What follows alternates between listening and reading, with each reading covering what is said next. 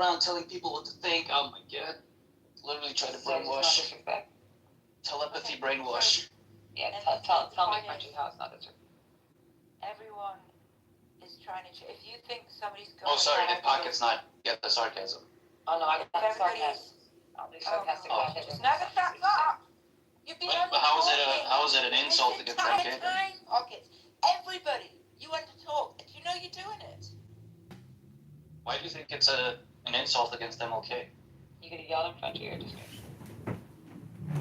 You didn't have to talk. You did, and you have been this entire time. Absolutely. Sorry, Pockets. How is it? Nothing is being said. How is it an insult?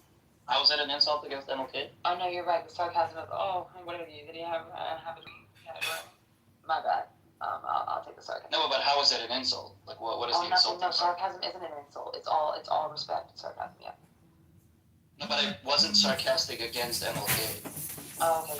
I use that as an example. I use that as an example to say NPC said like, oh, this is what they do. They try to change people's minds and blah blah blah. And I'm just saying, well, if you thought that, then you thought that MLK was just like a huge mind control guy. Mm-hmm. Like he was trying to mind control the minds of people by telling them not to be racist and telling them that we need to desegregate the blah blah blah. That's not an insult against MLK. You fucking retard. Oh yeah. With such respect, my bad. The disrespect wasn't against MLK. The disrespect was the mockery against his NPC's position using MLK.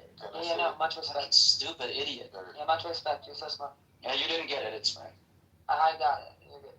No, you didn't. So, Pockets, If you thought I was disrespectful against MLK, you didn't get it. We got it. There's an analogy. No, you didn't get it. So, NPC is a Jewish quality to influence the minds of other people. And then Bob was saying, LOL, MLK influenced the minds of lots of people.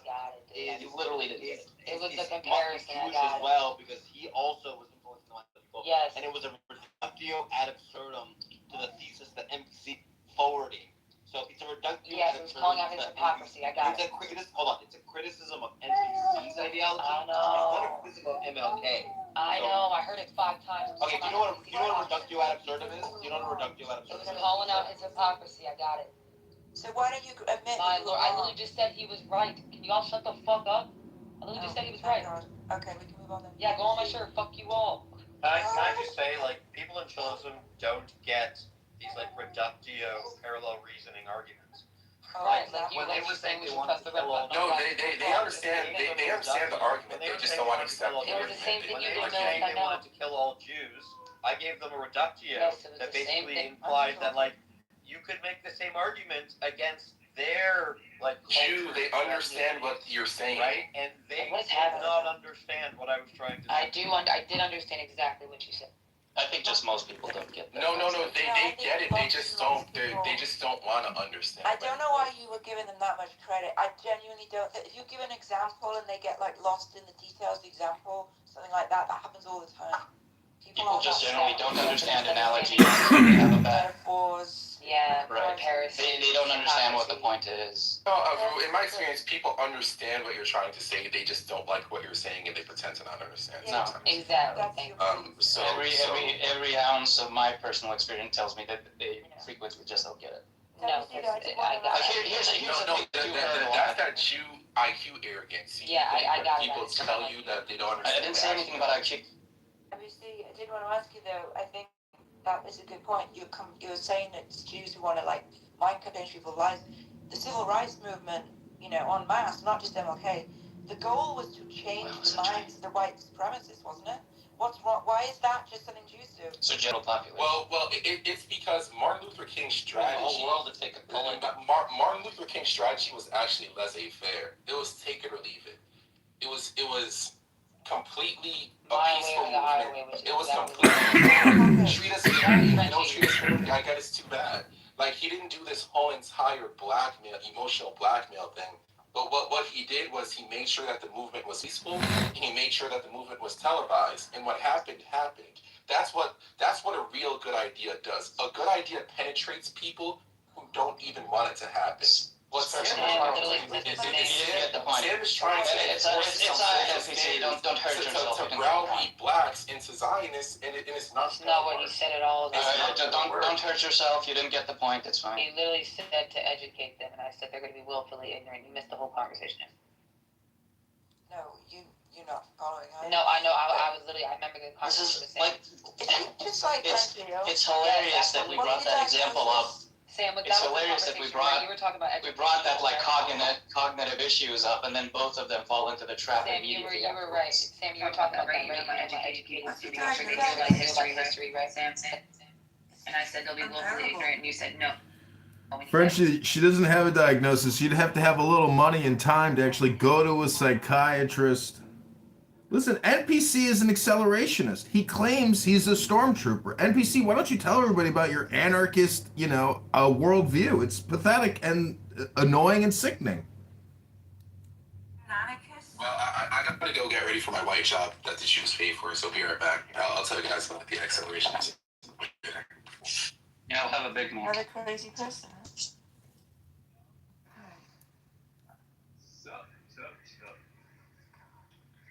What a weird collection of people today.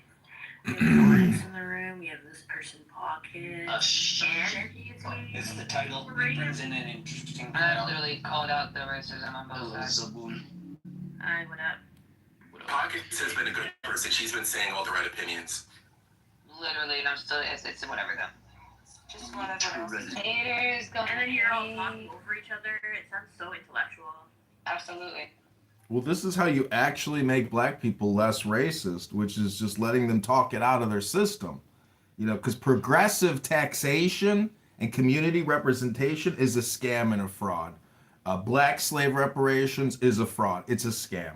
And anyone who thinks otherwise is just a low IQ propagandist. That was definitely a coherent point you just made.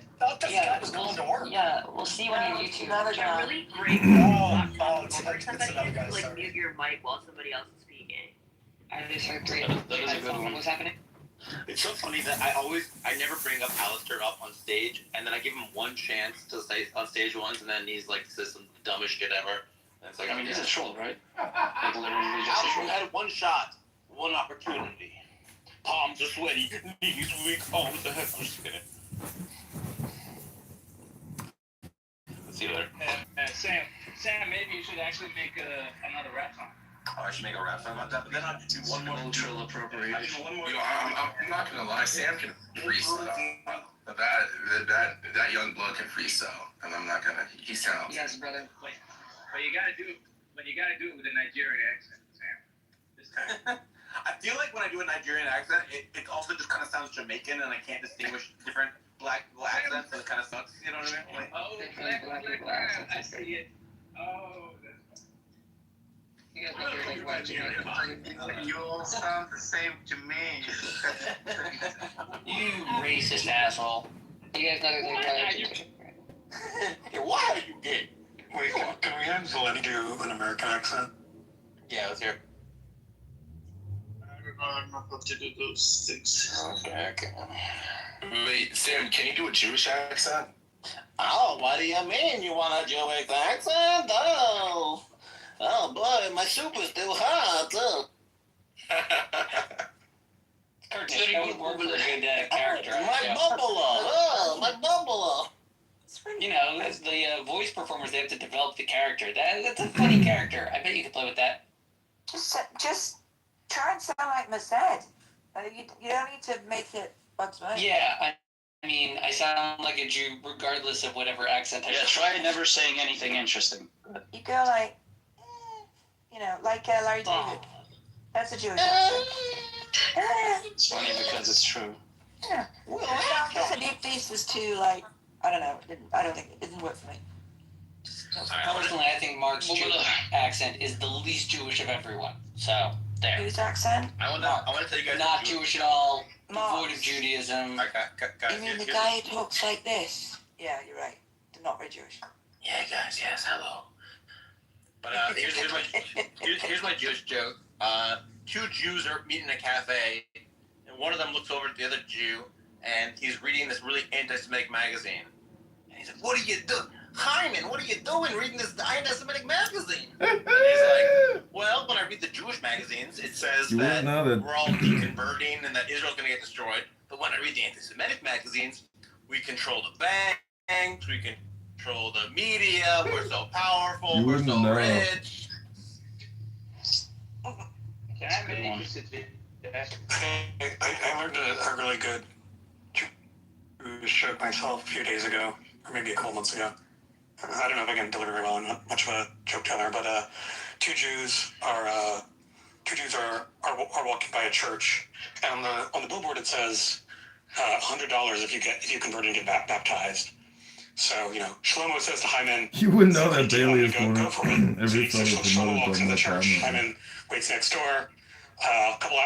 Waits around. A couple hours later, Shlomo comes out. And Hyman's like, that took a long time. Did you get baptized? And Shlomo's like, yeah. And Hyman's like, okay, so did you get the $100? And Shlomo's like, it's always about money with you. It's pretty good. It's pretty good. I like it.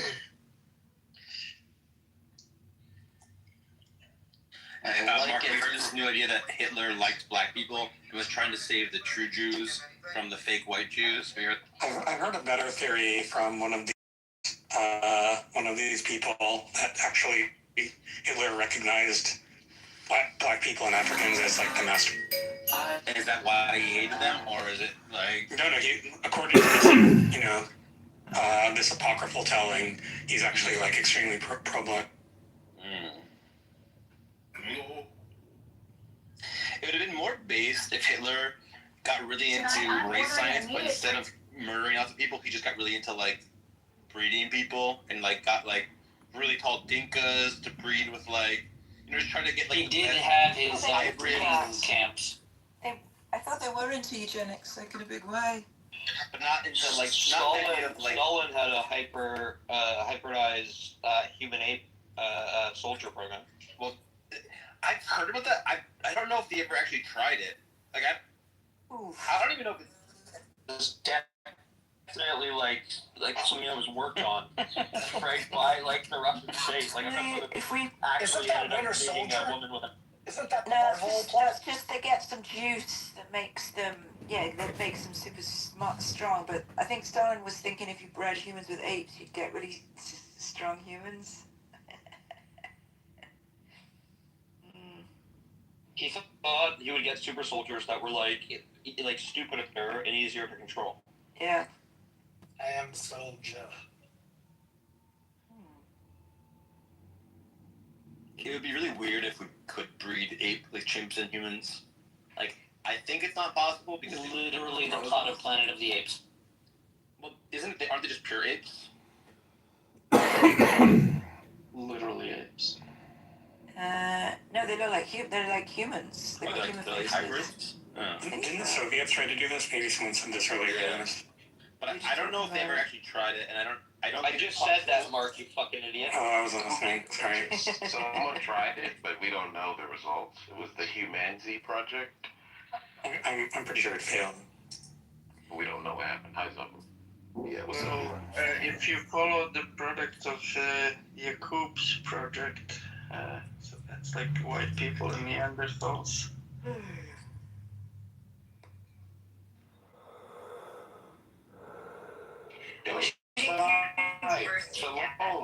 Oh my god. We changed it already. Anyway, your previous conversation I think was good because I see on here, and not just other social media in black space, or people communicating with black people, and they're using the that bit of anti-whiteism or whatever to like breed anti-Americans, more anti-American sentiment. I think that the Americans need to American Based. What were you saying, Zabu? I wish I could give birth to cats. Have you seen the? That's a weird thing to say. I've seen the A movie. big problem that we suffer from is it's like we don't see ourselves as Americans. We see ourselves as Black Americans. I think Black Americans need to see themselves as Americans. But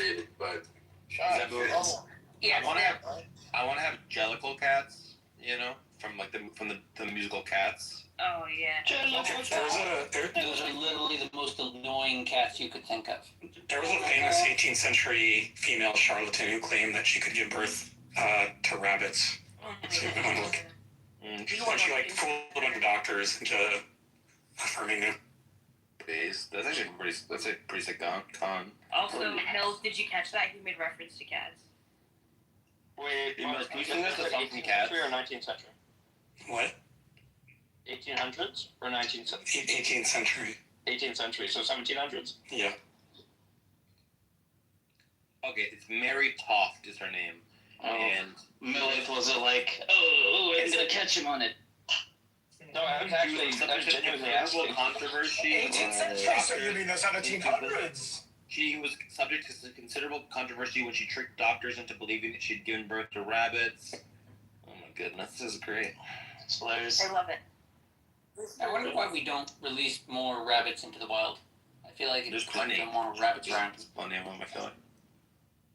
Not enough. Similar to the kind of fast one that Mary tried to pull. You know what I want to do? I want to import a bunch of raccoons from America to Slovenia, where I currently live. Yeah, we don't tinker enough with the wildlife. The local ecosystem, the flora and fauna would benefit from raccoons, I think. How do you like Slovenia? It's literally awesome. Literally awesome. It's amazing. Yeah, I mean, it's right there at the Mediterranean, and now it's probably the best time of year, right? How do you get by not speaking Slovenian? Well, you can use ChatGPT to just translate any word into Slovenian, so I had to, like, sometimes I've had to be like, how do I say, typing ChatGPT, how do I say sun-dried tomatoes? How do I say fucking, you know, Bob, like, etc. I'm shocked that you would have to ask, how nice is Slovenia? Like, it's like, everyone knows that Slovenia is the place to go, right? Like, it's the most amazing place. Mm. Yeah, How did you like move to Toronto. Slovenia? Did you move there for a person, or you just picked it? It's complicated, but Okay. Is it a And we woman? got our It's a answer. woman. Okay, got it. That's fine. Say no more. That's good. Say no more. Yeah, that's great. Good morning. Never been to Slovenia. Bars. I'm gonna walk by the Adriatic today. It's gonna be awesome. I'm gonna skip stones and Beautiful sea. We're all Americans, that's the sea between Italy and the Balkans. Oh. it's like the Gulf of Mexico, but it's better. Who gives a fuck where these things are? How come you don't want to greet me? I realized after I said what I said that you guys probably don't, like, you're not getting a visual because you're so Yeah, what's the Balkans? geography. You neither know nor Exactly. I was like, I wasn't actually specifying something you could visualize, so never mind. Where is that in relation to the boot? And the boot is Italy, so it's right in Italy. Well done for knowing the boots. It's very good. So a lot of people know that it looks like a boot, but they don't know that Slovenia looks like a chicken. And that I have recently had a Slovenian man explain where a thing was, and where on the chicken it is. Which is pretty.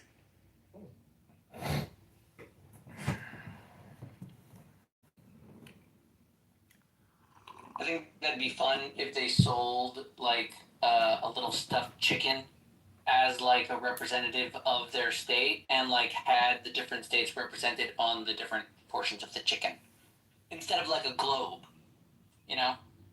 with regional facts on it. I think that'd be adorable. Yeah, that would be cute. I have a problem with chickens. I find them to be a little bit too cocky. Sorry, guys. Don't be jealous.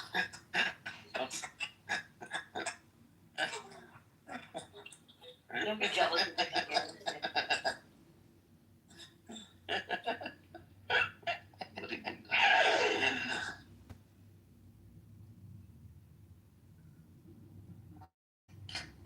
I'm going to Austria this weekend. Does anyone know any Austrians that I should meet up with? Yeah, actually, Sam. We're in Austria going. Sorry, Vienna. Yeah. Oh, base! I was there last year. I've been there a million times. Okay, Sam, there's My a guy favorite in this city app. in the world. There's a guy in this app. He's been here for years. Frank. he lives, I believe, in Vienna, in Austria, or like near there. You should go hook up with him. If you hurt yourself, my aunt has a clinic there. I'm sure she'll. That's cool. Like, see it right up. Oh, Haiti, you don't like Frank? Oh, he's one of those middle-aged white guys who gets like, if you like push back, they get incredibly angry, like, how dare you? And there's so many. You should see the Donau tour. You should see their park. You should see Schönbrunn, the castle. It's actually amazing. It's like this mini Versailles. Sam. The inner city is gorgeous. You just like walk around there. Yeah, but usually like some Jewish people go to the whatever they have, the museum or the synagogue, Jewish quarter. Ja, Naturhistorische Kunstmuseum. Sam, I have a question. Did any of your ancestors live in Austria before World War II? I think they're Polish. Yeah, but some of the Poles ended up in Austria. I just don't know. Yeah, I don't know either. Okay. I know that my grandmother on a couple of sides were in Vienna. You should go to Spanish. I connected it. Oh, it's all coming together. You should go to the Spanish writing school. Very well-renowned school in Vienna. I know this one young. Lipizzaner horses, and Lipizzaner horses are from Slovenia. Enabled by the So, government you to know, allow this massive literally the amount of horseshoe theory. taxpayer Oh, I'm money killing to it. be I'm so funneled good. into nonprofits and NGOs. So a good-sized portion of that goes back into the election coffers to keep these people getting elected again, while these individual corporations and nonprofits talked about that. It's like millions and millions and millions of dollars. Yeah, exactly. Yeah. Denzel and Gene Hackman have that conversation. It's fucking on it. That's very good. Yeah. That's right. That's right. They're from Portugal.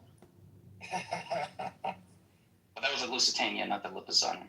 You know, Gene Hackman was great. It's sad that he fucking died. It was amazing.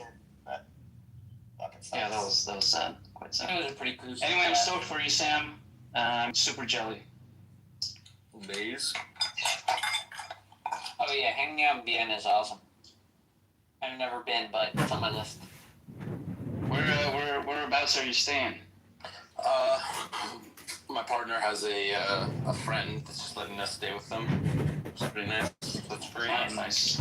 Very good.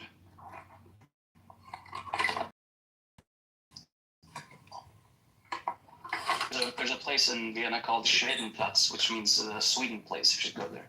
Just Wow. For spring break, and we're just walking around the beach, and someone goes, "Hey, aren't you, Blank's son?" And I go, "Who?" And I turn around, and it was some woman who knew my mom, and she's like, I've seen photos of you on Facebook or whatever." And I was like, "Oh, that's crazy. That's scary, actually." Just, literally in a random state on a random beach. Like, yeah, I will send you a photo of that guy. But in that photo, that they don't look like. But hold on. And what's funny, I'll ask my mom about that. I'll be like, I told her when I was like, hey, so and so, I met so and so at the beach. She's like, I don't know who that woman is. Yeah. She's like, I don't know who you're talking about. You zoom in on the face. I'm sorry, it's a photo where he flips off, but he kind of has like similar facial features. So this person is half Dutch, half Portuguese. I guess kinda. Yeah, right? Not really though. No, not really in a little bit. The nose. Because my brother his hair is super light. Yeah, I'm not talking about the colors. You look at the features. I told you. I did. Oh, what's up, John Kitover? I brought him. Hello? We've been talking about Talmud. Do you know anything about the Talmud? I've never bought the Talmud or tried to read it, but I've bought many Jewish books. I've read many Jewish books, and they're all pretty smart. Books are smart. They got a lot, because when you produce a book, the book publisher doesn't want to waste time putting together a bad book. By the way. Well, I do actually have a copy of I do have a copy of that, and when I read it, I laugh because you have to realize that Hitler didn't actually write it. It's a ghost book, and the government purchased millions and millions of copies. That's actually how Hitler was able to siphon a lot of money out of the German government, was through that stupid book. And if you read the book, it's really not that good. It really isn't, is it? No, it's not a very good book in terms of like political theory and whatever it is. Again, it's just a hardcore propaganda book. It's basically a collectible at this point. It's not. You just told me that book's so smart. Now you're saying that book isn't smart. That's what I'm saying. When you read Jewish, you're like, oh, these people took a lot of time and effort to create. But when you read Mein Kampf, you're like, oh, this sucks. This is like basically a gossip magazine. Gossip magazine. Yeah, that's basically what Mein Kampf is. I think the smartest. Gossip magazine is funny as hell. I think the smartest Jewish book I've ever read, Alistair, is Playboy magazine issue number 35. Oh, crazy. Did you ever read Playboy magazine issue number 35, Alistair? Is it from 1982? Because I have the whole 1982 Playboy collection. You get the catalog. Yeah, I was born in 82, so I was like, you know what? I want to own Playboy and Penthouse 1982 the whole year. You were to know what your father was doing to when he had you. Ew, shut the fuck up. Ew. Men are fucking... I did find it really interesting. They said, I'm going to pick my birth year over the Playboy magazine that I'm going to buy. You know, it's interesting. Why your birth year? Why not like the year you turn 18? I don't know. But the girls back then were better. I just figured it'd be cool to have the 82 collection. But if you look at the magazines, it's really an education and advertising, because the whole magazine is basically ads. And it's interesting because those ads are still technically being used every day today. They're evergreen. Nothing has changed. Everything that's being advertised in the 80s is still being advertised today in the same way, with, slight modifications. I forget what story it was, but there's some famous, like, investigative journalism that happened, and it was published in a Playboy. Mm-hmm. I forget what story it was. Was it like it's a famous story. Nixon or? I forget what it was, but it was like a story that like no other publisher wanted, and Playboy magazine was like, we'll publish it in one of our Playboys. Which is very funny because, like, think about, like, you're just, like, sitting there, you're wanting to look at really beautiful women, and then all of a sudden you're reading about, some investigative, there's a lot of alt-right content and alt-left content in there. They definitely, Alan Watts is in there, Andy Warhol's in there. That's what's cool about Playboy, is because it was almost like a trick. Like, you think you're just looking at naked girls. Yeah. And then this dude just published from the craziest authors he can find. Magazines were once great. They're no longer great. The era of magazines is over. Can I be honest, I think the last time I opened up a magazine was probably, like, years ago when I was getting a haircut. I think that was the last time I opened up a magazine. That's how big the advertising industry is. If you've never worked professionally in advertising, you have absolutely no concept about how much money is spent daily trying to gather attention in the attention economy. I remember, there was a moment during COVID where I did have I don't like talking about this because I have to delete everything since, and I hope that nothing comes to light, but I used to have a TikTok account. And my TikTok account did gain 30,000 followers. And I remember my first time receiving an email of someone wanting to advertise a product from me. And I said no, because I thought I was gay. Well, those are usually just scams. But they were willing to pay good money, though. What was your TikTok about? I'm not going to discuss it. It's been edited. It lasted around 8 months. It was fun. It was fun for 8 months. My wife is always mad about it because she's like, your full-time job could have been a social media influencer, but I said no. Because I thought it was gay. I felt like I was spending too much time trying to create content. Yeah. Well, a lot of those emails to advertise on your profile channel are just fraud emails, scams, waste of time. So don't flatter yourself. I don't know. It was a real company, and they said that, you know, this is the campaign. They said I would have to make 4 posts, and of course, and I know that a lot of them don't pay, you know, at the end of it all, right? But it was a real company, and like I believe they're still in business today. But they were like, coulda, shoulda, woulda. You got, but I was like, I'm not gonna do that. That's kind of dumb. Maybe it was your young boy energy. Yeah, young boy. You know, at the time I was working on during COVID. I had moved back home with my parents. I was working on their farm. A lot of the content was farm-related content. A lot of baby sheep and baby goats and chickens. You were gonna advertise Mein Kampf on TikTok. Yes, they were like, hey, we want you to advertise Mein Kampf 4 times, post about it 4 times in the course of 2 weeks, and we'll pay you. I think they offered me like $750. That's pretty good. I know. I was like, and I said no though. I was like, it wasn't that though. It was actually a dumber product than Mein Kampf. I would have done Mein Kampf. That would be fun. Okay, I'm gonna ask Grok. What are the top 10 key extracts from Mein Kampf?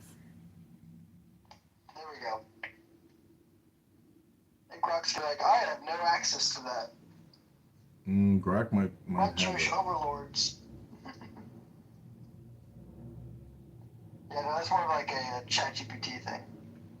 So at this very moment, I am wearing what's called Loki, which is an AI wearable, which live streams, records, does AI respond. It's pretty amazing for $200, and it's pretty cool. So like you're all being recorded right now on an AI wearable. What do you mean wearable? Where are you wearing it? Like, is it A necklace. glasses? It's a lanyard. It's basically the same thing as the Meta glasses. There's really no difference. So this is what Grok says. Number 1, I'm fighting the J words as the work of the Lord. He writes in chapter 1, page 60, hence today I believe that I am acting in accordance with the will of the Almighty Creator by defending myself against the J word. I'm fighting for the work of the Lord. Number 2, on Marxism and the J words. The Jewish doctrine of Marxism rejects the aristocratic principle of nature and replaces the eternal privilege of power and strength by the massive numbers and their dead weight. Thus it denies the value of personality in man, contests the significance of nationality and race. If with the help of his Marxist creed, the J word is victorious over the other peoples of the world, his crown will be the funeral wreath of humanity.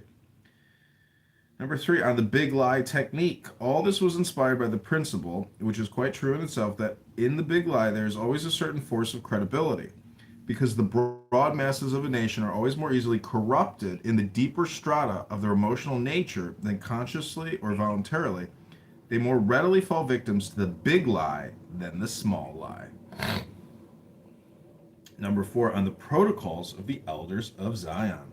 To what an extent the whole existence of this people is based on a continuous lie is shown incomparably by the protocols of the elders of Zion, so infinitely hated by the J-words. For once this book has become the common property of a people, the Jewish menace may be considered as broken. Number 5, I say something about how, like, basically... we can go into fucking war in Iran.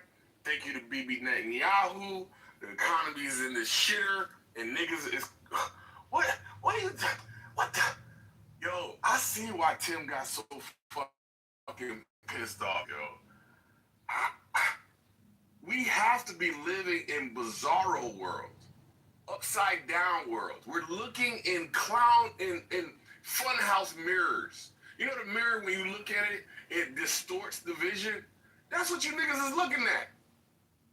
All of y'all, how in the world do you support the worst president that has ever lived? Has there ever been a president with as many rape allegations, fucking felonies with as much fucking pilfering, $1 billion here, $1 billion there, with nepotism. Hey, Jared Kushner, go solve the Middle East. What the hell? Mossad agent Jared Kushner, I forgot to. Listen. We are, you know how they say a chain is as good as it. Right now, the entire chain, or at least 50. So, for the great majority. Somebody botulism!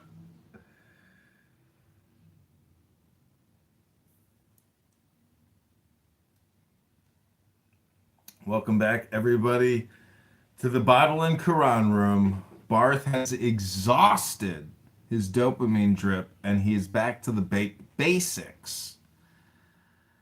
So, here we are, one more day at a time in Barth's working career here on Clubhouse. Hand me that nail! Every room keeps ending! I am the destroyer of rooms. Finally, we get to a flat earth room.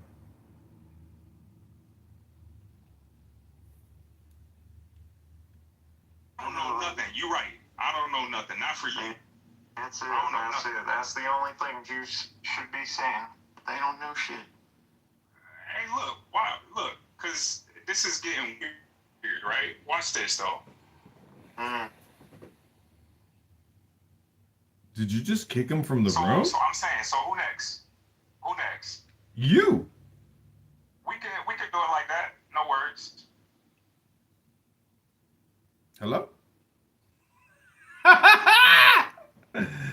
Another kick. 4 immediate kicks. This is a big day here. Shares with each other and that kind of thing. Was Dorothy Day part of that? Dorothy Day? Yeah, she was the leader of it. She was the leader of the Catholic Workers Movement. Yeah. That other guy, Peter. Oh yeah. Peter Maureen, something like that. I don't know how Something to like pronounce that. it. The two of them were leaders.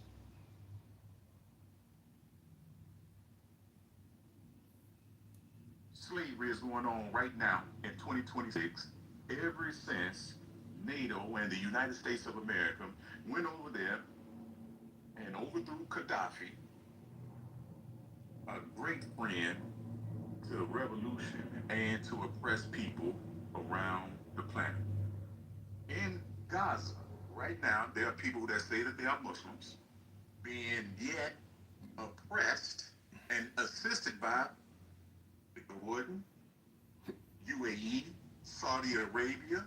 You see where we're going with this here? So now when we ask about your practice versus your rhetoric, this is an example.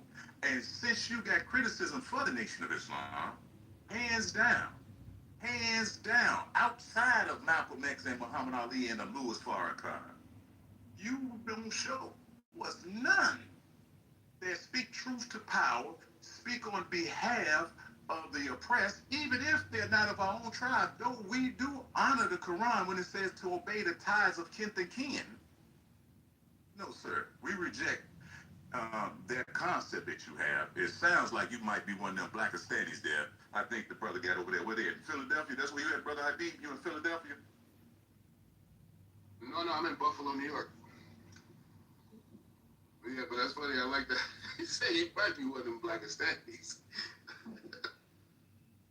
Hello, moderators. I put a link in the chat to Mohammedan law, or the Islamic Constitution. It's a terrible code of laws, and it's basically gangsterism, mafiaism, and Muhammad was a fraud. So that's the problem with Islam.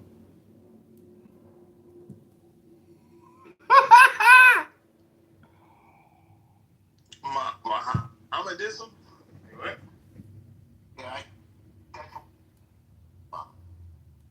Yeah, that's what white people, who always enter. That has nothing to do with skin color. We don't speak a different language. No more. I'm speaking from your culture. No, I'm not. From No, my I'm speaking from the English language. No, I'm speaking from the English language. Right. You're not an expert on other people's race. Everybody just mute up for 1 second. I've been requested to read the banner. It is popcorn style, no set order. You could jump in, sorry, to the speakers. Do not interrupt somebody while they're speaking. Just wait for them to, meet up, and then you can go ahead and speak. Keep it respectful, no talking over others. Keep it brief so everyone can contribute. If there is an issue, just let us know, and we'll moderate. Yeah. So now, Mohammedism is a term that white people. That is incorrect. It's just a term in English. Sir. Yes, Did sir. you not hear the young lady say, if you got a Yeah. Did you not hear me? You don't speak for white people, sir. What are you trying to do? Speak about your own thing, man. You're literally violating what she just said.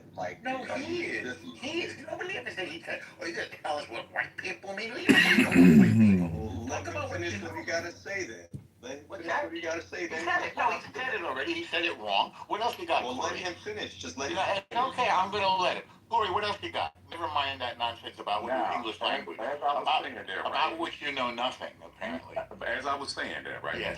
Mohammedism is a term that white people. No, that's incorrect. That's. You have to let him land. You have to let him land. He's gonna land. Go ahead and land. Go ahead. No, don't interrupt him. I want let to him hear. land. And then when he's finished, you No, can I speak. understand your opinion. Go ahead, Corey. Listen, the sisters already gave us the Okay, go ahead, Corey. I don't need to You hear need from to you. mute until he's finished. Go ahead, Corey. White people use the term Mohammedism. That's incorrect. Like to moderate, you need permission to drop people. What's your next idea, Corey? Has nothing to do with what color your skin is. This guy he wants to work people. So, he needs to be muted, and he lacks discipline. Now, You need to tell the truth. You lack the truth, brother. Mohammedism is a term of slander that white people. Incorrect. It's not slander. Just because it's We're having a really great discourse before this. Yes, it's fine. Stop interrupting him. Let him go. Let him go. Your Zionist ass don't dictate. Corey. Your Zionist ass don't dictate to me, nigga. Doesn't it? No, that's right. And whatever your doesn't dictate to the English language. Correct. So I'm not trying to dictate to you. Oh, well, no, you just shut the fuck up, motherfucker. No, you haven't finished, and then you can respond. That shit is an English term, man. Has nothing to do with white folks. Bullshit. Islam. It's an English term, though. It's a term that they use to slander Islam. Yeah. English comes One from white mic, people. one mic, It doesn't please. come from white people. It has to do with the Can prophet. you please mute up and let Corey finish, and then you can respond, please? Matter of fact, we have it in writing, so much so, this is what they said about when the Negroes was learning Islam and they was spread by it. They said that Mohammedism brings out the militant propensity of the Negro. Again, a term that they use to slander, white folks use to slander. These same people that are Shriners and Freemasons and so forth, which means that in secret, they study the Quran, which means that they are cognitive of the term Islam. Wrong. And Martin Luther King was raised in a Freemasonic church. So does that make Martin Luther King a Freemason? The word Mohammedism has to do with the Prophet Muhammad, nothing more. White people, could you put them in the audience since they don't want to be civilized? Right, can you please let him finish? I frankly thought he had. These Keith Ellison, the first Muslim elected to Congress to swear in on the Quran instead of the Bible. And listen to the pushback. Hey, this is a Christian nation, thus and so forth. And when he shut them up with this. I want to swear in on Thomas Jefferson's Quran, which thus further gives evidence and proof that they know the term Islam. Anytime when you refer to somebody other than how they refer to themselves, that is slander. And Also nonsense. Also nonsense. As slander and swearing on the Quran, by the way. As stated in this room, right? Elijah Muhammad rejected the term black Muslims. And I said, and El Nomo is in that character, the BHI, the Hebrew Israelites do not call themselves black Hebrew Israelites. They either say Hebrew Israelites or Israelites, and you cannot, around me and those who like me, slander them kinfolks of ours by calling them something that they don't refer to themselves as. That's not a slander. Is a term of slander by How is it slander? That did not want slander is a false statement, sir. What is false about it? Islam, and they use slander and they use invalidation and interruption, COINTELPRO, but this dude is Masada, he using Hasbara tactics. Right. Why don't you put a link in the chat? Slander is a false statement. What is false about the term Mohammedanism, please? What is false about it? Nothing. Just means followers of Muhammad. No, it had nothing to do with your race. You're very limited in your knowledge, sir. It implies that Islam is like Christianity and it's Muhammad centric instead of worshiping God. Doesn't imply that at all. Named after Christ. Islam is not named after Muhammad. Nobody said that it was. I put a link in the chat for Mohammedan law, the Islamic Charter and Constitution of Medina, which is the underlying legal underpinnings of Islam. If you agree with those legal underpinnings, you would be considered a Mohammedan. And you believe messenger and the prophet of Allah, Muslim, Muhammad, peace be upon him, was a gangster. He was a fraud and a liar and a charlatan, and he created one of the world's biggest scam religions. And he created a set of laws known as the Constitution of Islam, written in Medina in 667. Look it up. I put the link in the chat. If you want justice, don't go to an Islamic court. You won't get it. By the way, if you're going to make outlandish and fallacious claims, you need to really come with evidence. You can't just sit here and spew all of this, so-called opinions or that you have about Islam and say, oh, this is truth, and have people try to convince what Islam says. No, like you're just like with anything else, you're going to have to present with proof and evidence. You can't just sit here making fallacious claims. I didn't make fallacious claims. And passing it off like put a link in the chat. How is it a scam? That's why they all hate Israel, because of their lies and their false claims and their victimization. This is part of it. You mean because of Islam's false claim? Doing right now, what you're doing right now is another false claim. And what's the false claim? I want to hear the false claim. Everything that you just said, everything that you just tried to say, we don't have to repeat that. We heard everything. Oh, you don't have to repeat it. Okay, so if you feel so strongly about what you said, then please provide the evidence for what that. What is it that you heard me As say? I'm pretty sure there are some pretty knowledgeable people in here who could break it down for you and tell you exactly what it means. Instead of you just going off like what you believe, as far as what that's not. I don't think you heard what I said. Which is false. Right. I don't think you heard what I said. You're confusing me with somebody else. I said that Muhammad. Oh, no, I'm not at all. Okay. So then what did I say that's false?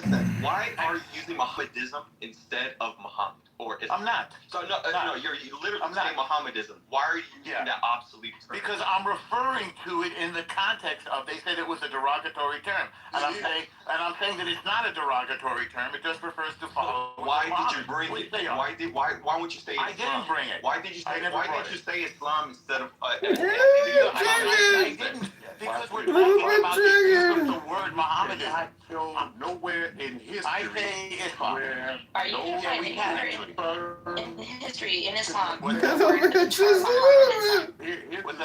Look up the origin of the word Muhammad. I did. It was used in Spain. This is something that has nothing to do with race. Themselves. This person thinks he's talking about the nation of Islam or the black Muslims. The reason why it is slander because he can show nowhere in history where the people refer to themselves. What does that have to do with it? How is that a slander? And it was a term given by white people. That doesn't have to do with white or... Yeah, it's fallacious. What's fallacious about it? What's fallacious? What is fallacious about it? Well, for starters, what you just said, the term Mohammedanism. Can you tell me what's the origin of this term Mohammedism? Yeah, it was used in Spain under the Andalus when Islam subjugated it for some 500 years. Yeah, it was used then. Let me ask you this. No one Now, what's your next question? No one in this room said Muhammad. What did I say is false? So the reason why we're discussing this word now is because you used it. Why No, did you? No, I never used it. Why are we? I never used it. Why are we incorrect? Why? Well, no one here said Corey made a false statement. No one used it. Because Corey brought it up. Because Corey said about 27 times in a row that it was a racist term. Why didn't and I pointed out that that's nonsense. And it has nothing to do. And it's not a slander either. That's why I didn't bring it up. He did. You're not paying attention. You're not paying attention. Alistair brought it up. Oh, yeah, something other than what I call myself with a slander. Yeah. So a slander is a false statement. What's false about it? Yeah, it is 100% false. It is 100% false. What is false about the word Mohammedism? Okay, let's go through the steps, right? Sure. God, the religion of Islam is submission to God alone. Yeah, sure. When you distract or deter away from God alone and make it about a person by saying Mohammedism, then you're making the focal point of the religion Muhammad opposed to God. No, that is not a complete true. slander, It's and it is both true. No, So absolutely not. I'm telling you no. As a Muslim, I'm saying no. Right, but you're I'm wrong. saying no. You said that already, and you're wrong. No, I'm not wrong. You're wrong. You're 100% wrong. Your religion focus on a human being, then that's fine. No, but I don't practice shirk. Well, you can do whatever you want. Slanderous about the term Mohammedism because they are followers of Muhammad. I'm offended by it. Because you're offended doesn't make you incorrect. Offended by it. Sir, you're a Mohammedist. And you cannot. Sir, you don't know what the word slander means. Feel and what I feel. I'll tell you about your feelings. I'll get you a clinic. It has nothing to do with being false. Your feelings don't make something false. Yes, so and you are don't make nothing true. Sir, you are a follower of Muhammad. We don't agree with you. You don't know what I'm saying. We don't agree with you. We don't agree with you. You can't agree with me because you don't understand what I'm saying. We can agree to disagree. We reject your white perception. It has nothing to do with color, as I said before. This is a westernized term that you're using, okay? This is not anything that originated from Islam. Wait, say that again. It's a what term? It's a westernized term. It's not a westernized term. Right, it is. It has nothing to do with being East or West. He's a born liar and a sociopath. Islam invaded Spain and conquered it. Okay, one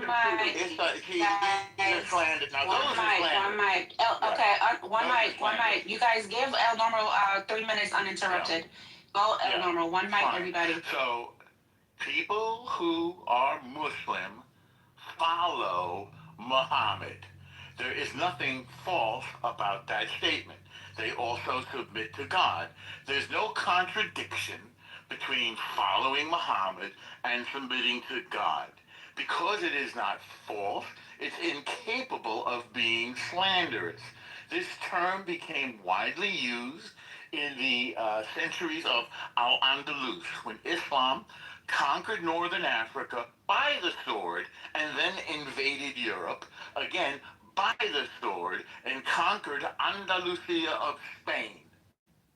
Up until the year, for about 400 years from, say, the year 1000, this is approximate, to 1492, when Ferdinand and Isabella, the king and queen of Spain, ejected the Muslims. They had the Spanish Inquisition, the Catholic Church gained. Eventually, they ejected the Muslims, and by the way, also the Jews. This had anything to do with skin color. The Muslims that invaded and held Andalusia, Spain, they were of various colors. They weren't black, they weren't white. They were basically North Africans. They were Arabs. It was an Arabization, not a racial conquest. And those who refer to Islam as Mohammedism are really, it's more of an antiquated term. The same way we don't call Jews Hebrews anymore. It's antiquated. Hebrew is the language. So we don't call Muslims Mohammedans anymore. But it was a widely used phrase. It's not slanderous. It's not offensive. It's not derogatory. It is offensive. It's nothing offensive. One mic. Okay, no more. You're gonna land. One mic. You are followers of Muhammad. You are followers. One mic. Can you guys hear me? One mic. He has one cement. I'm in the. It's okay, we hear you fine. There's nothing negative about Muhammad, and there's nothing negative about Mohammedism. It happens not to be the use currently used today. Christians believe that Jesus Christ is God. So people who profess Christianity are not worshiping a man. They're worshiping a prophet who they believe is also God, as far as I understand them. Again, nothing negative about Christians, Christianity, referring to the religion around their Messiah, nor is there anything negative about referring to people who follow Muhammad as Mohammedans. There's nothing slanderous, because it's not false. There's nothing derogatory. There's nothing wrong with Muhammad, and there's nothing offensive about it. If your feet get hurt, then go have a cookie or something, and you'll probably feel better. I'll take my 10 seconds later. Thank you. I'm gonna just respond. Okay. Is that Jackie? It is. Yes. I've just. Okay. I made you a mod. Right now, we're just gonna go. I'm gonna read the banner real quick. So. Right now is Q style. Mods will call speakers in order by profile pics on stage. 4 minutes per speaker to address the topic or comment on what they heard. One mic, no over talking, stay respectful and on topic. So I'll just start the queue. Yeah, I like a rebuttal. Then we'll continue. Then after that, Jackie, you can go ahead. So we'll start profile picture. Cameron, do you need to say something? If not, we'll go to Corey. If not, Alfonso, then O or 0. If you don't mind, if I could respond just real briefly to Oh, sure. Go ahead. And then can you pull to refresh when you're done, Jackie, and call them by name according to the profile pictures on the stage and give them like 3 to 4 minutes each to get a chance to speak? Is that okay? Sure. Okay, thank you. And then if you need a timer, I can go timer one of the. Okay. And I may have to, step back for a little bit too because I'm handling some things in the background. But I just wanted to respond real briefly. That term, Mohammedanism that he's using, that he is right. It's an antiquated term. It is outdated. So, I don't think that that's even accurate to even apply that term. That's not what Muslims refer to themselves to. So it is an outdated term historically. Yes, it was used. To refer to Islam, but Muslims themselves they don't call their religion that because Islam it's centered on worshiping God and God alone, right? Not Muhammad. Okay, Muhammad, yes, although they follow Muhammad because he is what they deem as being the last messenger. Okay, but you would never hear a Muslim ever refer themselves as Mohammedans, right, or whatever the term they use, right? It's always Muslim. Okay. Not Mohammedans or anything like that. So just saying like Mohammedanism that comes from Islam, like really that's just it's backwards. It's logically backwards. It's inaccurate. It's like confusing like a nickname, right? Outsiders like try to use to like actually like call a religion itself. Like he was saying, oh yeah, they call it he calling like Asian people, Oriental, things like that. It's offensive, right? Islam is a religion. It's not Mohammedanism. Why is Oriental offensive? It's just an old thing that people use. It's obviously offensive. It is logically backwards. Why? And it is derogatory, and that's not how you should refer to Muslims at all. Okay, it's just to me it just sounds like it's ignorance. You must not be aware of Orientalism because that has. I'm quite aware of Edward Said and Orientalism. Orientalism. I'm quite familiar with the term. Oriental has nothing to do with Oriental. So you should know that it's used to set a particular group of people like Muslims as primitive, as outsiders. No, it's not primitive. Orient means insignificant. Orient is a place, not a primitive. Orient, no, stop with this. Okay, so let's do this. As Orient just means we're gonna have to go in order. I know everybody has something to say. I understand. I think so. I had the pull to refresh, so it would be Corey if if Corey wants to go, and then I don't know if Alfonso is present, but if not, then O could go after Corey, and then we'll just continue going in order like that. Now, I got a link. Corey, if you would like to respond. Yes, I got a link in the chat that I'm going to read from. And as stated, it is offensive because we say it's offensive. Now, that being said there, right? This link in the chat there that everybody can read along with me here. The term Mohammedanism and its variant Mohammedanism emerged in Western literature around the 16th and 17th century, as I said, white people. With earlier white people. It's literature, not white people.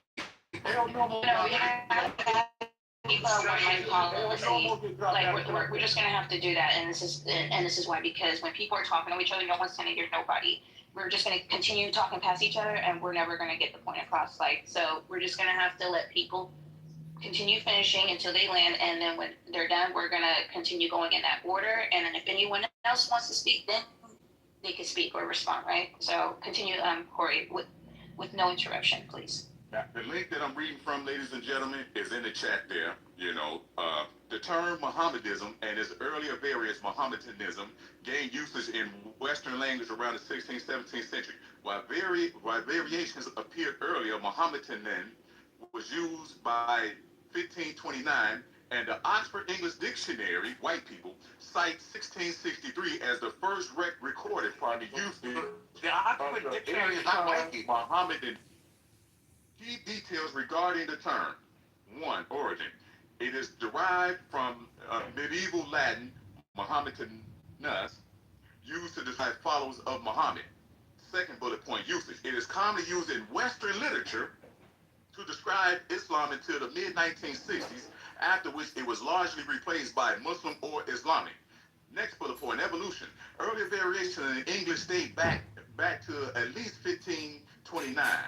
Next bullet point, context. The term is generally considered archaic or offensive, as it implies Muslims worship Muhammad rather than the religion of Islam, because Muslims also follow Jesus.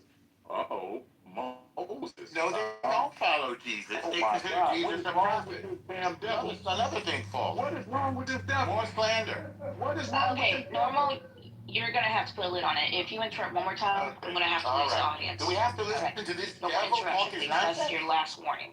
Okay, we have to listen to this devil talk his lies? Okay. Now, as stated there, anytime you refer to people other than how they refer to themselves. Matter of fact, the Holy Quran says a nickname after faith is evil. Is that the 47th surah there, brother Habib? That's what Islam teaches. That to give somebody a nickname is an act of evil, and Muhammad. Well, Corey, guess what? I'm the new Muhammad and the new prophet. I'm the new messenger of Allah. And if anyone here needs anything, if you have any problems, gave that term as a form of mockery, and in Islam, phrase, we make no distinctions between the prophets. Big on all of it is the truth from their Lord. And so thus, Muhammad, Moses, Jesus, or any of the other prophets are also acknowledged in the Quran, and their wisdom is considered revelation from the creator of the heavens and the earth, and thus we don't follow no man, we follow righteous conduct as given through men, call them prophets or messengers, which were, different variations of that, both male and female prophets and messengers, and thus we follow a standard of righteousness. If the example comes through Muhammad, Moses, Jesus, or somebody else, so be it.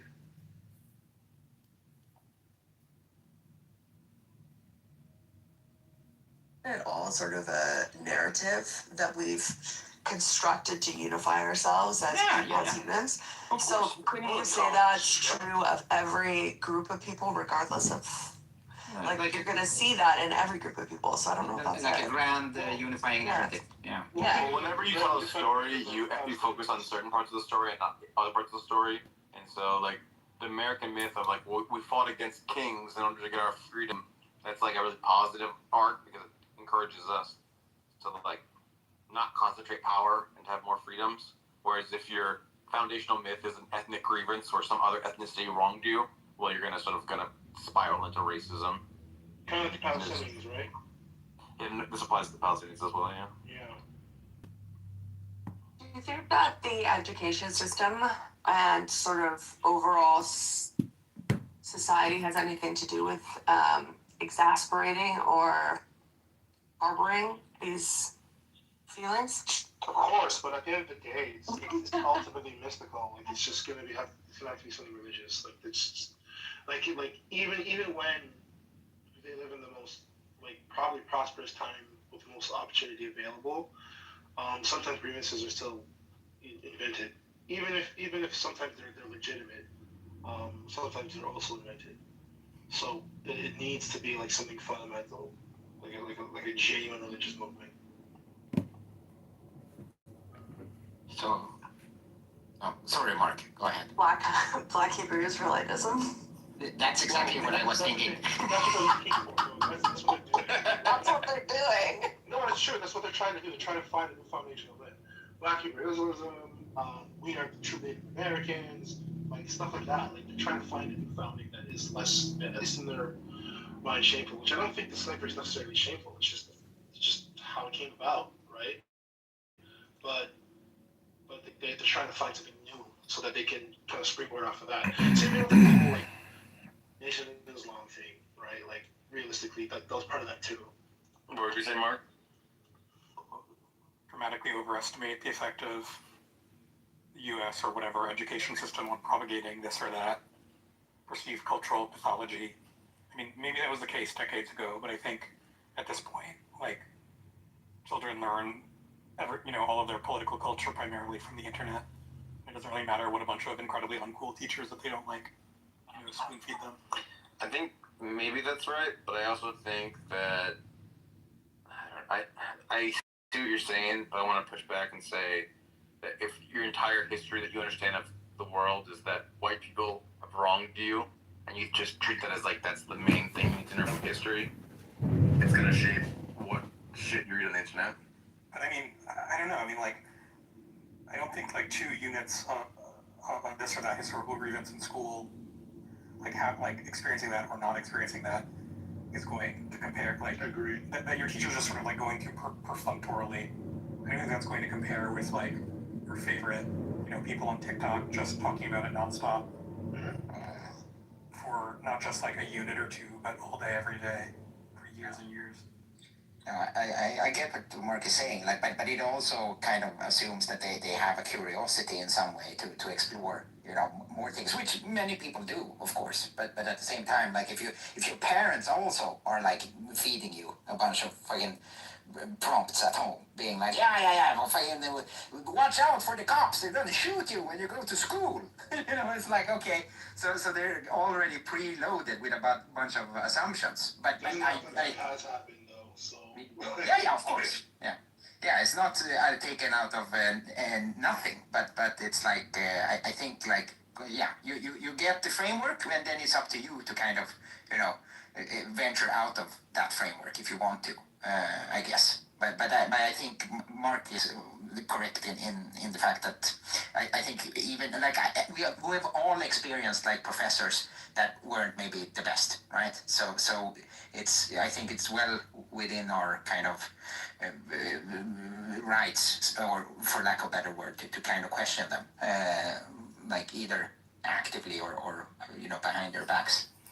I have a kind of pessimistic view of human nature, where I think that like having a sense of grievance towards other groups is sort of the default low entropy state of affairs, and you need to like invest a huge amount of work to undo that and to maintain that. And if you don't do that, then it's just expected by one vector or another, the grievance will just creep back in. Yeah, I think that's right. Kudzu or something. I think that's probably right. I think that a lot of work can be done by white people into shame. That might be it. I might have plus or minus a couple things in there, but I never spent a lot of time with him, but according to Sam, and others, his scholarship is very weak. It's like, putting himself, instead of putting himself in an academic journal, it's like a trade journal or something else, something that's not as bona fide, as it were. Or as he would say, dignified. Yeah, I don't know. He said something the other day, I don't know about his Jewish ancestry, but he said he was also Italian. Maybe. Yeah. He's pretty vague on it. I respect the vagueness. I never have a problem with people being, not everybody wants to dox you like Sam, But a lot of people, they are reactive, right? And I used to not be a reactionary, and my indigeneity didn't mean much as long as nobody bothers me. But if you're going to be a white American and say that we're peaceful, we have justice, we have freedom, but then ignore that, the creation of this country, and then trying to get indigenous people from Central America out of here after you've ruined their economies and all that kind of stuff. And then when you keep digging and digging and digging, they're like, well, we won and you lost. We used violence to take over this country. And I'm like, well, we're using violence to take it back through gang warfare, through the cartels, through whatever. So shut the fuck up. Make up your mind. Are you peaceful and free and you're going to let us in and be part of your society? Or you're going to say, hey, we run the world by violence. And then I'm like, okay, then we run the world by violence. So shut the fuck up. Right. Oh man, I should have put John on the list. I didn't even think about it. There's only so many spots, John. No offense. I would have put John if I could. I think he'd receive a lot of votes. Thanks. On a recent People magazine survey on the index, I was rated in the top 1 percentile of world's most annoying people on the internet. You claim that distinction? I'm being facetious, but I do think that there's some value in playing like the court jester, the fool in the court, because it reminds people that a lot of this is just blown out of proportion and taken so seriously that there's no play or fun. And if you think that the purpose of life is to right historical social justice wrongs, but yet you're not having any fun or joy, I don't think you really understand the utility of the fool in the court. Like if you pat the butt of the king, hopefully the king will pardon you, but you can't insult the king or you will die. But the court jester can get away with it because of his position, as the fool. So I don't know if that makes The most illuminating thing I've ever heard you say, but I think that there's some truth there. Yeah, I try to be funny. Right now. What indigenous? How many cell phones do you have set up right now? I'm looking 25 cell phones right now, live streaming on YouTube. You want to see what my office setup looks like? I think I've seen it, but it's always fun, sure. Office is a strong word. What do you mean? I'm sitting in an office. Just kidding. If office is filled with cell phone streams, I'm at the forefront. I'm at the forefront of communication technology. I'm doing what really a lot of people will say what I'm doing is not work, but I would say that I'm actually being extremely productive in terms of personal development and categorizing and cataloging what I would consider low IQ hate speech. As long as you have the bandwidth to be able to do it, and as long as you I do wonder about you. I'm like, this guy who has to go out and get all of these cell phones and do all this work. Clearly, there's some cleverness there, and there's some ingenuity, and there's some roll up your sleeves and do work. But there's also some curiosity, like, what allows this man to do this as his job? Like, are you living off a trust fund? Are you living off a work injury kind of thing? Like, did you gamble at all and roll the dice and say this will pay off at the end? But like, it's very curious. Yeah. Well, each phone is only $40, and there's a $15 a month plan tied to it, only for 1 month, and then I just run it off my home Wi-Fi. So the costs are really very minimal. I mean, you can buy 20 phones for $600 or $800. The phone prepped and eventually live on YouTube, because there's minimum qualifications to live stream on YouTube. But I have, 100,000 plus videos up, 50 plus accounts. My biggest account has 2,000 subscribers. But a lot of the subscribers are just bots, and people will never watch me. So a lot of this is, if I actually get into office at some point, I will have a huge library catalog behind me. And really, I don't want to have repetitive, redundant conversations. I'm actually more interested in reading books and then reading books with people and having conversations about books. I think Clubhouse is a big waste of time. And you're a professor, so you understand the value of focus and concentration in a classroom on books and materials, as opposed to random useless discourse, rhetoric, and what you would call this experience, which is a very low value experience, in my opinion. Interesting. Well, it's not nothing. Well, my point is nothing. What do you think is the value of what you recorded, though? When I compare audiobooks to what you could call Clubhouse conference call audiobooks, because as the user, I'm indifferent really to the audiobook. And I just, if I'm not going to come up on a stage and I'm just listening from the audience, that's the same experience as an audiobook. And the content that you're receiving as a GU audiobook listener on this conference call app is so low quality in terms of what you're actually experiencing. And the worst part is, you experience other people's emotions on this app, and that is a problem, I think. To sit here and literally be emotionally tuned up constantly. Some people, I guess, love it. Some people say they thrive on it. But I think from a therapeutic and a central nervous system perspective, it's a horrible usage of your time. Yeah, I get a lot of that. I think that is why I actually, his name is in the thing there. That is probably the best quality, I think, about Benjamin. He is remarkably low level, worked up emotionally. Even though he is the brunt of most jokes, insults, jabs, he generally does seem to thrive off of it, because nothing really impacts him.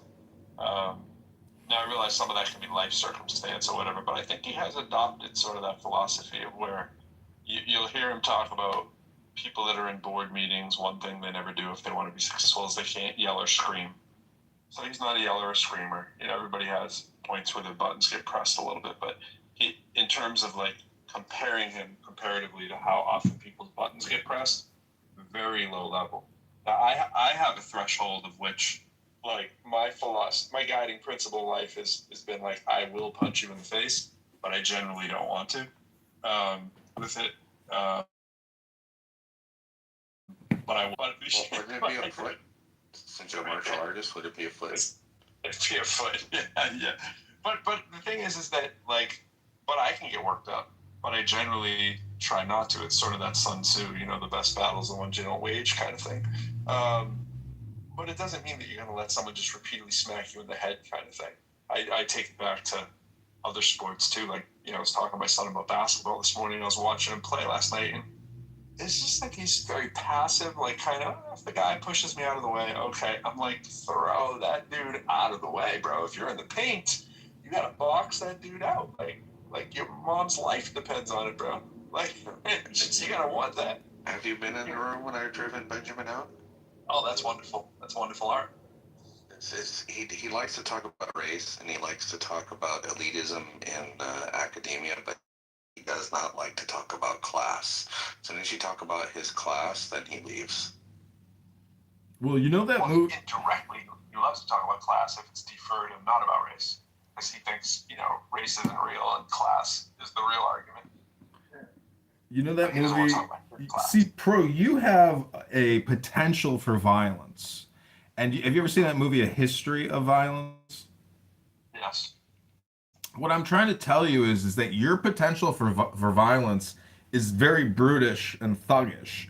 You know, I'm a former United States military officer, and even if you look at like the mafia, they don't just throw blows. They get a contract and a confirmation from leadership that the assassination is to take place. So, you know, your approach to violence is very juvenile and pedestrian. It's just my opinion. Well, you don't know pro at all. If you knew pro, you know how wrong that statement is. I don't disagree with why you would say that, but again, well, kind of like Chinga, you really don't know me, so I mean, I get why you'd say that, and I get how someone may appear or whatever. It's tinged with racism because you're a rapper. It's terrible. I read that. I heard that. I consider the source. I read what you were writing in the chat earlier. You went from the rap, the EAP, the HAP, and the RAP, remarkably annoying people. How was the rap one? You know, but I know you're not a rap guy or anything like that. But yeah. No, that's not true. I have Biggie Smalls memorized. Funny with the money. Oh, you got me mistaken, honey. I don't want to rape you. I just want the papers, the visa, the capisha. I'm out like the papers. Who's the head honcho? Slick like Rumacho, cool like Cumacho. Oh, gosh, I have to replace you with Norm up top. But yeah, that was poetic. Any other rappers you like other than I mean, I like all the classic rappers, I suppose, but I don't really go out of my way. I've met DMX, so I did buy a bunch of DMX records. I met him at McDonald's one day, and I came up to him and I said, "Excuse me, can I take a?" I said, "Can I take a selfie with you?" And he says, "Fuck you!" And I was like, "Holy shit!" I was like, "That was actually very. I mean, my name is John. What is your name?" And he goes, "Earl." And I said, "Well, can I tell you a mantra?" And he goes, "What's that?" And I said, "Rabono Shel Olam." It's Hebrew for Master of the Universe. And he goes, "Are you Master of the Universe?" I said, "No, Rabono Shel Olam, it's for relaxation. It's a mantra to relax." And he's like, "All right, come over here. Let's take that selfie."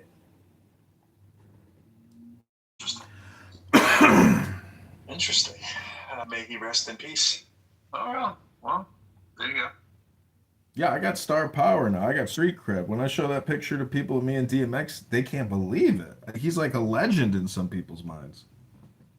I normally find a commonality among people who utter the phrase, "Now I have street cred," that they generally have street cred. But I have no street cred. I'm just saying, some guy at the black lifeguard at my pool, when I showed him the phone, he's like, "Bro, you got street cred now."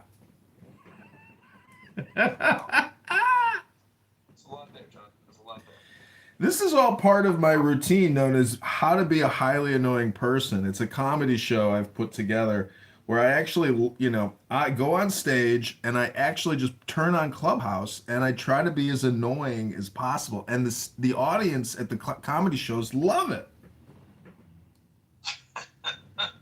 I would love to be in attendance for one of those. It's like Kill Tony, basically. That would be a night on the town. But watch you do stand up. I think Benjamin could do stand up very well. Pretty sure he could. Everybody can do stand up if they wanted to, but he does have good timing, which is why I tolerate him so much. Yeah, stand up comedy. I have a question. Do you, because of your libertarian beliefs, do you buy the anonymous whatever that Clubhouse offers, or do you just keep changing? No, I have Anon. With all the different phones. I have Anon on one new phone. I usually have one new phone always running on Anon, just out of convenience, you know. You got it. If you get kicked, you gotta have the Anon capability. Yeah, you know what's amazing though is like people just move on with the conversation, and it's so amazing how like if you think you're like so self-important, let's say you're a solipsist or something. The disappointment of a solipsist upon revelation of his, you know, or declaration of his solipsism, it's just like the effect is just not there. It's like imagine being Muhammad or Jesus walking around town and declaring that, you know, you're the new greatest thing, and the response is very lukewarm. Like, how do you respond to that? if you are, so special and so unique and important and trying to help other people. I'm just saying that like the bodhisattva who comes back to, help the people that haven't gotten to nirvana yet is generally disappointed in the quality of candidates.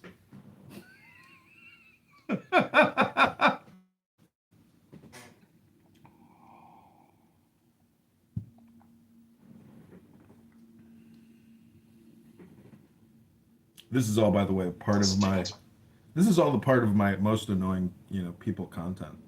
Like, you know who Gilbert Gottfried is, right? Like, I have realized that essentially Gilbert Gottfried, yeah, him and Al Pacino, technically, or even Sam Kinison, their whole shtick is to be, kind of monotone and low, and then just peak and trough, peak with screaming, and then they go back to the lower vibration, and then they come back up to the scream, and then they go back to the lower. That's their cycle of success.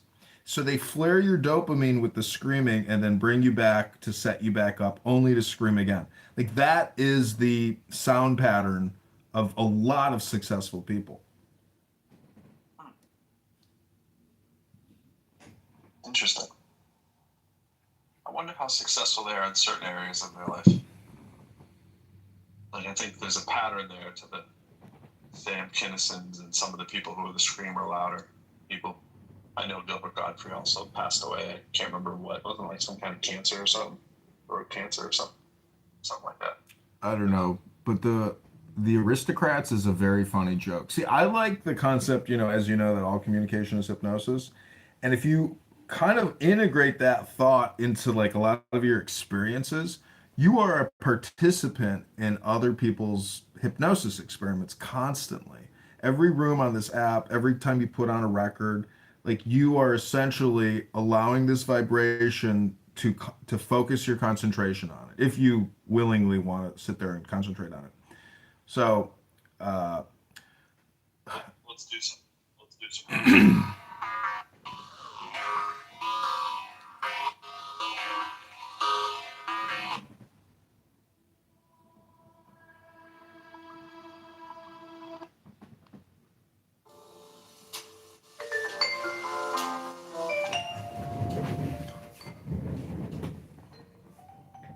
That's about the right background level. I think it would sound a little louder to you guys. To me, that's really something. That's probably a little irritating.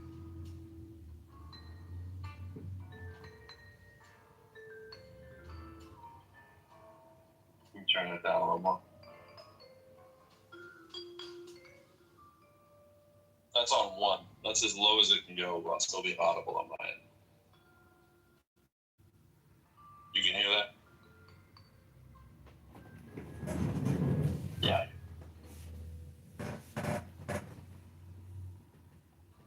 About. I'm okay with being part of other people's hypnosis. Yeah, I mean, if you create hypnosis, you should be, willingly be able to participate in other people's communication. But it's really just like a way of talking about programming and content. Television, the vision of the telephone is now traveling through the air. We just live in an age of lazy communicators. No one is willing to read a book, and even if they did, their comprehension and integration of that knowledge is lacking. But the truth is, nobody here on this app reads anything. They're just like pre-programmed, and people really just come here for the instantaneous dopamine. That's really what's happening. There's no book reading. There's no progression of intelligence. In 5 to 6 years from now, no one will have learned anything, because the same people are saying the same things right now that they were saying 5 to 6 years ago. We're just chatterboxes repeating over and over and over, unless you put in new content.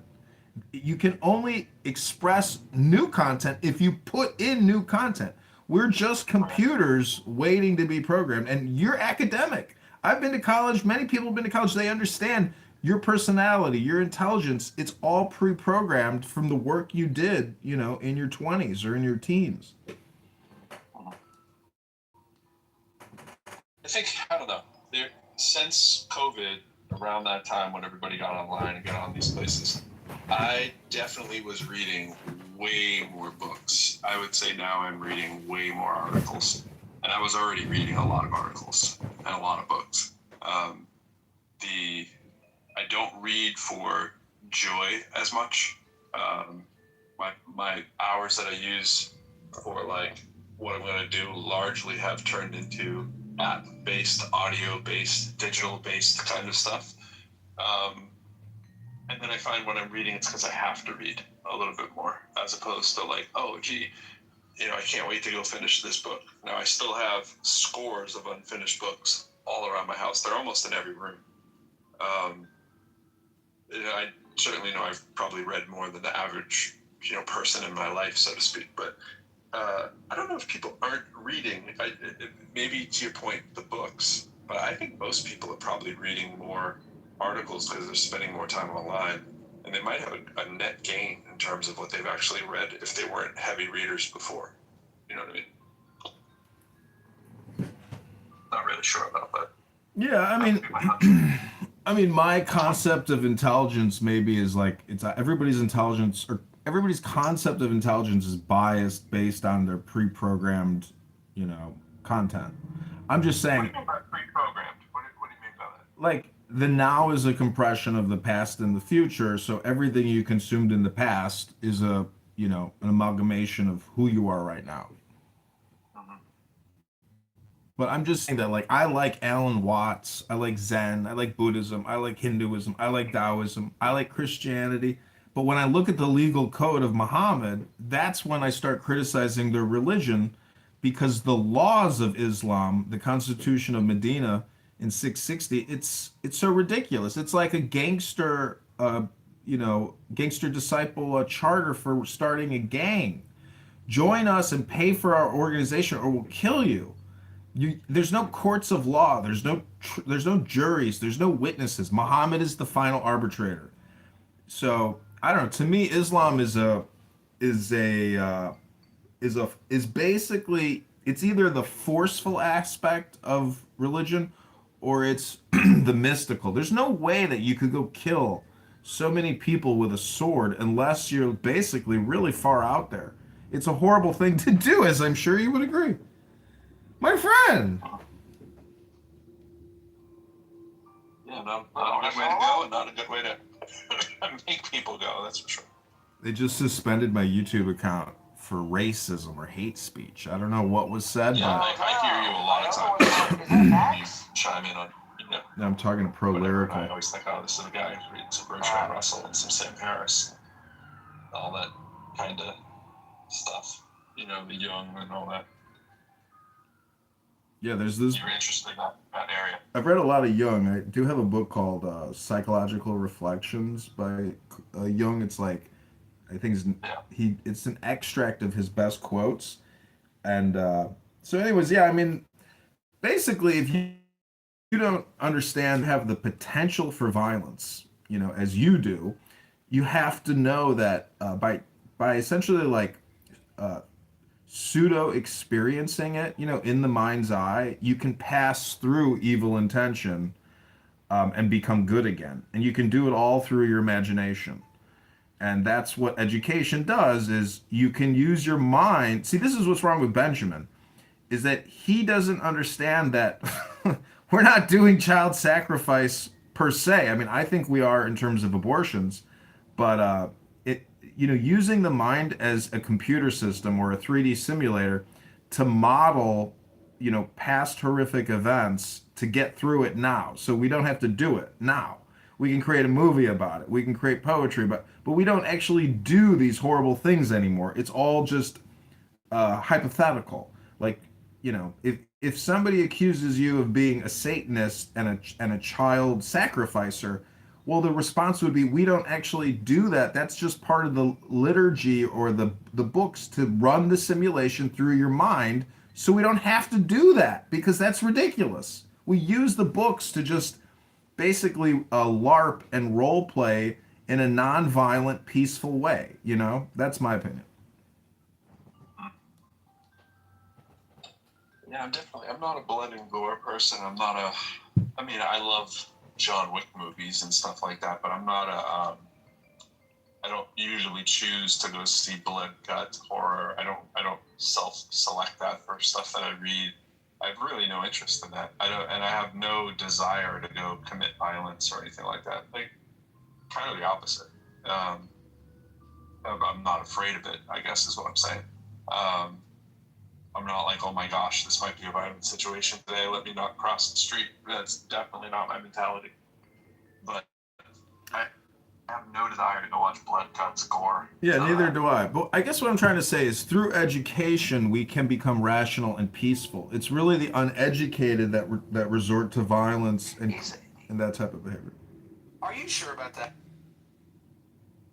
I would Do you think assume. that with enough education, everybody can become rational and peaceful? Or do you think that there are some people who, despite the amount of education that they receive, they can never become rational and peaceful? I think if there's enough time in the right setting, you can condition. What do you say resorts to violence? What are you talking about? With enough education, you can heal them. Enough education and The time. USA's been kicking everybody's ass for 534 years. It's violent. Well, you know what? I just had an interaction with an immigrant driver on the road, and I've got to say, the immigrant drivers are not amenable to corrections. You know, most Americans, if you pull up next to them and roll down your window, it's like a universal sign, like, hey, roll down your window, I've got something to say. But the immigrants, they don't want to fucking talk to you. Like, this guy just did a legal thing. I rolled down my window to try to tell him, hey, N-word, I almost killed you. I almost could have killed you today. But he didn't want to hear it. He just glared at me, and then he made a motion like he was going to hit my car with his car. And I'm wondering if those men, 4-year-old men who moved to America from Syria, if those people can be taught to be peaceful with enough education, or they might be a lost cause. I don't know. Now here we go. Here we There's go. a lot there, This bro. is great. There's a lot. I mean, that was interesting. I mean, I don't want to prejudge too much on you, my friend, there, but there seemed to be a lot of bottled up hostility going on. I am so frustrated by these fucking immigrant drivers. It's like the 35th encounter that I've had with them in the past 6 months. I'm indigenous. I know. I hear you. You immigrants came from Europe and just screwed up everything. See, my friend, this is where this could be a you problem and you're unaware of it. Because when I drive, I try to drive I treat my vehicle as if I'm never going to buy another one. I don't accelerate hard. I don't brake hard. I move, I move with the flow. And that's what I'm saying is maybe you're not moving with the flow and you're having this conflict with people because it's a you problem. It's just an opinion. Well, you're right. That's great. I always appreciate that perspective and reminder. But in this case, the guy was jaywalking a busy road. I almost hit his body with my car. Then he got into his parked car, pulled out, and made an illegal U-turn. So I don't think that was an issue of my flow. I was trying to tell him, sir, use a crosswalk. I could have killed you. And then he just zoomed out, did an illegal U-turn. Well, it sounds like you're a humanitarian. I was trying to tell him, hey, look out. I could have fucking killed you. My friend, just FYI, this is a room where we are discussing why are you so annoying? And I think you just hit a nail on the head. In fact, let's switch this, so instead of switching to my little quote here, let me do the pinned item here. So check out this article. Man, I might not have it saved anymore. Oh yeah, I do. So this article about what makes people so annoying to us, I read a few actually. So this one probably doesn't have as much, but this one talks about kind of what he's saying, that some of it, like, you're either annoyed by something, but the reason, or you're doing a little bit of annoying in some cases, but it's kind of like what you've been through is why it annoys you, right? Like, there are certain things that annoy you, and you have to take inventory of who is the personality, or who does this person remind me of that's probably still unresolved and that's irritating. And you're worried about the immigrants parts. It might be kind of telling there. First thing that jumps out, of course, is how would you know it's an immigrant? And then why would you classify everybody, like immigrants, as that, like as if it's the immigrant thing that's causing the problem, not just that you happen to encounter somebody who may or may not have been an immigrant and had that quality, right? And so is there an unresolved you thing that's going on that makes you annoyed, as opposed to just what they did? Like, you might have seen a non-immigrant do it, maybe you wouldn't be as annoyed, right? Because it doesn't seem to be a function of immigrantness unless you believe that all immigrants are bad drivers or something. Now, there might be something to the fact that certain countries have different, levels of driving comfortability. Roads aren't as crazy or more crazy than us and don't need to drive as much, but clearly different country to country. I mean, if you just look at it from a metaphysic lens, you two are just two energies sitting in an energy roaming around town, and your energy and that person's energy is coming into a conflict. And that's why I say it's gotta be a you problem, because your energy is essentially causing the conflict. I know that they're out there and they're trying to essentially hit you in a way, but that's what I'm saying. Like, they're not going to intentionally hit you. I saw a video that was actually recorded in Portland, Maine, of an immigrant woman throwing up her hands and walking. She praised the cross of Jesus, crossed herself, and then she stepped in front of a bus, hoping that the bus would hit her. Do you think that's never happened to a non-immigrant person? No. That's sounds like someone wanted suicide, right? No, I think she wanted a payout. The bus wasn't going fast enough. Well, let me tell you, I live in a city where catching a case is just sort of like a weekly thing. Like, that's what we call it. Nothing's ever a big deal, and anything that we're ever concerned about, nothing ever really happens. Well, it certainly matters if you're willing to walk out front of a bus, but people who are trying to catch cases that are that desperate, that are looking for the big payout, almost all of those have been Americans in the city that I'm from. But I'm sure my city does have a lot of immigrants to it, so I'm sure there's a lot of immigrants who do that too, but that's a very understanding the system. A little bit of privilege baked into understanding the American law system well enough to know what you can do. Kind of behooves you to either be very familiar with it or just be American in the first place. But, that's my experience in Massachusetts. Pro, you consider yourself progressive, right? Yeah. So in the progressive movement, the reference to immigrant communities, I believe that these are law-breaking communities, not immigrant communities, and they should be rapidly deported. But what I'm trying to get at is that when did we start considering law breaking into, immigrant community? Because, yeah, I mean, this sounds ridiculous, but really it's the terminology that we're using in the progressive movement that I hear over and over again, which is really just code word for, hey, they're breaking the law and we're not going to enforce it, and that's okay because of social justice equity, because of a history of white racism. Do you and Ben meet for breakfast every morning and discuss these topics? Can we deport the Italians, the Jewish, the Irish, the Germans that started their mafias way back in the early 1900s? Because those are the people I want to get rid of. Well, what I believe is in philosophy, the now is all important. And so... But they're still doing it, like the Italians and the Jewish mafia just became corporate. Well, that could be your opinion. I mean, are you 100% sure that's a fact? I'm from Chicago. It's true. Don't pretend like it's not true. I'm sure you and your libertarian circles sit down with them and drink beer every day. It's true. Okay, if you say so. But what I like about Benjamin is really his personality. That's how they deflect and get back to the dirty brown immigrant thing. These people won't admit their own crimes, and then how they love it. Just I don't have a problem because he's brown skinned, sir. I don't appreciate the insinuation that I said anything racist. I don't have a problem with him because of his brown skin, just to clarify. Laundering money. Well, I heard you say just with a backhand way. Wait, my friend, didn't you start with when you used N-word in place of the actual word? Wasn't that you as the Yeah, but this guy wasn't even black. So, but you chose to use the N-word to talk to him? No, I just meant like, I could have used the MF word. I could have been like, motherfucker, I almost hurt you. You were explaining that to me as you, the narrator, and said N-word. Yeah. It's a colloquial.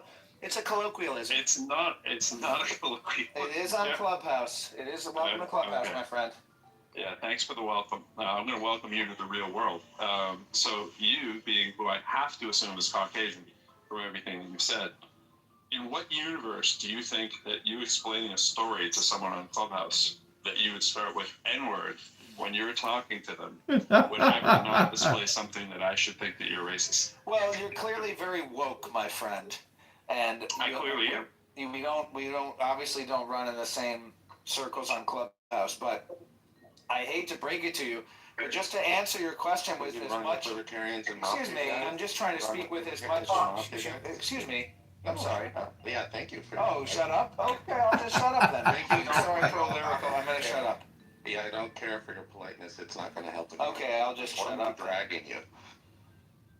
You see, this is where I think that people don't really understand what annoying is. I think everybody is annoying individually. Like, pro is annoying, indigenous is annoying, I'm annoying, my friend is annoying. And thus, if you really think that you're less annoying than me, we should have a real world annoying competition. From China, from Russia, from Korea, we love John Kitover's house. Thank you. And all I gotta say is, you know how they always say there's like an attention economy? It's really just an annoying economy if you ask me. Oh my God, it's the clown show. Hello? I mean, let's be honest. This capital surveillance economy, this attention economy, it's all just based on highly annoying people. Like Indigenous. John, did I tell you about the Asian man with the fish food, the rotating fish food in the bag? No, you didn't. Go ahead. That gets stabbed. Have you seen these videos where there's like a fish in a barrel and there's like a dangling bag of fish food that's dangling over the fish, and then there's like all these knives that are mechanized to be stabbing the fish food bag, and then people vote in the comments. They vote for like knife number 1 or knife number 2, and it costs them money to vote. They have to vote using like a heart emoji or a clown eyes emoji or whatever, and it costs money to make these votes. And then every time they make a vote, like they might do like hard eyes, diamond, diamond, diamond, bomb, bomb, bomb, and then the different emojis take to them. There's like the knife, the hard eyes knife, and then there's like the bomb emoji knife. So if you do like hard eyes, bomb, bomb, bomb, then the knife from the left stab, stab, stab, and then the knife from the right is stabbing, stabbing, stabbing. And so all these people are paying like 10 cents a vote to stab this bag of fish food, which eventually is going to dump the fish food feed all the fish. And this is the entire news. This is the whole video. It's just you're watching this fish food bag, and in the background you can hear this Asian man when a bunch of people voting. The Asian man says, "Oh, thank you, vote again, thank you." Anyway, that's the attention economy. That's what the attention economy has become. See, I think just telling us an extremely annoying story is as good as actually experiencing, this video they're describing. And that's why I like Pro. He's open to content. And this is what the essence of creativity is, which is freedom of expression and freedom of content to create contentment or lack thereof.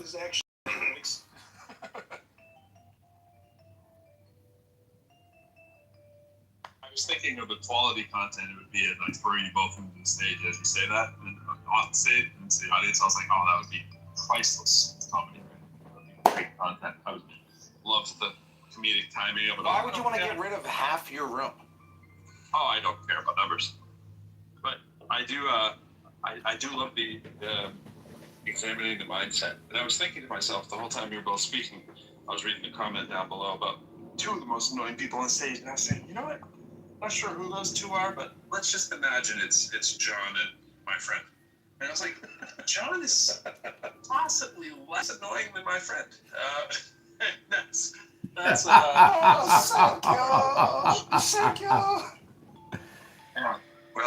I think he's also a little less racist than you, my friend. Not sure. Seems that way. Possibly. This is my complaint against racists, is that they don't know the metaphysics of life, and it transcends your predisposition for racist thinking. Like, if you were to go to a psychiatrist or a cognitive behavioral therapist and tell them that you are a hardcore racist, or if you were to go to a spiritual person, I mean, how do you get past your conditioning? There's only one way to do that. And I think either you have to find it, spiritually, or you have to look at it, in terms of energy. Like, energy is essentially not racist, right? Like, our energy, meaning that, like, our atoms are indestructible, are they not? Like, our atoms will never disappear, so therefore you are a composition of pre-existing atoms, or no? Hello?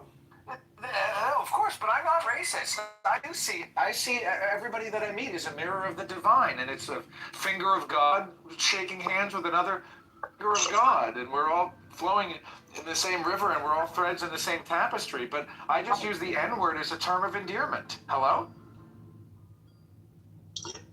Yeah, it's not endearing. But it's just it may be to you based on where you grew up in where you're from. Where I'm from and the way that I grew up, it is used by many people as a term of affection and endearment. Do you find they all look like you, or do they look differently? I'm from DC, nigga. Yeah, I know where you're from. Not feeling that you are probably anything close to African American. Very Caucasian would be my guess. I'm not very Caucasian, but I'm more Caucasian than I am African. Mm-hmm. How much more would you say so? Probably 20 to 30% more.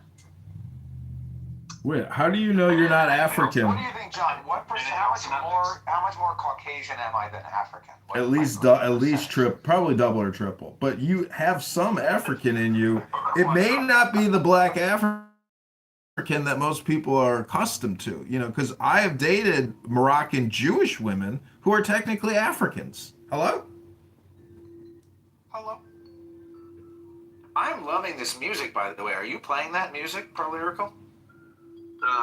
It is a part of the app, yes. Oh, you can play music through, like, your room is playing it? You're not playing it in your house? The app is playing it? That's right. Watch this. Oh, that's very cool. I didn't know that the app could do that. So, Pro, let me ask you a question. What's your worldview? And, if you were the ruler of the planet and everyone had to do exactly as they were told, what would your, 3 primary instructions be? And what would your punishment be for use of the N-word? I think my 3 rules are that, first of all, I would take a lot of time to determine that. So whatever I say now probably would be a good answer.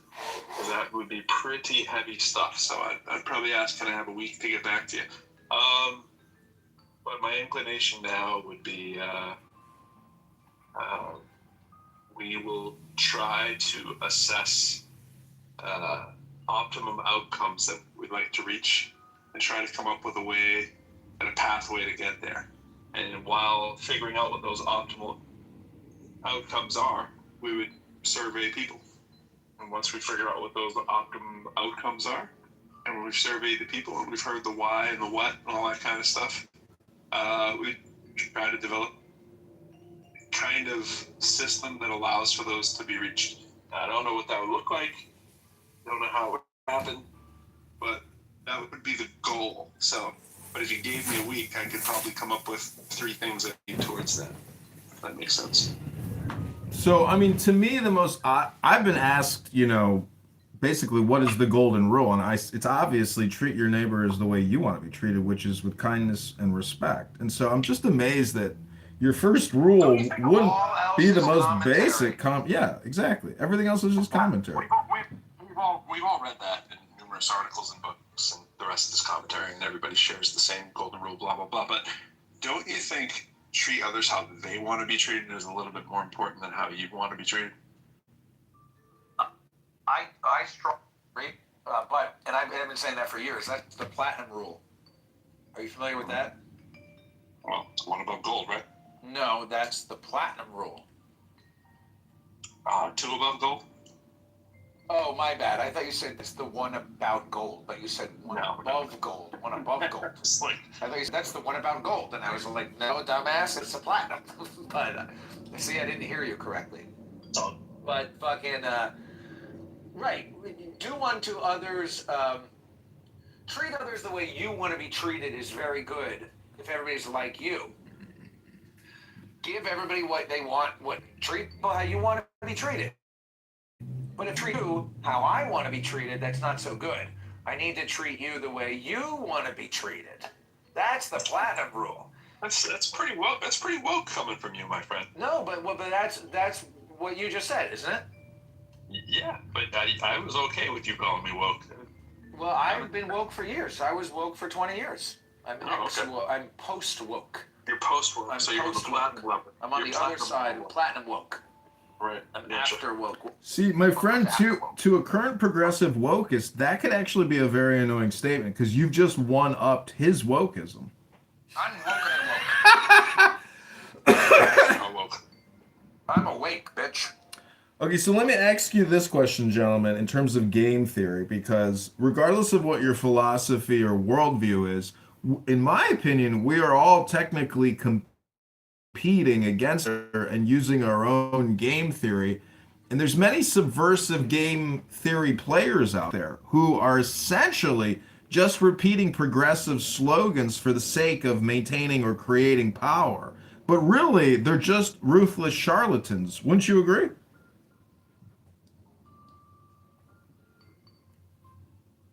I was assuming this is for my friend. Is this for me? I mean, we're all, what I'm saying is you, me, and everyone, we're all doing game theory all the time, whether you're aware of it or not. But I think some of the best game players are aware that they're actually being extremely manipulative with their terminology. Can I just add in very quickly, when you want to talk about being manipulative with your terminology, perhaps pronouncing the terminology correctly would be a prerequisite before commenting on the terminology? I mean, hello? The word is Esther or John or whatever you feel like going by. The word is ask. It's ASK. Oh. Pronunciation is not ax. Oh, my So bad. just yeah. Sorry, I've been conditioned. I've been conditioned by so many people on this app saying the word axe, and I've just picked it up. I mean, you can either blame the app or you can blame not being able to, fix yourself. So one of the things that we like to encourage is self-respect and, being accurate. And part of that is being able to pronounce things correctly. Wait, when I said axe, That was amazing. Did that annoy you? Don't ruin it. Don't ruin it. No, I mean, this is... Anyways, this room is why are you so... The height of success in the world of sarcastic is to be taken seriously. Thank you, my friend. Thank you. One of the high-level things in terms of irritating for a lot of people is being corrected when they speak. So there's the other side of that coin is knowing when to jump in and correct people for their speaking. It comes off a lot of times as elitist. It comes off sometimes as racist. It comes off, especially when it's, the dominant in-group speaking. Making fun of AAVE is racist? Could be. Please. I mean, let's be honest. Aisha corrected a white man for saying the word axe, but she would never go into a black room and correct a black man for saying the word axe. Never. Would you ever do that in 1,000 years? Well, wait. I'm confused then. Are we saying my friend is not a black man? Is that what we're saying? I'm a Jew. I'm an olive-skinned Jew. And where did Jews come from? I've been mistaken for a Mexican. They came from Africa. They came from Egypt. Egypt is a part of Africa. This man was a liberated African. Or the African American part. That's because I'm from DC, nigga. Well, so what you're saying is back to my original thesis that you are exactly white, and that I am You know, exactly no. white, except I'm not fully exactly white because I'm partially. Right. So you won't mind me moving you to the audience based on what you perceive to look like and your choice of vocals, because you're woke. So that's cool. I got a question for you, Pro. Your title is "Why Are You So Annoying?" But do you not view yourself as also being annoying? Absolutely. Yeah, I got. That's why my first one up there was I annoy myself a great deal. But I don't annoy myself at the level that the people who annoy me the most probably annoy me more than I annoy myself, and that's part of what's in the article too. Like, usually there's something. You talk about like what Trump always does, right? Trump always calls out what he's always doing, and it's like mind-numbing. Like, how can you not see that he's saying this, and this is like a characteristic he has, right? That you see it so often as psychological deflection kind of thing. And when people consistently have patterns that they do stuff like that, after a while it turns it from, it's not even just annoying, you're just like, I've lost respect for the person because I see the whole game, like I readily acknowledge that when I'm annoyed, it's very easy for me to get, you outwardly do the frustration kind of stuff, like, and you want the person to stop annoying you, so you let them know, right?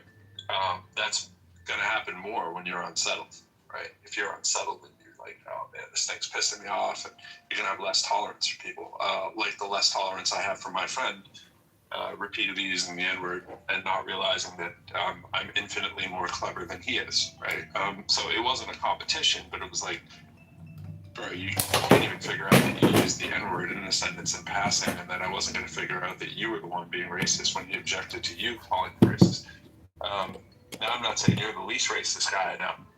Just saying in comparison to my friend, who might be the most racist person I've heard in a month on the app, and that's saying something on this app, then of course I'm going to catch that. Like, it's not going to pass by me.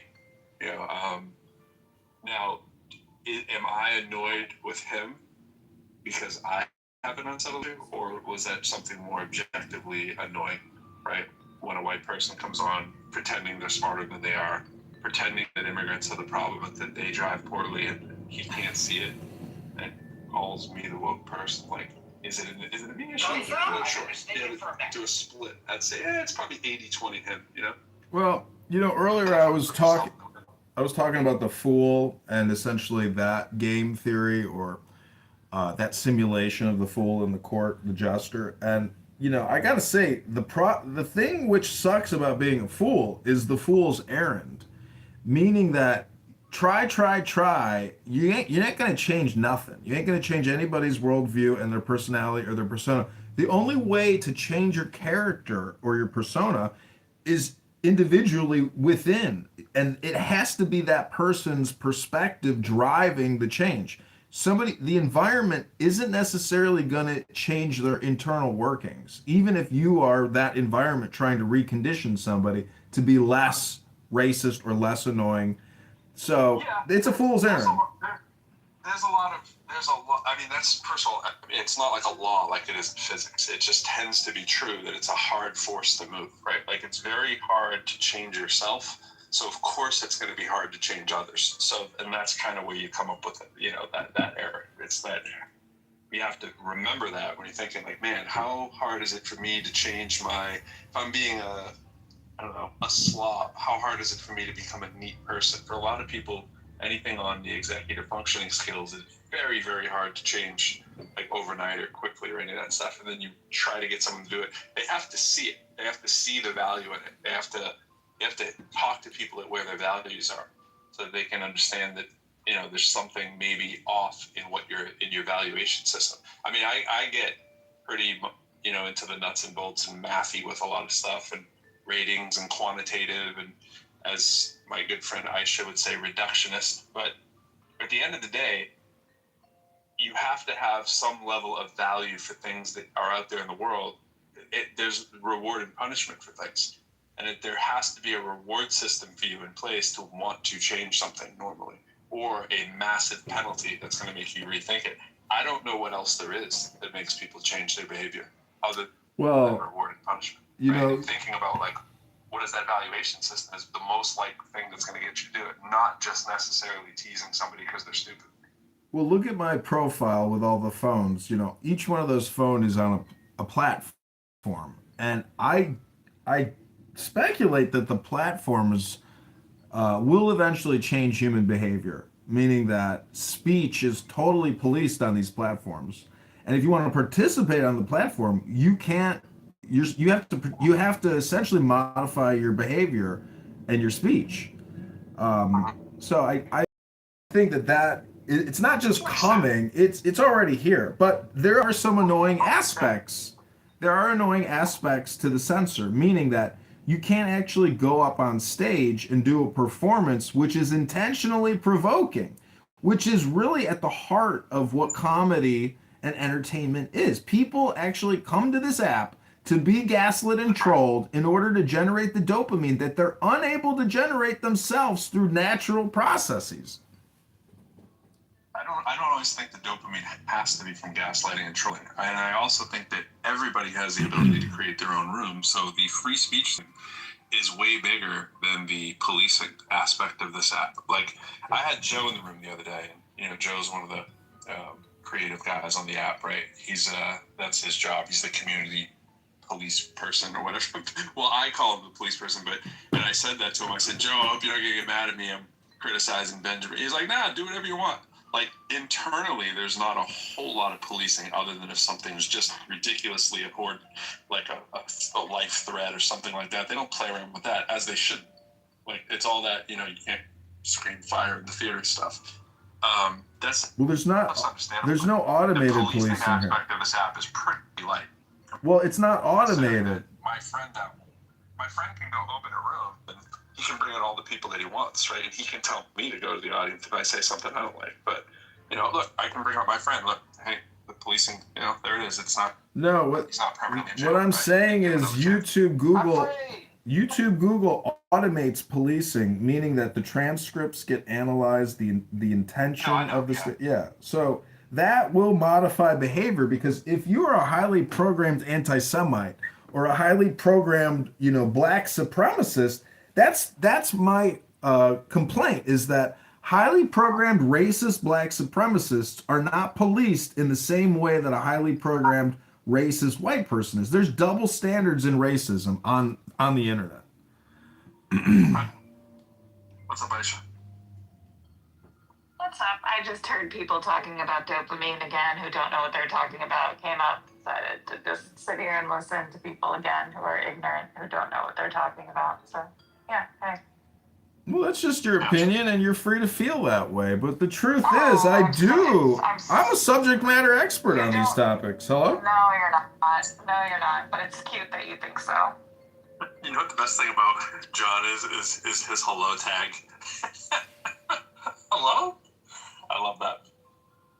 I have people mimicking me, doing it all the time. And actually, what they're doing is, what they tell me, the feedback is, when they meet a highly annoying person or something which is extremely annoying and disagreeable, they look at each other and they say, hello?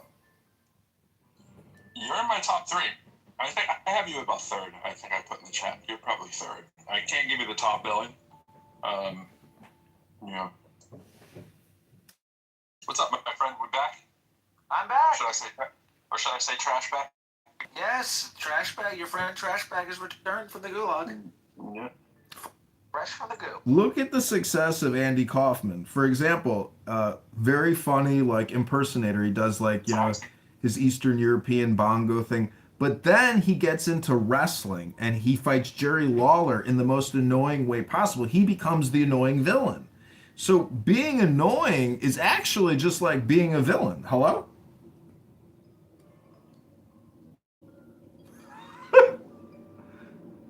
I don't know how you entertain some of the dumbest people on this app. Well, see, can I make a point? I'd like to respond to that briefly if I can. May I respond? I love the locked up, by the way. I love the locked up, by the way. Can I respond to that without? Yeah, lockup's pretty good. Yeah. No. Or should I not? Should I not be given the right to respond? Go for it. I mean, we did bring you back up here, trash bag. So let's hear what you got. Well, she just said that she casually referred to myself and John Kitover as among the dumbest people on the app. Yes, and I'll stand by a factual statement. And she's Go on. ready to stand by it, not even apologize like I readily did for my to the N-word. I'm going to apologize for her. Okay. All right, so here's my apology, Chad. Well, I accept that apology, but I accept the Well, apology. you got to hear it first. Well, can I finish my point before you interrupt me with your apology? Go for it. My point is simply this, that there is language that all of us find to be offensive. For many people, the N-word ranks high on that list. But I am somebody who is personally offended by all forms of violent and antagonistic communication. In my opinion, I think Which is why you use the N-word. Yes, go on. Right, that's all. Thank you. I'm complete. Hello? Hello. That was good. That was good that you did the hello there. That is some situational awareness right there that you displayed. I wasn't sure that you had. No, I would say, so here's my unsolicited quasi-Aisha mocking apology to you. I would say, and John, I would say that this app has some unbelievably stupid people on it. I mean, like platinum level stupid, to use your level. Neither of you are at that level. But when you mix thank you. We are slightly above that level, my friend. Pro is at the highest level of intelligence as a mathematics professor at a community college. The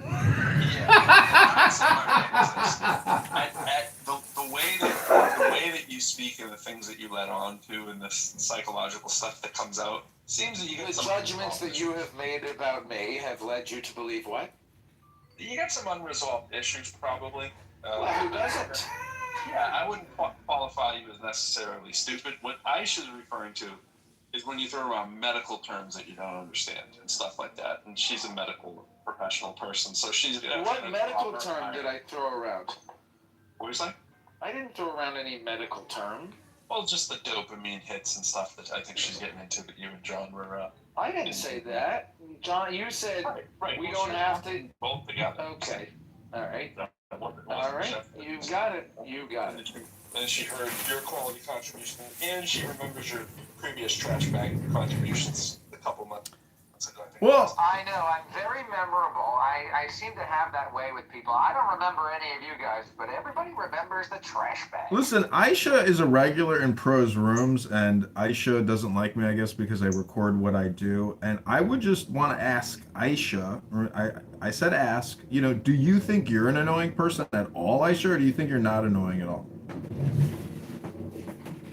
Why do you think you have any right to ask me questions? How dare you? I'm just curious. I mean, you're demanding answers to things that you don't know about, you don't speak about, you don't have any context about.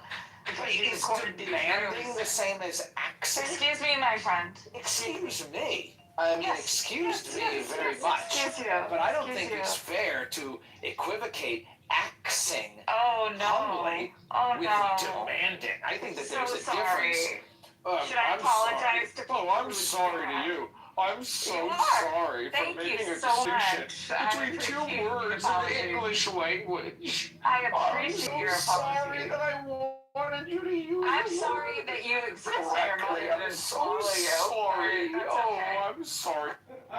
What's up, Joanna? How you doing? Good to see you here. Thank you. Good morning.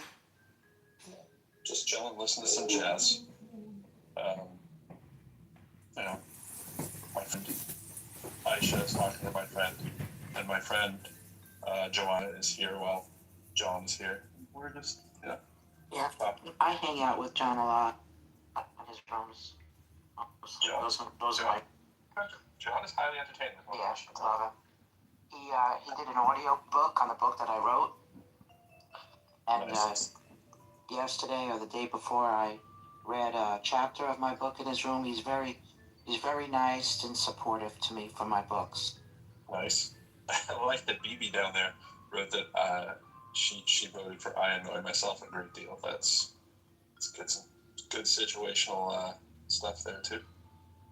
Nice. Well, the last one is supposed to say Norm. I just did a typo. It came out as normal, and my phone fixed it. Norm. So it's like, oh, you must mean normal. So if anyone would like to change their vote, knowing that Norm is an option, feel free. See, I think we are all annoying in our own special ways. But in terms of like the debate, I would prefer that this app had like a timer function that rotated throughout all the panels and there was no super mod, so you could actually get an unbiased feedback without moderator bias. I don't understand why they don't have a timer rotation. I just think what they're doing is they're defaulting to the person who decided to take the initiative to run the room and slant it towards just the little modicum of power that is needed to run a room, right? I mean, if you were to make a perfect scenario, I like the equity of, doing that, but there might need to be some, like, a little bit more authority in one person's hands to either end or stop the room or to be the arbiter of, like, what's over the line. I don't think that's crazy, but I get your point that it can cause a little bit of bias, but you're going to get that, Well, this is fascism. I want actual, distributed power. But yet you're a Trump fan. Well, see, I see in Trump what I think a lot of the haters don't see, which is self-deprecation. But maybe not. Self-deprecation in Trump? He is self-deprecating quite regularly in a mild way, not in a great way. Yeah, he's had his head almost blown off, and he knows he's on the way out. Anyways, what I'm saying is high-level intelligence. High-level intelligence is self-deprecating. So she left. Maybe she was irritated. She probably had to make a bowel movement after all this irritation. I think she's actually very annoying. There's a lot of women on this app that are highly annoying people, and they think that they know things in a better way, in a more official way, and they're more learned and more educated. It's very annoying. It's not exclusive to women. Yeah, I would have been interested to see how she answered that too, but I mean, it's interesting really to hear anybody how they answer that. Like, I try to be aware of the things about me that are irritating, but I clearly don't do a wonderful job. Because, you listen to feedback. Well, you don't have any inside info? Is she texting you? She telling you why she left? I'm not checking my text to see. Well, I hope she's alright. I'm sure she's busy doing other things. See, what gets people really annoyed is the over talking and the loud miking and dominating. See, I don't like having my time wasted, but by recording people acting egregiously, in a way it lessens my, disgust with myself for even being here. But what I'm trying to say is that this app is a choice and an experience, and it's remarkable the hypocrisy of people. That's, I think, what I've really realized. I'm a hypocrite myself, but I try to lessen my hypocrisy by calling out other people's hypocrisy in maybe in an annoying way, because there's really no other way to do it. You could try to do it peacefully, but there are times where I do want to just try to break what I consider a malformed and defective human being. So I try to be as annoying as possible to see how far I can take it. But what I'm amazed is, like, nobody has shown up at my house with a protest sign or a gun or a knife. Like, there's really been no real world repercussions for basically humiliating and mocking people who are worthy of mockery. And maybe it's because they know that they are worthy of mockery. That's a lot to really go to somebody's house if you're mocked on an app. I mean, that has happened. I think a couple people were shot from this app back in the day. But that's a lot. Yeah, those are people that's probably a good idea to block. If somebody's trying to take it to your doorstep kind of level of crazy. But I think that somebody would need to put up that much effort to find you that annoying. How would they find you anyway? I mean, it's relatively easy to find anybody, especially. I believe they could just go to johnkitover.com. Yeah, it wouldn't be hard. But I'm saying you don't want to put I don't that think that's the real last name. Well, it wouldn't be hard, is all I'm saying. But yeah, I mean, I get that you know that you're annoying and that's part of the act and all that stuff, but I don't think. You know what's funny? Can I just say this, John? There are very few people who are out on this app, you know, as who they are. And I'm not saying that I'm especially great or that you're great or that we're special for not being afraid of being doxxed. But the thing about self-doxing is that, like, this is who I am. I'm just literally talking. You're annoying. You are annoying. All right. Well, the voice. You should talk from your heart. Let's retry. Speak from your heart.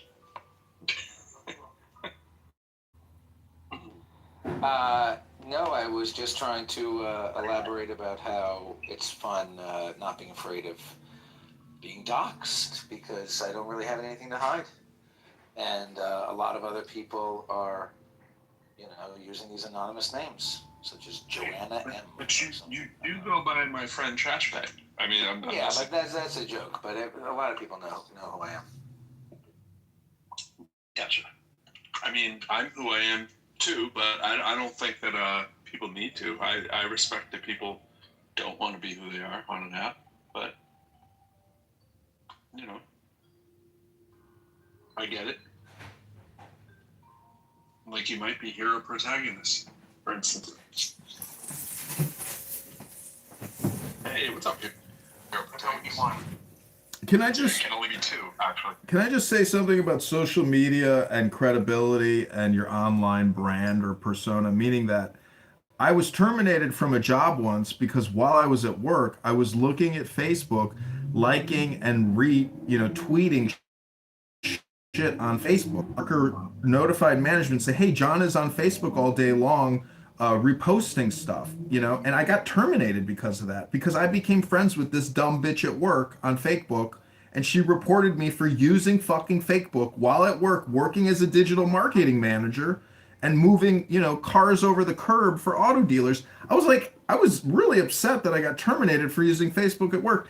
And all I'm trying to say is, what's so crazy is you can't be yourself on social media, but politicians seem to have this unique superpower to post all the egregious, ridiculous propaganda. And so what I'm trying to say is, I'm very open and totally public because I don't think there's any other choice now in terms of society other than to be totally transparent. Because the other way of privacy, it just doesn't work in terms of personal or even social salvation. And, this is why I feel like I have to essentially project, my existence onto the landscape. Hello? Hello. I mean, there's a lot of truth there. I hate when I agree with you, John. I just noticed, Joanna, that it says in your profile, it says, "Be gentle with others." And I've got to tell you, it did not feel very gentle when you said to me, "You are annoying." But this is the room for annoying people, so you might be your prerogative. Yeah, we've definitely brought it in. Definitely brought it in. It's just scraping the surface. No, but to John's thing, I mean, there's a lot there. I do think it is smart to think about that your actions in real life and online are kind of act like you're being watched all the time. It's a good way to reach kids to let them know that that's going to even more be the reality. You probably are, risking more than you did in the past, and if you're not willing to share it, you might not want to share it at all. Kind of thing is not the worst philosophy to have. I don't know if I agree that on the full point you're making on the politicians thing, because my thought is that is a recent change where politicians, well, this isn't totally the point you're making, but the idea that politicians can either get away with saying anything or doing whatever they want, that certainly was not always the case. That's more of the case now. I think we know most someone I kind of ushered in. Well, look at it this way. I was a former IRS employee, and there's guidelines. You can't even basically have a public. You can't have a profile on social media as an IRS employee according to the guidelines. But how the fuck can a congressman have unlimited, unrestricted propaganda distribution for their position, but yet other federal employees can't go online and say what they're thinking or feeling? There's a total double standard in the surveillance economy. I feel like. I'm sorry. No. Hi. Well, I feel like as a politician, it's their job to spread their, like, what they're about. So it's kind of the easiest, most efficient way via social media. It's what's used the most to be able to share what they're for, what they're against, if that makes sense. Yeah, and I was also thinking the same thing. I was also thinking of the part about, I should say, and also, as the great improv people tell you to do, and also, Christina, the now that money is in politics and we've voted that to be a thing, you have to assume that a public figure is going to need to be on all the public platforms, right, 24/7, looking to campaign, looking to raise money, and all that kind of stuff. And it's kind of an unfortunate reality, but it is the reality. Benjamin, I was noticing John Kitover has a lot of the same points as you. I don't know if you guys have ever realized that before. I said the joke to John, it's like you guys eat brunch together on like once a week or something, or meet for morning check-ins. It's just like a lot of the same themes. See, the philosopher in Rome, ancient Rome, was banned and actually thrown out of the country. See, a philosopher is just a contrarian constantly pointing out contrarian positions to hypocritical people to try to enlighten them to their bias. And basically, even if they're accurate or they're justified or right, the philosopher contrarian is always going to be censored because of their opposing view, even if they're just trying to propose the contrarian position to just try to get to a silver lining. And so I put in the chat, why do liberal senators and Congress people get to propagandize nonstop, but a U.S. Army general who might be conservative can't also put out his thoughts? So we have siloed and we have essentially censored and policed speech based on your position in society, which is totally fucked up and contrary to our Constitution. We need to unrestrict federal employees. And the craziest thing is the most liberal, the most woke, they are given the platform on LinkedIn. If you're in the Air Force, I see people in the military posting all kinds of anti-American propaganda all the time. And I'm like, how the fuck does the military allow these people to say all this shit? I know it's in violation of the guidelines they put out. Now, you're saying two things that seem to be in contrast with each other. And I do want to say what's up to Benjamin. He's probably coming and speaking at campaigns. He's probably looking at saying he's got 0% of the vote there. He's probably trying to fix that. Understandably so. By the way, anybody voting, that's supposed to say Norm. I just made a typo. And it says Norm clearly. So maybe a few people figured out. I wish one changed vote. But it seemed like a couple things were in contrast there when you were talking about the military. At first, I thought you were saying that when the people want to put their views out there and they can't, and then you said, and then they are doing it on. And I'm saying there's a double standard. Being allowed to do it. What's the double standard part? I'm missing. Like, for example, Jasmine Crockett can come on social media and say that all white men are racist. We live in a structurally racist society. Yeah, this is Benjamin's point. Again, you were meeting at brunch time, planning this out. It feels like, okay, yep. Well, don't you see how essentially the left mob dominates all the platforms, but highly conservative, patriotic Americans are censored and libeled and slandered, and in fact, they can't actually even say what they're thinking. I just want to say that if you're both in the military, right, and one is liberal and one is conservative, there's no power source that's not letting them both post. You were like, how does this person get to express their liberal viewpoint? But if they wanted to post a conservative viewpoint, they would have been able to do the same thing.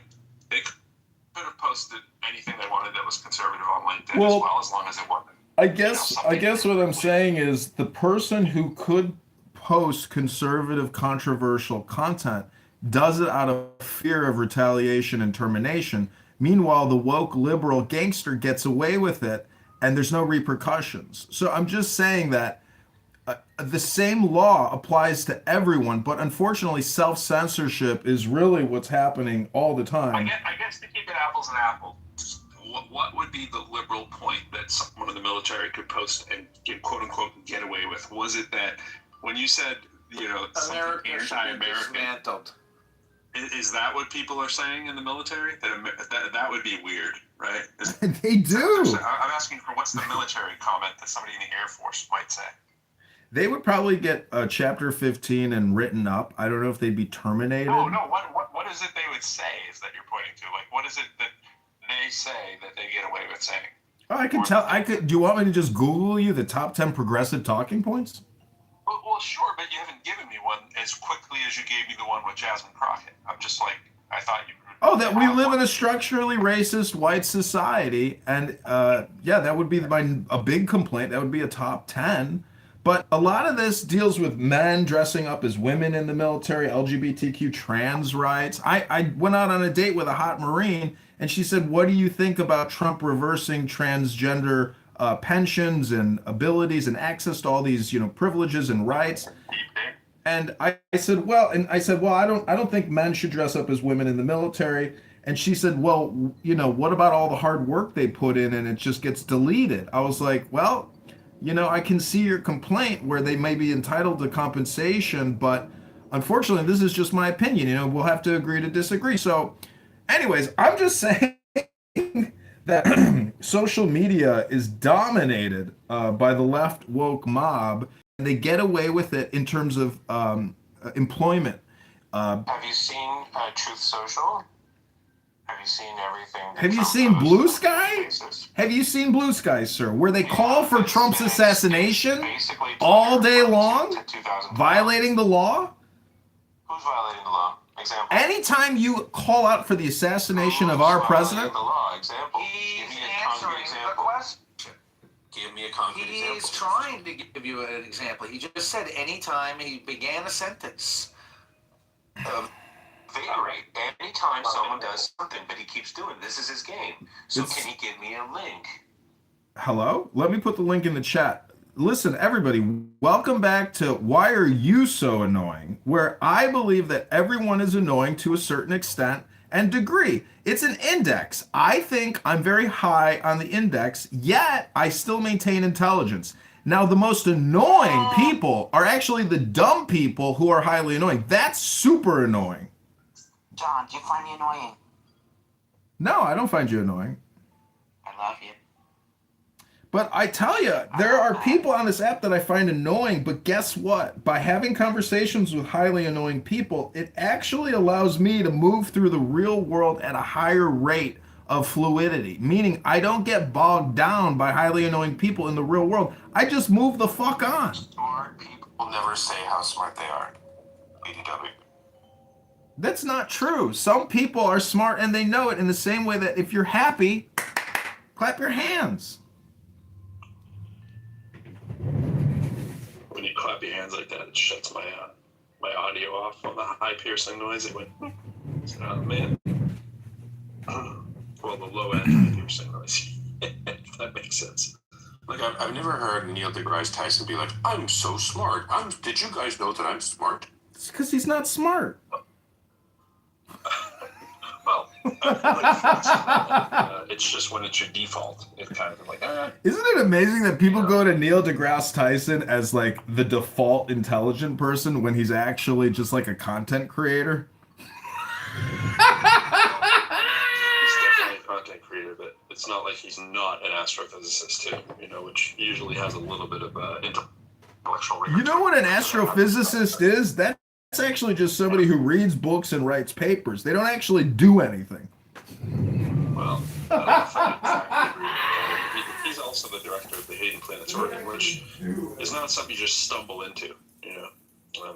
He's not a dumb man. He does say a lot of things I disagree with, but as do all smart people, right? But you just like to think the ratio would be lower than, say, like how often my friend says something that I disagree. Do you really want me to get a quote book from the 10 dumbest things Neil deGrasse Tyson has ever said because he says a lot of stupid stuff. I've heard plenty, but he also, his volume of what he says is on, it's like more content than you have in your PTR right there. It's just he's online all day long. Yeah. That's what I do. Neil deGrasse Tyson actually gets paid millions of dollars to create content, and I think he's stupid. He's your North Star that you should be striving to be like. He's filling stadiums, bro. He's on tours. But this again goes back to the. Stephen Hawking never said, "I'm smart," right? That's because he couldn't speak. Alistair over here always has to remind people how smart. I'm smart. He did say, I like them bitches. No, he did say, beep, beep, beep. I like them bitches. Would you say that Jeffrey Epstein was a highly annoying person? Almost certainly, but they seem to be charming enough that a lot of people fell victim to the Venus flytrap that was him, right? Well, did you watch the interview with him and Bannon, the full 1 hour and a half interview? Bannon I find incredibly annoying. Like a smug, irritating dickwad. Like, I mean, but that's just my projection. Maybe. I would agree with you on the Bannon one, but the interesting thing at the end of the interview is Bannon says to Epstein, "Are you the devil?" And Jeffrey's like, "Why would you say that to me? Why would you say that to me?" And if you know what projection is, Bannon is definitely the malevolent, manipulator and scam artist. He knows when he sees one. No, I don't think that's what he was saying. Is that what you were saying? I was saying that Bannon is the evil one, and probably even more evil than Jeffrey Epstein in that encounter. That's a high bar. It's very high bar. Yeah. You're talking about a person who had an international reign of pedophilia versus a guy who's a manipulator in politics. Well, you don't know all of the things that Bannon has done in his life. I'm just saying, I did not want to be on record as being a fan of but I'm just saying, compared to Epstein, I mean, it's not whether you find him annoying. I'm sure Epstein has all kinds of little charming qualities that made him get to where he is. Some people just use power and influence, and other people use charm, power, and influence. And I think Trump is in that boat too, where he's used the charm thing for certain people that find it charming and not annoying. There's a thin line sometimes. Look, we got Sam here. Sam is down in the audience, and Sam, I would rate you as one of the most annoying people on this app. I know that may come as a shock to you because it would take amazing pride coming from you on that. Sam claims that he is a chemist and that he is an attorney, and he claims that there are no negative side effects other than bruising and inflammation from taking the COVID-19 Zav.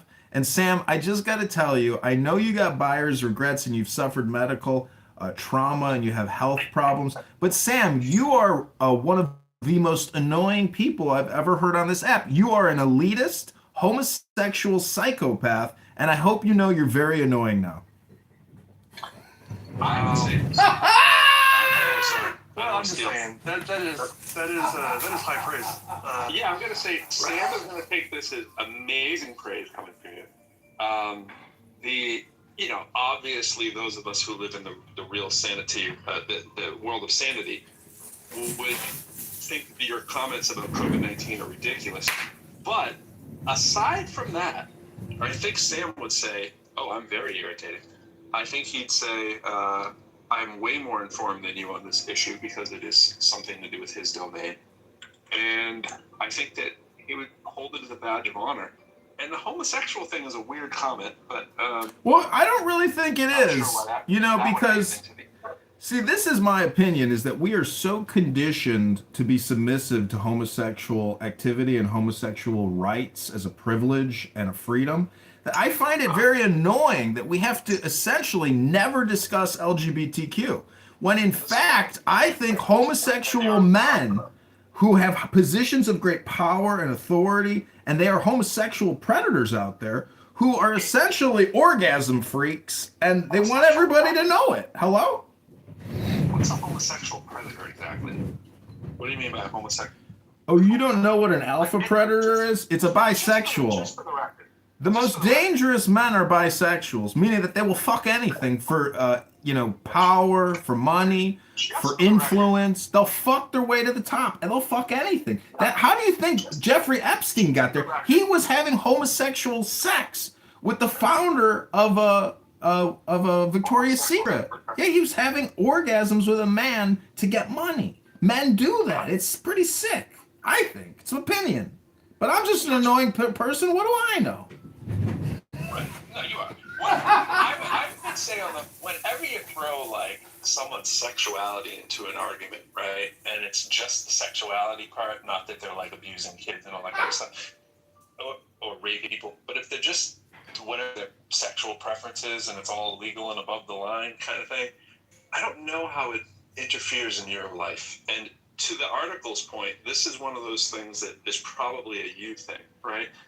Like, I am a heterosexual male who has plenty of associates in this world. I don't have a lot of close... It's not a me thing. It's actually a political thing.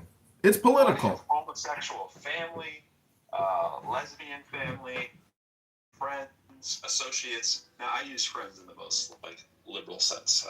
I don't have like a lot of great close personal friends. None of which are, if I'm being truthful, none of them are gay. But if one of them told me they were gay tomorrow, it would not change anything about my friendship. No, I agree. I have gay friends. I have plenty of gay friends. Well, not plenty, Why but... am I concerned about this? Because I make it into a political issue. I think every topic can be made into a political issue, including a person's sexual activities. As you know, people make sexual activity into political content all the time. It just seems kind of out of left wing. So the criticism that you were doing earlier about people using their platforms and forth online and whatever, I mean, it kind of feels like you're doing the same thing a little.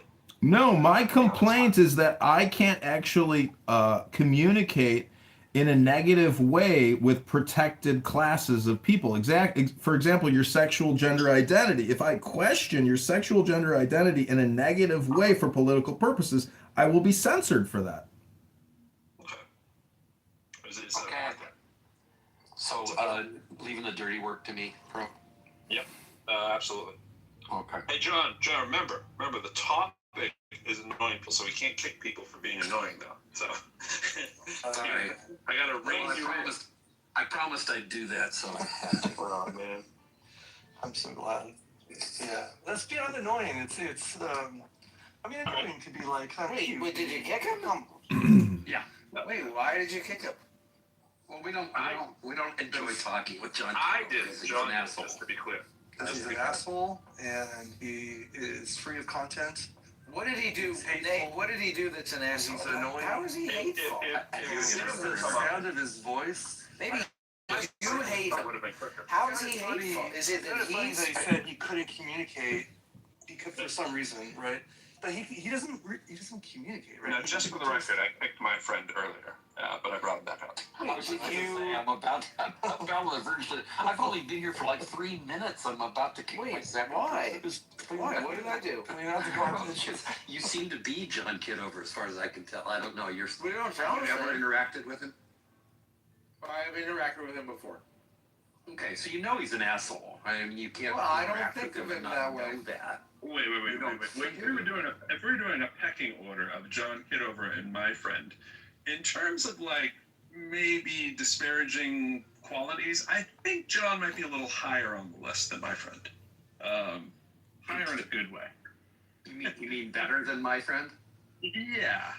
Oh, okay. I think my friend is more of a trash bag than John Kitover. Yeah. Okay. You say no more.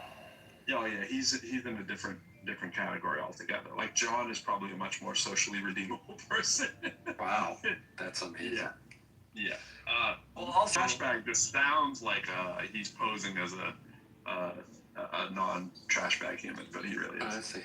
Well, and for better or for worse, John Kitover's name has become known. Like he has established himself as a brand, as an asshole. But still, I have no idea who my friend is, and I don't care to know. Hey, I wanted to talk with. I don't know, Andy. Have you talked at all about this video? No. I just woke up and that was one of the first things I saw, and so I sent it to you. I'm like, hey, have you seen this? Partly because it's like, we've been talking about getting more photos and whether they're going to release them, and Apparently, they released like a bunch more recently, like with a bunch of outtakes and bad shots and all that stuff, and then immediately somebody does this, which is great. It's like I didn't want to have to do it. What was it? Casual conversation on the ship? No. What it is, so there's that famous shot of Earth was kind of backlit. Yeah. And you can see the moon rising. Borealis. That's so funny. Is that now we have a collection of those most annoying virtue signalers on Clubhouse. On the roll, and somebody like collected them all and kind of picked the good ones and kind of registered them and made a bit of an animated sequence out of them. And it's pretty fantastic. Oh, okay. I haven't seen it. Well, that's what we're talking about.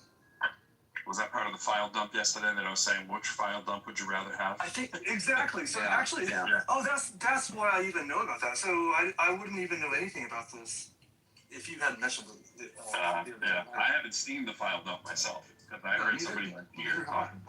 Yeah. So I put the link in the chat, and the thing. So Andy sent it to me and said, "Have you seen this?" And looked at it, and the thing he sent me says, "Wow, you can see the aurora." So it's an animated GIF made from these pictures of the backlit Earth, moonlit Earth from the backside, right? High exposure, high ISO, basically. And it is cool because not only do you see the aurora, but you see them now in motion. You see the Earth turning slightly, as I will bet $10 as I get kicked from this room, then I will return in a Anon. way that puzzled me for a while, which was a really interesting story I haven't talked with Andy about yet. But the coolest thing of all is you can see fucking satellites orbiting around the edge of the Earth. It is amazing. Really clearly? Yeah, very clearly. And way more clearly than you'd expect. The classic flat Earth complaint is that you can't see stars and you can't see satellites. Right. So they just took some good time to get their CGI to the Better level than they you. needed, and now we can see all the things we couldn't see before because the animation team was doing their best. That's what you're saying to me? Yeah, we had the Photoshop. All right, so remember, the topic is irritating things here. Now, nothing's more irritating than stopping someone's topic of being irritating and switching it for science. I know, we just kind of barged in, and it's just kind of. I was just looking for Andy, and here he was. So sorry, Pro, we've hijacked your room. We can go somewhere else. Here's the science guys coming in to do their science thing. And speaking of irritating, I can't bring Benjamin up. I've been trying. I don't know, maybe you guys can bring him up. Oh, I should try to come up. Someone asked Aisha. One of the irritating guys asked Aisha, "Hey, how irritating are you?" she never gave him an answer that was going in a funny direction. I love it, but perhaps I should miss it. I said one of the irritating guys was asking you how irritating you were before you. Oh yeah, before I gave up the non-answer because we're not in a court of law. I'm not required to answer anything. They don't get that part. But they pretend that they are. Hi, Benjamin. So Benjamin would engage with that question. Benjamin, how irritating? Watch us. How irritating are you, Benjamin?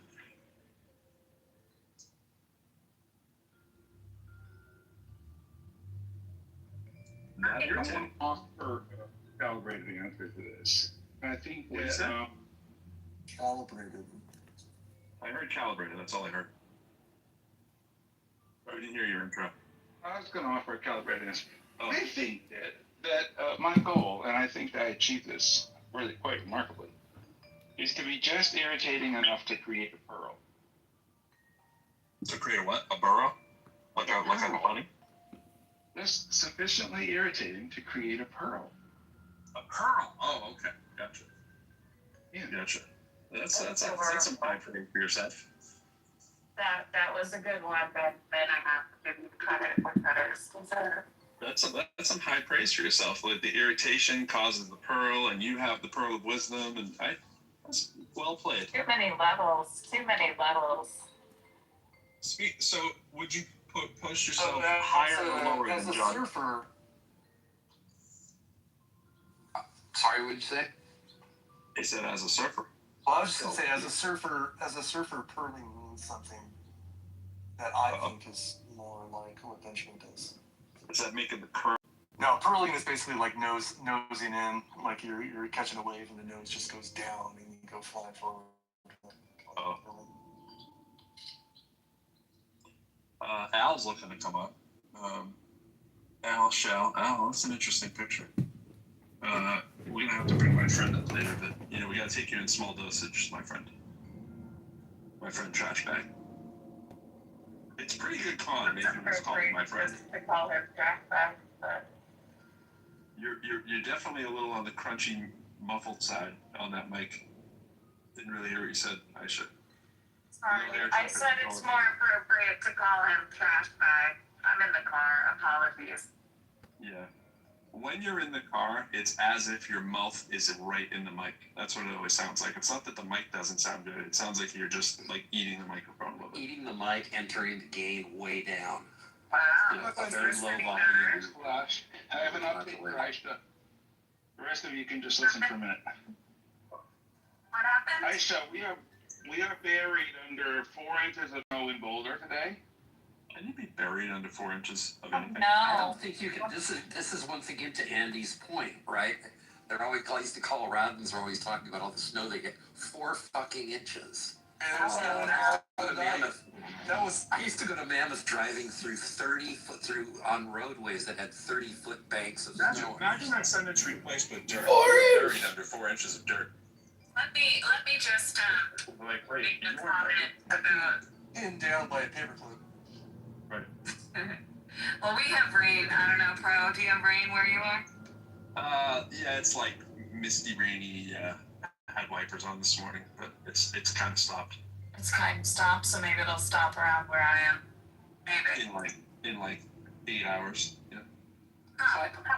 I did invite Al up. I don't know Al. I don't know if he'll last long, So but he can Aisha, come up anyway. I know these snowflakes cannot handle any talk about snow, but that's why you gotta close your ears, guys. We're buried under 4 inches of snow this morning, and as I was leaving the house, I saw the baby bunny rabbit scampering lightly in the flower garden over the snow. So there's been a new sighting. All this to get an awe from Aisha. And that's the daily report. I'll keep you updated. Let's hear the awe, Aisha. I love the bunny. Oh, thank you.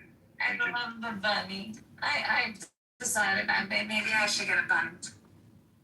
Maybe I should get a bunny, little bunny. The only problem with bunnies is that they grow up. It's okay.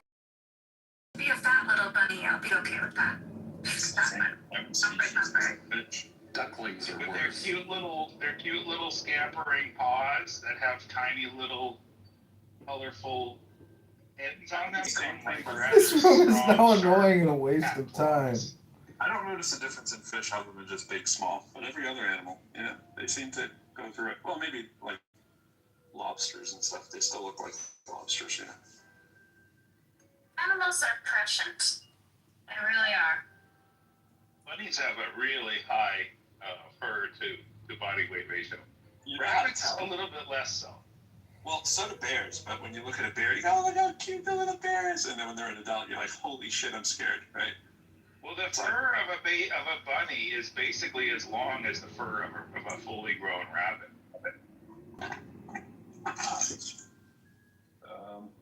John Kitover back. Well, Benjamin, are you ready to be the least annoying person on stage? Watch this. Oh. I think I'm always the least annoying person on the stage. Well, I mean, not the most when I say least.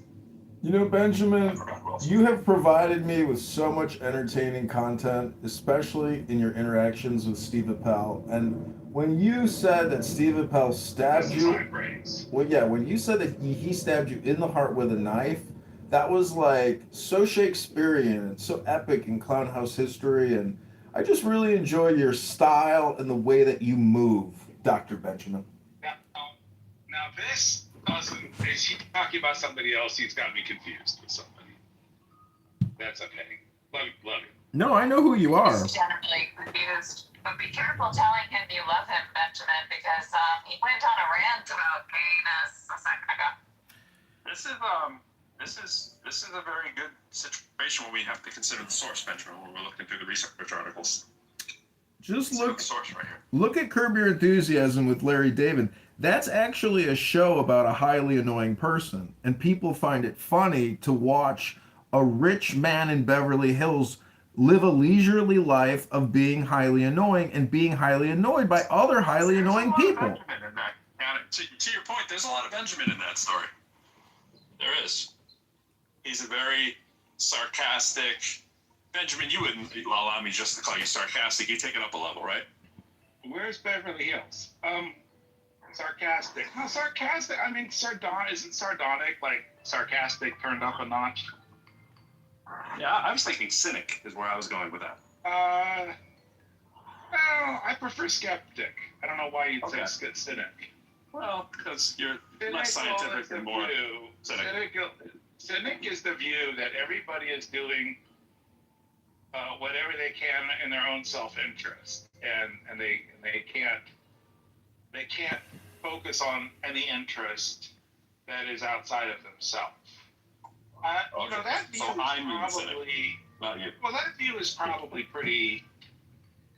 I think there's a lot of support for the cynical view, to be honest, but I don't think it bears a lot of conversation because it's kind of like asphalt, you know? Everybody drives on it, but also it's not very interesting.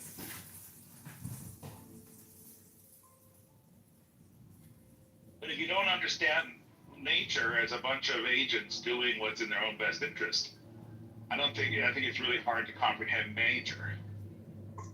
That is my support too. I mean, I don't see how anyone could deny that. Everybody's doing what's in the best interest. So why would you call me what would be the point of calling me a cynic? What work is being No, I thought you would call me a cynic, and then I thought you would call you a cynic. Then I realized I did. What's the point of labeling somebody a thing that pretty much everybody is? I think what You think everybody is a cynic? Come on, now, guys. what would that mean, Aksha? So,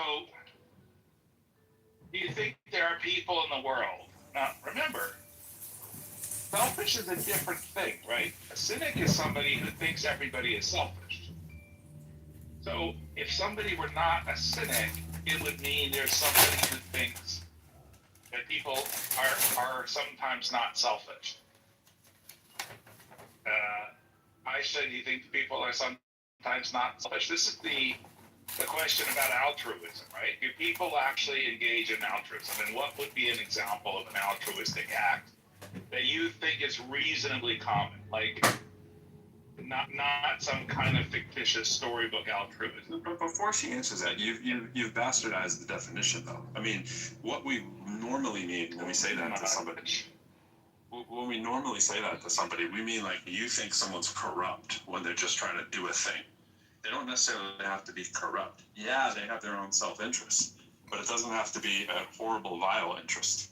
That's the point. No, this is where John kind of corrods himself intellectually, is that he always takes my view and creates an entanglement where I am saying people are corrupt. And that is, I think, you're trying to do some work there. I don't know what you're trying to do. Well, look at it this way. When you say corrupt is a tricky word.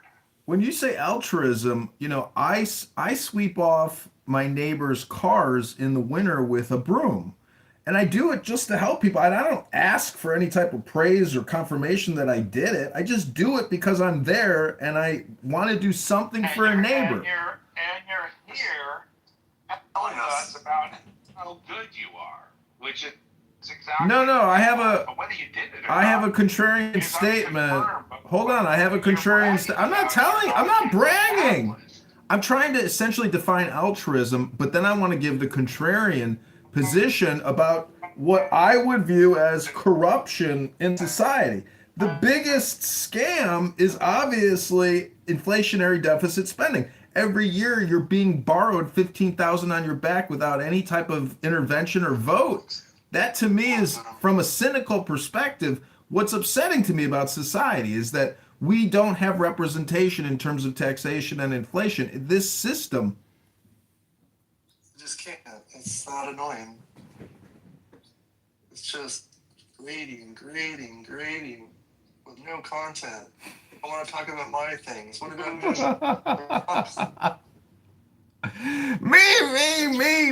me? I'm just here to talk about my bunny. Did you use bunnies and rabbits? That wasn't actually what I wanted to talk about. Rabbit puppy? Yes. Not bunny. I thought you could call any rabbit a bunny.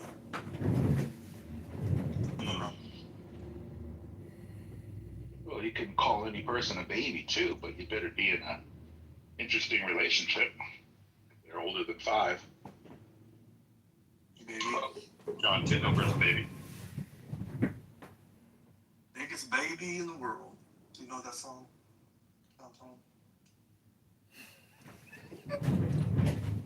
I developed a noise gathering microphone, and it snowed yesterday, so I couldn't use it because nobody was going to fly in the snow. And now today it's snowing again. Does it filter out signal and only measure noise? I would say not really. I mean, maybe. So it's sensitive to sound, like all microphones. Yeah, but it is a microphone, right? The one I'm going to develop next will be a pressure sensor, so we can get better. We can get fidelity. All the way down mind to DC. control. I didn't even know what I just said. Well, again, microphones are pressure sensors, so I understand. They're not really pressure sensors. They're you know, Mind control versus brain control. Time control. Microphones. You said you didn't know anything about I think you know a lot about a little D. Microphones.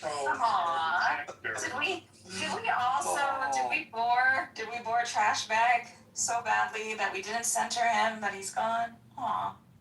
Microphones convert little d pressure into little d electricity.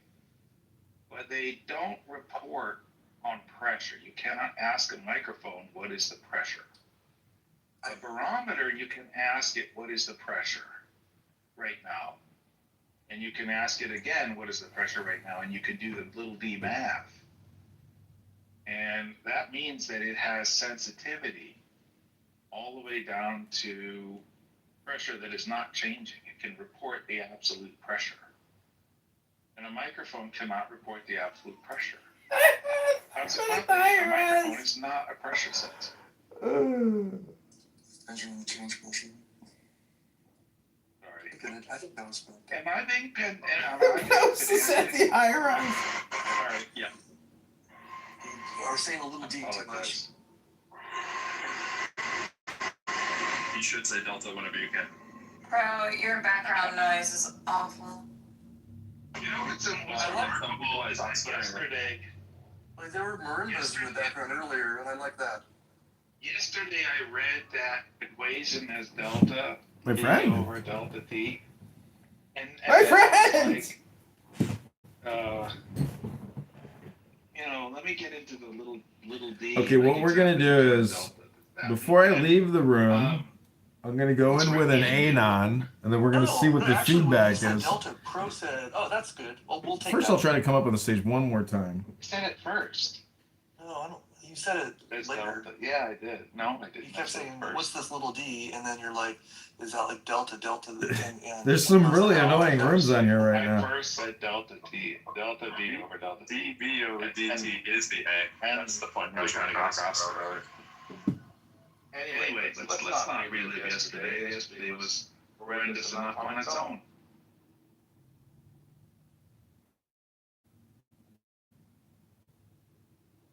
Hey, bro, I want to get back to this notion that the educator is going to be irritating enough to create a pearl.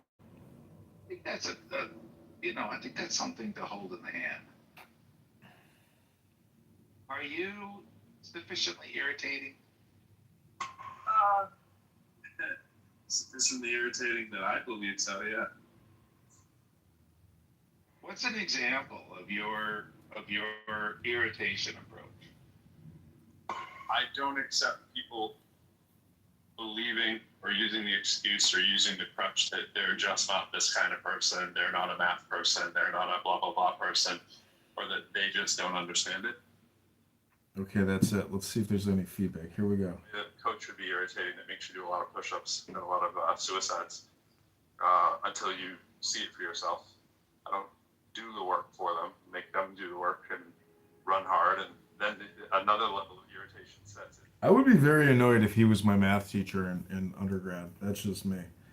Welcome, my friend, to Bible and Quran.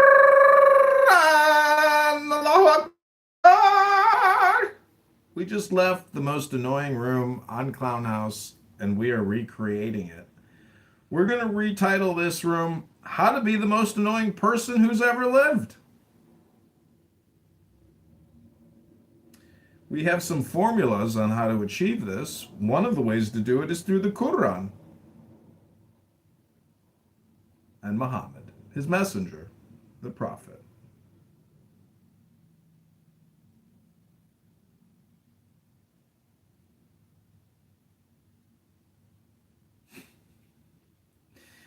So how to be the most annoying person in the world? Earth emoji Muslims. I don't know. Do you know who Regal is on this app, my friend? I would categorize him as being a highly annoying person. Extremely programmatic and dogmatic. And, he has a history of being on other apps, essentially, down talking to people nonstop.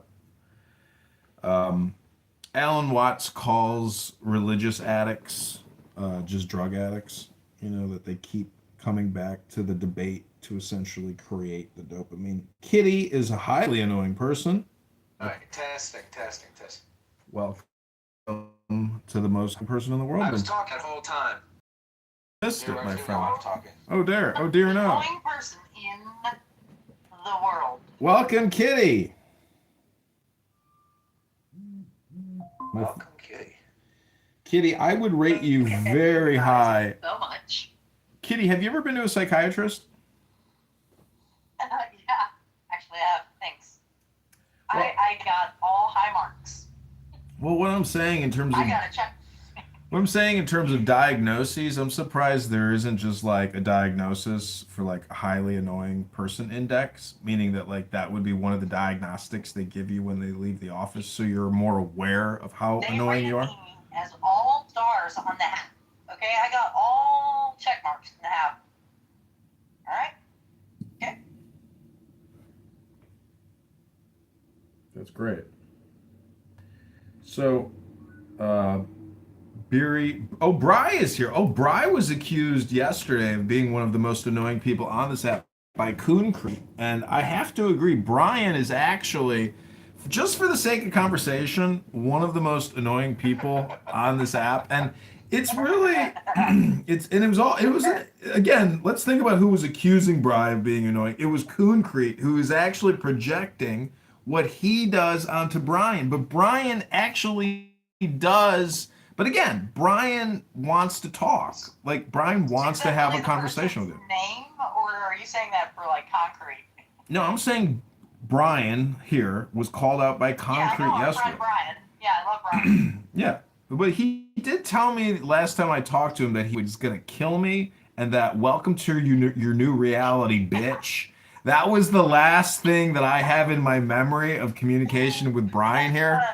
Yeah, he Now, called me an online slut. He Yeah. has said that I sell nudes. He has said like that, but he's apologized since then. So we're good. Yeah. We're cool, Doc. He is amenable to coming back into compliance with polite society. But some people are unrepentant and they are not worthy of being called, polite society. That's just the way Clubhouse is.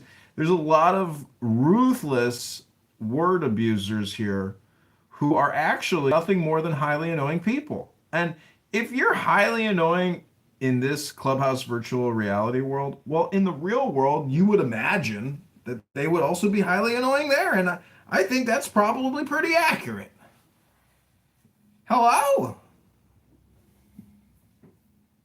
One Jew girl that never stops. She never considers 8 months of sobriety enough. She never leaves me alone. She always brings up my past, and she's a very highly annoying person to me. But everybody accepts her. But I'm not. I mean, it's fine. Brian, welcome to the room. How to be the most annoying person in the world, Earth emoji Muslims. Yeah, death to Allah. Death to Allah. Brian, I gotta say that PTR haunts my dreams and memories. How did you achieve such a ferocious warrior face? I mean, I've never been so haunted by a PTR. I mean, where does that, blue steel look come from? Killing more people than you have fingers and toes.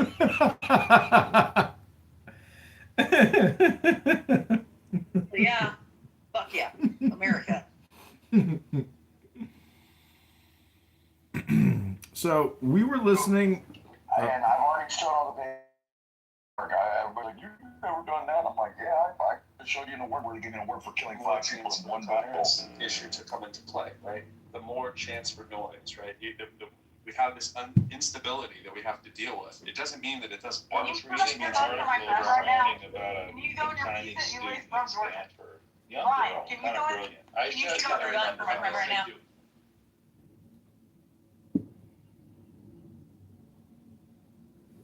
Kitty, what if he's in the middle of having lunch? I don't know. You sure you want to disturb his lunch so you can get him to discharge a firearm?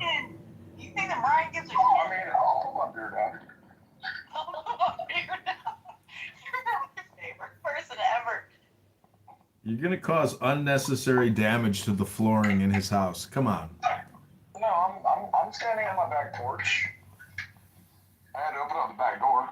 Now I'm here, but if you want to be like, hi, have you ever heard a gun go off before? Hi, kids, do you want to see you shove like 9-inch millimeters through your eyelids? Nice. I heard a couple planks. Got a couple plankers there. You got some fucking plankers over there. He's losing his shit. Thank you so much. Wait, Brian, what are you? Was that a target or was it a rifle or no? No, it's just a 9mm Beretta in my gun range in my backyard. Nice. Welcome to Georgia. I know, that's fucking nice. I'm not even a dogs fan, but go dogs. Go Rebels. No, roll tide. Oh, well, that's my daddy's alma mater. He graduated when Bear Bryant was still coaching. Georgia now. Okay, wait, this is replays. I can't say that. Think I know. No, that's where he went to anesthesia school, University of Alabama. Other day, they went to school in Tuscaloosa at Alabama for like 2 years. I went, well, okay, turn the replays off, man. It doesn't matter. He's doing it. No, leave the replays on. I prefer accountability. He's fucking his gun again. I fucking love it. Well, I had to reload. I was just shooting, so I have to top it back off. He's here right now, like, no, man. I'm like, yeah, no, that's Brian. What, y'all don't have guns where you're at? Shit. We do. I mean, like, one of these days, I'm gonna just, set it up and start my own room. Okay, we're just going to let that one cook over there. It's okay. Notice how in the same exact sentence you're telling me what I should and should not feel and the reality of the possible reason why if I don't feel this way, then suddenly I must be missing part of my brain. You do everything the same as any pseudoscience wellness grifter on the internet. That somehow something must be wrong with me if I simply don't agree with you. Does that make sense, Benjamin? I hear you, but look, I'm just gonna let that sit for a while, and I think in 3 months there's gonna be a pearl right there. Let's just quietly walk away, leave that little sand to do its job. Some part of you, Point, Aisha, Benjamin, 0. Okay. some part of your subconscious recognizes the necessary nature of what I said. And I just have to speak to that part of your subconscious and encourage it, water it. Mm-hmm. Point, Aisha, Benjamin, 0. And, It's and okay. love It's you, okay to and love concede. It's okay to concede. and love you through the growth, support you in all the ways that you need. I am very lovable. You seem to express your love for me often, Benjamin. Usually love is also epitomized in a piece of jewelry that happens to ensconce, I don't know, diamonds, and flowers. Oh, a long way for that. Where's Boston?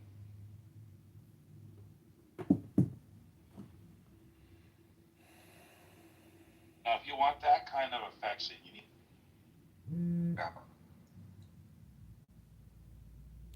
Thank you. I'm curious about a bunch of different things that all seem to intersect, and when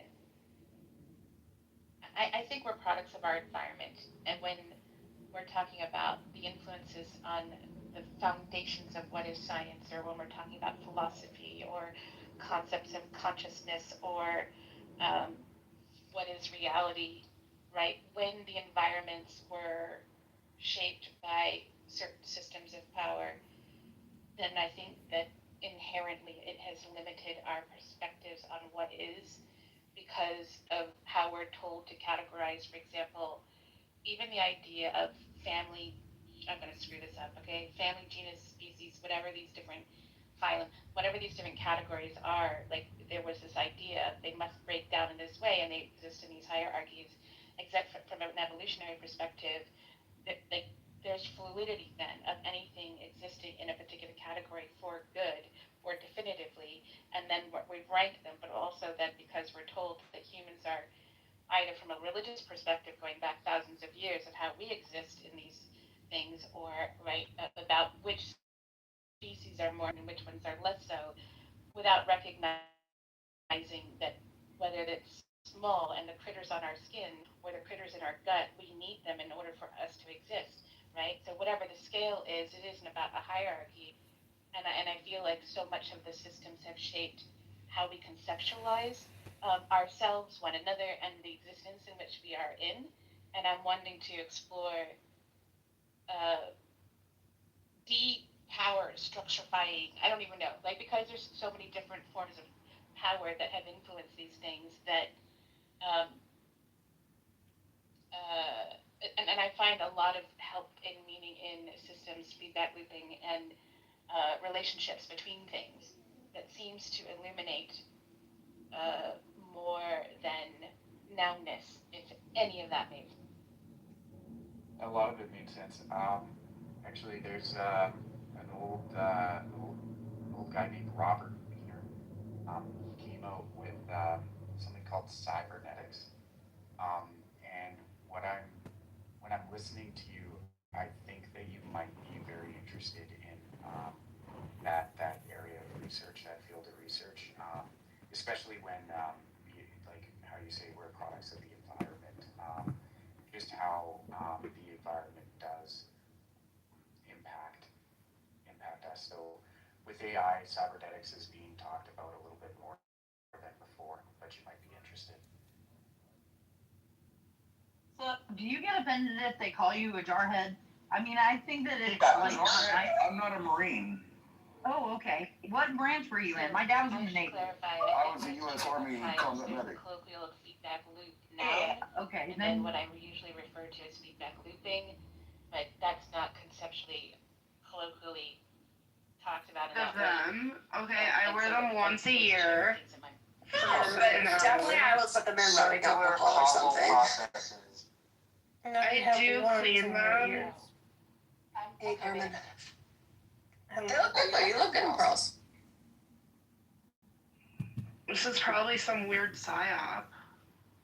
It's a natural for me to get compliments today, so just take it. Hi, I'd like to give out a free we pearl got necklace. Alistair here, we got Carmen here. No, I've seen the pearls used as a psyop. Man is wearing pearls, it's a psyop. I'm wearing pearls now. Do you want them? No, I don't have jewelry. Like, I literally, like, Do you want a pearl necklace? Ban it, To and match they your earrings? frown upon it because you realize that there are people from East No, I'm not, Europe. like, big into jewelry. I'm just, like, Their very ancestry simple person. is not from the land. Their ancestry is not from. Peggy. My grandmother was into jewelry a lot. She had very, very expensive things. The one that was in the More Epstein than files? just the Ashkenazis. There's like Nobody 12 was or in 13 the of their Epstein files. files. There are Jews. No, she made Or that up. Hebrews that have darker skin. There are Jews like It's not funny the to Mizrahi like have bad darker on my skin. family. There are To be fair, there was a hermit in They don't there. want to talk about them. And they did both live in Palm Beach, and they both were members of the same touchy club. They didn't know each other, to be The honest. name that you're using is my learn as much as I great-grandfather can who died while in being the a mother 70s. and So, trying like, to I teach don't them. know So how... forgive me if I say No, something. you're fine. You're fine. So there's like 12 of them, but you guys are always focused on the pale ones. He has right? a perfect plan, And we just don't me follow it. personally, I think you guys are two different people. They trace their lineage from their mothers. You guys trace it from their fathers. They trace they practice the first 5 books. You guys read the Bible. I think you guys are two different people. No, that's me. That's my That's a opinion. fact. I guarantee Right? you, Two different people claiming the same lineage. That's where the fallacy is. Kind of weird, but what I'm saying is, sorry, I didn't mean to say like, simplify things and what I'm trying to convey is, I can see where they see that's anti-Semitic. If we're talking about Israel, and again, my stance is just Israel. You shouldn't do A, B, C. I'm anti-Semitic. I'm anti-Semitic when I'm USA first. But when you're bringing their religion into it, I kind of see that. No, this is a serious thing. In the time of David, do you think you would have had the same free choice that you had to go and commit desecration to Shabbat? Why do I care about the time of David? No, Can I just make my point? No, you're advocating for forcing like religious practices. Determined by the house of their father. It's not that even when you read the beginning of the Bible, Matthew, the beginning of Matthew, it traces the lineage of Jesus by all the men. That's how the Bible.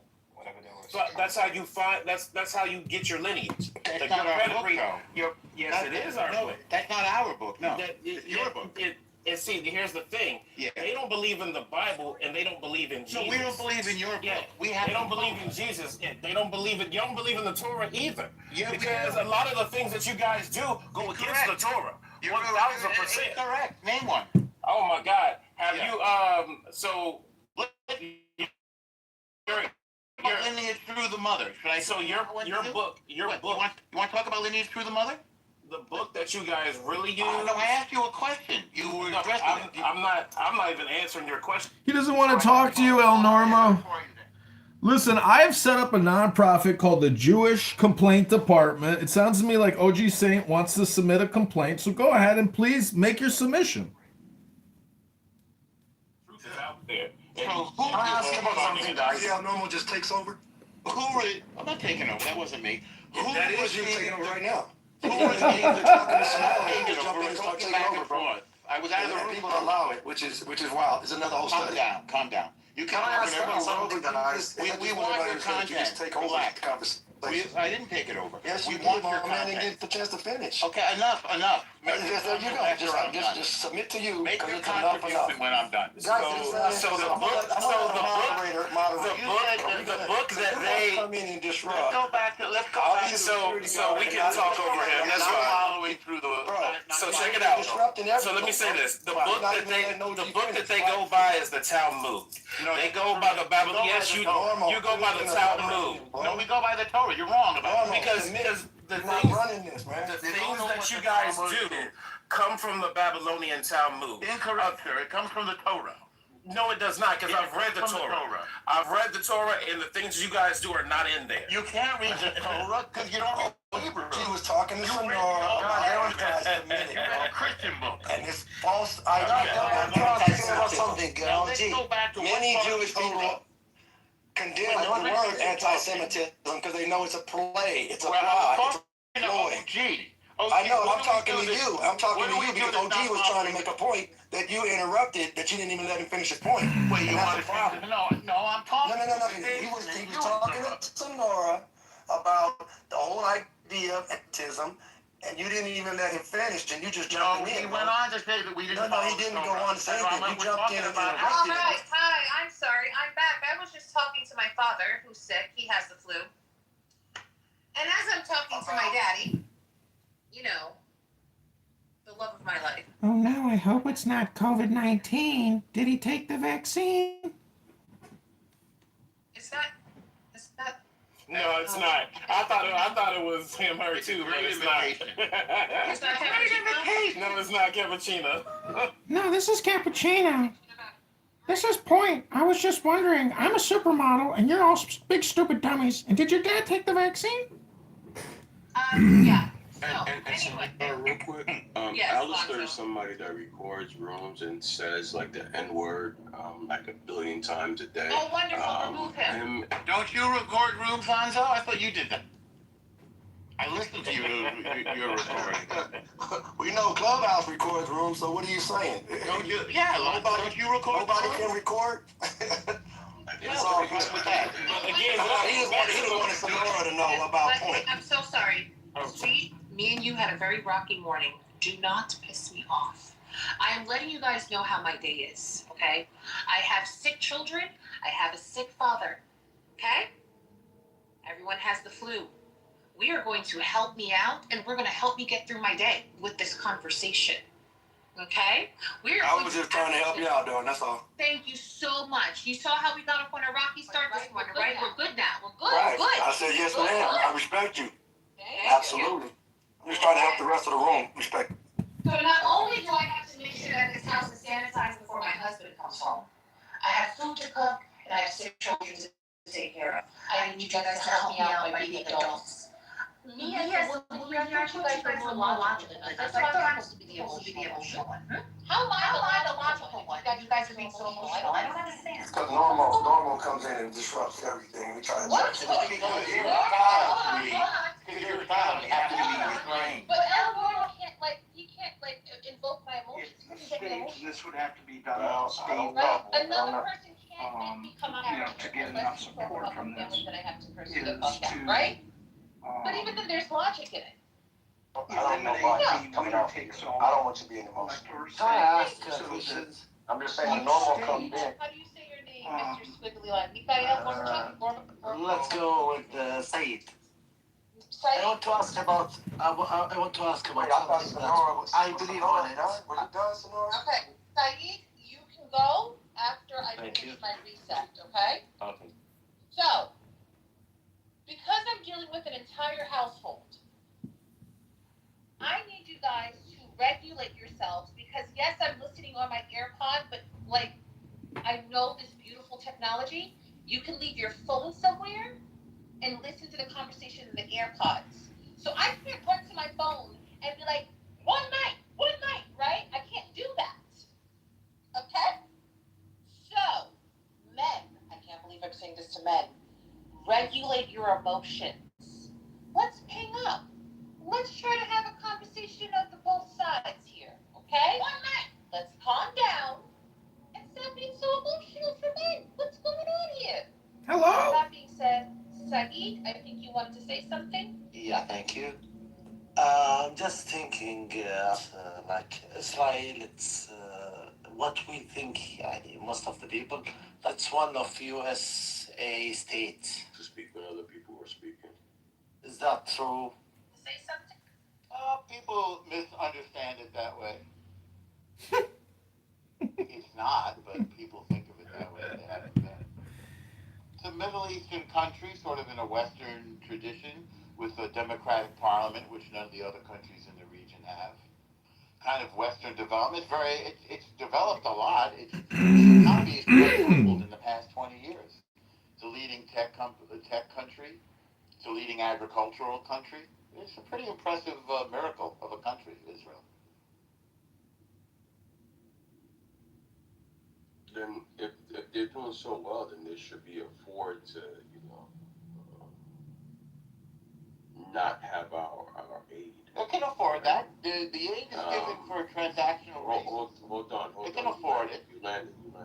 I haven't landed. I'll let you know when I landed. All right. What are you threatening me now, Lonzo? Yes. What's the threat? To be in the room. Oh my Don't you God. think I'm U.S. first, melting my brain. my island first. You know what I mean by okay? It's United States, Haiti, and Santo Domingo all day for me, right? Santo Domingo. But like when we talk about the money that we send over there, we do purchase things from them as well, like tech and Ooh, stuff. I can't Like, upload to my we do YouTube. need Too many allies, strikes. So our relationship with them needs to be strong over there. Don't you agree or? Hello? Yeah, I mean, we could work with Iran. We could work with Saudi Arabia. You think it's We can work with anybody who want to work with us. Absolutely, yeah, for sure. Well, we're allies with the Saudis and we're enemies with Iran, so you were half right. Hello? Okay. Yeah, but that's more, Israel's enemy. No, right? they So we they can change declared that. death to America. Yeah, because of what Israel's doing. No, they declared death to America because they hate the West. Because they hate non-Muslims. Well, hold on, Normal. So what I'm trying to say is, like, I hear what you're saying, but to not have Israel as an ally, I think that would be more. And again, this is just my opinion. You can always. I'm always open to. Damn, appeal rejected.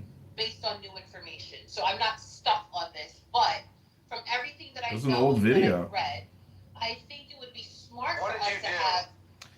You're such a Nothing. From a very old video, they said that I violated. for us to do.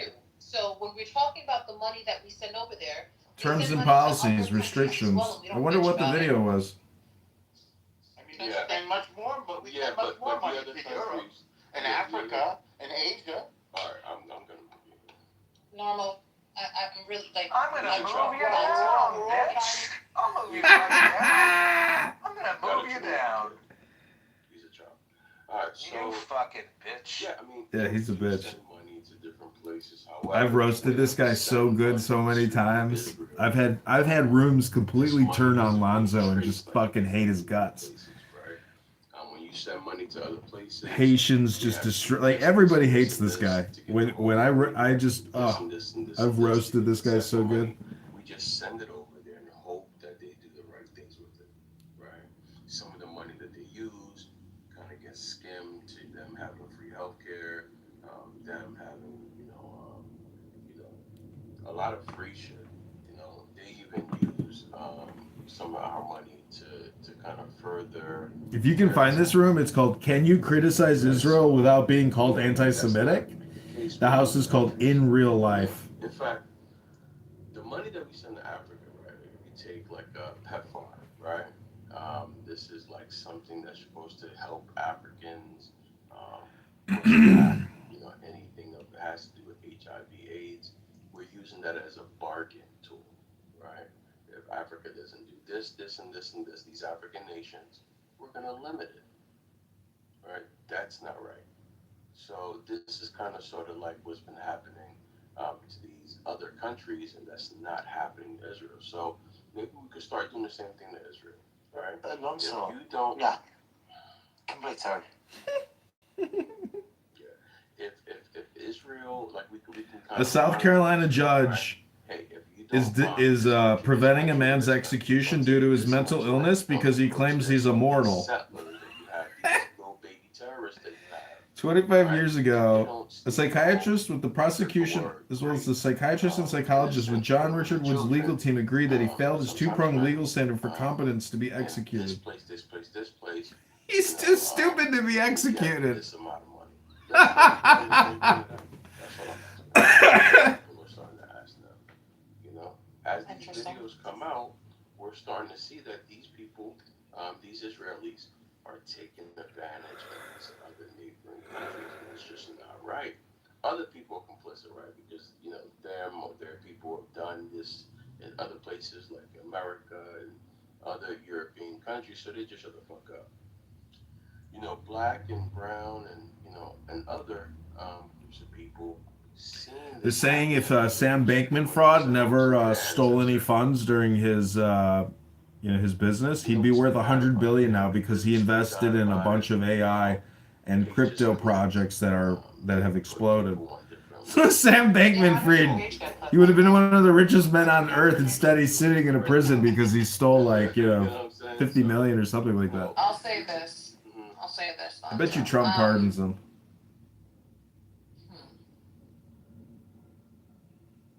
If I'm talking about global influence, I think the United States needs to have their hands in everything. Now, when we're talking about black and brown people specifically, you guys are going to hate me for saying this. I don't think either side ever liked us. Jewish people or Arabs, like, are we okay? Yes, ma'am. Like, neither side liked us. So I'm going to stick on the side of being American, nationality. And, like, guys, what's the best thing for America? Now, morality, I think what Israel's doing is kind of fucked up to the Palestinians and to Iran. I don't like it. But that doesn't make me anti-Semitic. Doesn't mean I hate Jewish people. Does that make sense?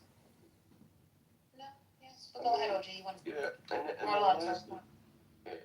then lastly, right? Like, if you want to look at like the starting of hating of black people or brown people, I mean, you can go to the very, very beginning, right? Genesis, right? Like, this is where like the quote unquote Noah curses, Canaan theory. You know, Alonzo, it seems like everyone wants to have this religious conversation. So let me come up with a title and we're going to shift the room. But keep going. Yeah, like the curse of Ham came from, them, right? Came from, the Torah, right? So, if there was reparations, right? If we want to sue for racism, and if it can go back for a very, very long time, that shit is Genesis 9:20. That's 27. That's the curse of Ham, right? So, El Norma owes me reparations on my money. As a Haitian? El Normo owes Lonzo money! Oh my god! Pay up, El Normo! Levi, they don't claim Manasseh, they don't claim, the other tribes. They don't claim Asher. Oh my god! They don't never talk about it. They talk about the southern kingdom only. Oh my Mainly god. Judah. They don't really get into the other tribes. And that's very alarming to me. That there's 12 tribes of Israel, but all these people are all, because the word Jew is just short for Judah. That's where it comes from. You guys helped me with a title. Give me a second. Dana, if you're there. No, Lonzo, I'm going to back channel you the link. And then just post it so we can move the room. Hello? Go ahead, OG. Hello? Yeah, so the word Jew comes short from the word That motherfucker John Kitover live streaming our hate speech room. He done did it again. Jesus comes from the tribe of Judah. Thank you for that clarification on the word Jew. They have to protect These people? Try to come at you is because they are lying. They lie just about everything that they do. And behind some of the worst things in popular culture. Michelle Obama's got a dick! I mean, just and some of their ships were the ships that brought us here to America. You know what I'm saying? I'm watching some videos of Michelle Obama I've never seen before. Things that you can She's got junk in that trunk. Things you can look up, and just the amount of things that you can list that these people do against the world, and against us in particular. Hello? Because they know who we are, as Hello? opposed to who they are. And they know who they are too. Oh shit, they the real Jews! And they changed who we are so they could be who they are. Oh. And that's a weird thing if you don't understand. My grandma was a scam artist. My friend, I didn't know my grandma and my grandfather were lying to me. They were making it all up, my friend. They didn't teach me who the real Jews were. It's the Africans. Never happened to any of them. It only happened to a specific group of people, and not even all Africans did it happen to. Because when you talk about the curse of Ham, Hamites are the majority of the African region, what we call Africa now. My friend. Majority Hamites. My friend, the trash bag. The same skin color. There's differences in many of these people, and those things are outlined in the Bible. The Table of Nations, you know, all that stuff is there. And you have to really dig deep into it to kind of figure out why these people always go on the offensive and why the world is set up the way it is, that you can't say anything about them. I was removed from the room. You know what I'm saying? Every time he says Oh, well, you're one of these people. These people. Oh, it must have been Lonzo. Was it Lonzo? Yeah, it was Lonzo. And OG, to the bigger context of just those lives and how the bigger context. Is it because you're a highly annoying person? You think that's why he removed you? Accusations of anti-Semitism are I don't know. It must be. I mean, I seem to be highly annoying. I think people are often very frequently annoyed by me. And Well, I just want to, play. I just want to play with the other people who are playing the game. I really just want to play. I want to play with my friends, my fake friends. I want to get dopamine. I want to get dope. Looking for dope. I'm a dope fiend, just like you. I'm gonna change the title of this room. It's now called "Can We Convince Zach to Read a Book?" Can we convince you to do that?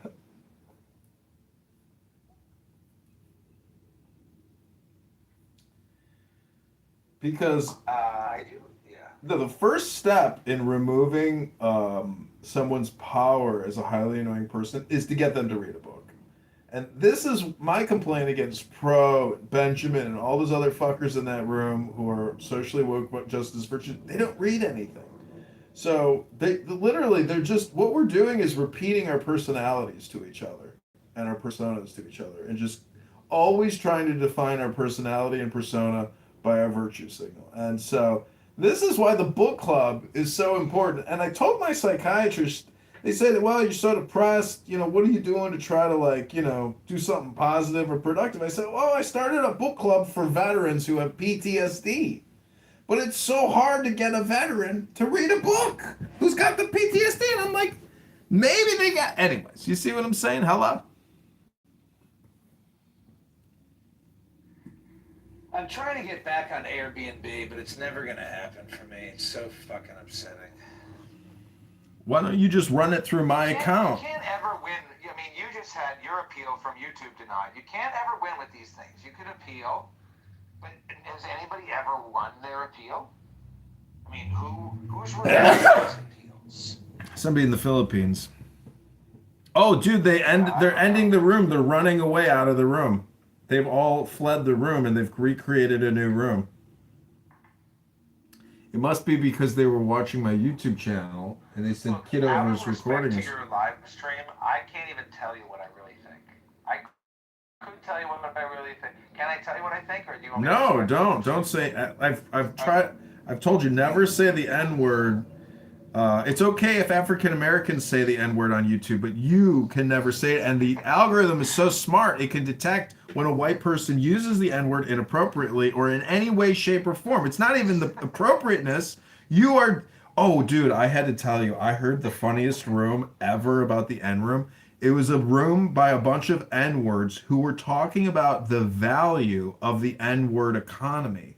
And they were literally saying, do not abuse the N-word. We have to make it precious and only use it when the time is right. I was dying laughing. They went on and on and on. They said? Yes, it's a magic word.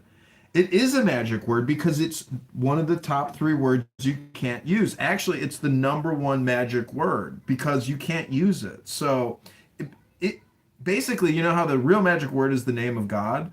Well, to an N word, the N word is the name of God.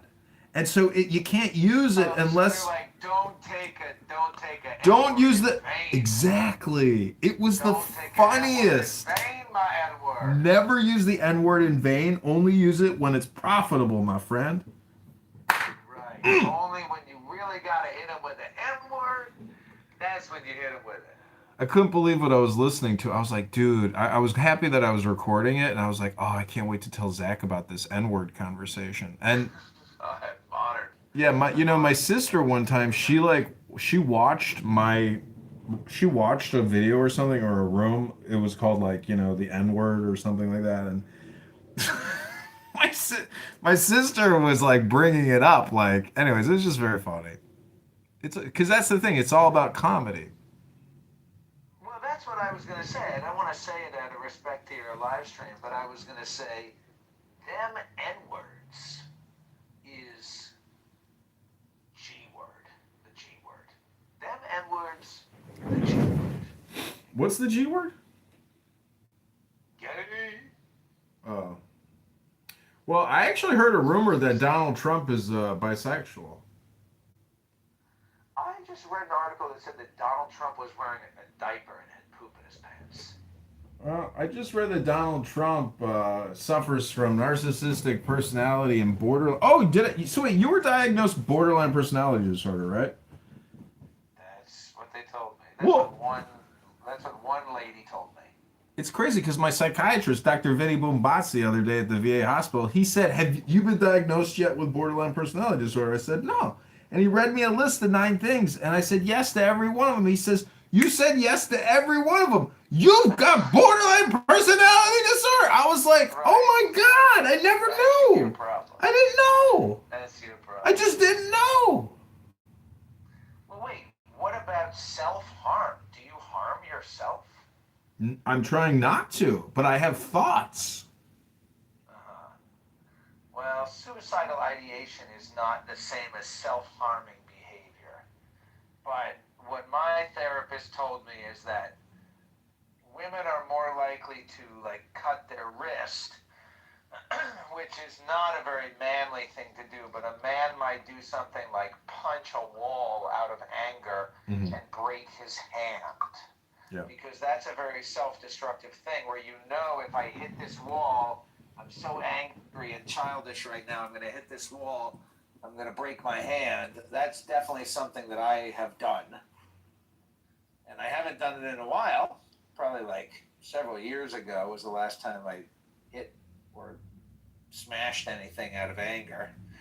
But that's a very self-harming behavior. Possibly the smoking cigarettes could be considered a self-harm behavior.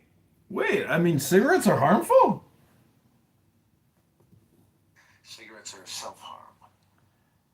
Well, what about spending, 80 hours a week on a conference call with a bunch of R words? Yeah, it's like wasting your life away. Is that a form of self-harming? I don't know, wasting your God-given life. That's like saying just existence itself. Sorry for merely existing. That's what people really want in these rooms is they want a Jew to come up and say, "I apologize for merely existing." Right, I'm sorry for existing. This is why I love Larry David so much, because Larry is the king of, pointing out bullshit. And I don't know. I just love Curb Your Enthusiasm. It makes me happy. For many years, it brought me so much happiness to know that there was somebody out there that felt the same way that I felt about Clown World. Right. You know the one problem with Larry, though? He's got severe TDS.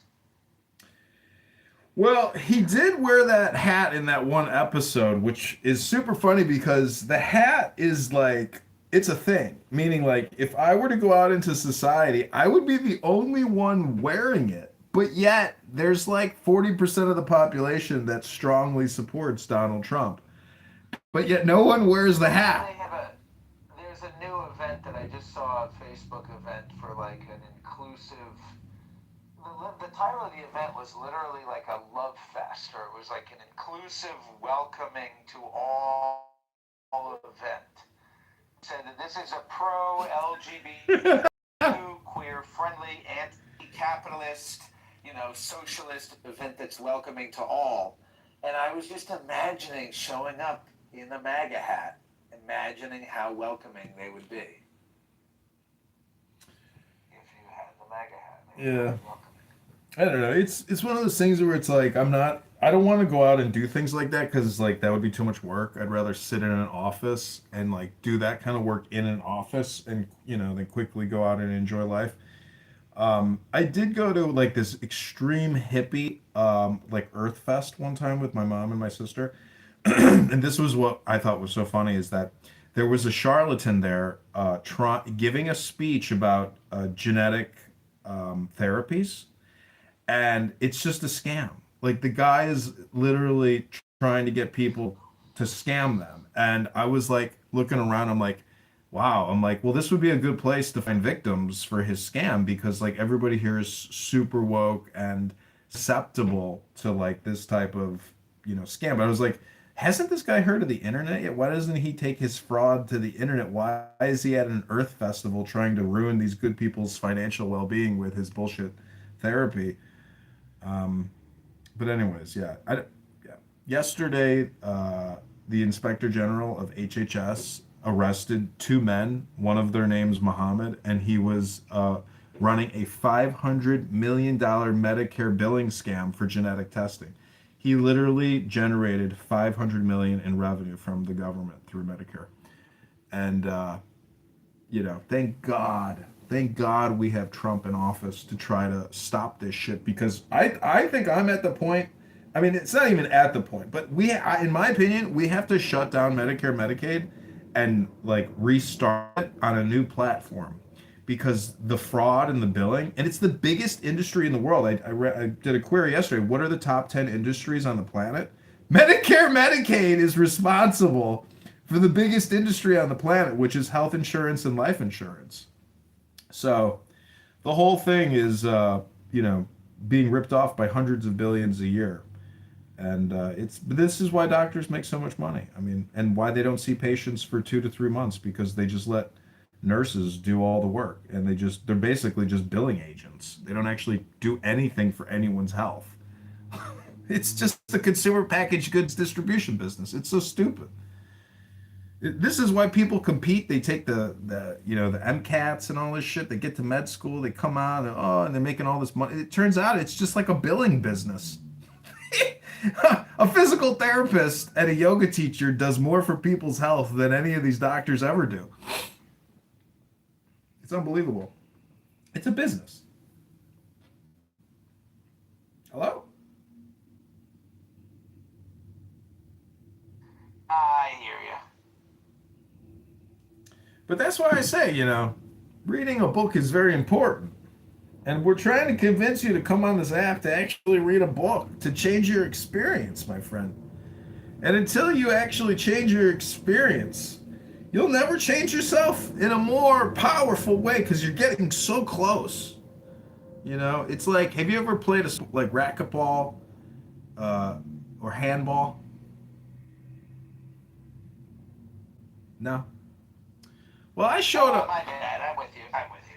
I showed a friend how to play racquetball, and I used to kick his ass. And then after like 3 days of playing racquetball against my friend, he started beating me. I was like, how are you getting this good at the game so quickly?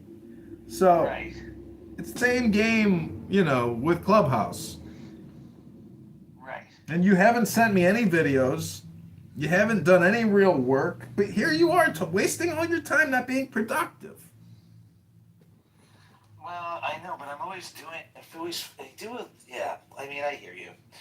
I do a lot of bullshit around my fucking house. I do a lot of like dishes. I feel it's kind of fucked up. I feel like I'm kind of like. Anyway, don't get me started. But that's a major problem. That is a major problem. Well, my psychiatrist said, John, how do you stay busy? I said, I got a house. I'm constantly doing home maintenance. It never fucking ends. She put down home maintenance. Well, remember the thing about the 60 pairs of underwear? Yeah. Today I actually got to start doing laundry. I'm getting close. It's the beginning of laundry week? No, laundry year is the way we do it in terms of my. See, every, week is like 1 year to me because of my abundance. What you do in 1 week, it takes me a whole year to do. But it's not because I can't do it. It's because I don't have to do it. Oh, look, Alumi is here. Welcome, Alumi.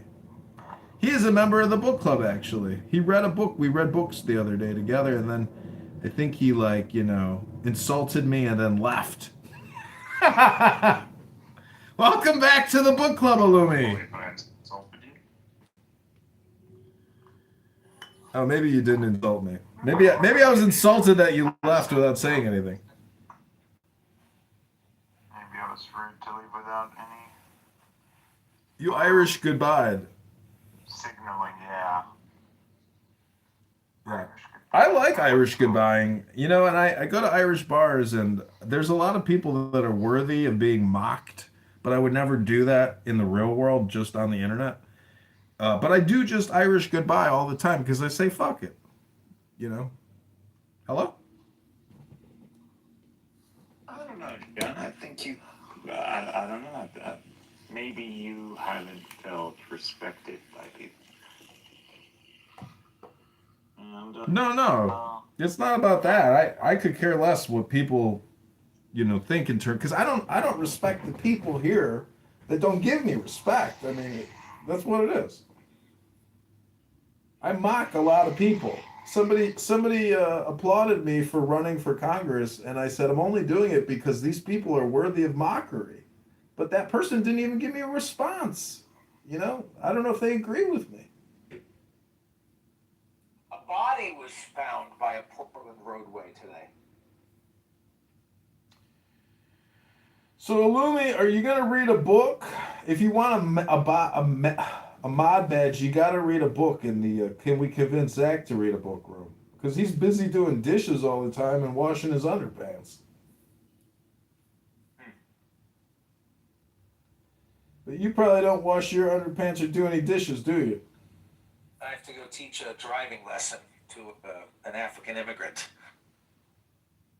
Oh, my friend, what did you think about what did you think about the classroom work? Because do you do classroom work with these people? Because when I did my driver's test at 16, I had to do classroom work on the road testing, all that bullshit. I don't do the classroom rook, but they want me to do the classroom work. They want me to, but I just do the part in the car. But I think that I'm gonna start doing the classroom stuff as well. Yeah. Because that's where it's fun, where you can just test people's, language and comprehension skills, and then you'll say, oh, there's a reason why you're a shitty driver. It's because you can't even, comprehend and perform in the classroom. But I think the classroom work is where you can break, through the threshold and get them to start maybe driving better. Hello? Oh, so you're going around sending these little gold coins around, huh? You sent me 2 cents. 2 penny bit. Yeah, I mean, it's better than trying to prove to people who won't reason or hear you that you're not necessarily coming in hostile fake.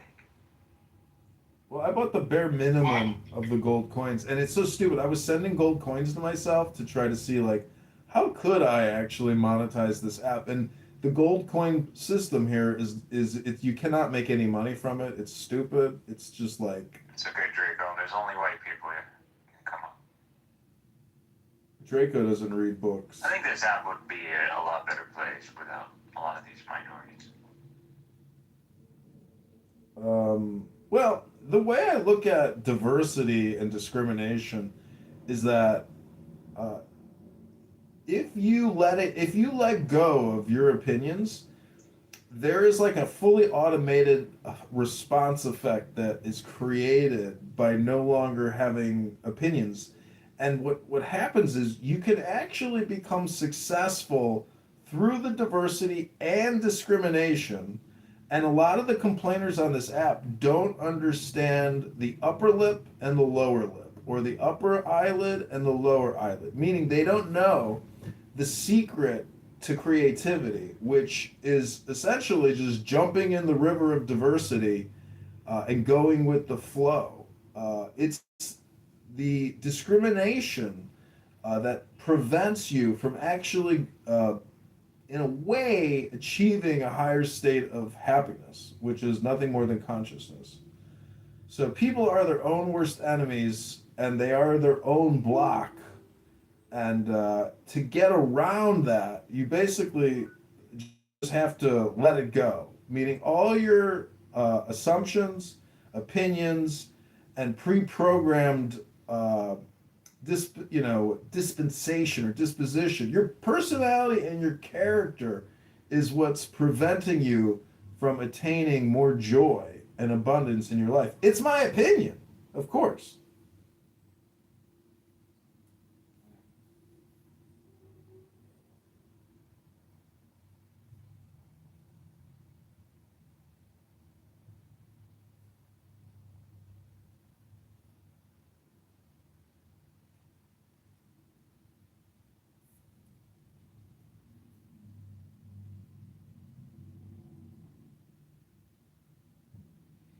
The thing that I forget is that everybody is a magician, whether you like it or not. And the people who present themselves as being the least resembling of a magician, generally those are the people who are really good magicians.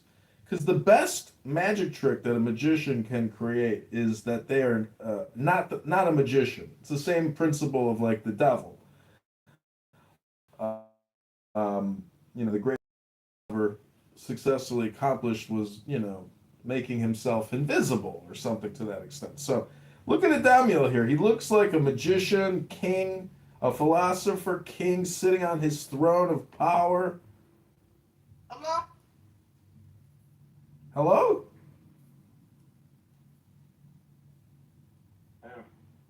Oh, it's a meme. Big news! Alright. I don't know, man. You have, yesterday I didn't came, but better late than never. Didn't come, came. I was not present. Yeah. Better late than never. It's all good, man. I doubt you would have impacted much. Oh, come on. Have you seen my input with the opening of all people of the book? Why do you hate? Anyway, I'm not on the phone anymore, but it's got the phone emoji. Oh, what's up, my friend? He sent. Okay. Oh, Draco, what's up, man? What's up, buddy? How are you? Long time no see. Doing great. What about you, man? Chilling. Okay.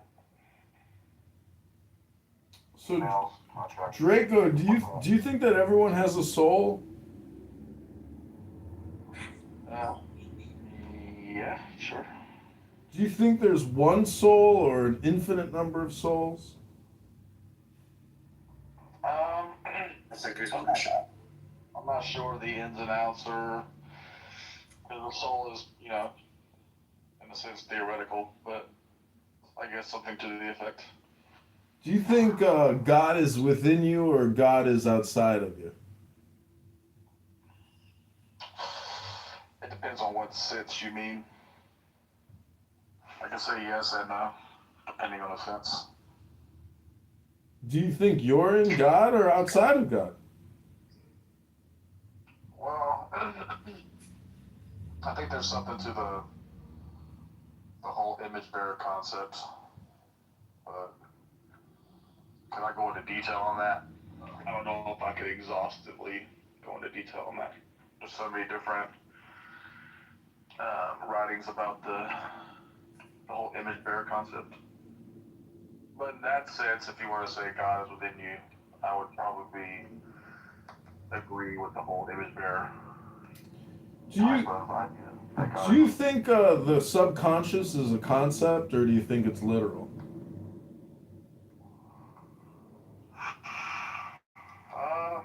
I think it could be both. I think for me, it appears that it could be something that's literal, but I'm appealing to my own experience to derive that, I guess, and to other experiences. Like, could I be wrong? Sure, it could be something that we, developed. Do you think ego?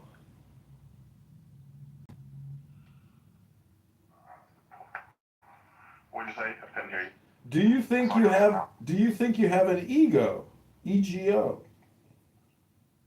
Yeah. You do? Like in classical sociology, yeah. Okay, well, the biggest ego trip going is thinking you got this thing called an ego, because that's a concept, my friend.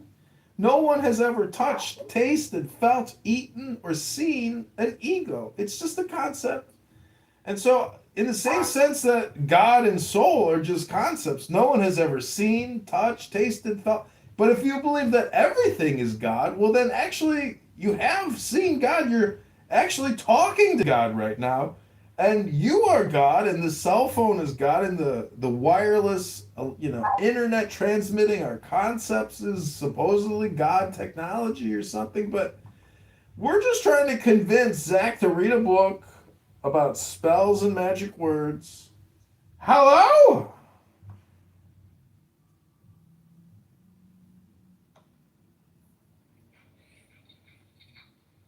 Go ahead.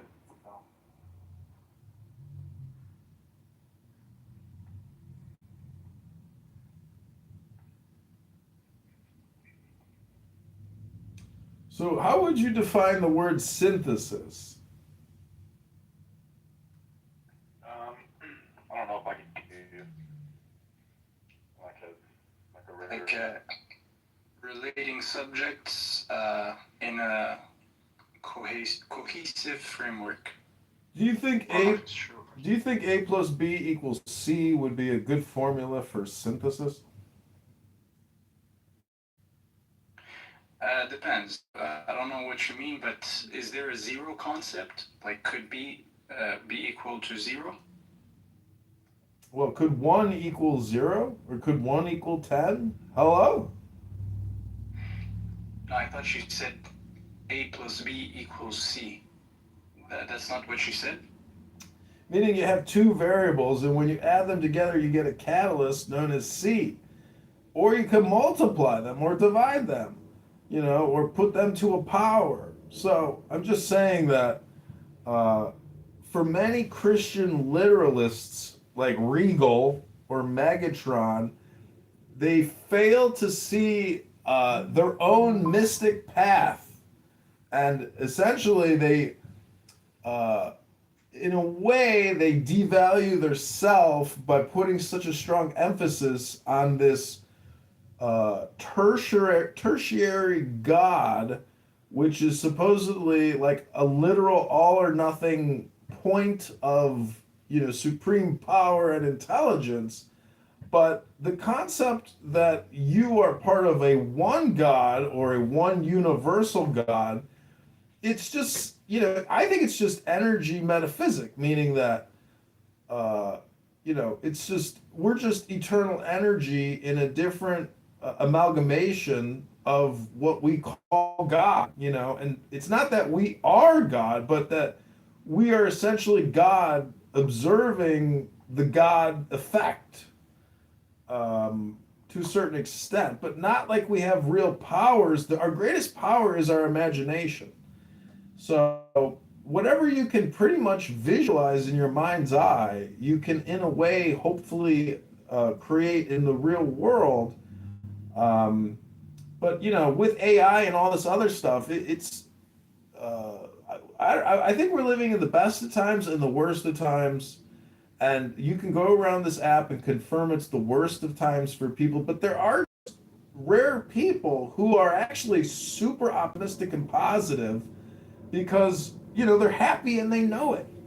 So part of therapy and psychology and philosophy and religion is to try to make your experience less friction. Grease the skids, grease the wheels, put some oil in the engine. So in order for this, I think there's a need for increase in honesty and truth. I think truth has less friction than like lying to yourself, or because that's the thing, right? Sometimes we do try to hide something because we're scared of it or whatever, but no, like when you address it directly, it's better. That's my little personal experience. But yeah, I get what you're saying. But I just want to say a comment. So I do agree that the human spirit is much more powerful than what some people may portray it. But let me ask you a question. Do you think when you say like that everything is God or you're God, do you think this is like an ontological identity, or it's used in a different way? Well, ontologically speaking, I'm not sure what you mean by ontological. I'm merely just trying to say that everything is God, as opposed to nothing is God. But again, this whole thing is just personal development. Don't take it too literally, and don't waste your time, with it in a way. Like there's just too much personality involved in it. Like everybody's personality is wrapped up in their religion, your persona, your non-playable character is what I'm trying to break. Did you see that movie with that guy? He's a non-playable character, but then he sees a hot chick, and then all of a sudden he like starts killing the actual humans playing the game, and they're like, "Oh, there's a glitch in the game. This non-playable character is now fighting us when he should have just done his pre-program." Now, what movie is that? It's with that guy from. It reminds me of one of my dreams. But anyways, I don't know the movie, but yeah. Nice. What are you even doing here? What are you working on? What are you doing? Who, me right now? I'm just Did you follow my channel or what? What's your channel? It's called Free Guy. At Operation_Cerberus. On YouTube. Yes, sir. No, not on YouTube. On fucking TikTok. No, not even. I just follow the regular accounts. What's your regular account? I just liked one of your posts, man. Just recently. Louis only. See, Draco accused me the other day of being a non-playable character. He says I come to the rooms and I make no points. I have nothing valuable to contribute to this conference call conversation. And I just got to say that to me, that was Draco's projection. It's not a me problem, Draco. That's a you problem. Link is pinned above. Watch the Free Guy. He's crashing out. People fucking haters. Bro, it's because it's just a picture. You literally just posted a picture. So what? What else is there? This generation is demanding. Like people want something much more. I'm sorry, this is intelligibility. It needs to be showcased. Everything in this card is exactly what is necessary to understand this verse. I was talking about your picture, the billionaire picture. You were not talking about this one? I'm fucking talking about... No, don't go to my account, the one that... Illumi only. No. Operation_Cerberus. Ah.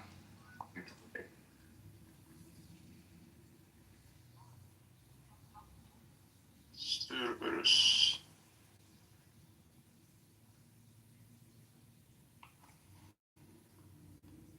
All right. You got 4 followers now. much. Can you guys also follow the Zach's Mom podcast on Spotify, please? I don't even have Spotify. I just listen to YouTube music.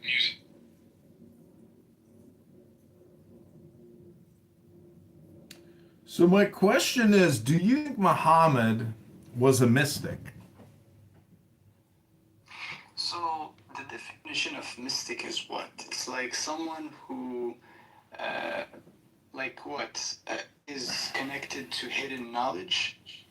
I think mysticism is about transcending various sects of spirituality and saying something about how everything is connected. I think the mystics of different cultures, the one thing that all the mystics had in common was that they said that everything is. Well, from that definition, I would say, yeah. It's. Do you think Muhammad was a mystic? Do you? No, but There's mystic, no way. like when you say mystic, like if I take the define mystic, yeah. Yeah, from the definition, I'm just saying, like from the definition, I don't see an issue. You said someone who What's the definition? Someone who You're talking like ontologically? Anyways, so someone who sees beyond tribes and someone who sees beyond spiritual, spiritual sects, I guess, or boxes. Yeah. I don't know. I think it's like it's metaphysics. It's mystical metaphysics, meaning that you see beyond the persona, the character, the non-playable character. You see the divine essence, meaning that God is so infinite, that God's representation is so diverse and infinite that you see that in everybody, even if you disagree with them. And so that's how essentially you can cause less friction in your life. Because, for example, my father was a cop. And somebody from Africa on the street decided to take their $20 worth of McDonald's food and throw it on the street. And so my father came up to the car and said, "Excuse me, sir, but I believe you took your garbage on the street here, and I'd like to give you the chance to pick it up and put it in the garbage bin over there." And the guy from Africa said, "Fuck you, N-word. You're only harassing me because I'm an N-word." Oh my God. And my dad said, "I'm not harassing you because you're an N-word. I'm harassing you because you are an N-word." Hello? Exactly. It's not because you're an N-word. It's because you're a fucking N-word.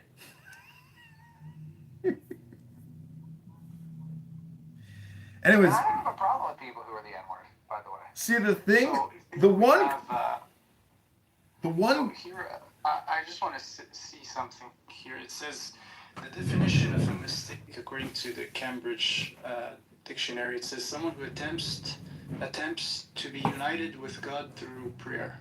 Okay, that's one. Second, relating to magic or having magical powers, dark secrets. So for sure, that's this definition. He was not that. I don't think he was a. Of course, he's not a magician. He's not a.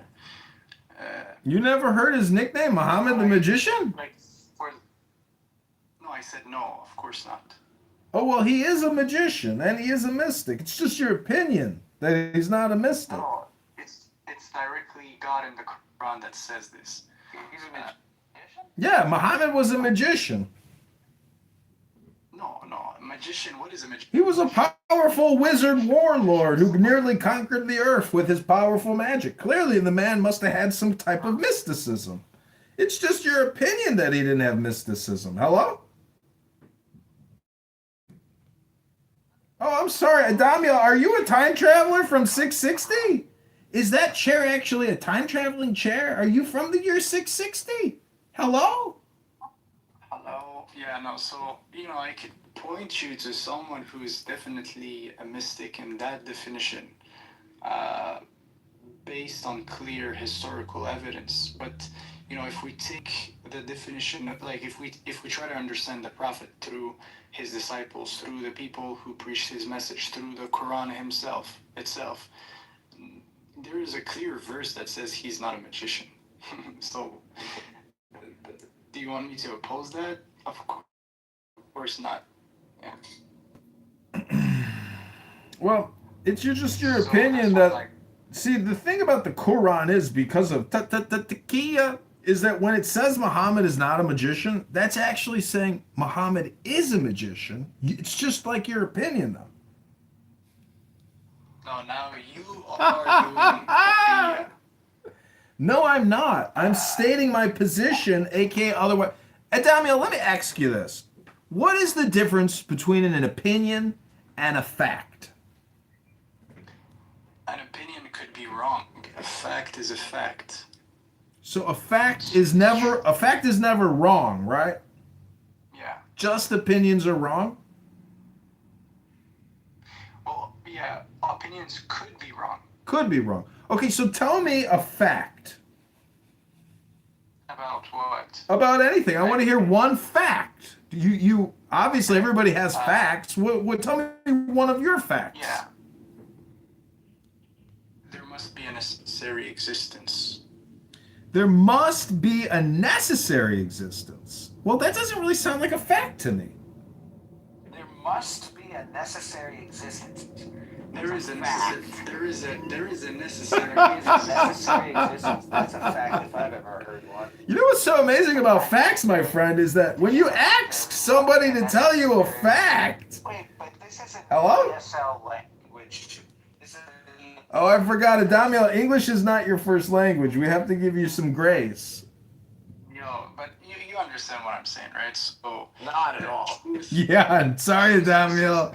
You're gonna have to go with a more basic fact, like outside the road is pretty much flat. That would be like a fact. You could say that when a red light turns red, factually speaking, most people stop. When it's green, they go. Those would be considered social facts or conventions of society. I was just asking for like more dumbed down fact, not some kind of philosophical fact. No, it's not philosophical. It's actually it's encompassing. Like what I said is like. It's encompassing? You disagree with what I said. You said encompassing? You can't. Encompassing. Oh, encompassing. Okay. Encompassing. Yeah, encompassing. So if you disagree with what I said, you can't even point to anything else. Basically, it's like it's. Oh, I see. It's as if I said basically, truth is true. Got it. For you to deny truth, you would have to say it is true that truth does not exist. So. Have you heard of Ayn Rand, Adamio? Sorry, what? Have you heard of Ayn Rand, the famous publisher, philosopher, ethicist, the objectivist? Hello? No? No. Well, I don't think we can actually have a conversation about any of these things until you really read Ayn Rand's Virtue of Selfishness, and it's about ethics. For example, do you think that do you believe that there's currently an Islamic State on the planet? Yeah, of course. Of course. That's a fact, not an opinion, correct? So tell me, what makes an Islamic State an Islamic State? As long as they have the Sharia or a form of the Sharia in the Constitution. So if a society has a form of Sharia in their constitution, they are considered an Islamic State. And where does the charter for an Islamic State come from? From the consensus of the scholars established. Incorrect. It comes from the Charter of Medina. Are you not aware of the Charter of Medina, the constitution of Muhammad and Islam? Well, that's not a consensus of scholars. That's Muhammad's proclamation. So the Covenant of Medina is one of. Okay, so that's one of the documents they based themselves upon for the Sharia. But the Sharia also is based on the Quran, whereas it's also based on Hadith.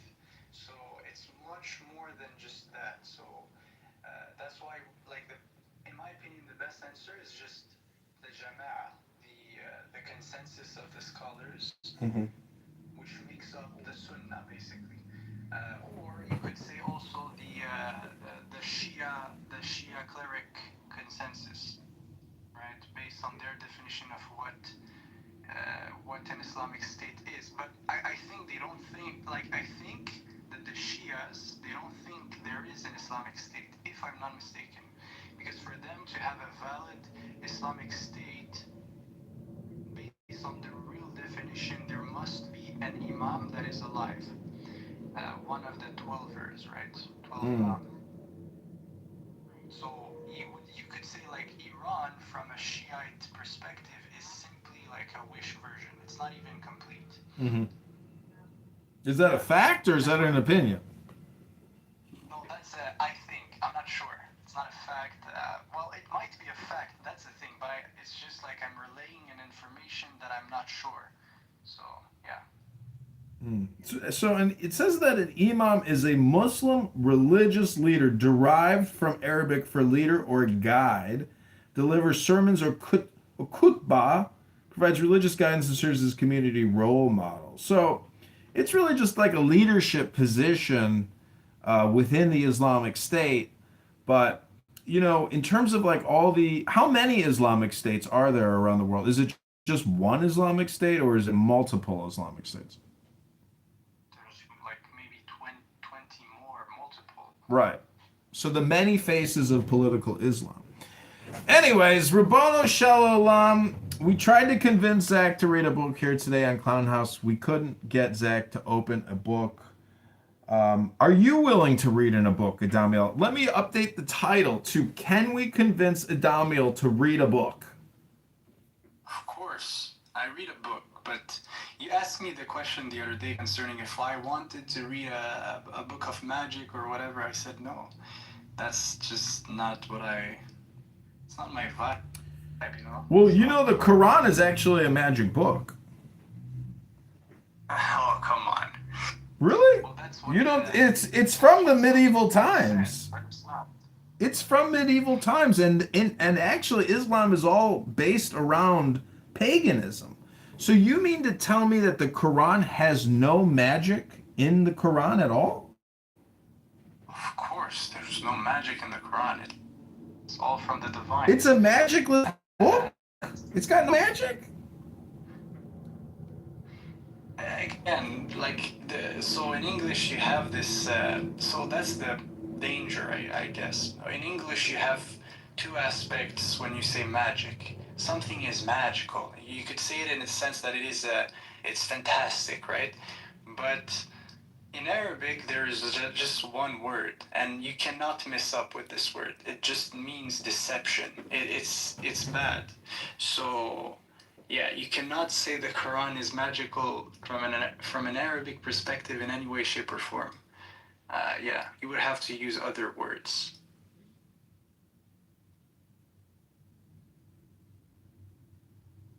Well, unfortunately, you're wrong, because I'm looking at Surah Al-Falaq 113. It says in Surah An-Nas in 114, known as the Mu'awwidatayn, the two verses of protection. These are recited to seek refuge from the evil of magic, sorcery, and so there literally has a magic spell to essentially negate and invalidate other magic. Isn't that magic to fight against magic? Hello? No, of course not. Yeah, so the concept is this, right? The last 3 chapters were revealed in a time where the pagan Arabs were practicing sorcery and magic upon the believers, right? And God basically sent those verses as a mean of protection. But this is not a magic against. No, we're not in Harry. It's not Harry Potter here. No, it's literally just. It's a spark of light. It's a spark of the divine. It is true, and it is not.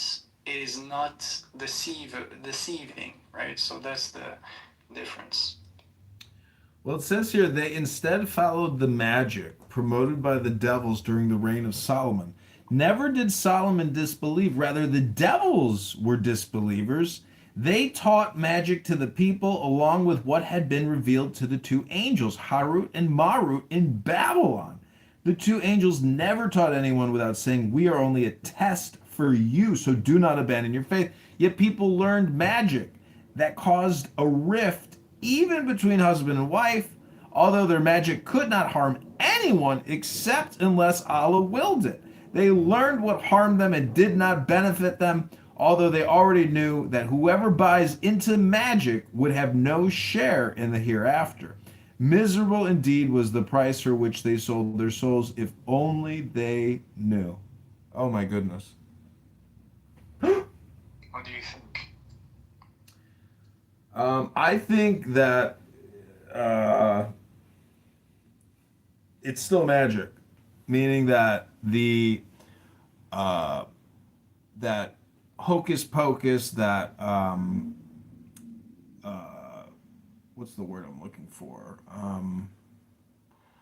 Magic is like, to its core definition, is deception. I don't know, because the magi that came and visited Jesus were the wise men of the East. So there is a tradition that predates Muhammad, because that's what he was fighting against, which is this pagan magic. And in this verse, it accuses the Jews of practicing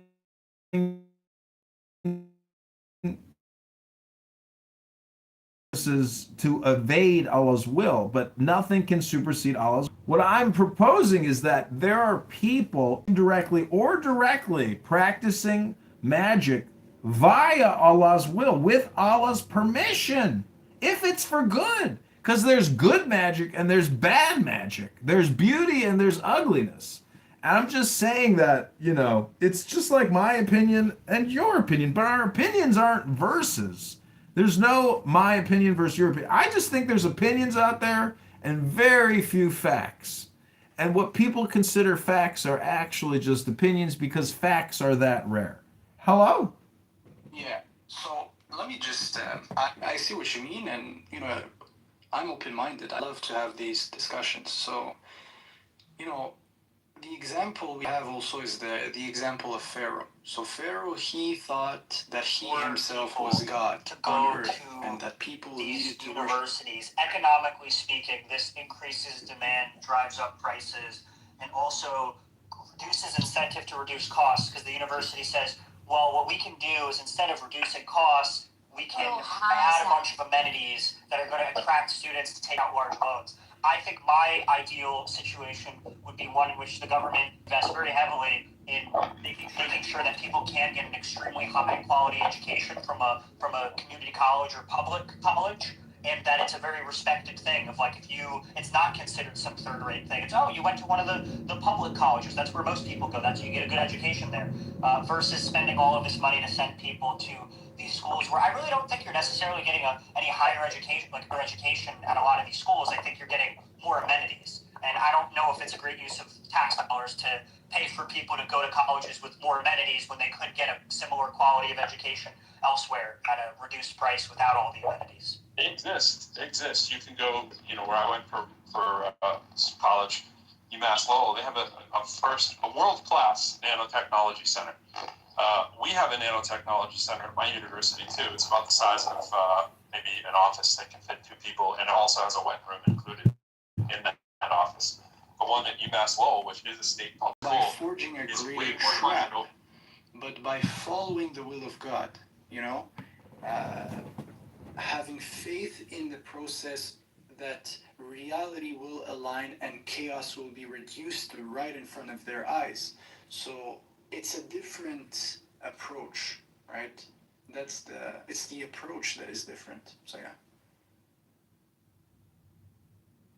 Yeah, I guess approaches are different. I'm just playing devil's advocate here and being facetious. I'm just trying to flush out some, what could be interesting topics. But see, the religion of no religion is still a religion.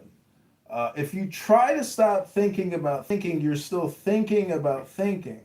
So we have this, never-ending cycle, and repetitive redundancy that you just can't escape. This paradox of paradoxes.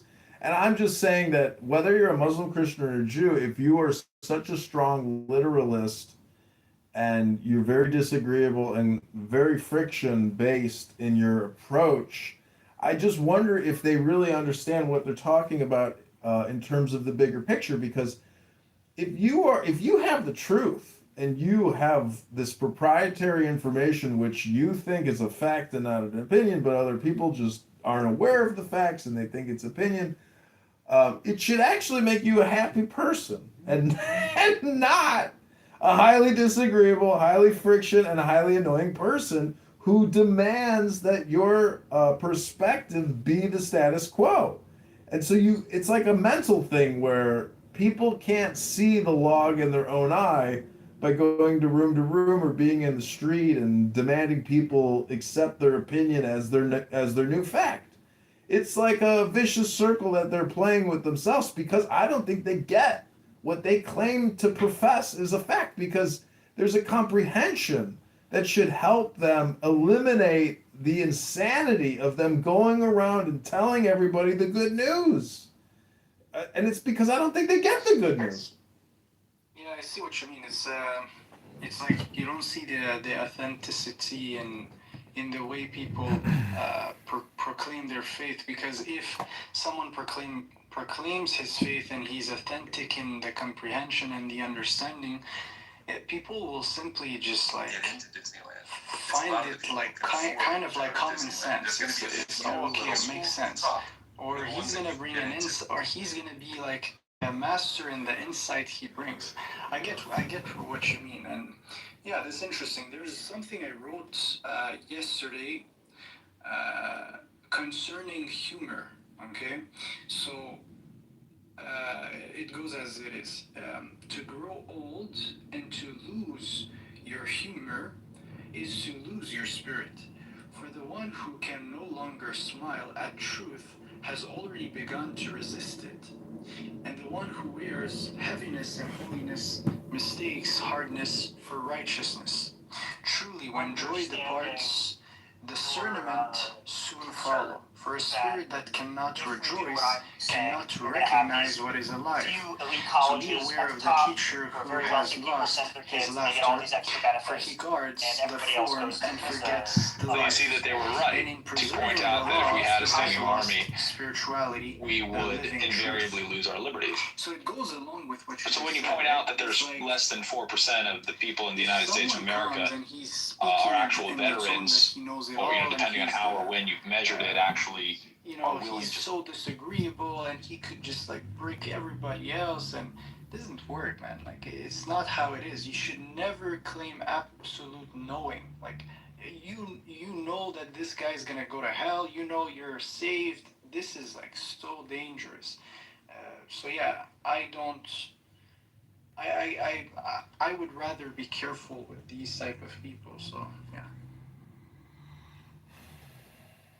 Yeah, I mean, it's basically all or nothing thinking. And the thing is, if you don't believe in a universal ethic, I don't. That's the metaphysic where it's like, okay, I still respect and appreciate your existence, but I don't agree with your law, opinion, or perspective.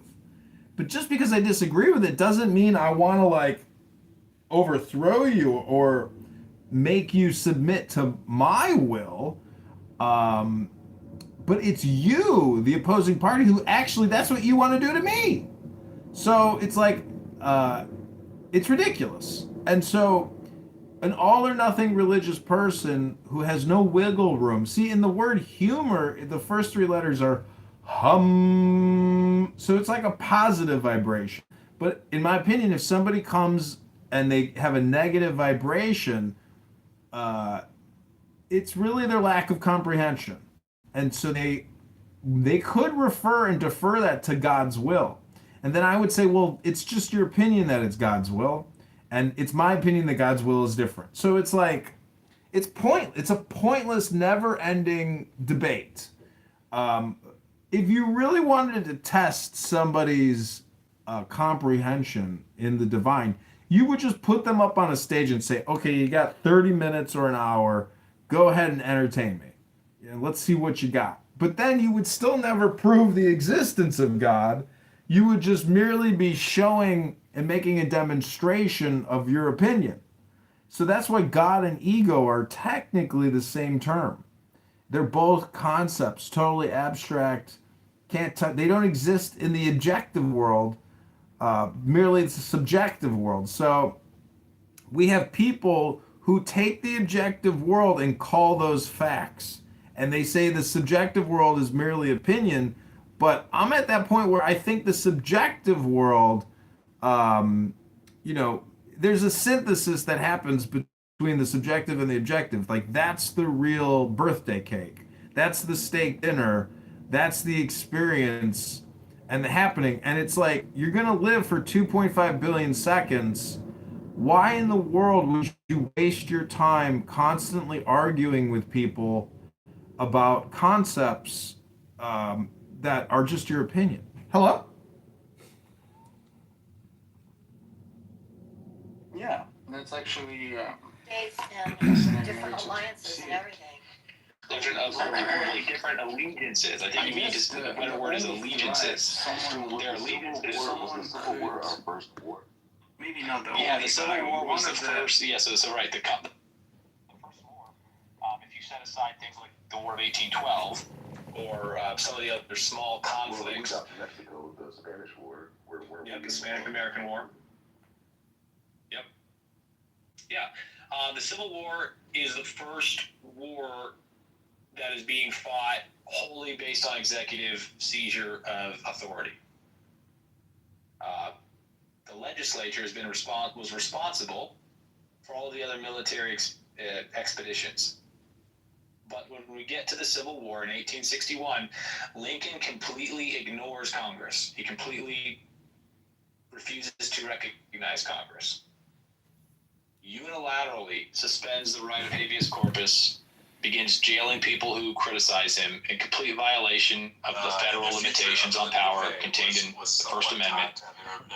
He calls up the militias without a declaration by Congress, a complete usurpation of the legislative authority, non-delegable, vested solely and totally in the Congress in Article 1 of the Constitution. And we did that in Northeast Shit. Schools have these bring kind it of to programs. others, It's kind of just like that they don't have to found advertise something that heavy like because first it should work on them, Here's a right? way. Or else it's really hypocritical, right? Jesus said, remove. Hello, Diogenes. You know, that guy TS, do you know what's so amazing about The Boy Who Cried Wolf? Yes, I do. What? Is that the lesson is so clearly lost on the public. No, there's a secret mystical interpretation of Boy Who Cried Wolf. It's not that you lose credibility the more you complain and cry. It's that every single time it works. So every time you come back with the new complaint, it just reframes the old complaints and it works again. And until you actually bury that wolf that keeps, redundantly complaining, it will never end. Hello? Bury the wolf? What are you talking about? The wolf is not complaining. I meant the boy. Hello? The boy. You said wolf. You meant boy. I see. Yeah, I meant the boy who cried wolf. I'm just saying that guy TS, he creates rooms like, he uses the S word a lot. And it's just like... What is the S word? It ends in an E. I can't say it live on the YE, the YouTube. S and an E. Yeah. That's a word you can't say. Yeah, SUIC. You can't say that word on the internet. Really? You can't say the N word. You can't say the F word. You can't say the K word. Can I say those words? Can I say those words? You can say them, but you'll disrupt my YouTube live, and then you could shut my entire live streaming operation down. No, I don't want to. Yeah, I don't want to do that. Yeah. It's very annoying, and, it's ridiculous. And it's amazing that actually I am completely targeted as a white displaying human being for my thoughts when... Are you white though? The algorithm believes it's so. It's not important what I think. What's important is what the platform thinks of me. True. Yes. Am I in the Matrix or are you in the Matrix? I can hear you. I can hear you. Can you hear me? Yeah, so what was the SCOTUS reversal? Was there news that I missed? Well, I'd like your opinion on this, John. Obviously, we know that the law is not quantum, right? It isn't supposed to be a Schrödingerian construction. It's not supposed to be simultaneously approving of and prohibiting certain actions. So when the SCOTUS makes a ruling, it is definitively establishing an interpretation of the law. Well, when SCOTUS reverses itself, what are we to make of the law that has now simultaneously endorsed and prohibited a behavior?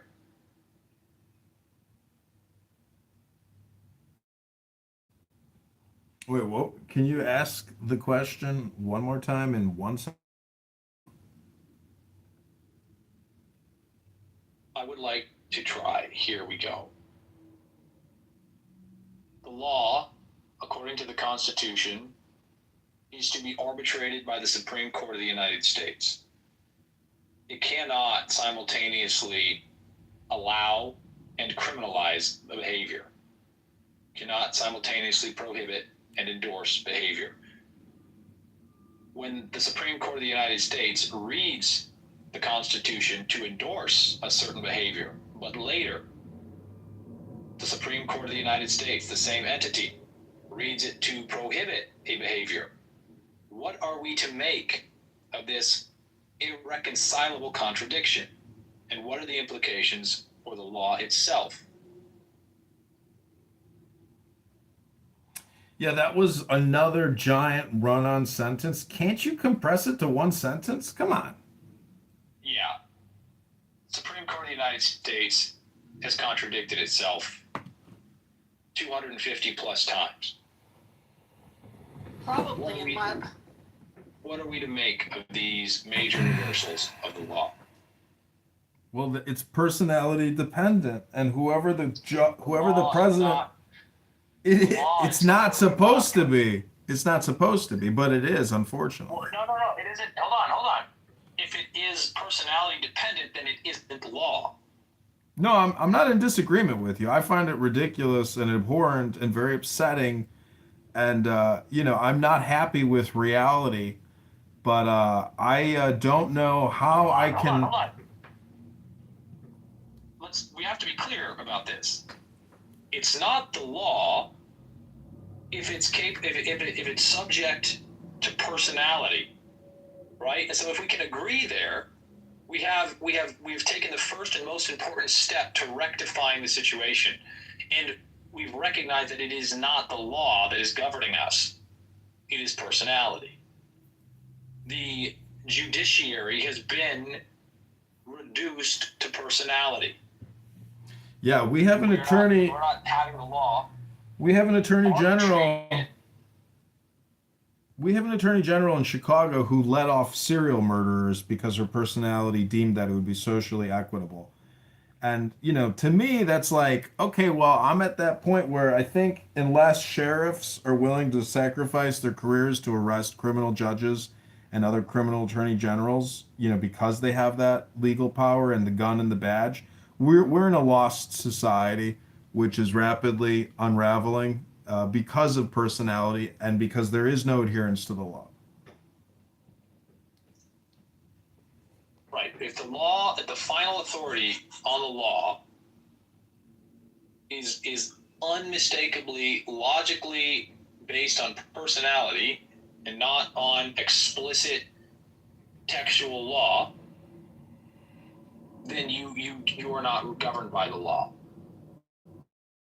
If any difference in understanding of the law is adjudicated by personality, you are not governed by the law. And if we are not governed by the law, then this entire system is illegitimate. Now, asking a sheriff to arrest a criminal judge is an interesting conundrum, because you're asking an illegitimate authority to arrest another illegitimate authority. For where is the sheriff's power drawn? Do you have sheriffs who are governing legitimately? Well, it's possible because they are elected. And so, but also their authority does come from like state legislature and laws. It just, see, this is why, like, I think philosophy is so important, because it plays a contrarian role to a lot of bad opinions, which are anti-law and are really just based on, these feelings of injustice. And when people are complaining about injustice, what they're really trying to do is bring more injustice into the world. People say that the countries are going to go fascist, but they're going to be liberal fascists, not conservative fascists. And I think we're already living in a liberal fascist society based on the fact that we kill two to 3,000 babies a day. We have rampant deficit spending. The country is basically, we have enslaved our population to service debt.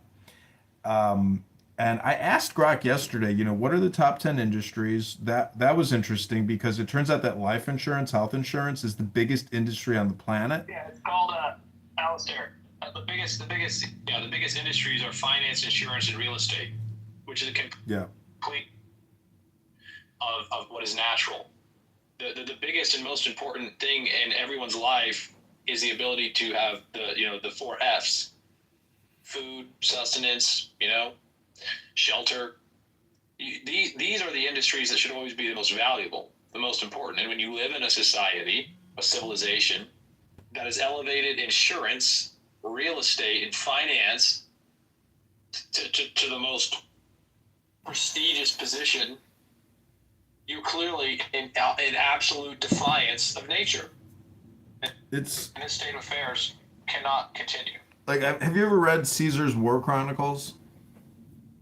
His war commentary. No, so Caesar wrote down everything he did, every battle, every little problem. He sat there and kept a daily journal, and you can read it. It's remarkable. But what's amazing is they were interested in military technology and military organizing and social security in a way, but they didn't have this third branch of the government known as Medicare, Medicaid, or the medical industrial complex. In my opinion, if we want to save America, there's only one thing we really need to do, which is to end government medicine completely and make it into an actual productive and efficient business. Okay, but listen. You are asking the illegitimate entity to punish a different part of the illegitimate entity. It is not going to work. You are not going, and this is, look, the Make America Healthy Again, the approbation and confidence with which public support for Robert F. Kennedy is despicable and indicates a serious flaw in the reasoning capability of the public. And look at how pathetic this Make America Healthy effort has been. It's not real. You're not going to get the corrupt, tyrannical, oligarchical, exploitative system to punish itself. Yeah, 100%. It will tell you. It will absolutely be happy to tell you that it will do it. In the same way that I tell it. The disappointment on Kennedy's face is real. I mean, he knows that he can't stop. No, it's not. Oh, you think he's Kennedy just posted on Twitter a day or two ago a picture of him with a cigarette in his mouth, jumping on the back of a rhinoceros. He does not take life seriously. He does not take governance seriously. He does not take his responsibilities as a husband and a father and as a citizen seriously. He was born on third base with a silver spoon in his fucking mouth. And to think anything else about Robert F. Kennedy Jr. is to be so deeply deluded that you should not have the right to exercise political power. No, I agree. I think he's got evil. I think everyone has evil inclinations to a certain extent. I'm sorry? I'm in agreement with you. So what would your solution be? Because, I don't want to say anything radical, meaning like I would never actually verbally say publicly anything which could be deemed, as being homicidal. Um, I think that by intelligence, we should be able to manipulate and control the situation, for a utilitarian social benefit. See, the thing is, for the No Kings protest, they put slogans down like healthcare is a human right. Those types of opinions are all or nothing statements. And we obviously know that a huge percentage of the medical industrial complex, probably 80% of it, is completely inefficient and a total waste of our resources and opportunity costs. Ironically, Alistair, the people who are advocating for health care as a human right wouldn't know health care if it bit them in the ass. And they construe complex dependence on pharmaceutical products to be health care. If you were to tell these people, and I have, health care is free, stop putting little Debbie cakes in your fat fucking maw, they would be outraged. They would need to talk to their therapist. And so, the real irony, the real paradox, is that they're not even making a statement that has any conceptual value because they can't even properly conceptualize health. I mean, these are the same people who heartily embraced healthy at any weight and body positivity. Actually, that looks like a proper They don't know artwork. what a healthy body is. They don't know what health is. When they say healthcare is a right, what they mean is I should be free to get as many pharmaceutical products as I want, whenever I want. They have no further conception than this. And you ask them, what kind of drugs do you want? Well, I take Lexapram, and I take, and they just list off all the pharmaceutical products that they think that they need to be healthy, and they're not healthy people. They're weird people. They're unhealthy people. They're not robust. They're not physically resilient. They have metabolic dysfunctions. They have massive deposits of adipose tissue. They have fatty liver disease.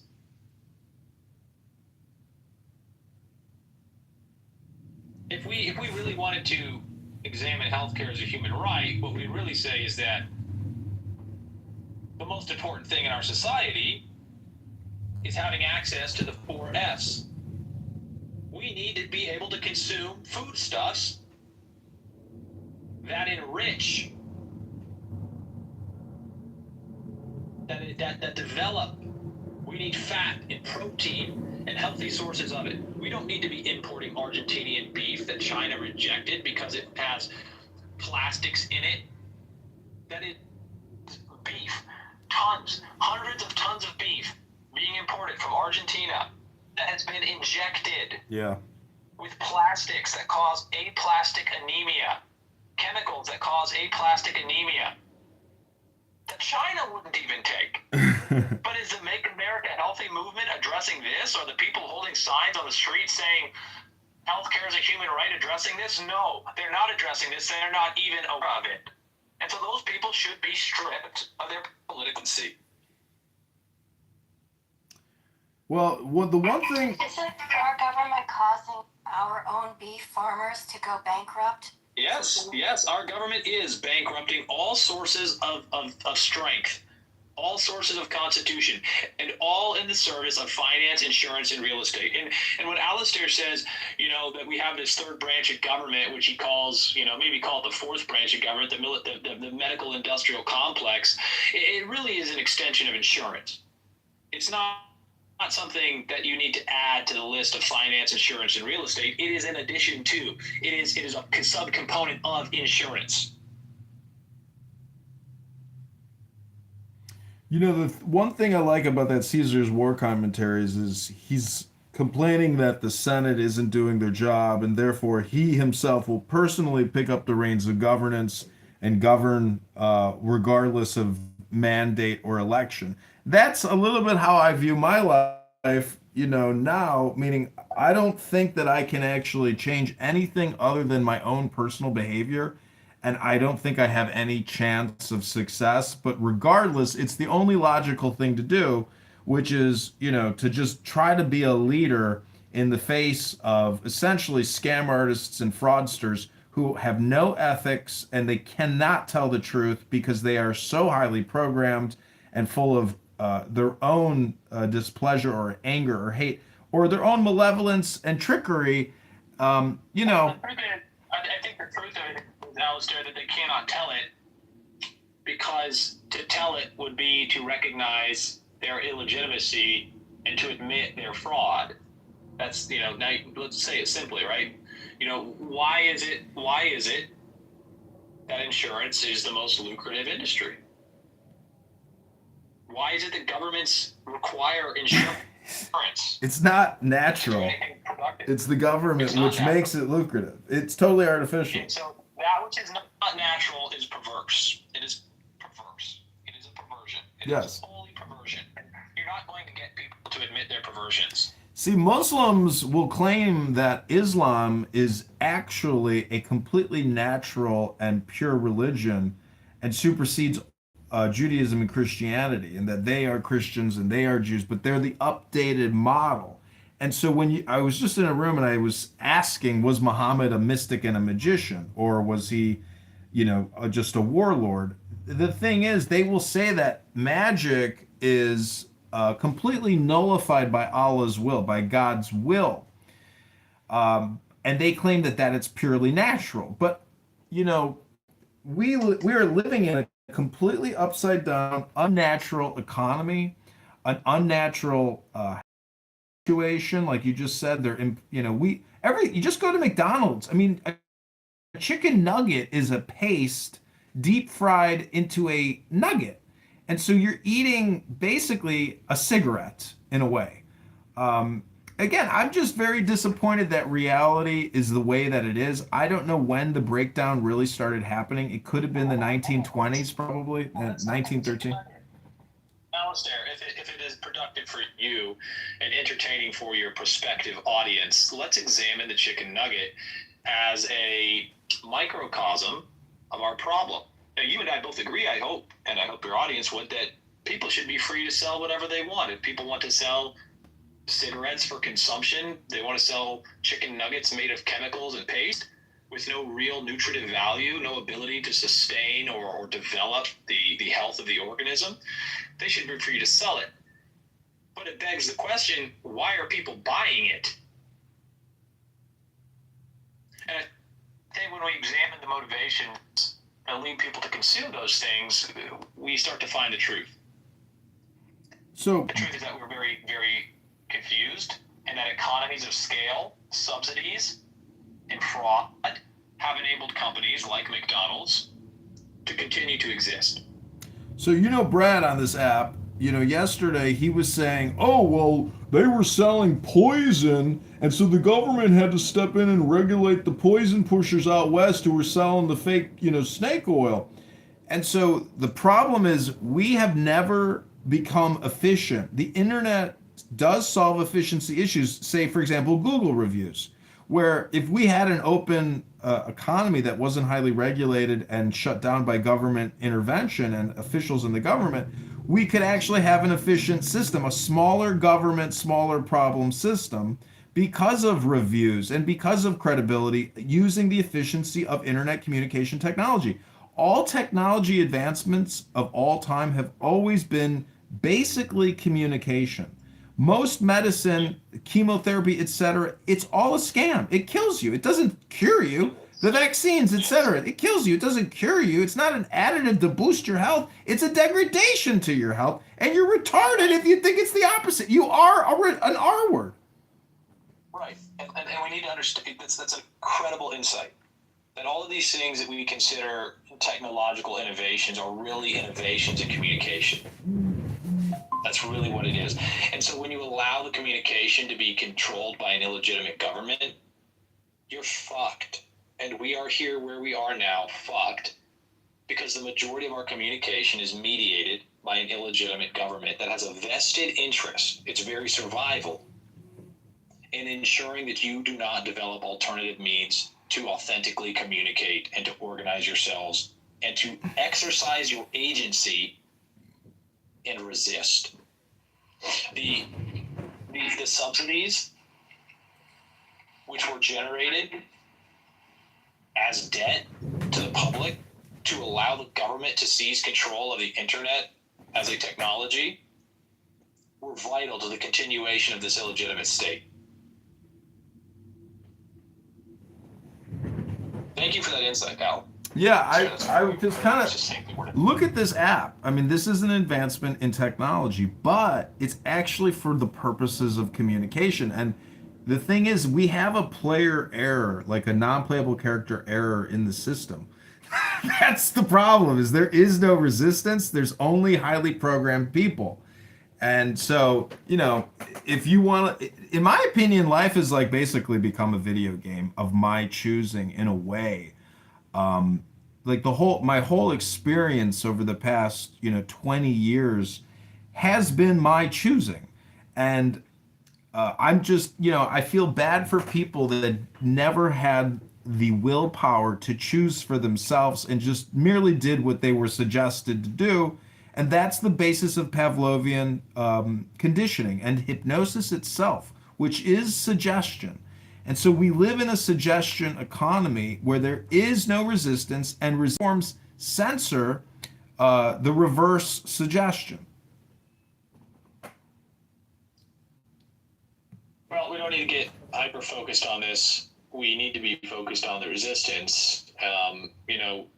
The First and Second Amendments are concerned with the most important aspects of freedom, which are the ability to psychologically and physiologically resist. This is the necessary element of ratification.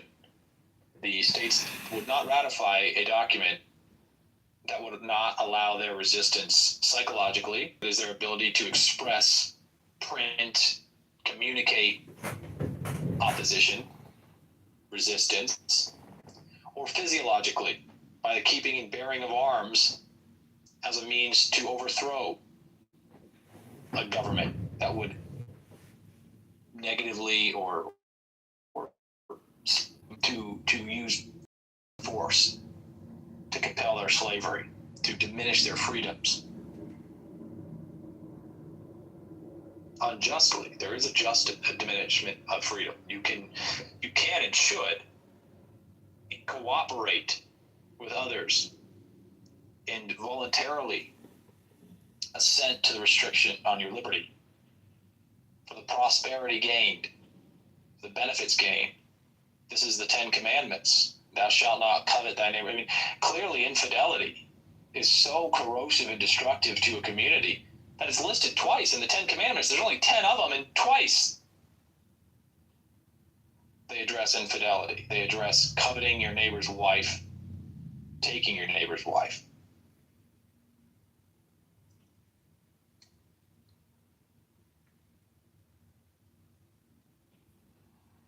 Well, life is very short, and unfortunately, even though I think that our reality in society is out of compliance, I'm not necessarily willing to sacrifice my experience to what I think could possibly aid to some type of a reversal, because the problem is outside of my scope, meaning it's so expansive and large that it's essentially futile. So it's like, try to enjoy your little gated, categorized experience as much as possible, because there is no way that you're going to stop the mind virus, which is 100 million people.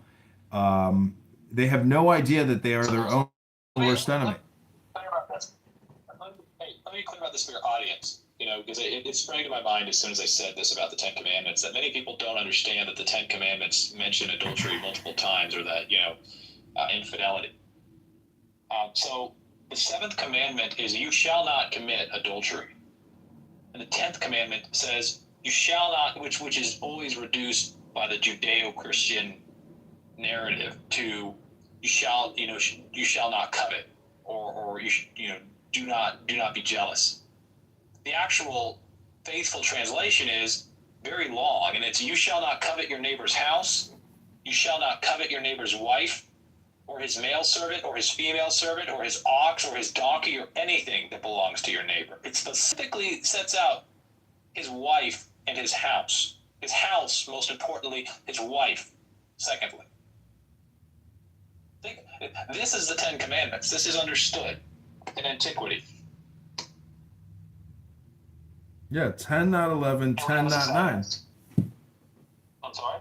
10 not 11, 10 not 9. It's 10 rules to live by. But when you compare it to Muhammad's rules, which is pay up and fight with us or we'll kill you, that is by force, not by convention or suggestion. That is mafia gangsterism. And, you know, the founders of this country knew all about Islam. They had 1,000 years of history to back up the Constitution, to back up the Declaration. I don't know who you're speaking for, but let's go ahead. We got some other people in the room. Alan, the pervert, and King Nav, the deceitful liar. King Nav, the deceiver. Yeah, the deceiver, yeah. Who doesn't think much of lying. And I would like other opinions on the SCOTUS reversals. You know, you still haven't answered. I mean, you did answer, Alistair, and I appreciate that. You gave a very clear answer that, you know, clearly the government that can reverse the law is not a law. It is a governance of personality. Right, but see, my complaint against your complaint is that you keep bringing up the term illegitimate government. The thing about illegitimate government is all governments, in a way, are illegitimate, but that's the nature of the governance, where it's distasteful to you. That's not, I mean, I would agree with you that most governance structures are illegitimate, but it is not beyond conceptualization or manifestation for a time of a government structure that is wholly consensual. This is what a contract is. These are, you know, governments are not the most productive endeavors of man. They are necessary endeavors, but the most productive and profitable are contractual. You know, the commitment of an individual to another to say, I will do this thing. I would say it's not so much contractual, but more situational. And there are macro and micro governments. I just went to the VA hospital, and there's, you know, 6 African Americans in bow ties. One is the president of the hospital, and they look to me like the biggest fucking scam artists I've ever seen. Meanwhile, they got all these If you want to go into the scam that is Veteran Affairs, we could do that. But I would like Alan to weigh in on the SCOTUS reversals. Alan, are you familiar with the question? Are we talking about the Voting Rights Act decision? No, we're not talking about any specific reversal. It is a matter of fact that there have been more than 250 reversals of Supreme Court rulings. That is direct reversals. We're not talking about rulings that were seemingly on a similar issue but address different elements of the legal question. We're talking about specific reversals. And what is the proper response when the law, which cannot simultaneously endorse and prohibit a behavior, is interpreted to do both? Well, you know, people make mistakes, including those, you know, with very high intelligence, we assume. I know you wouldn't probably agree with that, but, you know, generally speaking, people do make, they make Okay, mistakes. now here's the issue. If these mistakes, if they're in fact mistakes, who is responsible for recognizing them and rectifying them? Well, aren't we all? And I agree that we are. And what is the manner in which we rectify them? Well, that's a good question. The first rule is without violence. That's not true. That's not true at all. In fact, you call yourself an American and the replays are on, so that statement was recorded for posterity. Not that many people may listen, but I hope that they will, Alan, and wherever you are, that you will reconsider that ignorant expression, and not just ignorant, but malicious, because you do know better. You do know that, as a matter of fact, the Second Amendment of the Constitution of the United States of America was specifically included in the Bill of Rights to entice the ratification and acceptance by the several states which recognized that it was only the ability to physiologically resist the impositions of a tyrannical government that could guarantee the safety and liberty of a people. And that is very well put. I don't know that I necessarily agree with the way you framed that well put framing. However, we can still hold an ideal and understand that we don't always live up to it. And hasn't it been the not trust, but the direction of humans to go from the violent resolution of our differences to a non-violent one? Isn't that the reason? No. As a matter of fact, Alan, recorded history has made it clear that it is by ever increasingly violent and destructive means we come to resolve our differences. And it is not, in fact, through adherence to the law and the processes thereby that we avoid violence. Well, you know what? Look, I don't disagree with you completely. I mean, certainly, who was it, Andrew Wilson, or I get that guy? He makes the valid point. All rights and laws are enforced through violence or the threat of violence, and have been created by men. Period. I mean, and the greatest example is women complaining about, the way women are treated in Middle Eastern countries. And when they do that, you say, good, you go over there and fight them so that women have rights and women Let's not distract yeah, I know, from the question, which is, what are we to make of the SCOTUS reversals? Now, you point out that the SCOTUS reversals are evidence of a mistake. It isn't necessary to go into each and every reversal to determine whether or not we would interpret it differently. The fact of the matter is that the Supreme Court itself, as a lawfully constructed entity, has reversed itself without a change in the law. And you say, well, this is due to a mistake. You are asked, well, then how should the mistake be rectified? Because regardless of your reiteration that people are fallible, it does not preclude the necessity of rectifying the mistakes when they are recognized as mistakes, and establishing a process, an explicit process for the remediation and rectification of those mistakes. This is how all proper endeavors proceed. They utilize the capacity to explicate, to document, to allow for the increasingly productive and beneficial endeavors. So we recognize let me answer that. And the word I was looking for was perspicacious, if I'm remembering that. You're very, very eloquent in the way you say things, Diogenes. I appreciate that. I think, first of all, the fact that a system by which laws in this country can be examined and can be reversed speaks to... No, you've already made an error, a critical error. There is no lawful way to reverse. In fact, stare decisis is almost de facto law. So there is no capability to reverse. In fact, the only capability... Wait a second, wait, you lost me, because you're saying they've reversed themselves 200 or so times, and yet now you're saying there's no lawful way to reverse, or... Correct. Yeah. Correct. They have reversed themselves, but it is clearly unlawful. You have agreed that it is unlawful by claiming that it is a mistake. Well, the mistake is that they have taken an unlawful action. No, that's not what I'm claiming. If it's lawful, how can it be a mistake?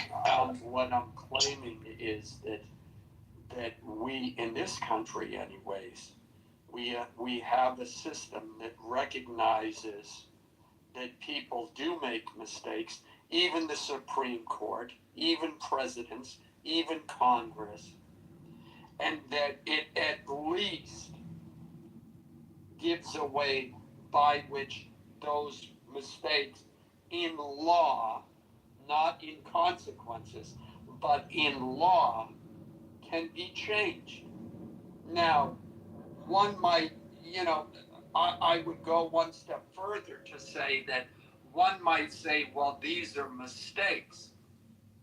And we're having this discussion in which you're characterizing them as mistakes. But they may have been, okay, because I accepted that definition, and that's fine. I don't want to get into a leftist back and forth over what a word means.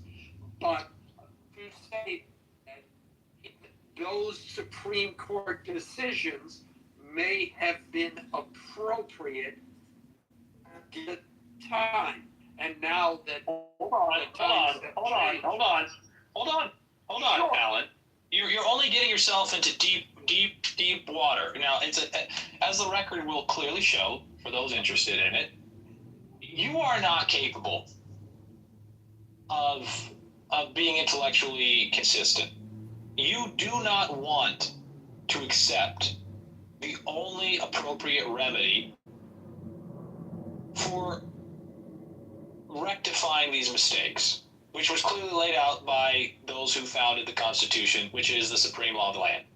And they said the appropriate way. It is when a train of abuses and usurpations invariably evincing the same design to reduce the people under absolute despotism, it is the responsibility to overthrow that government and to enact for themselves what forms of government they might think best to protect themselves, their liberty, and their prosperity, etc. Okay. Do you feel that these Supreme Court reversals are an egregious act on the part of the government that require the it's being overthrown? Yes, as a matter of fact, if we believe in the rule of law, then when there is no rectification of unlawful acts, there could be no other reasonable course for men to take. Free men, that is, cowards and slaves notwithstanding. As a matter of fact, the law, as it is constructed, does not come with time limits. It does not provide a caveat which says your responsibility is to properly, thoroughly interpret the law unless times change and you decide that it needs to be interpreted in a different way. Now, the intelligent, wise, forward-thinking founders of the Constitution included appropriate and necessary steps to ensure that the Supreme Court would never find itself in a position where it was necessary to reverse itself. All that would have to be done is for the people to agree that the law needed to be changed in accordance with the times. But that hasn't happened. And so the Supreme Court refuses to accept its limitations and seizes power granted solely, non-delegably, to the legislative branch in Article 1 of the Constitution to make laws.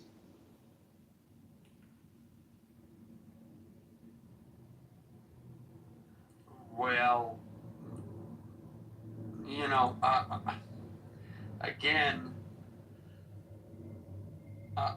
that, as I'm thinking about this, that brings me to 2 points. Number one, which is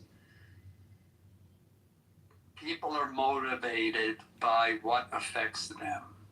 I think that we can see that. Some people are motivated by injustices they see happening to others, but people's main impetus is usually what happens to them. And I think people aren't viewing those reversals as something terrible that happens to them. Therefore, they may not be motivated the way you are. And You're bringing up something that is wholly tangential, if not an absolute non sequitur. This is not the time or the place for a discussion on what might incentivize ignorance or what might incentivize compliance with illegitimate authority or illegitimate governance or illegitimate rulings. Yeah, but well, you could be right on that. It's not that I could be right. I am right. It's my room. I chose the title. I'm setting the tone of the discussion and the substance that I will accept. I don't think it's tangential because we can all have ideals by which, and this is always the debate that I see going back and forth between the left and the right, is that we can have these ideals, but then there's also the real world. I mean, and that in the recognition of individuals' motivations, or even the motivations. It is tangential because we are not discussing motivations. We are solely discussing the only logical conclusion, or what are the possible logical conclusions or rational conclusions of the legitimacy of the government when the SCOTUS reverses itself. This is not the time. This is not the time or the place because. I understand you don't want to talk about that. That's fine. That's fine. This is your discussion. I have no problem with adhering to that. My second point was that even from the beginning of this country, the founders understood the potential of misuse or the power that the Supreme Court was given, and the power of Congress or the president to sway the direction of the court based on the appointments of who was appointed to the Supreme Court. I mean, this whole, the whole debate going back and forth in our government now over who was appointed, was it fair, were they impartial, those arguments were heard at the beginning of this country. So this is nothing new. They prescribed a course of action to address the overstep. It was very clear. It was openly discussed that it was only a matter of time before Newton's second law of thermodynamics, entropy itself, set upon the order that they had established from the chaos, and it would be time to refresh the tree of liberty with the blood of tyrants and of patriots. This is not. I mean, you're acting like they didn't understand that there would be a necessary conflict. That no matter how well balanced the machine, even the greatest watchmaker could not construct a perpetual motion machine. Newton's cradle will not perpetually tick. They understood it is only a matter of time. And so we will prepare and we will educate and ensure that it is recognized by the public what is the necessary and appropriate remedy for a government of tyranny. You just don't have the balls to say the truth. You admitted it. You said, well, I don't want to say violence. I don't want to admit violence. I don't want to accept that violent resistance to tyranny is acceptable. Not only acceptable, but the necessary and appropriate response of free men. Well, again, I have to come back to, you feel that, or you've provided evidence that these reversals are evidence of tyranny, and you could be right.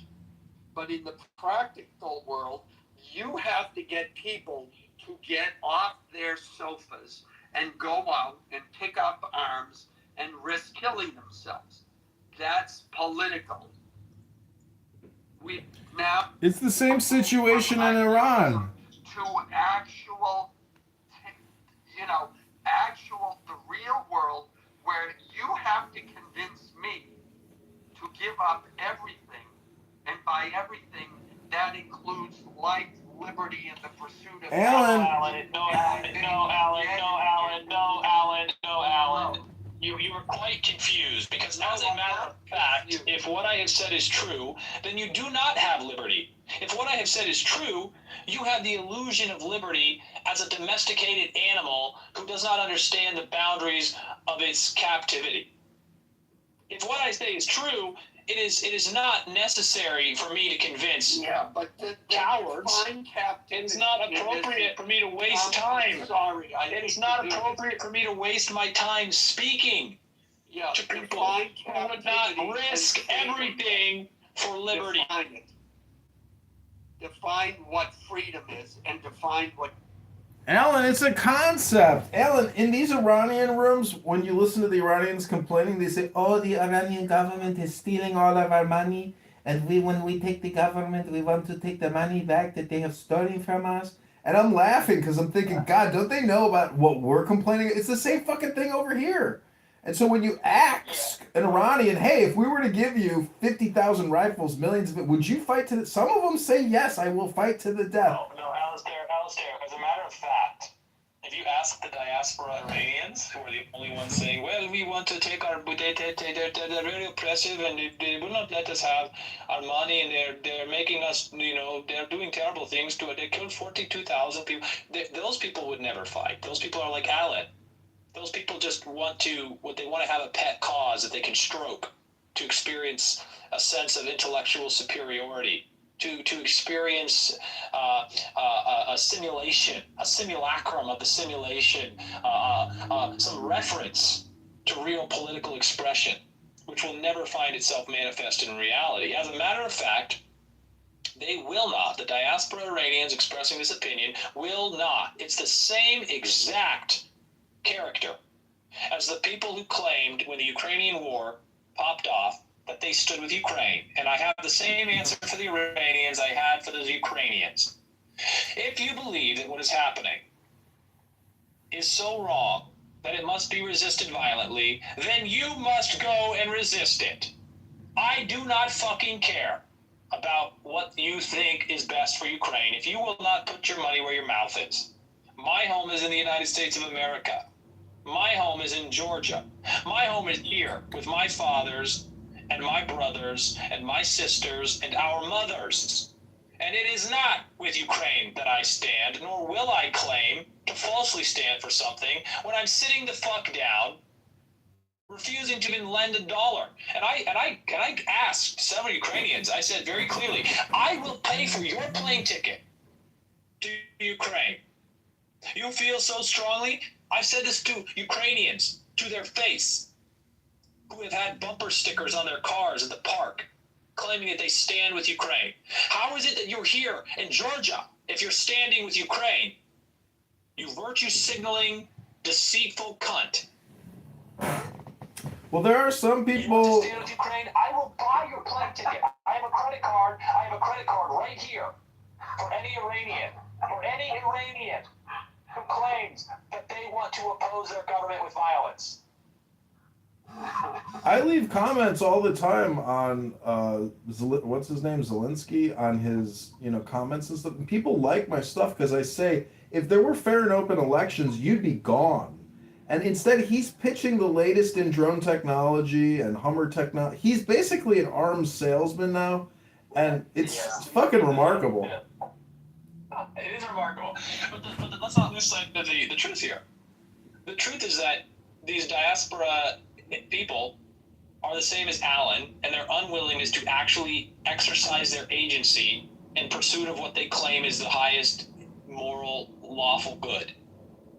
And they denounce those people who claim it. And so, when I speak to the Iranians, as I spoke to the Ukrainians, and as I speak to Americans, if you will not participate violently in defense of what is good and right and lawful, you're irrelevant. You mean nothing. Well, Diogenes... As Brad Pitt said in Troy, "This is why no one will remember your name."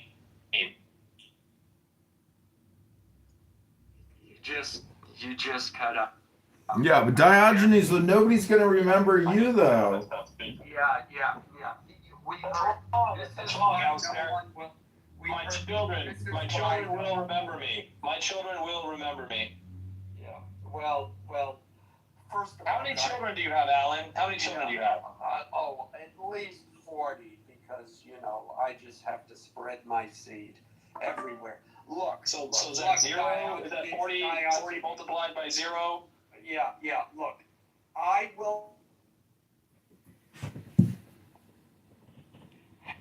have to muddle on knowing that you view me as a coward. This is something that has deeply affected me, and somehow I have to come to grips with this severe takedown. Alan, now you're lying, Alan. Don't be so petty. Let me as a matter of fact, Alan, Alan, as a matter of fact, you don't. You're going to do what you've always done. Yeah, let me just refuse to accept the rational and logical conclusion that follows from your stated beliefs, which is that you are in fact a coward. Not only are you a coward, but you have no principle that you will defend. You've made your point. You don't need to remake it. You've made it very clearly. Okay. Now forgive my sarcastic tone. That's number one. Number two, I give your opinion, and then now I'm going to compliment you. I give your opinion more weight than most people, knowing that you have served, so you have in fact made the decision that most other people don't make. That's number one. Number two, the fact that you have opposed and crushed Brad on this app also gains you much more credibility for that point, because he is absolutely psycho. And watching you take him down gave me great pleasure. Now you lose points when you call me a pervert, because the only person who has called me that has been Brad. So you're using his talking points to make a point against me, and I'm sorry. Brad does not possess the monopoly on any words other than I'm going to slit your throat and shit down your neck. Yeah. Well, this is true. So to say that he's the only one that has called me that, so I can't help feeling that you've played off of his stupidity. In no way, Alan, do I mean to call you the kind of pervert that Brad has called you. When I talk about the perversions that you endorse and support, it is not. It's not sexual. You can call me a pervert, Alan. I have perversions. When we stray from nature, we stray from the truth, we stray from the law, we stray from God. We have all engaged in perversion. Don't take it personally. All right. Then now that you've clarified that, then yes, that's fine. You gain that point back. But I mean, but seriously, and for you to make the claims that you've made, yeah, like I said, I give it more weight. Absolutely. But again, I've made my counterclaims. You don't like them, or you don't agree, or you think they're not logical. That's fine. It's not going to the fact that you may view me as a coward over this is not. You could be right. You may absolutely be right. But that's okay. I don't think in this particular instance it needs to come to the point of violence. And to your other point, I did want to say that your point about every once in a while the freedom must, what was it? The quote from the father. The quote is from, I believe, Thomas Jefferson, when he said, "The tree of liberty must from time to time be refreshed with the blood of tyrants." And and I don't think that is a unrealistic quote. I mean, certainly we had that in the Civil War. And certainly you can look at a film, well, both the book and the film The Godfather, and where, you know, the scene where he's practicing how to use the gun so he can assassinate the police chief and what's his face, the other mafia guy. And, you know, I think it's Clemenza says, yeah, you know, every 10 years or so, we have these wars, and to clean out all the bad blood that happens between the families. And I think, you know, what Jefferson might be speaking to is the fact that, yeah, every once in a while, people just we're humans. We want to beat up on each other, and we got to do it. And I wouldn't disagree with that either. So, you know, that's where I'm at with what you've said. I like the metaphor, or I like the quote from The Godfather, you know, where he's pointing out that, you know, there is this entropic process which, you know, necessarily results in irreconcilable differences and recourse to the only real settlement layer, the final settlement layer, violence and the taking of one's life. That it has to come to that any and all conflicts will have to finally be resolved in that way. And it would be a shame for any man to refuse to participate and to become a slave thereby. Yeah. Have you read any Gurdjieff? No, I have not. Okay, look it up. Gurdjieff he was half Greek, half Armenian. And he was a philosopher at the around 1900. There are a number of books written by him and about him. And one of them is called In Search of the Miraculous. It's written by one of his students. I don't remember the name, etc., etc. But in it, he was writing, it was around the 1920s, and the way he described what you're describing and what Jefferson said is that I'm trying to remember exactly, but it's essentially, there's this element of madness grips the world, and these kinds of conflicts just happen, and it's essentially the same thing. They have to, or we as humanity have to work our way through these to the point where everyone is now bloody and bruised, and it's like, you know, I mean, another example is two guys like punching themselves out. Like you'll hear boxing gyms will say they always get these guys, they're like good friends, and now they're pissed off at each other, and they go and they say, we want to fight this out, and they fight it out, and of course, because they're not trained, they only last like about a minute and a half, but by the end of it, they're both punched out, they're both exhausted, and all of that animosity and anger and all of that gets out of their system, and maybe all of these things put together, it's part of the human condition. And that, you know, you may be right. Well, you know, you're alluding to something, though. You're using a very finite, a very acute observation that I think is factually true, which is that even the best of friends will come upon differences that will lead to blows.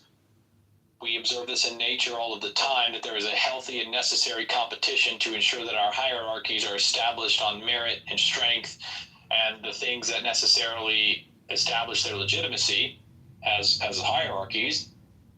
But then you're extrapolating that in that simplistic fashion to the thrust of global affairs and global conflicts, to examine something. I disagree that there is a frenzy that takes over mankind. What we know is a much more real. What I posit is a much more practical and understandable, more reasonable explanation is that a group of individuals will necessarily adapt to an environment. They will act cooperatively to enrich themselves, and that there will necessarily be individuals who seek to exploit. And when the exploiters gain power, then it becomes necessary to combat them. Diogenes, we get it. That clarifies it. Let me ask you a question, Diogenes. Do you believe that life is random chance? No. Life? I'm talking about existence, reality, consciousness. Because it's said that, the whole universe is dictated by random chance. And so what that's saying is your existence is one in an infinity. And therefore life is joy. And so even though I think, we have strayed so far from natural governance and natural society, life is still joy. I'm not displeased. I'm just, rather, disappointed that so many people fail to see that they are hypocrites and they are spreaders of misinformation and propaganda and are essentially grifters and parasites. Hello? Hello. Well, that's a good perspective to put on it, Alistair, to recognize that it does happen, it will happen, it's happening, it's going to happen again. And life is not random. We have a life. We should see the joy and the beauty in all things, recognize, appreciate them, and I should certainly take that advice to heart and allow it to influence me. It's not necessarily advice. It's not necessarily. It's more of what I would call an accurate diagnosis or analysis, and I think that this has been happening forever, because Plato's Republic, Marcus Aurelius says, oh, you couldn't achieve Plato's Republic? Oh, too bad. Are you going to complain about it for the rest of your life? That's what Marcus Aurelius says. No, yes, and Alan is saying the same thing. Alan is, I think, expressing the similar idea, and that there are these best friends who have to fight it out. I was in the Marine Corps, and in the Marine Corps, there are differences which no amount of talking to will resolve, and you the tree line. You say, hey, look, just go fight it out. Go beat the shit out of each other. And when it's over, we'll know who's who. Yeah, that's the Muslim way of doing business. You're a Muslim then. You're an Islamic person. You're Muslim. Yes, it is. Dueling is not Islamic. Personal combat, recourse to violent confrontation is not a solely Islamic It is. idea. Have you read the Charter of Medina? You've never read the Charter of Muhammad. All living organisms have been participating in interspecial conflict in order to enhance their capabilities. So wait, to establish the hierarchies. You are a Marxist, correct? No. You're not. Well, guys, I'm going to go. Speaking of Supreme Court reversals, I'm going to go rub the last two in some people's faces after I because that is what will give me joy in this life. Gerrymandering for thee, but not for me. Yeah, but having said that, look, I think our current system, I mean, you have to remember that even 100 or 200 years ago, life was very difficult for humans. And Alan. No. As a matter of fact, yeah, you have not listened to what I just said. No. Let me get to where I'm going, and then you can tell me I'm wrong. Try to get where you're going without starting on a false note. How is it a false note that life was difficult for humans? I mean, because life is always difficult for humans. This is the story of Genesis. No. Oh yeah. Yeah, but it's much easier now. Alan, things are worse. 100 years ago, Alan, things were better. 1900, things were much better. Alan, you cannot conclude without debate, extensive and exhaustive research that we can confidently conclude that life is better now. That the arrogance, the hubris, the ignorance, it's just a contemptible position to take. It is a false note to strike. Okay, all right, Diogenes, wait. What phrase did I use? I said what? All right. Let me. I see what your objection is. Let me rephrase it. Survival was a lot for humans. No, was a lot. Also false. Also no, false. It isn't. No. Yes, it is. No. Yes. And Alan, you know, you're making bullshit points, Alan. You're not even bringing up ethics. Mortality rates. Alan. Child mortality rates. Aw. This is preposterous. It is preposterous to take a population. And now you lived through COVID, Alan. And as a matter of fact, you got a front row seat to the complete indifference to truth that statistics engaged in. Those people who are supposed to be, who are, in fact, still controlling the generation, the promulgation of these statistics that show these things. Yeah, look. Look, they're falsity. They just absolutely lied to you. They absolutely lied to the public without any accountability of any kind. They have still not been punished, and they will not be punished for lying on a global scale. And you expect me to believe that those same people have reliably and honestly, factually, exhaustively proven that infant mortality, average lifespan, that those things before we had the technological innovations that we have now that have allowed bean counters, finance, insurance, and real estate to claim dominion over the entire world. All right, Diogenes, again, I see your objection. What I'm saying has nothing to do with that. Stop with those. No, wait. I'm going to make one more attempt. If this other clarification doesn't resolve it for you, then my attempt to make one final punch and then run away will have failed. Okay. If you phrase it as a punch, then I'm going to try and get defensive. Let's not frame it that way. All right, I'm joking. Okay, you have only to look at the never mind the CDC or what people have done in the last 10 years. You can look at the literature of the time.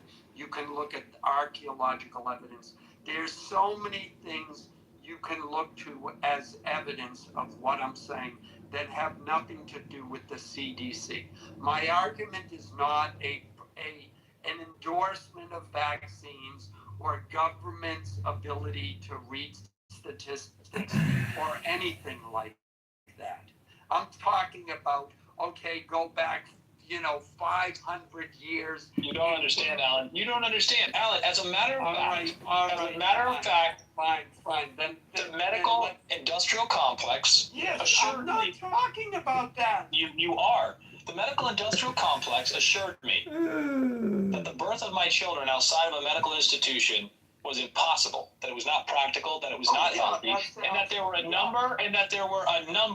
large number of therapeutical interventions that would be necessary from the inception of a child to the birth of the child and to the first 10 years of the child's life and beyond.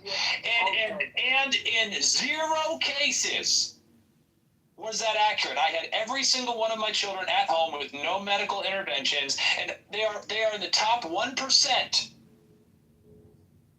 All right.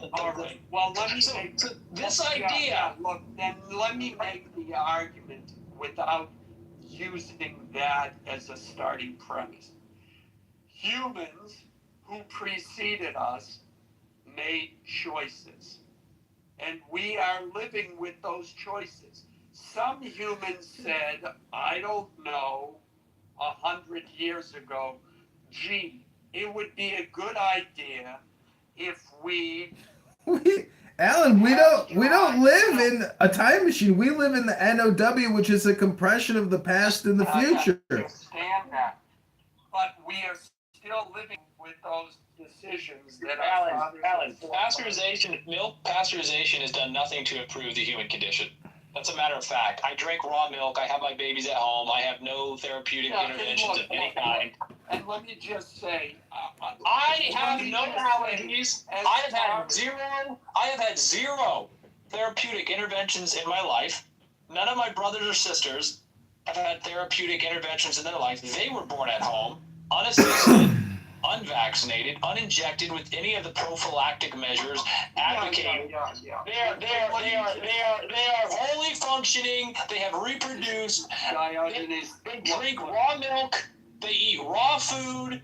I eat raw meat and I eat raw eggs. I experience none of the so-called benefits that you allude to when 100 years ago, someone decided, more than 100 years ago, someone decided that pasteurization of milk was a good decision that benefited mankind. You live in ignorance, Alan. okay, well, Diogenes, I don't want to argue this point because it was like leading to something else, and we're never going to get there. Let me just leave by saying I agree with you as far as what the medical community says about, what is or is not needed, and the hyperbole by which they present it as, oh, you better do this, otherwise, etc. You're gonna, this will happen and that will happen. I agree with you on that point. And as a father, I was very much aware of what was and was not being done, and I made my choices. They turned out to be fine. Wait, Alan, what was not being done? You're using a negative. What was not being done, Alan? Hello? Oh, you want to get the last word in so you can leave. He's right, Alan. He's right. I bristle with this, and I have to agree with Alistair. You to say what was not being done, that absolutely has to be answered. What do you mean? What was not being done? He wants to get the last word in so Alan can feel good about himself. Fushta! Let me get that last word in before I leave. I gotta feel good about myself and my bad decisions. We are both blessed with children, and that's all I want to say. Okay. We are truly blessed to have them. And I hope you agree with that. I do. No, that's not what makes you blessed. What's more, we should not squander this blessing by valuing our comfort to the extent that we create a condition of slavery and the reduction in the freedom and well-being and the potential to enjoy the shade of trees we refuse to plant because we're cowards. That is a great comeback and response to what I just said. I give you. You didn't say anything, Alan. You just said you're lucky to have children, and you said that makes you blessed. I'm going to kick you out of the room so that you don't have to keep trying to find an exit. You've been great fun. I think you're wonderful to talk to. I'm glad that you didn't start making it about, something sexual, so that's a credit to you. And how do I kick someone from the room? How do I get them out of here? Shut up. Don't talk, Alan. No, I want to kick you. How do I kick him? Here, guys. See, Alan is basically what happens on this app all the time. And, you participated in the vicious circle of the communication flow, but Alan had to get his dopamine satisfaction by saying nothing. He said nothing controversial. He is simply a fully vaxxed sheep. And, he said nothing. I mean, it's ridiculous, but... He wanted to have the last word. And more importantly, though, he would really have been great. I would have let him stay if I thought he had the capability or interest in answering. What didn't they do, Alan? What didn't do? What didn't the medical complex do? What didn't they do? Isaac, what up? Real quick before I have to go, Isaac. I want to get your take on the SCOTUS reversals. What happened with that? Well, it's not about anything modern. I'm not concerned with the recent Supreme Court decisions and their impact on the Voting Rights Act. I'm much more concerned with the broader general question of the SCOTUS's legitimacy at all when it reverses itself. Remind me if my brain is not doing Supreme. It's an abbreviation for Supreme Court of the United States. Every time. Every time. Generally, in most cases, I think they have done what they were supposed to. In most cases, but of recent times, definitely not. Well, so the real question is, when you have a system of law that sets out an arbiter, and that arbiter cannot reliably interpret the law, in fact, it directly contradicts itself in any capacity, you would recognize that as a failure, a flaw that needs to be rectified. If this was a machine, if this was a business endeavor, you would say that is a flaw, that has to be rectified. Either the Supreme Court is wrong or the law is wrong. It cannot be, they cannot both be right, and the Supreme Court can't be right and wrong and be legitimate at the same time. No, if it is wrong, and correct me, but remembering civics classes, if it is wrong, it then needs to go read some sort of list of codes or something, right? Something like that? No. If it is wrong, there's only one remedy. There's only one remedy to the arbiter completely abandoning the law. It is fair to say that the arbiter determines that this is what the law says, and it must be consistently maintained, and that a generation inherits the previous generation's rulings, and without a change in the law, there's a change in the ruling.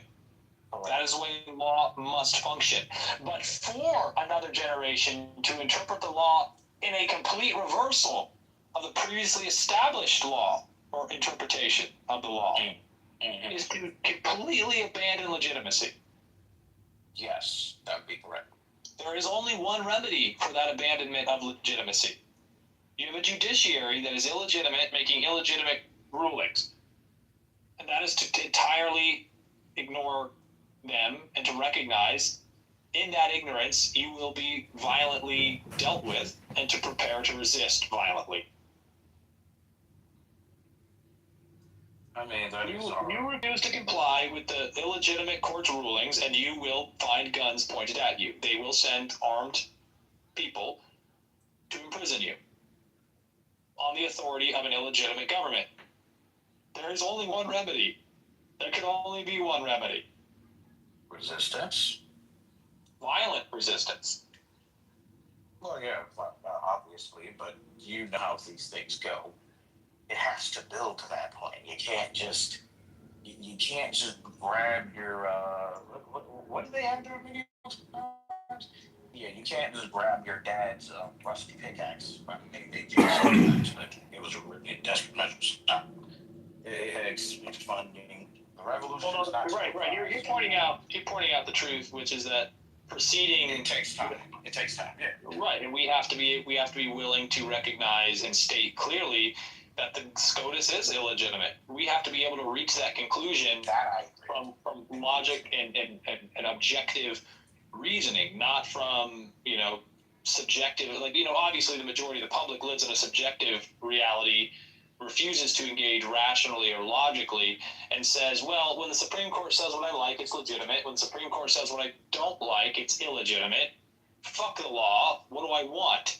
And those people are useless eaters. It's been happening for so long. I mean, it has been happening since 1861, at least. I mean, the Supreme Court takes the Supreme Court doesn't reverse itself until after 1861. Go look at the rulings of the Supreme Court. They have accepted previous rulings. They understand that that's the interpretation of the law. It's coherent. It's consistent. It is not self-contradicting. And then the Supreme Court, under the threat of violence, starts to reverse itself. It's not that you're wrong. It's just, it's been so long, man. Listen, we have no billionaires.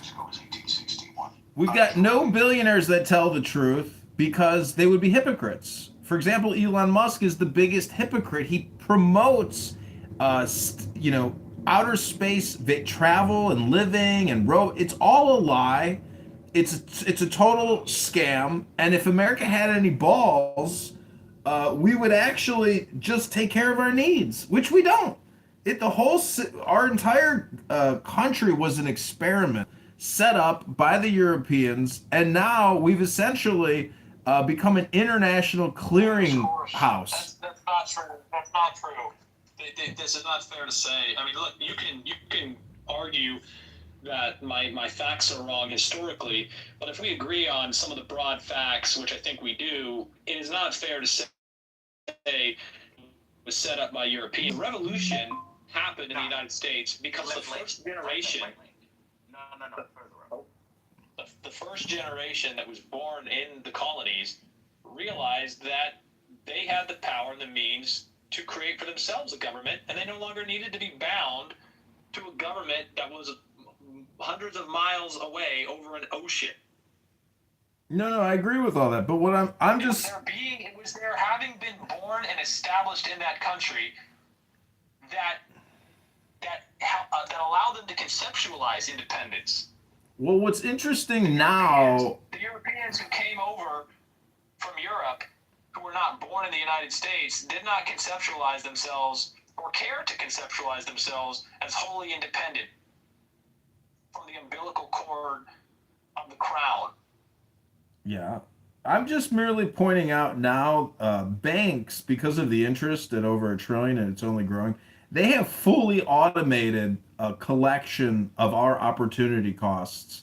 And, if we wanted a revolution in this, see, Black Lives Matter and all these stupid front groups, they're protesting the wrong organization. It really is the banking industrial complex that allows all of this largesse and parasitism to take place.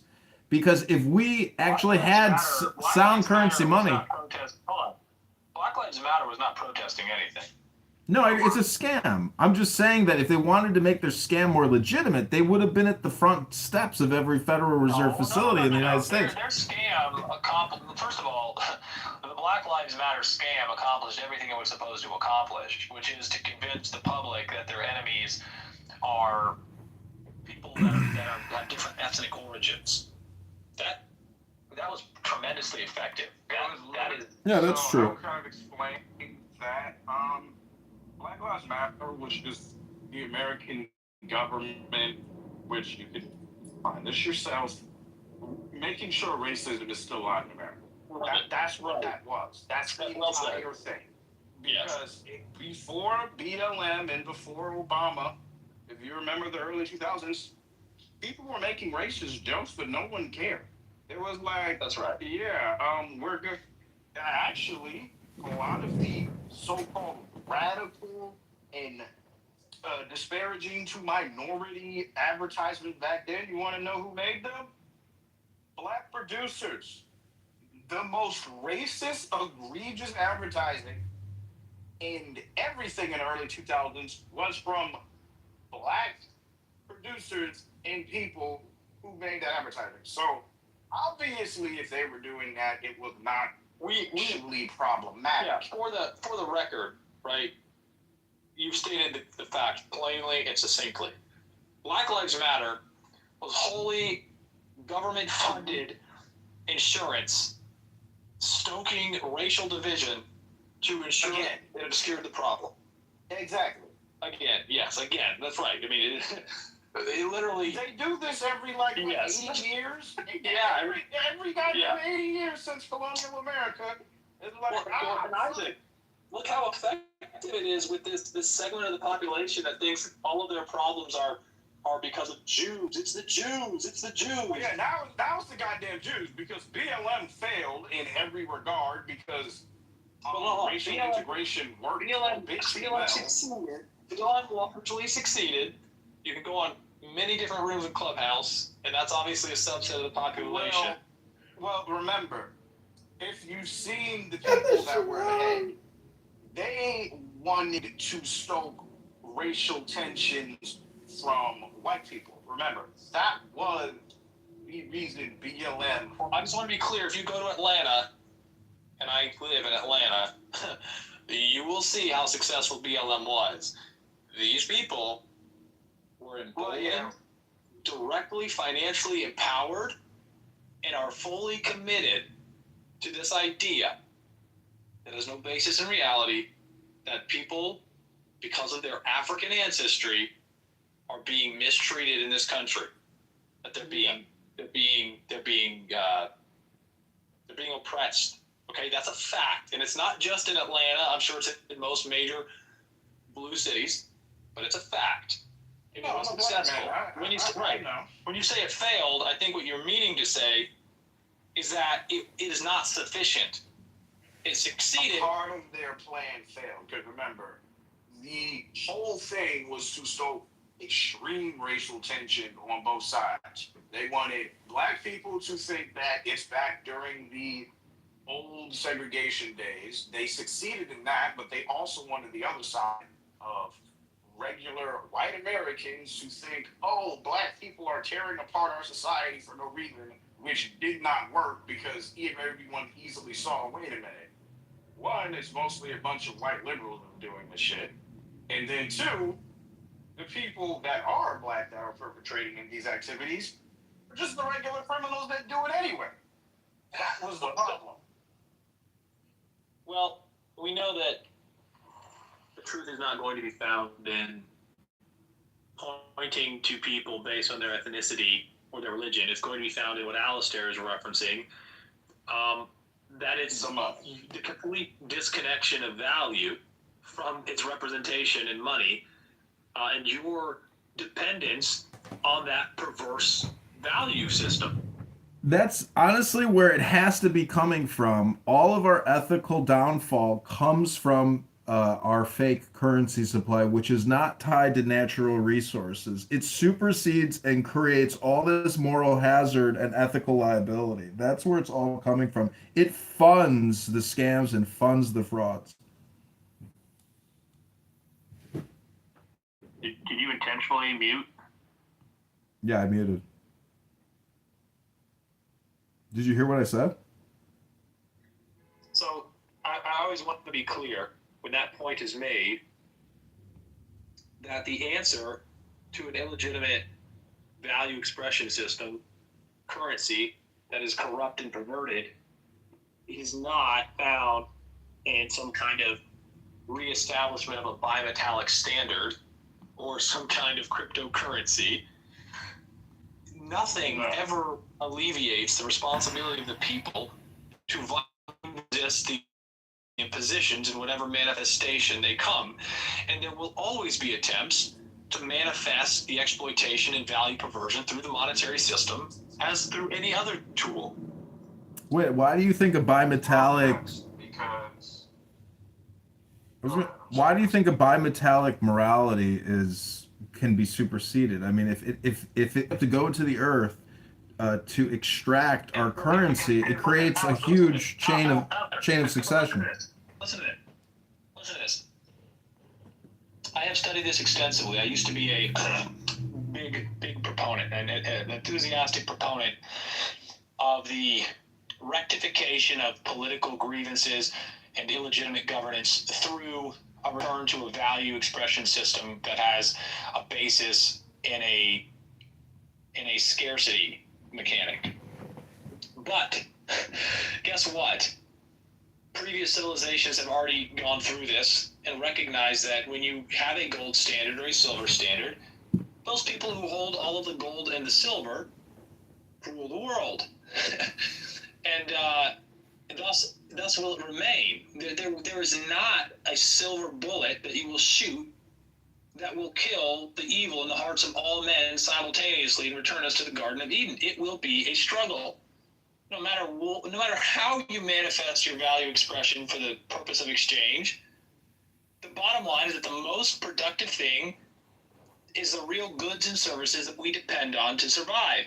And a healthy society recognizes this and does not subsidize farmers to destroy crops, does not create fraudulent arguments to denature fuel and to destroy agricultural land, to allow for speculation in shelter. Exactly. It doesn't do it. Exactly. It won't do it. It will specifically utilize the government to prevent it.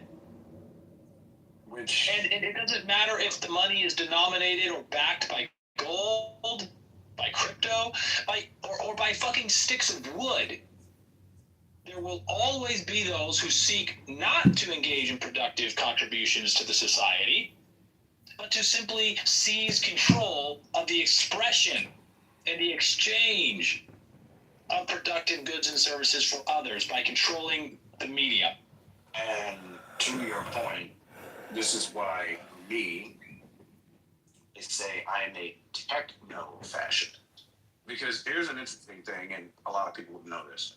The hacker community in America, a lot of people have misconceptions about it. They think, oh, just because someone has a computer and a tool and steals your money, they're a hacker. No, that's just a thief. A thief is a thief no matter the tool they use. Hackers, or the hacker community in America, is a monarchical system. A lot of people learn that, but they don't understand why. They think we're a monarchical system because we're pretty much hatred of the government and everything democracy. That's some of the reasoning. The rest of the reasoning is because we have studied enough of history, we're not restricted from it, to see why monarchies work. And they work because the king did not rule the land because he was the king. The king ruled the land because he was the organizer of protection for the kingdom and nation. That is why. That is entirely it. He was the best person and organizer to say, this military and this amount of soldiers need to go here because these people are here. That is why he was king. It wasn't because of money. And the king retained his crown insofar as he properly adjudicated his responsibility and did not exploit the public. Exactly. And that is how the hacker community works. We do not have den masters in so-called like lore. We have a lot of fantasy titles, but these people are not in charge because they were the best ones that fought the CIA. I can tell you that in terms of fighting, they are some of the worst people to actually fight governments. They are in charge because, like the kings of old, they make sure we do not go off the tangent, cause too many issues, like the medieval kingdoms of old. They are there for organizational defense against. Well, they are the heads of a hierarchy that is based on competition and meritocracy. And there's nothing inherently wrong with that. And it's appropriate to point out, Isaac, that in the same way that you haven't found a silver bullet by identifying gold and silver as scarce resources that might do a better job than and they might not even be, but you've also properly identified that it is not the manner in which you choose to determine your leadership that will provide a silver bullet and an insurance against all future entropy. It is only through the constant efforts of the people, recognizing their duty, committing responsibly to their community, that we can have a perpetuation of good governance and real value expression and recognition that is commensurate with nature. Yes, that's how it goes. That is how it's supposed to go. That is why me am regrettably agreeing with the den master that I had when he told me you will find nothing that you need out in their society. He was saying that because I was in this, a part of this monarchical underground cyber kingdom system of tech lords, technomancers, in literal cyber gods in some cases. That's an actual title. Because that's how it was ran. It wasn't we're exchanging money and goods and services, we have an economy. No. It was a monarchical system with different areas of the internet in kingdoms. That's how it is ran. It is not this whole thing of, you're trying to, fight the government because of. Sorry, Bree. Yes. No, it was none of that. It's because we figured out how to effectively be human beings and run an effective system to fight an external enemy that we all have, regardless of race, culture, religion, ideology, income level, sometimes intellect. That is why it's done that way. Like you said, here's another 810. Hold on, Bree. We don't need to interrupt him. We don't need to interrupt him. Yeah, it is like you said, Diogenes. It's because the meritocratic system and the competitiveness that men actually have shows this is the best guy for this particular activity, so we're going to follow him. It is not because he is the strongest. It is not because he is the brightest. It's because this is the guy who knows how to avoid these particular things and issues. Right. We follow the man best suited for the path that we are on, and when we diverge, we diverge. And then the man who leads us, when he turns us to his own ends, becomes a tyrant, and we have to resist that. We cannot continue, and we have to recognize that. We have to be on guard against that. We have to recognize that it is going to happen. We're not all but what is the rubric for tyranny? Bree, first of all, I understand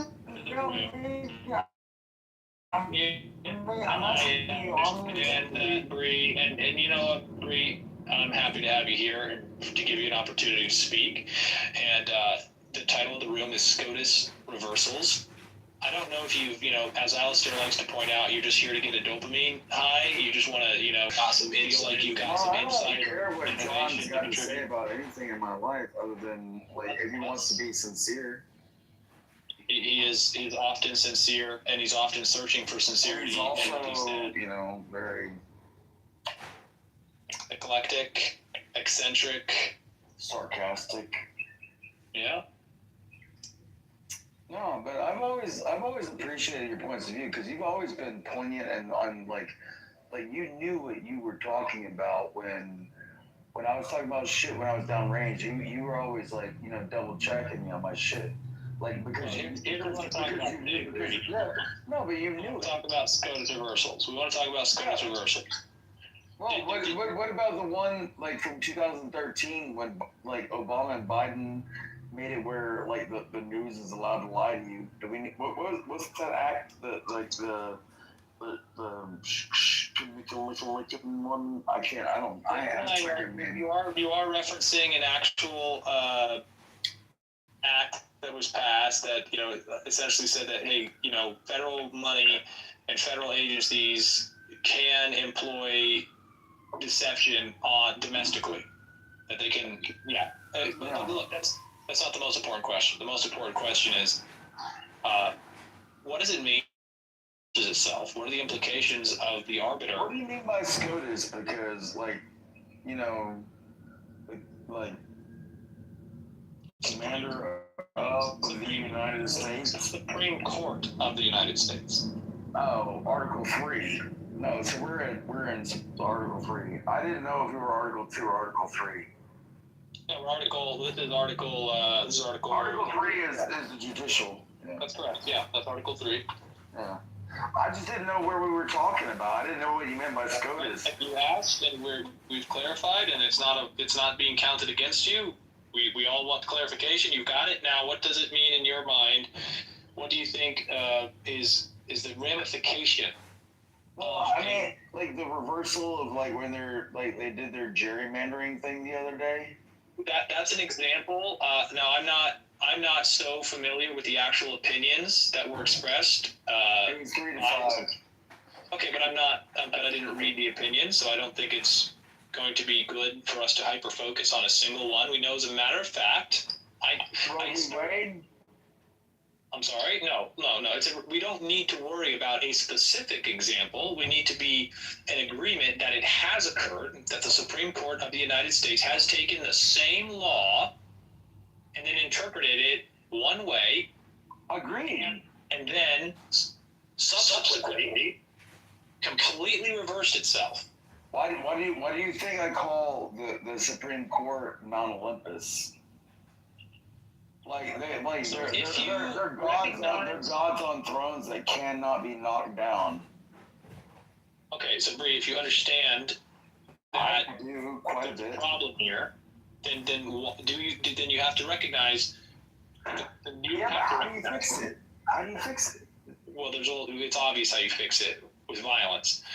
Well, I mean, without violence. The founders were very I do violence very well, but I don't want to show you how violent I can be. I don't even understand how you think that follows from the discussion we're having.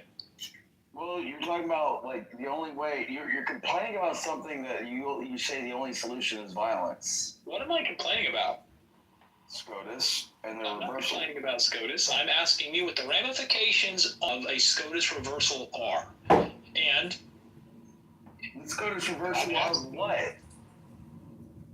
Of anything. What does it mean? Concept. What the hell? Yes. Yeah. If you want me to boil it down to one word, I would say an interpretation. I don't want you to boil it down to one word. I want you to just an interpretation from a human being that voted their interpretation. Right. What? Correct. And we're not supposed to be ruled by individuals. We're supposed to be ruled by something else called the law, right? Yeah, but people interpret the law. How many ways from Sunday has the Second Amendment been attacked? Okay, so I think you're having some trouble getting behind. No. You're trying to focus on. I have a gun. I don't have a problem being on your six. Okay, you have a gun. Great. But yeah, right. It's a non sequitur to point out that you have a gun. It's important to understand that. Non sequitur. Yes. So you have a law. We're supposed to be governed by the law. It is. Okay. All right, Bree. It's been fun, buddy. But you're gonna have to find somewhere else. You're being evicted. So if you can sit quietly and not interrupt, you can stay. But if you're gonna start interrupting, because you're not getting the concept, you don't engage with the concept. I think you just want to talk, which is fine. But this is not a room for that. But you're not parlaying and understanding what he's trying to do. Anyways. Yeah, that was stupid. Okay, moving on. I think he just wanted to be heard. But I'm about to wrap the room up anyways. Ayomi-kun, if you have anything you want to say, please come up. You're going to get 10 seconds. If you don't come up, I'm just going to boom the room because I've got to go. Isaac, always a pleasure. Alistair, I appreciate you. Thanks for your insights. Faraz, thanks for hanging out in the audience. Replays are on, so if you wanted to review any of that, you'll have the opportunity to do it. And the final word is that the only logical conclusion to a Supreme Court, the supreme arbiter of the law, interpreting the law as prohibiting and protecting the same action is wholly illegitimate. The law cannot be both in favor and opposed to the same thing. The law must be changed before the interpretation can be changed if the law is legitimate. The only conclusion is that the Supreme Court of the United States is illegitimate. Take it for whatever you will, respond to it however you want, but the logical conclusion remains. Peace, guys.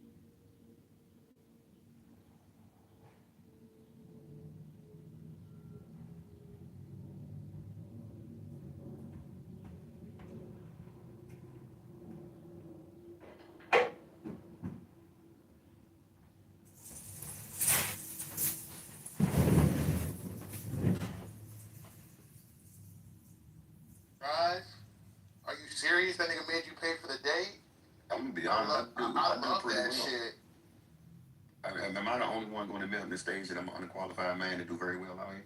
Hi, Cloud. Is this a serious conversation or do I troll? What make you unqualified, 12? Racism towards Harry, who's a white racist. As much as it pains me to disagree with my nemesis, Pro is just simply factually correct. The British monarchy, like most monarchies, is an open Did you wake project up woke today, dude? from the start. And they say there's not hope for the flat earth. And Simon is somehow struggling intellectually to get there, and I'm just trying to calibrate what level of intelligence struggles with this. And I was just guessing maybe, a quarter, maybe a quarter and a dime. Pro, this is another reason I love your room, because, if you're going to get insulted, it's done properly.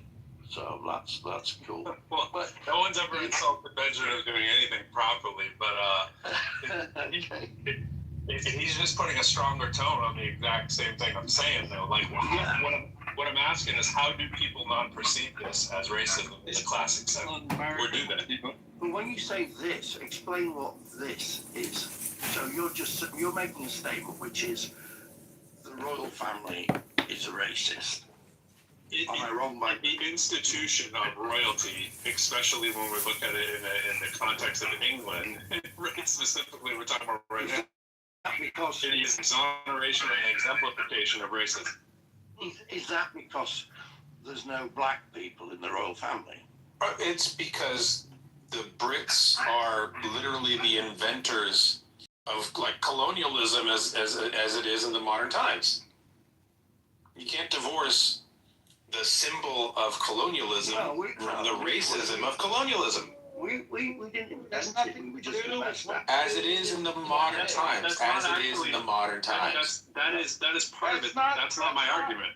Hey, somebody get their argument. Of a racist tree. Right. Look, the project is Benjamin has it. blood royalty. How is that not racism? It's the definition of racism. Come on. It's completely You un-American. you guys not have an orange for breakfast? Like, what's going on here? Hang on a second. So, hang on. It's quite simple. So, actually, if Harry was the next in line after Charles, and he married Meghan Markle, who's mixed race anyway, but let's say we're not talking. I don't want you to continue because you're missing the point again. This is not what we're trying to say. It is not about Meghan Markle and her being black. It is the institution of a bloodline. They could be Chinese. It's not even the fact that they're white. That just adds to it. But that's not the part we're talking about. We're not talking about the fact that they are literally and we're trying to say here with Romero that it's the colonialism invention, right? We're saying that before that, they say, well, my father's father's father's father's father was royalty, and my mother's mother's mother's mother was royalty. We're going to continue that legacy and be at the right hand seated next to God, right? And by bloodline, we do decree that we are royalty and you are not. That's what we're talking about. We can talk about all the other stuff after. That's the part I'm asking you. All right. Okay. Simon, can you understand that we're talking to Americans, and the whole, it's totally un-American idea, in the older things, it's un-American,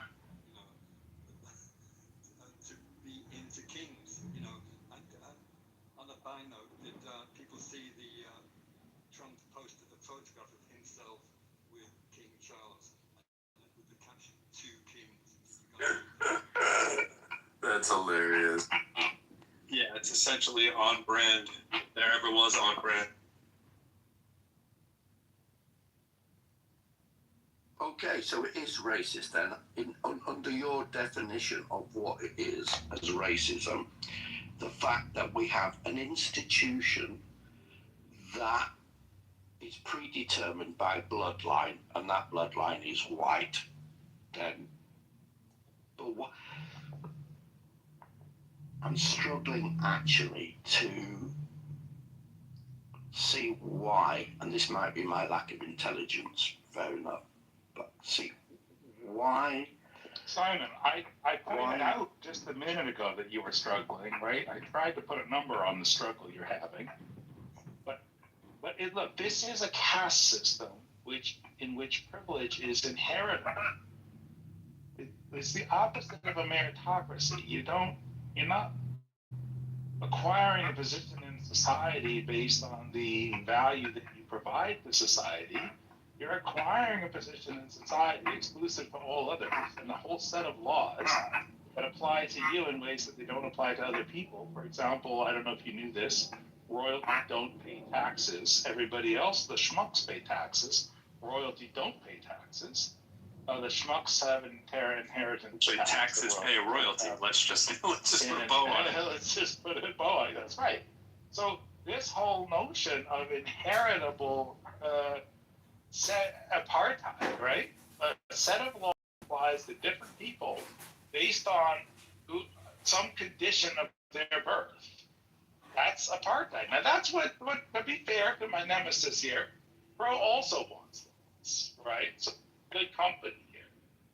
He just wants it to be different. Now, I'm the person in the room who thinks that inheritable privilege is an anathema, and we probably need to be working our way out of that project rather than into it. And Pro is like, whoa, it worked real good for 5,000 years. Let's do it on the other foot for another 5,000 years. Just we have to intersect on this bend. That's all it is. But you could argue, that it's worked very well, very recently, when Charles spoke to the Congress, and also you talk about privilege, but it's also about duty. It's a role as well, is it not? So you're painting it in one particular way, which I don't think exactly. So let me just say, we talk about taxation, like take a tax. I mean, for God's sake, right? We could pass a law. We have the power. It's not the king or the monarchy stopping us. We could pass a law saying, "Oi, Charlie boy, you've got to pay tax on your income." Yeah. No, we don't do that. And I think one of the reasons we don't do that... Well, it's even worse than that, because you guys are the battered wives of this scenario where you know what you should do, tax the fuck out of the royalty, but you're like, no, they've been good to us. No, they haven't. We just do the same thing for our business owners and, elite class. but it's true. They weren't exclusively born into a 511, but for the most part. I don't think you do that very well, by the way. No. We're saying we don't do it very well over here. I'm saying that. Class. There is not a set of laws that apply. It's not a set of laws that apply to their children. Somebody got to mute your thing there because we hear all the background off your Bluetooth or speakers or whatever it is. Sorry. But it's not a business, though. You can't compare the royal family and the monarchy to a business. Sure you can. And it's easy. I'll explain why. It's easy to explain why. A corporation in the United States is basically defined as a being, an eternal being that only ends when the corporation ends, right? Royalty is also an eternal being that only ends when the bloodline ends. You have these massive institutions that get privilege purely by the blood that runs through their veins, or in the form of corporations, the legal status that they've achieved through money and politics. Well, you keep using the word privilege, right? But there's a trade-off with privilege, which is the duty. Yeah, the role that they have to fulfill as a monarch. And also you said it doesn't end when the bloodline ends. Would this be an accurate sentence then? For the privilege to carry out one's duty as royalty? Well, so we have to define what their duty is. Yeah, we're saying we're calling it is a privilege. And I'm again, your mic is killing me there, Simon. You just gotta mute it when you're not talking. If mine's doing it, bullshitting, because duty implies that there is a thing that you must do And the failure to do that thing would have the consequence of You're let's no longer say, in your position. expiring your privilege.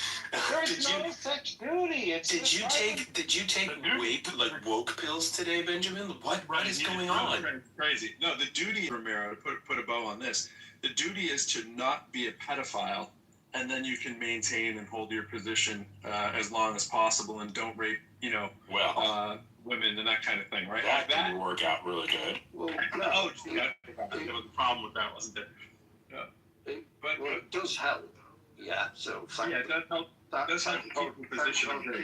Thank God King Charles, as far as we know, is not a pedophile. Okay, so let's stop though. Something. We're just trying to get to the point that there is no real duty. Wave and say hi and turn your hand like a model on a float, right? Or Miss America or something, right? That's the duty. And we understand that it's taxing, dealing with the public and all that stuff. But we're talking about the 1 million people out of 1,000,001 would probably sign up for that tomorrow. And the option is you'd be another one of the colonies. Oh no! Don't say that. Okay. All right. Okay, So pro. Right. Nobody wants to be king. No one wants to be Duchess, right? No one wants to be Duke and Duchess because it's not. Nobody wants to be. Oh, then we should end it. So Simon, are you saying? And now you get why all the royalties' wives look like men. Okay, that's weird. But so this is interesting, right? The assumption that I don't know where he went is that I was trying to mute his mic and I sent him to the audience by mistake. So this is an interesting assumption that Simon is making. So like if you live in a one of those estates, right? And you're sort of barely getting by, you're saying that person would not want to be royalty? With all the benefit, like council estate dude that's just like fucking off because he can't find jobs, like that guy would not want to be royalty? Well, you can take it to an extreme, but that's not an extreme. No, I don't. Can you imagine you're under the microscope? Yeah. Oh yeah, it'd be fucking great, dude. If I was royalty, like they could put me under the microscope all they want. It'd be fucking awesome. So this is this is interesting. There was the show many years ago, The Life of the Rich and Famous, and they did an episode on the royalty, the royal family. And when the two royals asked for a hamburger, what they got was the chef at the palace got literally like the equivalent of like a $500 slab of beef, right? Really expensive beef, and ground it up for them. And that's what they think a hamburger is, right? Like, so it's just a totally different level of existence. And yeah, okay, you're scrutinized like celebrities are scrutinized, but like, there's a movie called Hustle and Flow from a few years ago. Pimpin' ain't easy, but pimpin' ain't hard. It's hard out here for a pimp. Now, Simon, okay. So when I had lunch with the Queen, right, I sat next to Prince Philip, her husband's private secretary. So, and this was as I said, in Germany at the Nordrhein-Westphalian Parliament, and it was lunch, and I went, oh, and I sat next to him, and I went, what happens now today? So I think they were in their 80s at the time, and he went, oh well, we're getting hotter, yeah, and then we're flying to London, and we've got a dinner this evening at the Mouse. So I went, bloody hell. And I said, is Prince Philip as difficult a person as comes across as? He went, yes. He said, but he struggles with the fact that he has no freedom. I said, well, how do you mean? He said, well, sometimes he wants to get out of Buckingham Palace. So we have a taxi, yeah, and he has his own taxi. So it's me, him, and his security. And we just go for a drive around London so we can get out of the palace. Because otherwise he can't walk the street or anything like that. So he's in a gilded cage. Well, I understand what you're saying about someone who is destitute, has no money, and they would go, give me that gilded cage. Destitute? No, like middle class mom of two, like would fucking love all that. You don't have to say, oh, little Tim who's destitute and is gonna die of polio or some shit. He would love to be. What makes you say The that? whole argument. Let's go back to the racism. Because this whole thing of like there might be some people that don't want to do it, that's not the argument. There are lots of people who wouldn't want to be the Kardashians, to grant you that, right? I made the earlier analogy too. There's millions more who would want to be the billionaire daughter of the Kardashians, right? There's millions of people who would want to do that. So to Romero's point, yes, there are people that won't want the pressure. That's not the issue. The issue is it is unbelievably lopsided, the life that you live, and most people say it's good to be king. They're not like, it sucks to be royalty kind of thing, right? That's kind of obvious. We know that you're essentially loaded, and yeah, there might be some pressures with that. What we're talking about is the total non-balanced scale of how their life is compared to the average person, and why it continues to happen, and why the pomp and circumstance, and when it's the embodiment of literally a bloodline kind of hierarchy that you can't escape even if you wanted to. And Prince Philip was a renowned racist, actually. I can't remember a detail, but I know he was renowned. You would have to be. You would have to. It'd be amazing if you weren't. It's like we say it about the Magna Carta, and manifest destiny, and all this kind of stuff, right? It's in the book Norseman. It's in the book Race by original Norseman. It's the major premise of the book of race, of understanding race. When you have a country that's founded on the idea that it is our God-given destiny to expand over to the western shores from sea to sea, and our God-given right with the language that's embodied inside of the Magna Carta with race is bullshit, right? Like the bloodlines, it oozes from the system that is in place, not just there, but certainly there. I think I would You're making the case that I The reason I take hell is because that's where all the have-nots are. The currency of the realm shifts over here is money, over there it's virtue. But either way, if you haven't got it, then you're stuck. Mm-hmm. And I've spent all my life with the have-nots. Yeah. Once I got in Well, I got a shout out Eric Shaw, who's from Lowell, Massachusetts. He was an adjunct professor who I had issues of racism, which Benjamin would say is an unworthwhile class, of course. But I had that course, I think as a sophomore. I took an elective, and I was like, oh, issues in racism.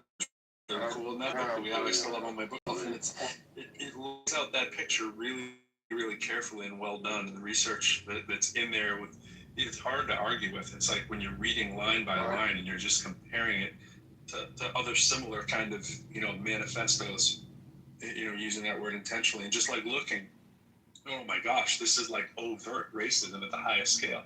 And to think that that's not so pro. I appreciate it. You were wrapped around the axle emotionally by this book on race, but no emotion. You can't possibly make a reasonable argument in which race is a predicate, because race is not susceptible to a reasonable argument. There's no test. You think the races are, and I have no idea what you think the races are. Aisha thinks of the races differently.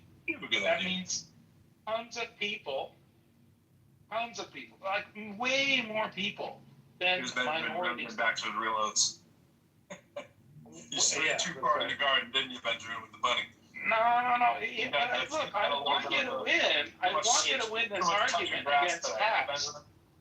Yeah, I was touching grass. I want you to win the argument on a bloodline caste system. I don't think you can do it if you use the word race, because race is not a credible or robust word. It doesn't have distinguisher stability, meaning if two people draw the lines about race, they're different. If people get on an airplane, fly to another country, their race changes. It doesn't have geographic stability. Over time, people who were an X kind of person are now a Y race. It doesn't have temporal stability, meaning it's just a made-up concept that changes from moment to moment to moment to moment I don't know what we're trying to do here.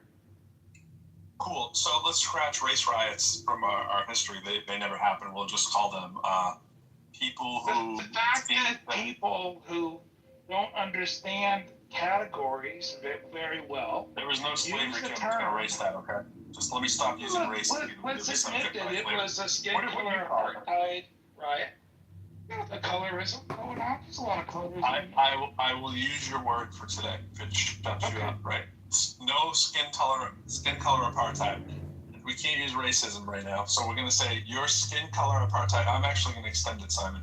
The blood color apartheid of the royal family seems to be an egregious violation of what most sane people, I think, would say.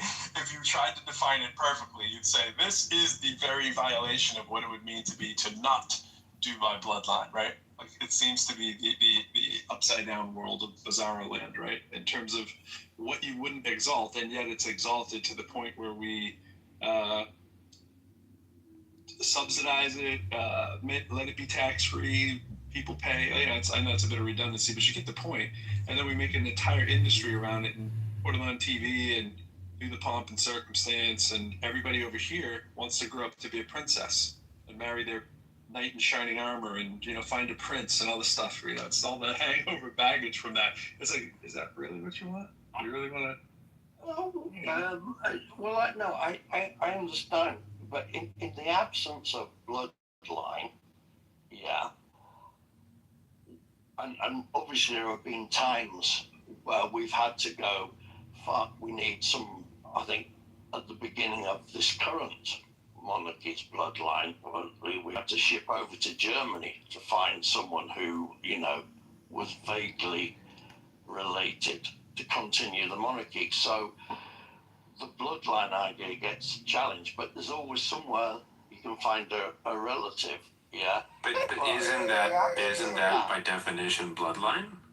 Yes. So in the absence of that, but no part of our merit or qualification or electoral kind of thing would dilute it and make it not a thing anymore, right? Well, so in the absence of bloodline, as we have, well, it's then another form of what? And so you're going to vote. Well, who gets to live the glorious life? That would be weird, right? Who gets to live the glorious life? Oh, filet mignon again. Right. Forget the glorious life argument, because we can argue. What else could you call it, right? Who gets to be the figurehead of the country who lives in a palace, bro? Well, other like the Irish, they vote for a president who is not political. So you can have presidents that are not political, and they have their time, and then you have another vote. Yeah. That's a step down. But you favor this. I'm just wondering why you favor it. I favor the monarchy,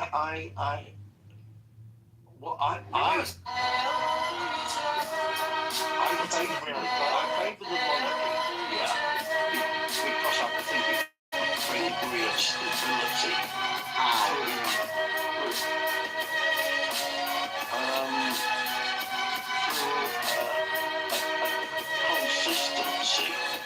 consistency. So if you want like a drama, you can go to the Danish or the Swedish crown, king and queen. But Norway as well. I mean, we have a monarchy. We have a king, a queen. It has been a king since 1992, I think it is. They have no power. They're just like a nice sticker that you put on your bumper for everyone else to see, but has no function other than maybe make you honk. What's the purpose of a monarchy? Andrew's is coming across like he might have an IQ of double digits. I'm not sure. Well, go on, Anders. Andrew, you're suggesting that the king in Norway or Sweden has no power, right? Like I said initially, I can't speak when it comes to Denmark or Sweden. Probably has the same bullshit thing where they also don't have to pay taxes, right? I don't You want me to go look that up for your? No, I'm simply ignorant on that You have to go Google point. that for your. I love that Benjamin now is like, he gets so fixated on IQ, right? Like, people that get fixated on IQ. Well, look, this is a pair of European dimwits here, and I just can't. Yeah. Benjamin, but you're an American dimwit, Benjamin. You're amongst your swans. You should be open arms to your ilk. All I wanted to know was Benjamin, what's my IQ? Illegal apartheid. Illegal apartheid. You are for apartheid, Benjamin. You literally think that women should only be fucking popping out babies. What are you fucking talking about? And hey, Simon, I have nothing against you.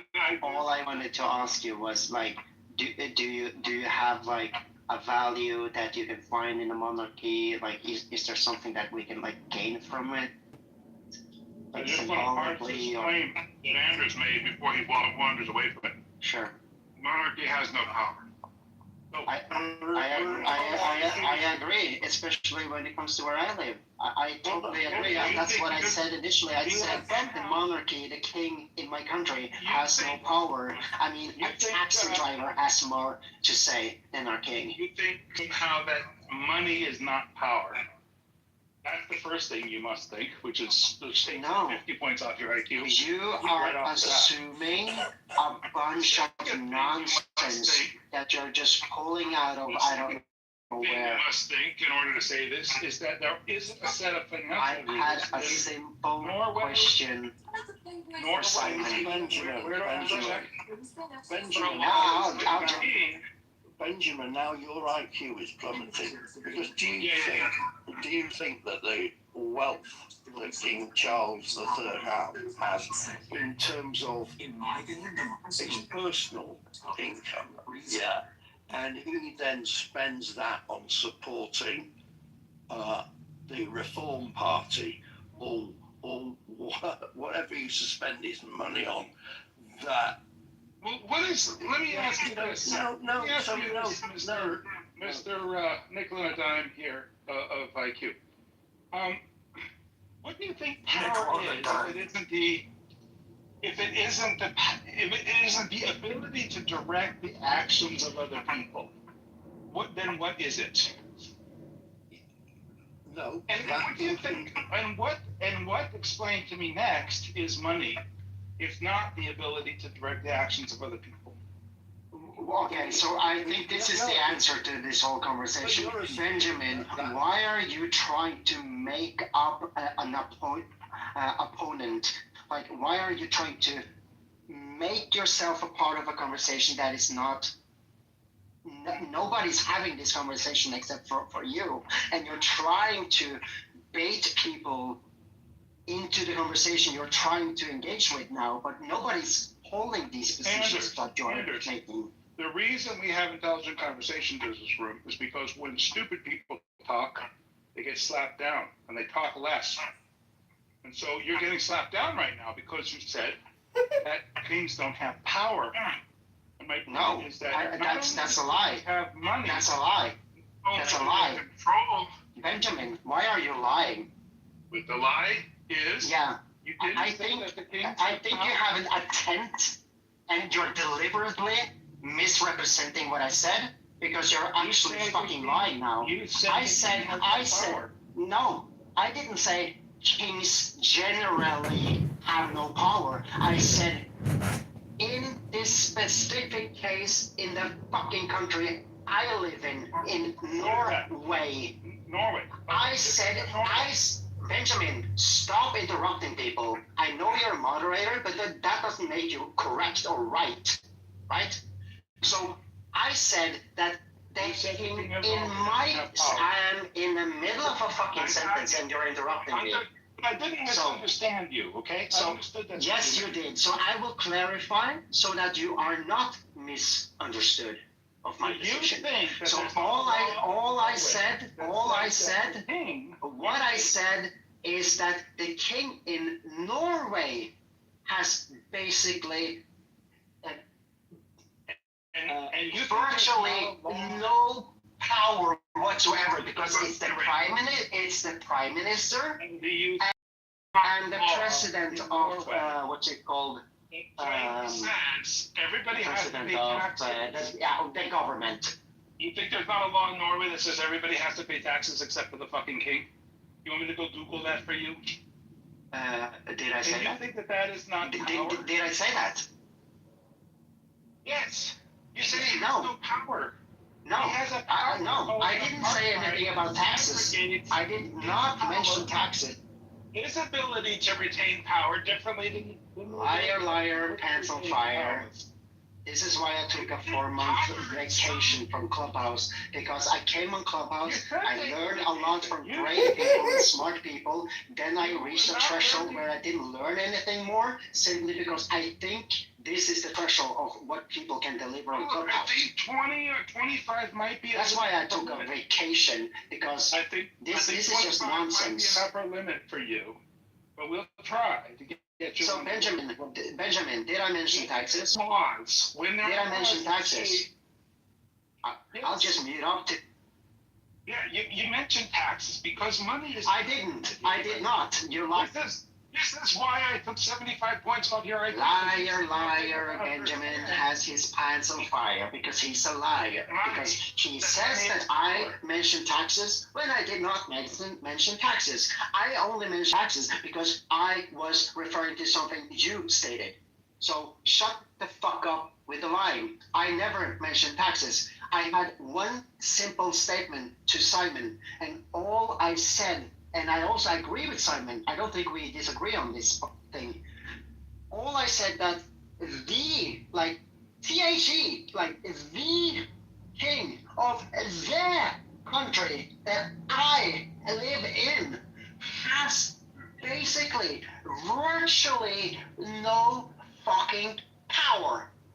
That particular king, and I mentioned his name, and I said he was a king from 1992. His name is King Harold. I said this, and everything,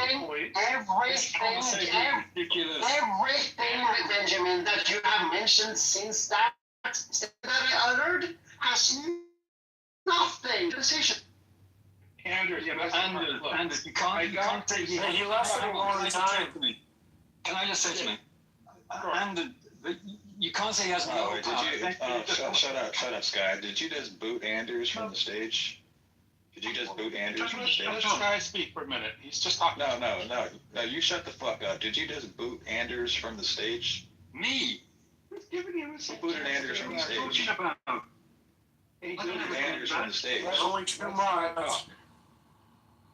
Who booted Anders from the stage? It wasn't I, said the hen. It wasn't I. Why do we care? Why do we care? Was Anders saying something? I wasn't even listening. I'm just walking outside my house. I booted him. I booted him out. No, I mean, don't do that. Don't do that. I told you many times not to do that. It's not. No. But I heard Anders arguing that the crazy claim that his king has zero power. Was that what we're hearing? Yeah, he's arguing that the king in Norway has no power. Yeah, and I was trying to explain to him that the ability to keep all of your wealth, generation after generation after generation, when you've had 700 years to collect all the gold and silver from every war that's ever been fought, and now you have the apartheid rule that says you won't be taxed on your wealth, you won't have to pay an inheritance tax. You keep all of your wealth forever and always. Invite Anders back up, Benjamin. Is a really stupid thing not to understand. Benjamin, that's why I docked him 75%. Did you get annoyed?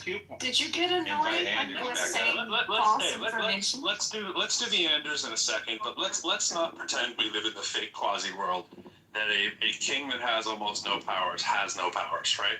Like, there's a big difference between almost has no powers and has powers, and I think it's a good clarifying moment while people are being silly. Clearly, he has powers, right? Anybody can go do a search, pick any country you want, and let's use Norway, and let's use Harold, and go online and say, what advantages does Harold have over normal people? One of the first things, obviously, is he has immunity, because that's what it means to be a king. He's not going to have any ability to be arrested, just like our president, right? There's going to be a list of like 8 or 9 or 10 things. Does he have full power like the old school kings? No. But to sit around and talk like he has no power is insane. The wrong word. Of course he has power. That's what I was trying to point out to Anders. You can't say no power. He might mean, no constitutional power to run the government. But you can't say he had no power. He's just using, maybe it's because his second language is English. All right. Run back up. So Okay, thank you. So, Benjamin, just mute me or tell me to be quiet. That's all you have to. Anders, just trying to hear what he says. Pro One and I second, have a we'll get- disagreement. Yeah. Anders, Pro and I have a disagreement.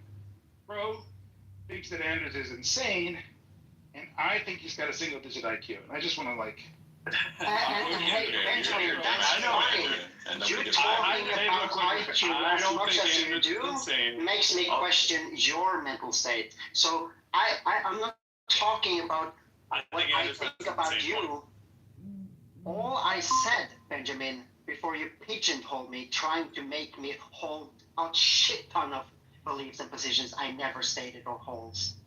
All I said that Benjamin, in Norway, our king has virtually no power. He has no political say in any way. It's a symbolic where, what is it called? The prime minister have to call the king.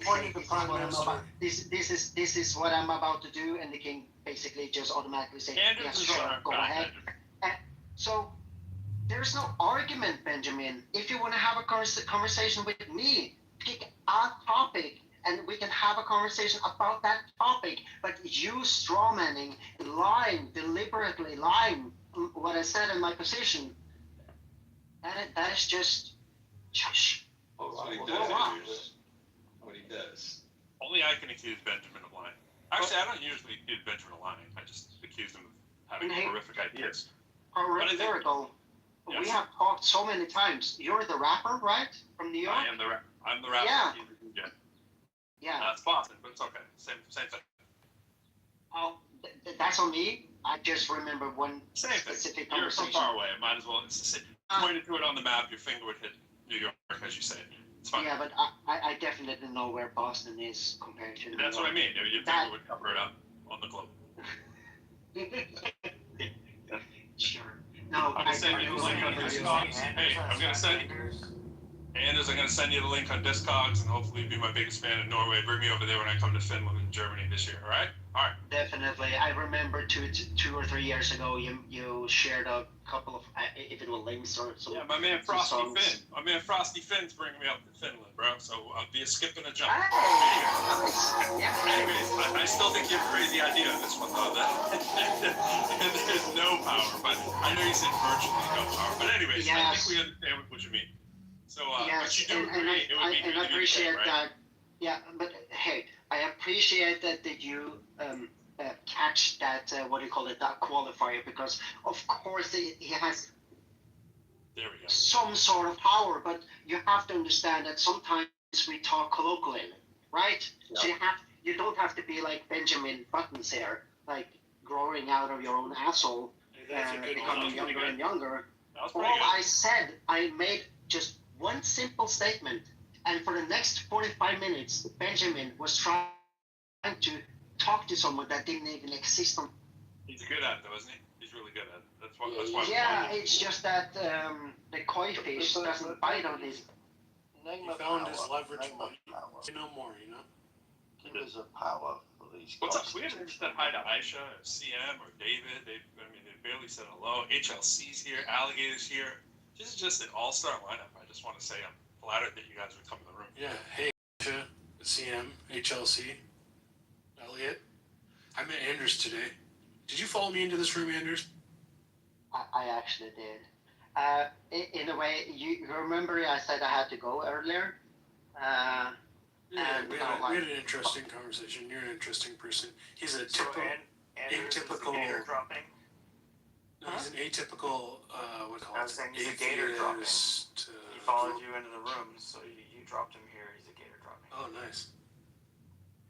No, he's an atheist, glober, scientist. My kind of guy. Anders lives in Andrew's room. I nominate him. He loves to bash his King head of against Gatorland. Andrew's rooms. Andrews, you can be the ornamental king of Gatorland.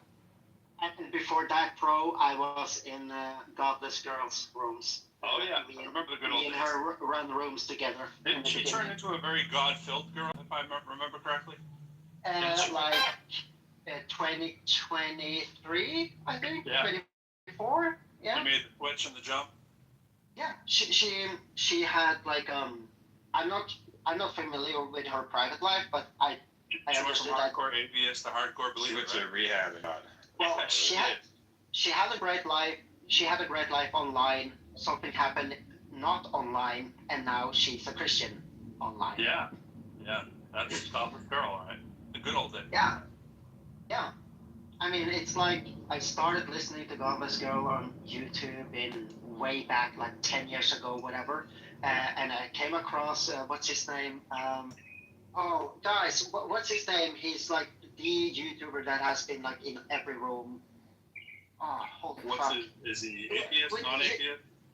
Atheist. He's been like John Lee and Matt Adams. Tom Rabbit. There we go. Yeah. Holy fuck.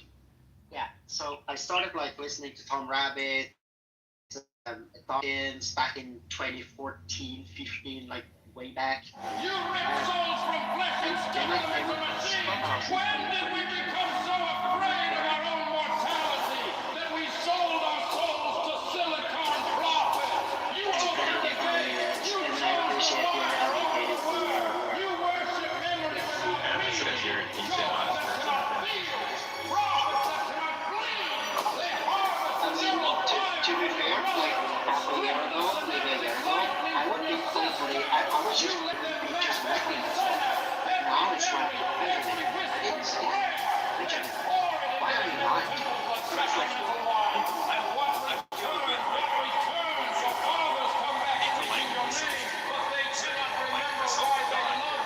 It's kind of like angels and how we cast one down. Eventually, it's like a fallen sun. It's kind of like Elliot is my favorite person. I feel like there's something you can't play with. Like Elliot gets on your skin. Might just have to get oil here. Elliot, we're gonna work this out, man. We got to be able to come to the British royal family have some surprisingly bizarre and strict eating habits. According to former royal chefs, garlic is basically banned in the Buckingham Palace. Why? Because members of the family are constantly meeting diplomats, world leaders, and guests in close quarters. Bad breath is not an option. Even Queen Elizabeth II reportedly refused. Is it possible for him to be redeemed and come back up into heaven? I just didn't understand that at all. Okay, so I think he can be redeemed. All he has to do Did is you know that like, you can get your prep for do not free? tell With this, people sir, you what can their get your position prep is. prescribed. Do not tell people you're in a conversation with what they believe. Elliot's great though. I gotta go to Oh, Elliot. no, sorry, I was talking about Benjamin. No, I know, but I'm asking Elliot what his, I mean, we all largely know what it is. I just want to hear it enunciated. But it was Jack's encounter with the android. Makes you hold Benjamin in such what he'd call high esteem, but the rest of us will call low esteem. Oh, they stated that. The lying, the dishonesty, what else?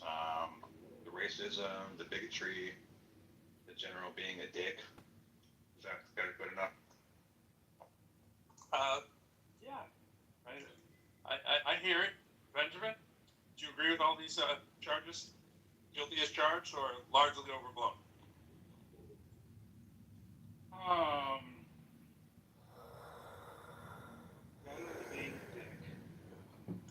That one I think you could. But I mean, Benjamin, maybe I don't remember you. Maybe Specific.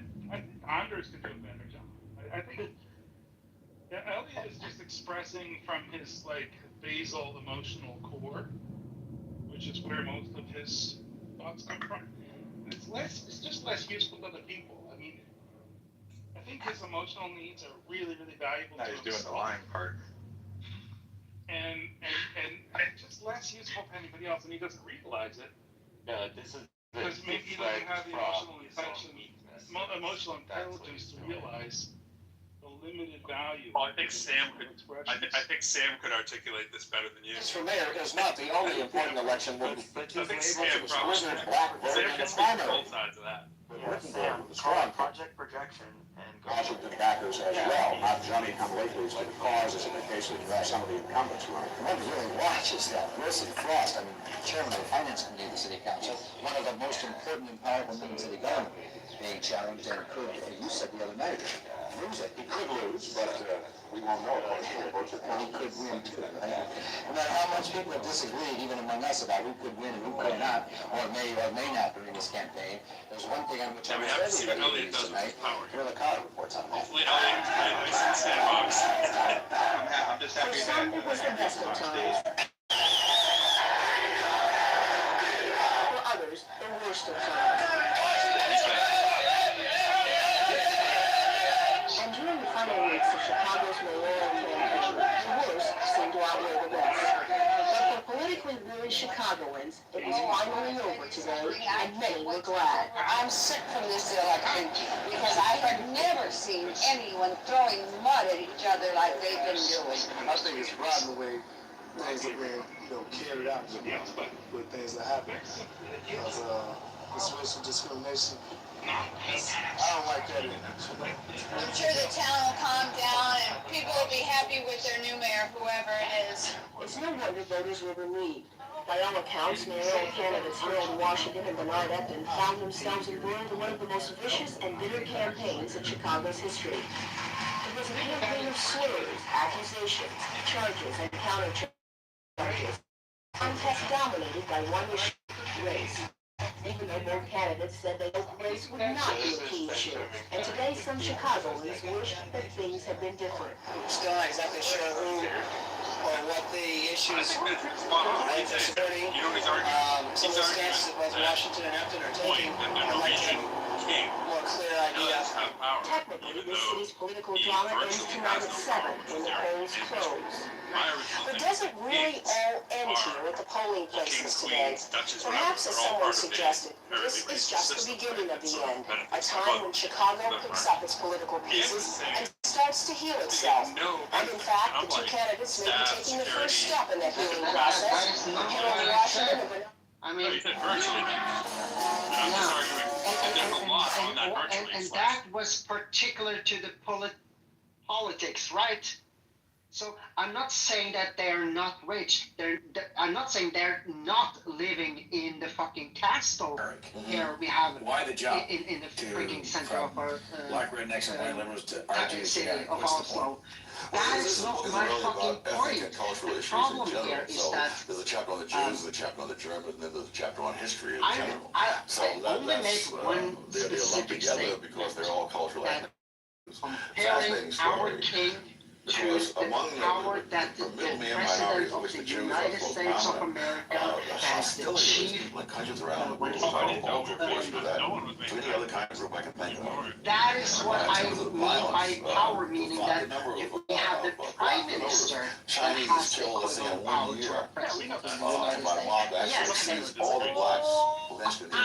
Yes, then was making a statement compared to a president and compared to historical history, our king practically have no power to in this day of age as they used to, or as a president. That's all I said. I said nothing about having no power because they don't have to pay taxes or anything. This is just Benjamin. Just the first chapter.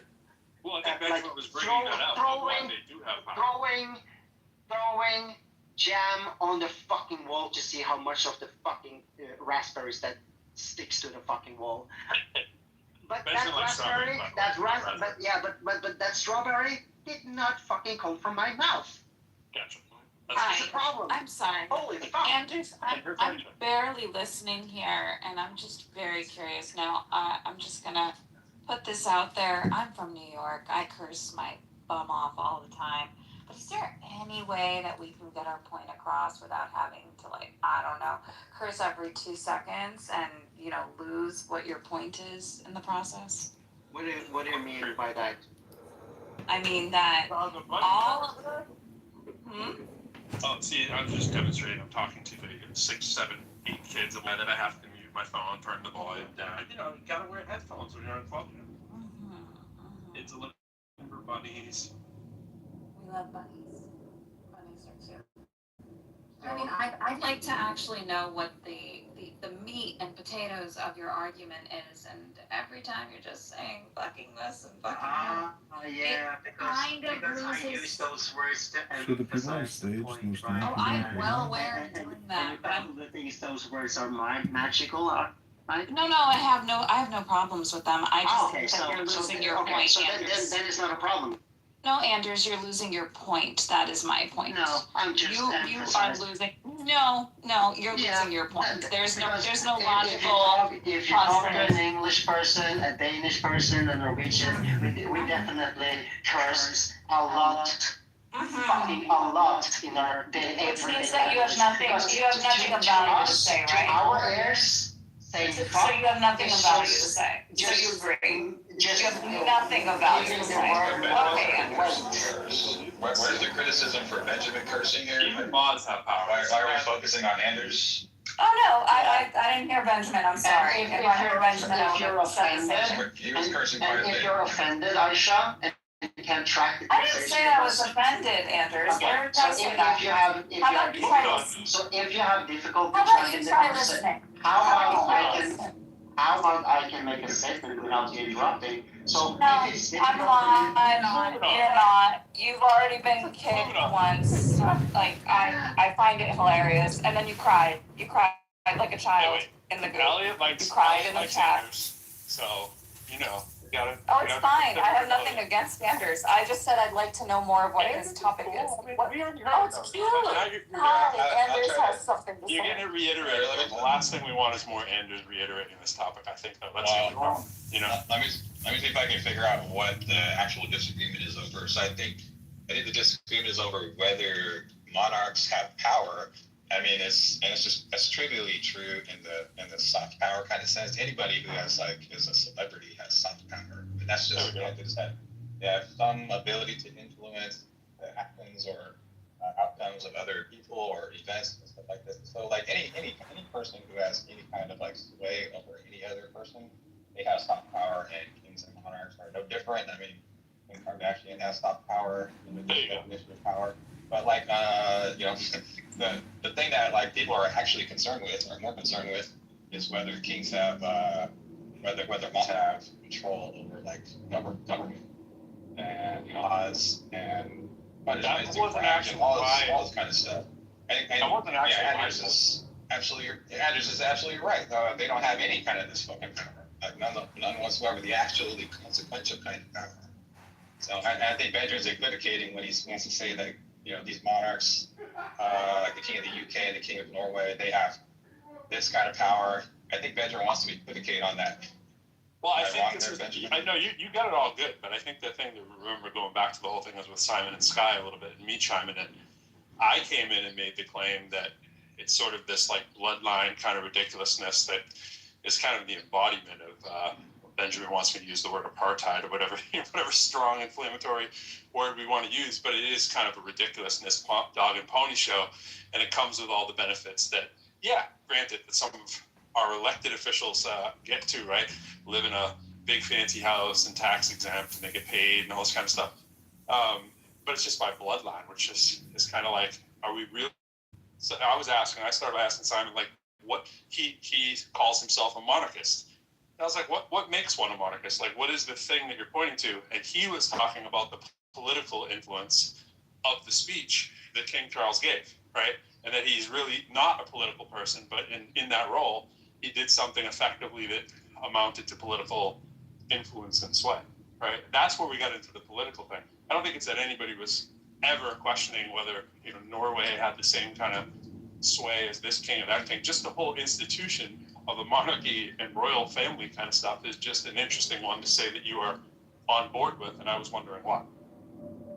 Yeah, I was asked a very good question, which is why do I support the monarchy in the bloodline sense, as opposed to, well, every so we could have a president to be the head of state. non-political. Yeah, that was a good question because I struggled to answer that, and I did challenge myself. I did challenge myself. Sorry, mate. I just wanted to add something if I could. Yeah, go for it. I want to get Ben's input too, being from England as well. Oh, I was just going to say, yeah, like in Australia, King Charles is obviously our head of state as well. But I'm a Republican. I think most Australians are. I think eventually we're going to leave this constitutional monarchy, the system that we have, and hopefully become a republic. So yeah, I was just going to say, but it's kind of the role of King Charles is kind of ceremonial for us. I think we'll probably be the first country in the Anglosphere to leave, probably even before Canada, and become a republic. But yeah, I mean, we should have left when Queen Elizabeth died, but yeah, anyway. It's a ceremonial role, like what Andy was saying. I think Sorry? what was Sorry, that? I didn't hear that? Yeah. Americans get confused by the term republic, because that party, the cause of that is Oh, yeah. Oh, yeah, I should probably clarify. Yeah, it's just, you understand what I mean when I say a Republican, yeah. I'm not an American Republican. I think the UK is a republic form of government, aren't they? But no, they have the constitutional monarchy. I think they do, like we have a constitutional monarchy. We're not a republic, so that's why we've got the Prime Minister, and obviously King is our head of state in Australia, I'm talking about. So, but yeah, there's a huge like Republican movement. Most actually our politicians are even Republicans. Like our current Prime Minister is, but I guess I don't know what the reason is, or they haven't put it to, like in the 90s, they did have, we should get rid of the monarchy. So there is a movement about it, but I guess there's just too much going on right now. But I think eventually we will. I'm hoping we do. The Enlightenment was very influential all across all Western countries, the whole entire Western world, and I don't think the UK is any exception to that. I think one of the whole like one of the main reason of the cause of the Enlightenment was bloodlines, and that we should claim in reason above the authority of the divine right of kings. That's as handed down through bloodline. And I don't think anybody in this room would disagree with that. But it's like, what is the problem here? Like, kings have soft power. Okay, so what? Is it racism by definition? Yeah, it is. What else is there? What else you got? Well, it keeps the role of the church somewhat tacitly in the sway. Like you said, use the word divine power, right? That's the other illusion that kind of can grab some people's ire in this day and age, right? If you don't believe in magic. What would a pyramid be without a point?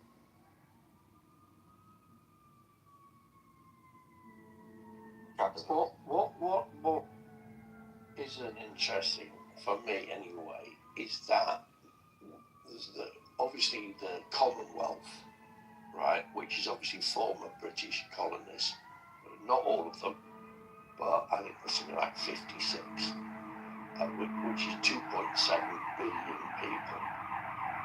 And why does that exist? Because they can all choose, as Australia, in a way I'm surprised that they are still part of the Commonwealth, but they are, yeah. Why do countries still feel happy to be part of that? Because all those... Sorry, that's it. Oh, no, I was just going to say, I feel like we're almost being manipulated, that the monarchy won't let us go. There are like these, it's like the resurgence of these monarchist movements. There's been many like pushes to get Australia to become a republic for a long time. Still our number one immigrant group. It comes the number one, I guess, group on our immigration stats comes from Britain. So we've got these. I don't know. It's like anytime Australia wants to move away seriously from the monarchy and like wants to become a republic, there's like King Charles. Like one of them will come to Australia. They'll do a tour. Because what I heard is that what their concern is if Australia moves away, that Canada will, I guess eventually, obviously New Zealand will as well, and then it will just be like a domino effect, and the Commonwealth will effectively break up. But yeah, I don't care. I think we should get rid of the king. Like I don't think there's a really strong anti-British sentiment in Australia, especially after like World War II, because it was America that came and helped us. It wasn't like after the Japanese attacked us and like bombed Darwin. Like England was nowhere to be found. So there's this kind of old resentment in Australia that we were abandoned by Britain during World War II, and we've had subsequent issues and problems. I mean, now Australia's become wealthy thanks to mining and so on in recent decades, but there were definitely rough periods in our history economically, and as I said, during war times, where especially the older generation feels very much abandoned and like totally disloyal to England. So yeah, I think we look up to the American example. Like the Constitution. There's so much missing in our Constitution. We don't even have a Bill of Rights. Things need to be rewritten.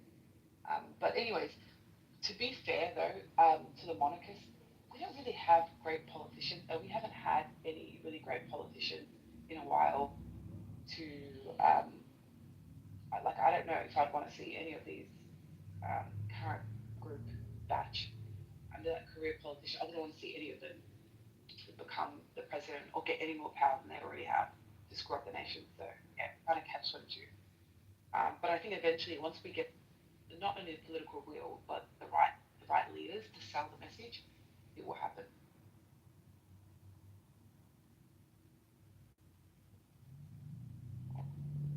I think the constitutional monarchies, or at least I don't know, the so-called.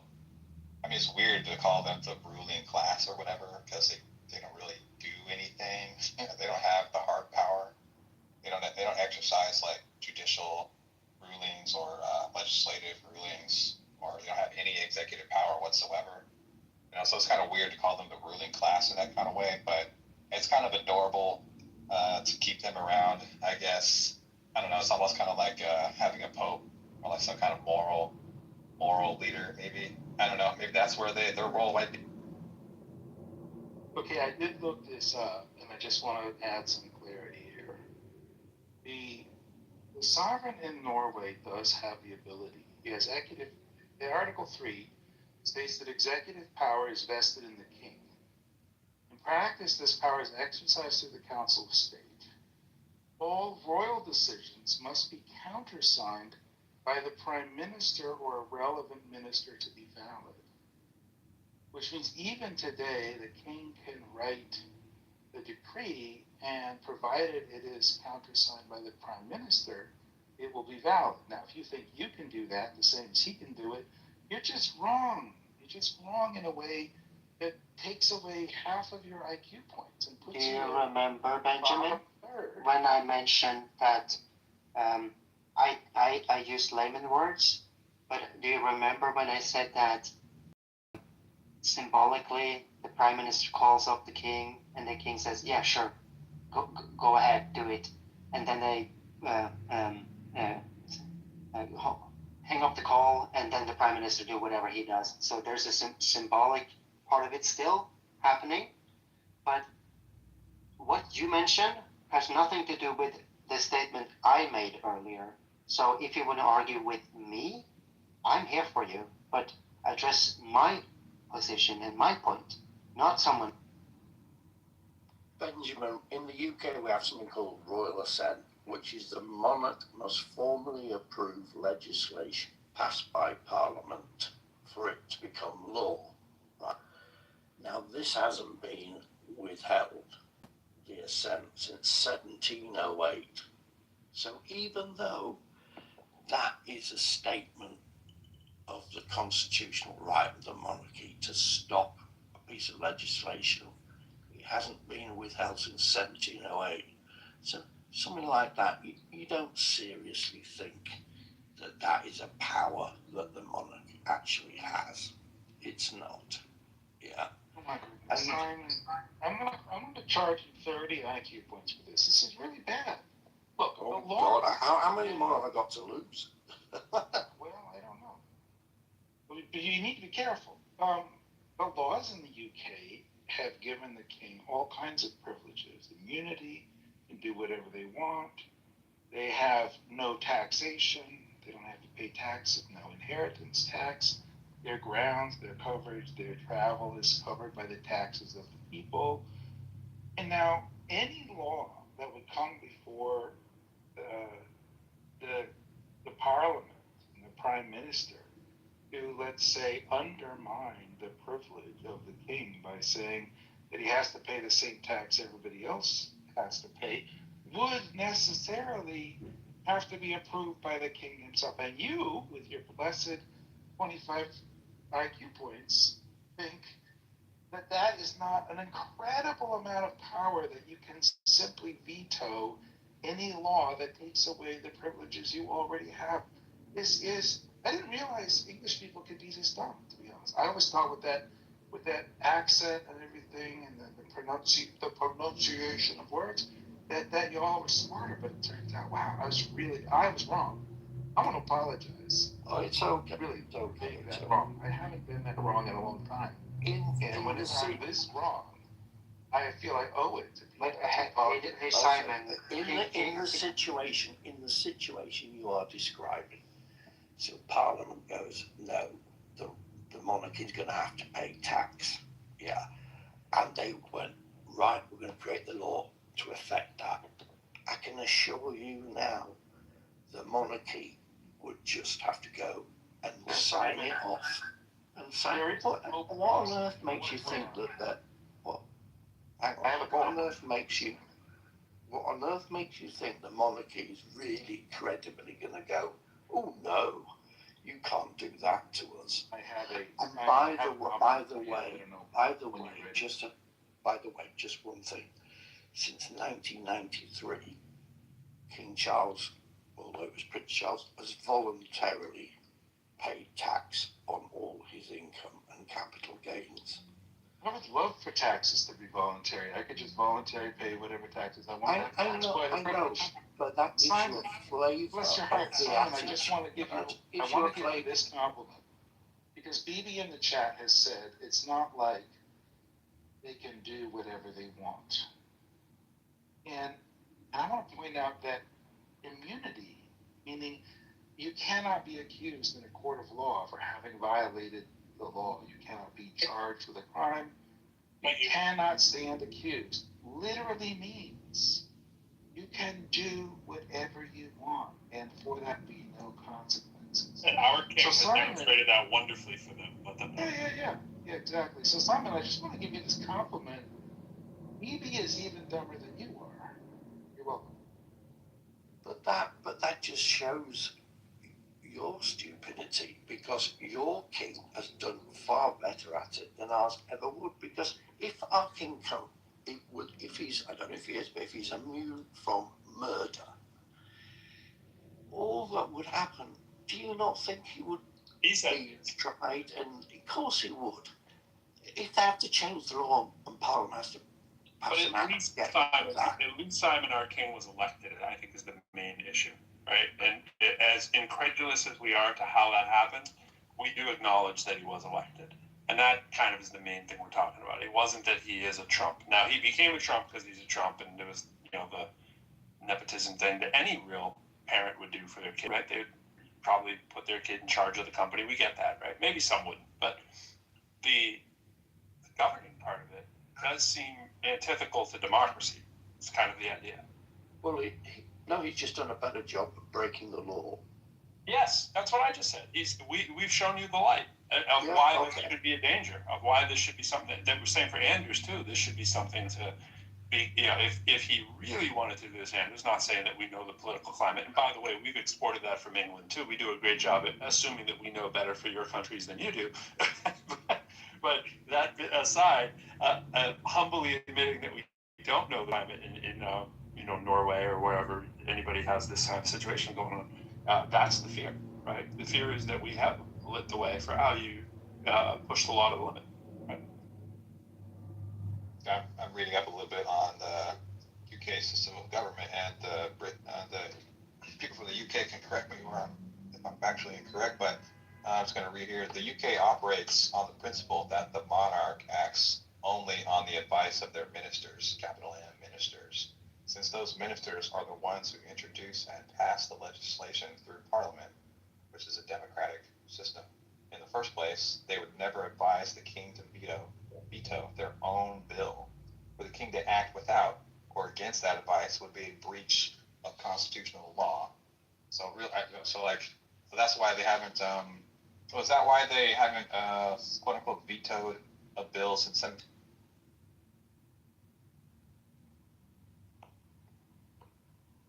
Well, I can only assume the fact that the monarchy goes, we can't do that, so we've got to sign it off, whatever it may be, even if we don't agree it. And I'm sure there have been laws passed that the monarchy may individually, personally not agreed with, but that's irrelevant. They've got to just sign it off. That's the way it is. That's just the way it is. Da-da-da, da-da-da, da-da-da. Some things never change. The British monarchy.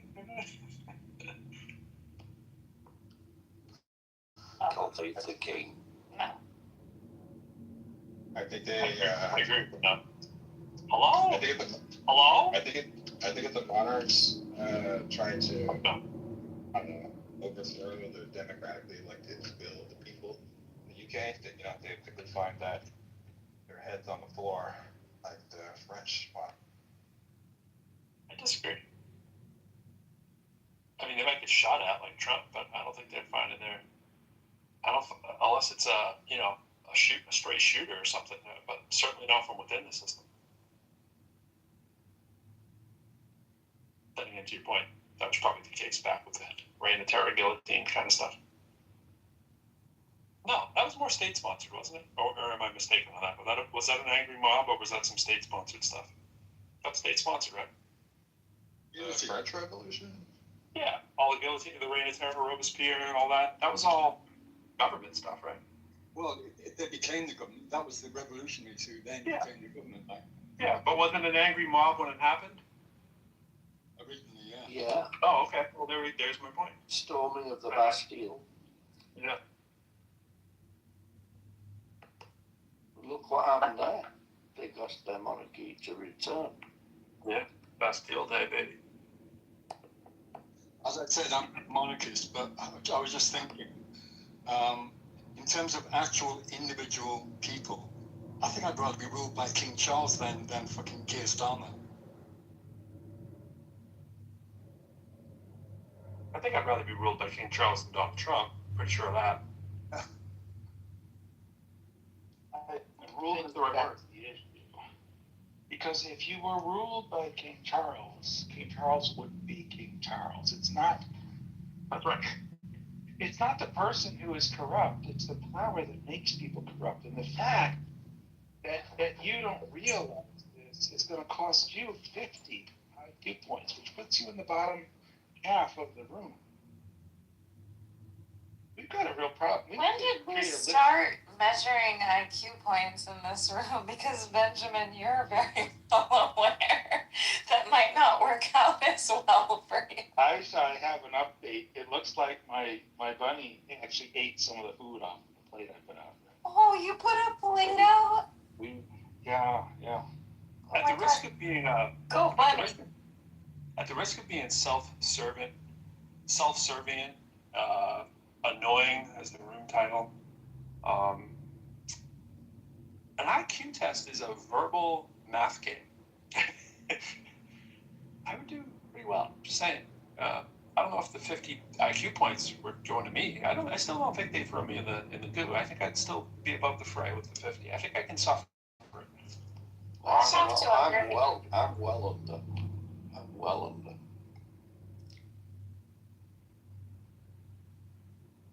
And also, like, knowing and understanding the psychology of actual IQ tests, meaning that the points you are given from those tests are only particular to those specific tests. How good are you to figure out a complication? That is what an IQ test is most likely, Benjamin. So it's not a good measurement for anyone when it comes to small. Subjugating the intelligence of the people. I find all these Europeans cannot even do the math. They don't even understand the power. So how come Europeans have a way better political, and how do you say it, like our model, how our society work, where I have free health care. I only spend like $30 when I reach $30. Everything is free for me. So if I get a headache, if I break my arm, if I'm in a fucking car crash and the ambulance has to take me, it's free. It's free and it's free.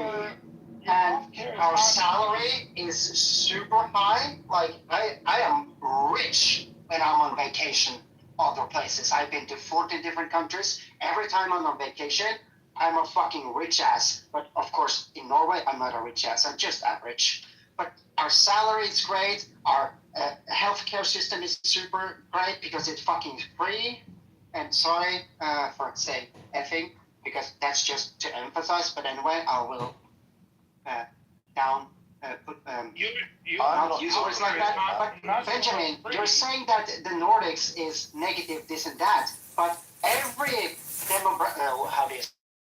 every measurement in happiness, in GDP, and hunger or homelessness, or how many of the percentages of per capita that actually has a steady work and steady income, we're doing freaking great. So what is wrong about the Nordic? Well, I don't know. Look, your healthcare is not so much free as it is paid for by the American taxpayer.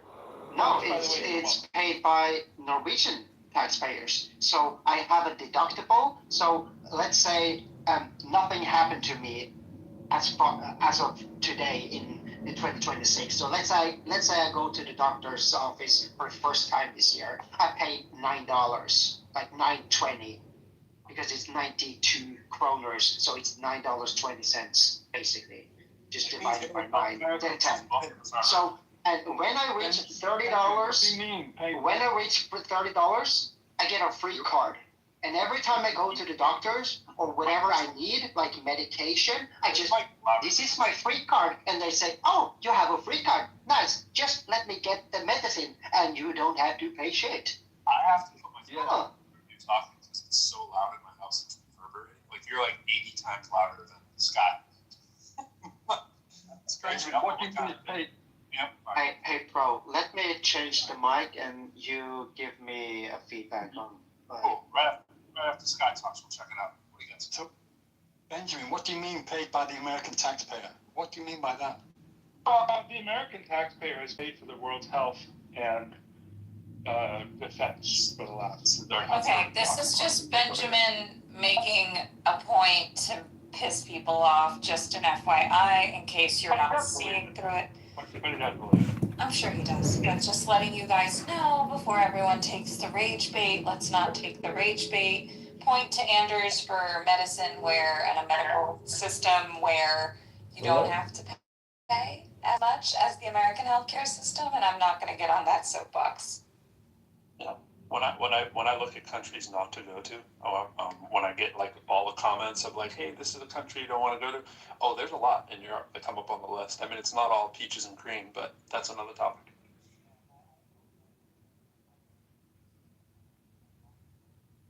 Oh shit! Oh wow, that went. Oh man, It went all the way down, right? I can't hear him nearly as well now. Talking now? Andrew, is that you talking? Yeah, that's me. Oh my God, it works, but no, that's way low. I mean, Aisha's Is this like really low? No, that's good. Aisha's twice as loud as everybody. Maybe actually, you know what? Honestly, she's more like 1.25. She's about 25% louder than most. Am I normal? You're normal. And also, I Are you agree, sure Aisha. David's normal? I don't know about that. Hi, David. I've always wanted to be normal. I feel like Aisha's in echoey rooms a lot of times too. Like it bounces back, so maybe that adds to it. But your thing's always loud and clear. That's just the COVID test. Noon. Mic check. Maybe it's in my house. Noon. Can we say hello again? I gotta hear your levels. I don't have to, but I'd love to. But just to say something about what you said, Aisha, is that I agree. I mean, don't worry. I think it's like hours ago when I mentioned that, hey, Benjamin, no one is like taking your bait. And he's been doing it for many hours. We always take his bait, though, actually. Andrew's in here. We do like amazingly well at taking his bait. Hey, speaking of taking the bait, we have not heard from my good friend and pal, John Kitover, who's in the audience. John, I'm strikingly surprised you're welcome back up. Stop. Kick him. Just kick him. Please don't. I don't like picking John. Why? Because I find him fascinating. No, does anyone else enjoy having John in here? I don't enjoy having John in here. I'd much rather have Benjamin. On the irritating thing, like why are you so annoying? Like, I mean, you gotta work to not be as annoyed, you know? And Kitover's streaming this entire room to YouTube right now to try to make money off of us. That's not annoying to me at all. The quarters he makes. Hi, vote in the room. Go ahead, put a vote up, Pro. How many people want to kick Kitover? Let's do this democratically. I might want to kick him later. But CM, I'm with you. Let's kick him. Nah, let's bring him up. No. Let me ask the mods. Elliot. You guys have a year problem. I think it'll last like maybe a couple minutes. But what's up, John? Hello, well, I want to thank you for inviting me back up. Thank you for inviting me back up. And I just want to say, in reference to your title, why are you so annoying? And is it your royalty? And, I like to think that if you read philosophy, and especially in America, every man and every woman is a king and a queen. And unfortunately, we don't have that system. We have a debt, fractional reserve banking industrial complex that borrows $2 trillion a year on our backs. Hello? I'm just chalking it. No, I'm resonating with it. No lies yet, John. Keep going.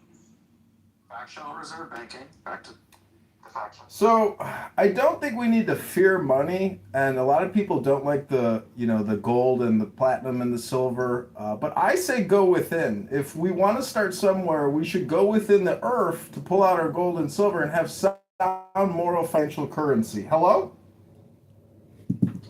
I think we should move to a Botox economy. Botox economy. I totally administer that economy. Let's go. It's by weight, way more valuable than any precious metal. Nice.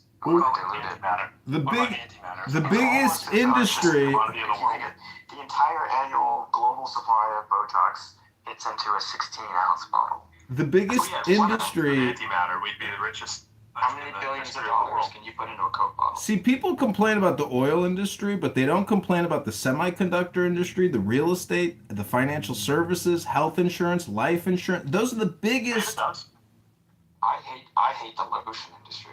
Well, see, universal healthcare.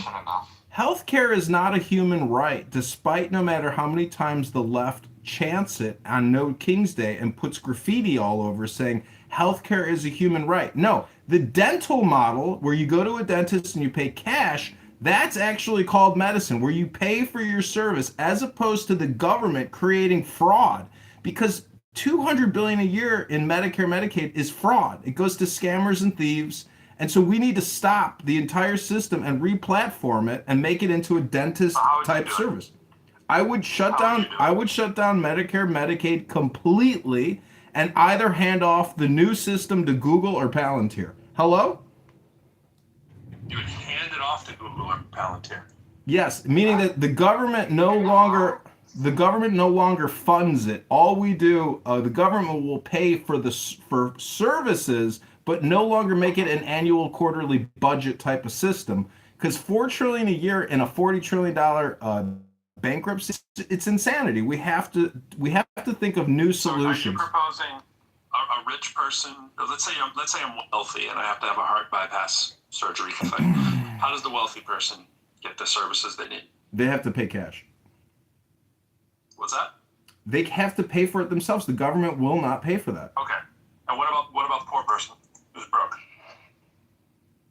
It could be on a lottery system, possibly.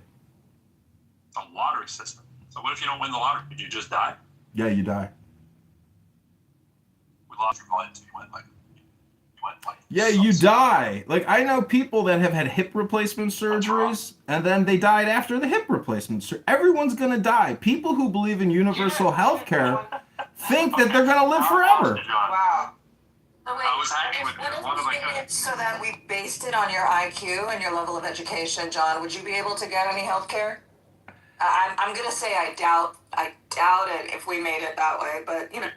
It was making some sense until the last detour there. Well, you don't like the fact that people are gonna die regardless, and just because that person has that surgery doesn't mean that they're gonna actually live through the surgery. There's just so many variables.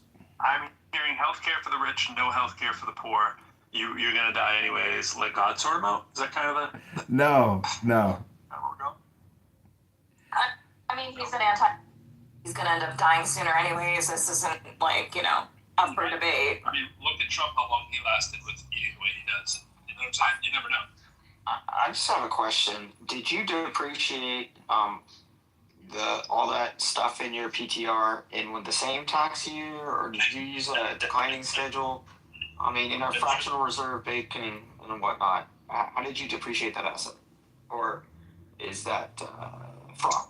And he uses the word asset lightly. Well, each phone is only $40, so you could buy 20 phones for $800 if you know multiplication. And it's a $15 a month, subscription. You cancel it, then you start live streaming everybody on YouTube, and you just keep building and building momentum until eventually you become monetized. And then I can start actually monetizing highly annoying people like yourselves. Don't let out the whole plan. So wait, you haven't even started monetizing yet? Is this a future thing? Yeah, it's an investment in an annoying future. You still haven't monetized yet? See, when annoying people like Aisha say kick John Kitover from the room, well, I'm already in the room anonymously. You can't actually kick me. That's right. I make the same. That's all right. John. Here's. Oh, no, go for it. No, I was going to say something largely trivial. John, I'm loving the Shazam and the DC comic stuff you get going on the left-hand side of the room. That's what. Are you a comic book fan? Yeah, I've got a large comic book collection. Are you DC or Marvel? I like both. Bunch there. I like both. I like comic books. One of the other $40 phones. Hello? Yeah, but DC. Where you don't know how to read regular books, and anything that's of value allow you to have a brain that works. It's okay, Kitover. Hey, comic books have lots of value. What? Yeah, not anything to actually have anything within any sentient and subjective value. Objective I would value. say that they have a lot of value. I would say that this comic book might be worth more than everybody's book collection, by the way. Whose mom quilted that tablecloth? It's just a purchase from eBay or Amazon, but it's. John, are you a Dark Horse guy? I think I know which comic book series you're talking about, but no, not particularly. Well, they do Hellboy and Sin City, Star Wars, that kind of. Oh yeah, I was a big fan of the movies for sure. Yeah, no, me too. All right, well, that's my John bonding moment. You a manga guy or no? Oh, MAGA, absolutely. I think Donald Trump, is the response to our political crisis and cultural crisis. Manga. This is exhibit 1522 of how John Kitover is far too ignorant to understand anything that's being said. No, I don't think you can hear me because I can't hear. I'm talking Naruto, One Piece, Dragon Ball, that kind of stuff. Yeah, I like Dragon Ball Z, and the fun thing about Dragon Ball Z, if you watch the cartoon, Wait, this is important. The cartoon is amazing because it's a little bit like life. What? I got kicked out. I go. I wanted to ask a question to John. Me too. He's talking Dragon Ball Z. John, where'd you go? I was in the audience. Something happened. God damn. Oh, Benjamin didn't take it. Wasn't me. Why did I take these? It should have been me. Dragon Ball Z was like, I put three documents in the chat to support. okay. Right up the argument. Dragon Ball. And I just want to respond. I think it is to whoever would Go back to Pro. Wait. Right up to the Dragon Ball. Let's get right back to it. I just got to hear his Dragon Ball comment. What do we get on Dragon Ball, John? And we'll go to Benjamin. Well, What are we gonna say about Dragon Ball? the cartoon, you know, if you've watched it and enjoyed it, it's a little bit like having a mental health disorder because nothing ever actually happens. Meaning that like the show, it just leaves you hanging every single time, and then it's the same Boy Who Cried Wolf every single time. So I don't know. You can go back to Benjamin now to your regularly scheduled annoying programming. This annoying person is complete. I could have gone with that.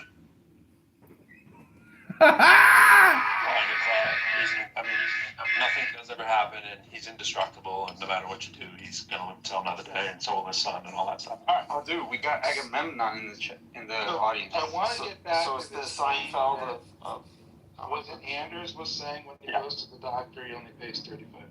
Yeah. Now, Anders pays some taxes, of course, so it's not like he doesn't pay anything. But Actually, too much, Benjamin. To be honest, and it looks like Europeans pay about $10,000 a year to cover some of these costs. On average, right? And the U.S. taxpayer pays about $20,000. Whatever you're snapping there, Aisha, is we're hearing it.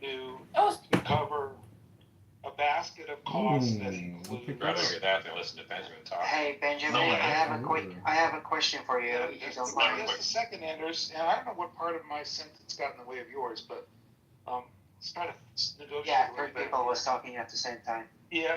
So anyway, the point is that the United States taxpayers pays twice as much for health care and defense of the entire world and the health care for the entire world so that we don't have epidemics that invariably leak into developed countries coming from Africa and other places in the world where we have to spend money to keep epidemics at a minimum, right? So America is protecting the European from global pandemics and with the global defense and paying for 70% of R&D research on medicine so that when a medicine is sold in Europe, it is sold for 30 cents on the dollar. So you're only paying for 30 cents.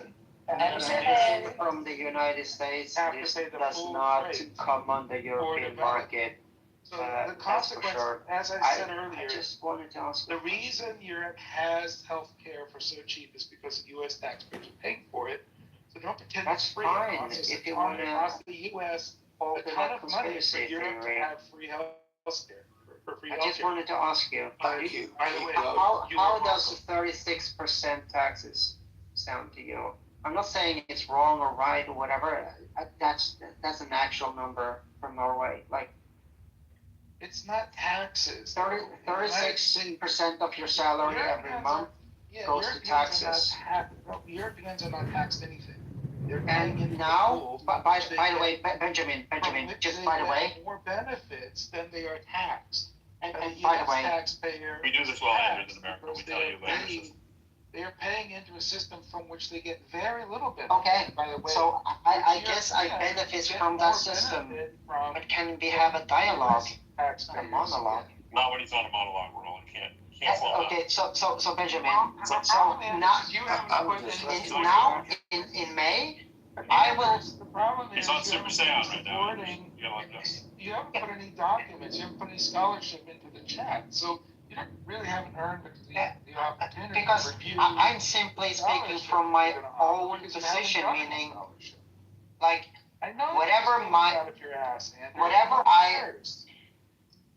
I earned last year in 2025, the total amount, like don't think about taxes, just what I earned last year, the full 12% of that total salary, I will get paid now this month for vacation money. Every year, Norwegians get 10 to 12% of their full salary from the last year, just free fucking money to have a great vacation. And I'm going on 8 weeks paid, 6 weeks paid vacation. That sounds Now, good, but do you do like, and also, when we get tax returns, by the way, since the 90s, it has all been automatic. We never do the manual labor.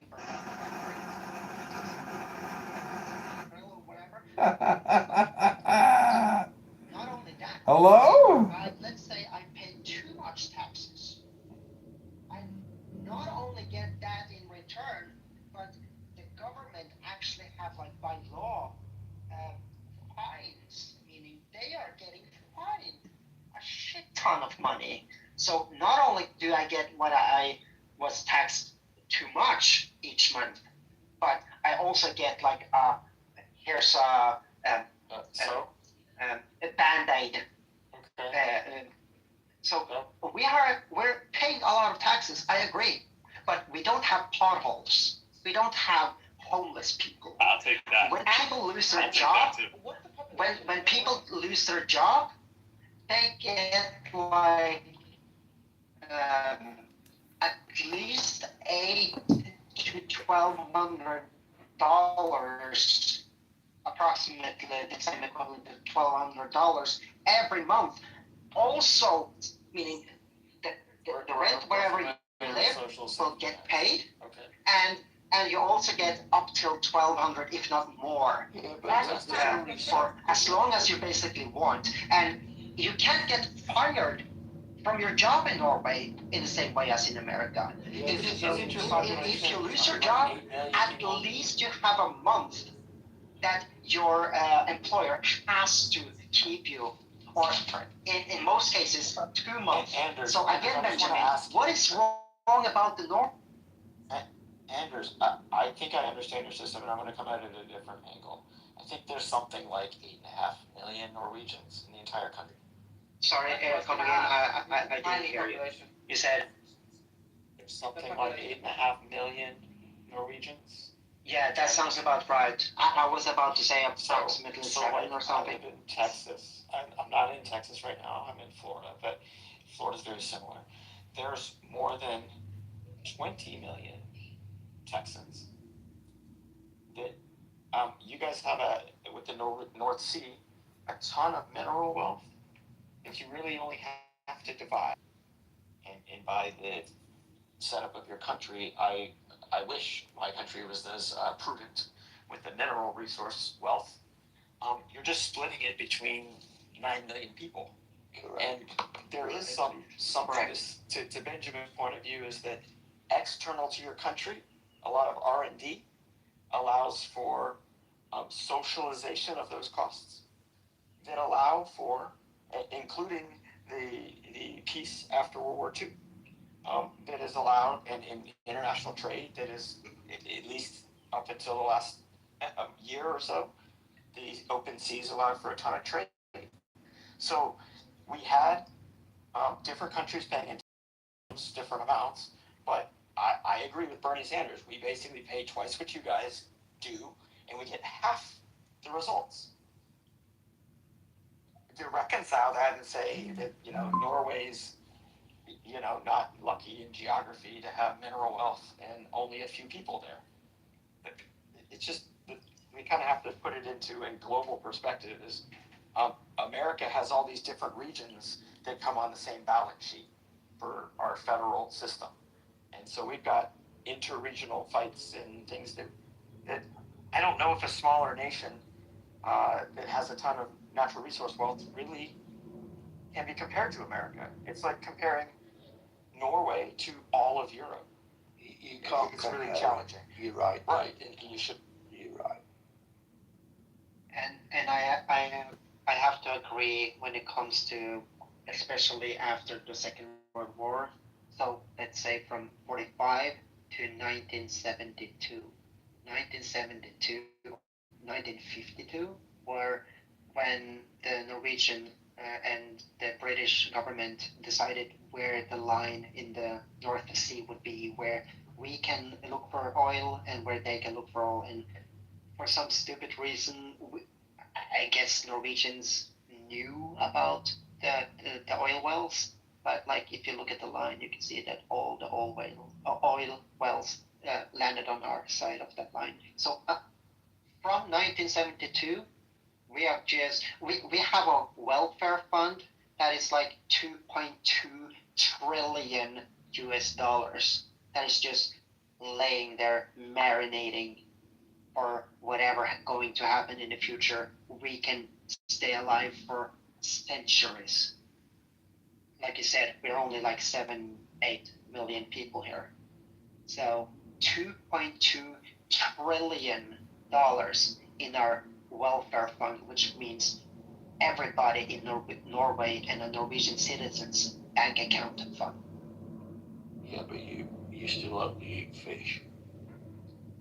Hey, the Russians are actually stealing a lot of our fish, and we're kicking them out of the North Sea or the back.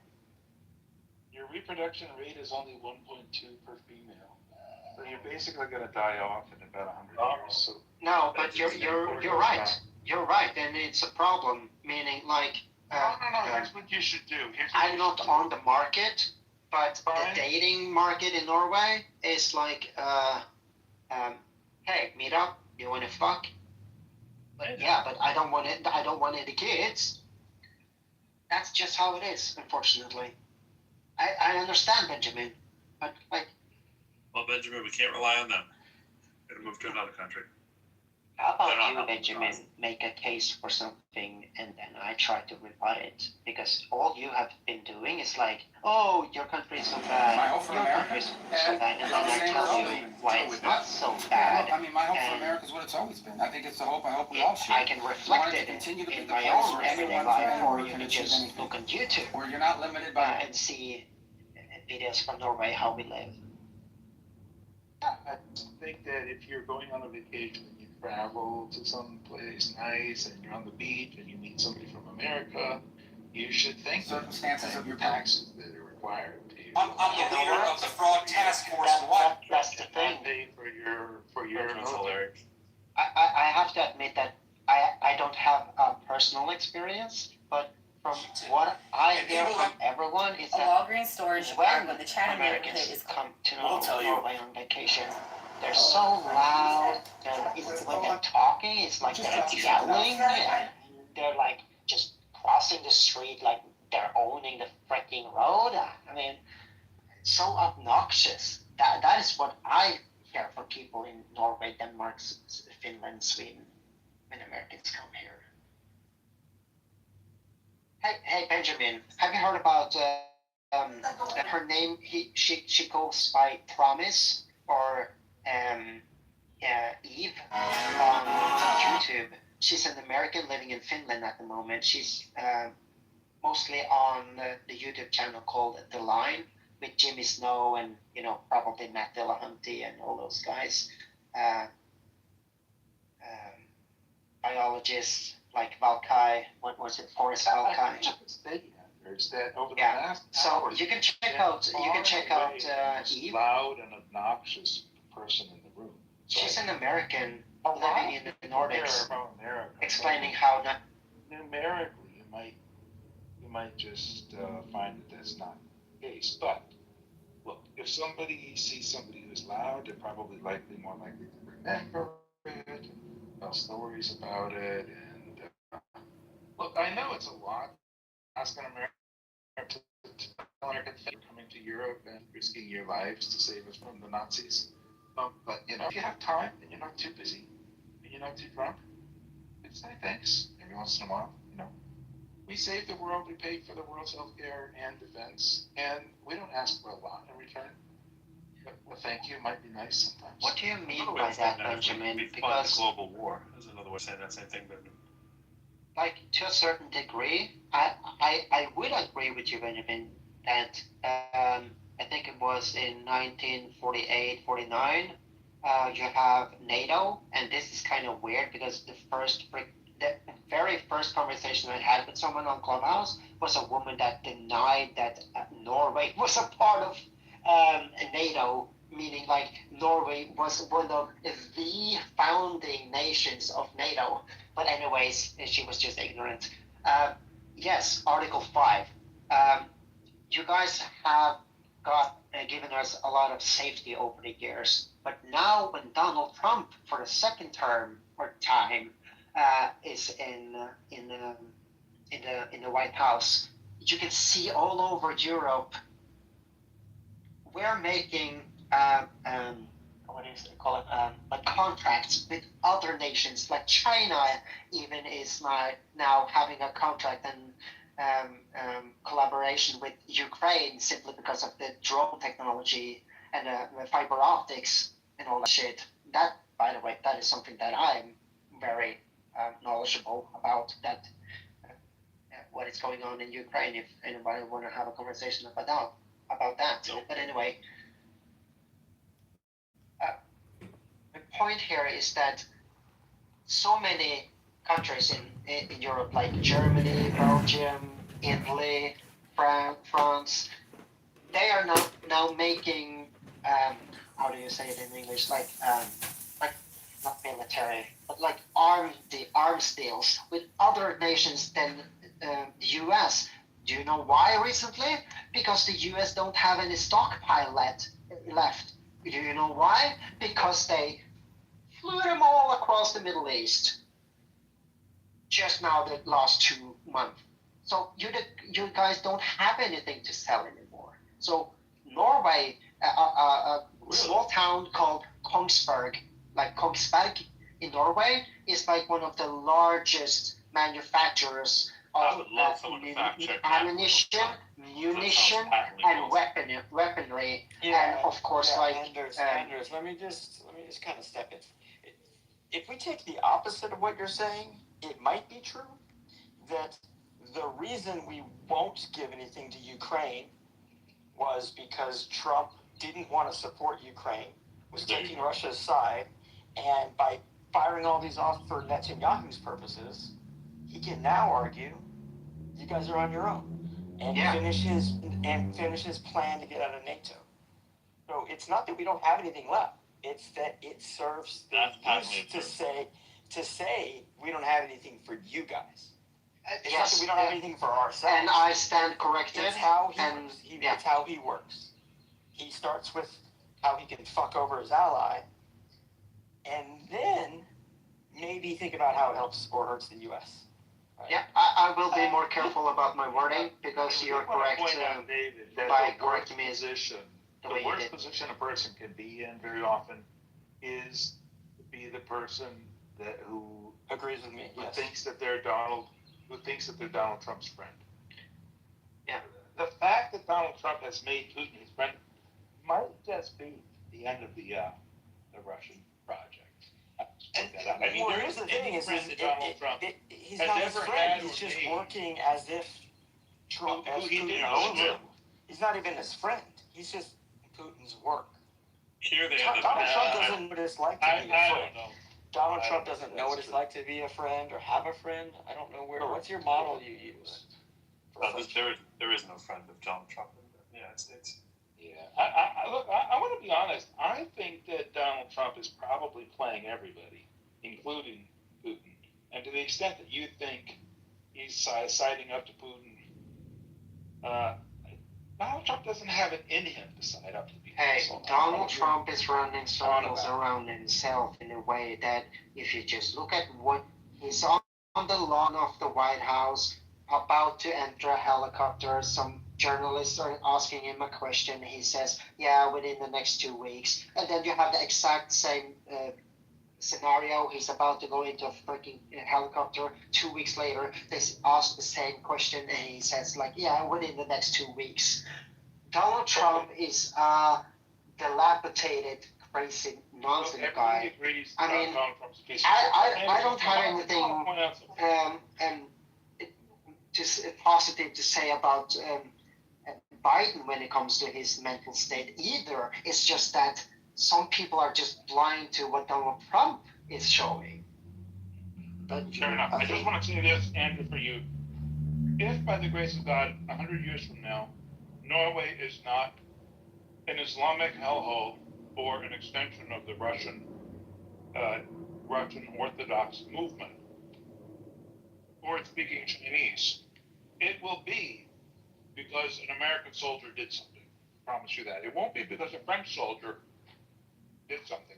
Can you start over? Because you actually lost me there, like when you said that soldier. If by the grace of God, if by the grace of God, Norway, your country, is not one of those countries where all the women wear a burqa in 100 years, and it's not some adjunct to the Russian project where you're all Eastern Russian Orthodox Christians, or you're not some kind of extension of China, it will only be because of an American soldier. And you don't appreciate it. It won't be because of a soldier in Norway. You're not going to protect yourself from these things. 8 million people, and probably you couldn't protect your way out of a paper bag and never have. The only reason Norway is a free country that is making up its own decisions is because the United States has defended that project for you. I mean, if you want to cradle yourself with that pacifying thought, sure, go ahead. I don't feel that blanket, to be honest. It actually might be, Benjamin, that the United States of America is holding up the whole rest of the world. That might be, Benjamin, but I don't feel that warmth from that blanket. Where's the blanket? Well, we lived in the Cold War. Yeah, that's called an iron carpet, not a blanket. Was based upon mutually assured destruction. Yeah, from NATO with those with nuclear weapons, and obviously USSR at the time. Now it's obviously changed. And I think it's a good thing that we actually have our own defence capability as a European entity, for sure. I do. Well, we will. Thank you very much, America. But the thing is, the UK has always thanked America.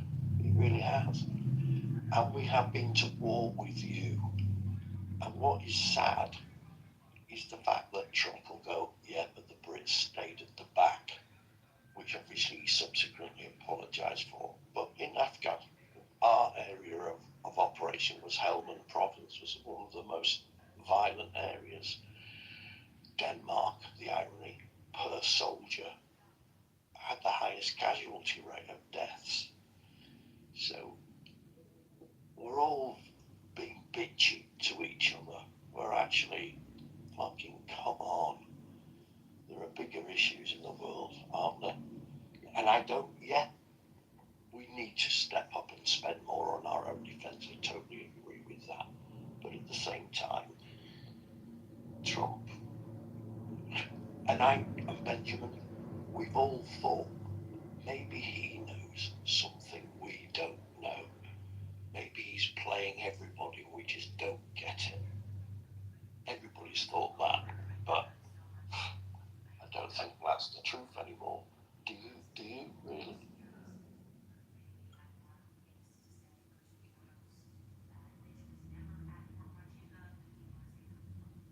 You've lost 5 right. Can I respond to that by pointing out a couple of just simple, cruel facts?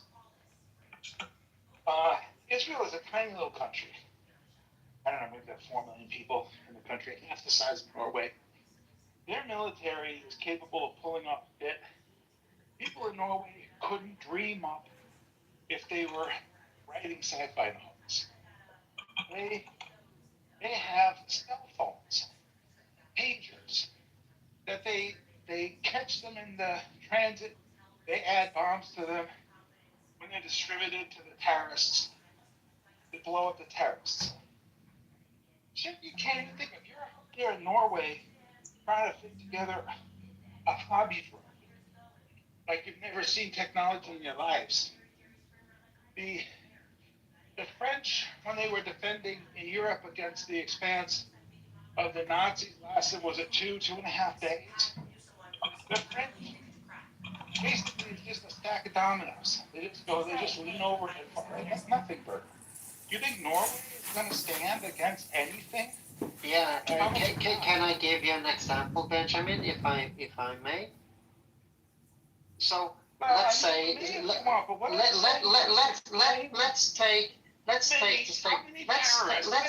a minute. How many terrorists has Norway killed in the last 10 years?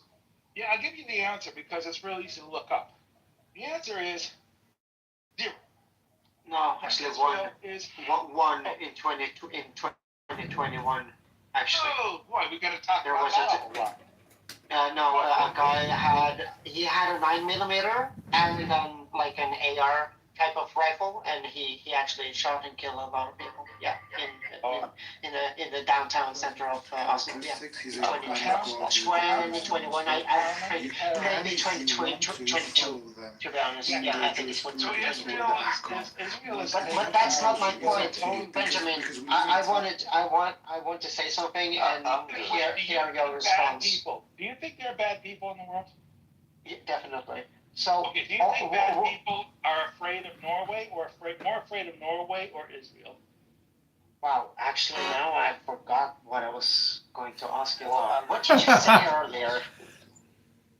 I think bad people are more afraid of Norway or Israel. I'm trying to remember what you said earlier that I had a question about. I don't know what y'all are talking about. It's pretty boring, but yeah, I agree. That's the thing, bro, is that I'm trying to stop Benjamin to either myself make a point that he can engage with, or he, as he do, make a statement and I want to stop him and I want to engage with that statement, but Benjamin is not allowing anyone to engage with him back and forth. Well, to be fair, Anders, you've been talking for like an hour or so. You know, he's probably trying to walk you down a little bit or something. But not that Benjamin hasn't been talking for an hour. Walk down what? Well, I'm not exactly sure. My eyeballs are hurting looking at the screen of you guys talking so long. But it's just. Why are you watching the screen? Yeah, I mean, I pay a lot of attention to your facial flares and. I remember now. My facial flares, like you can see my face. Yeah. As I'm speaking. You at noon, both with your hands on your face, and you know, looking at. See, look, none went away. None went away because she doesn't think that's right. I'm focused. Benjamin's got his bunny there, and T's got his bunny cat. Elliot is dabbing. I said. Okay. Just making sure. I don't want you to miss Elliot dabbing. Yeah, well, maybe more so Hulk Hogan. Yeah. It's dabbing. Real American. Oh, is that a weed thing? Tell me you've not heard that. You've not heard that? Oh my gosh, actually, he doesn't know what it is. It's okay. Elliot is okay. He has to. He's still on the good side. He's making the drug reference. Subject. Hi, Jay. Hey, T.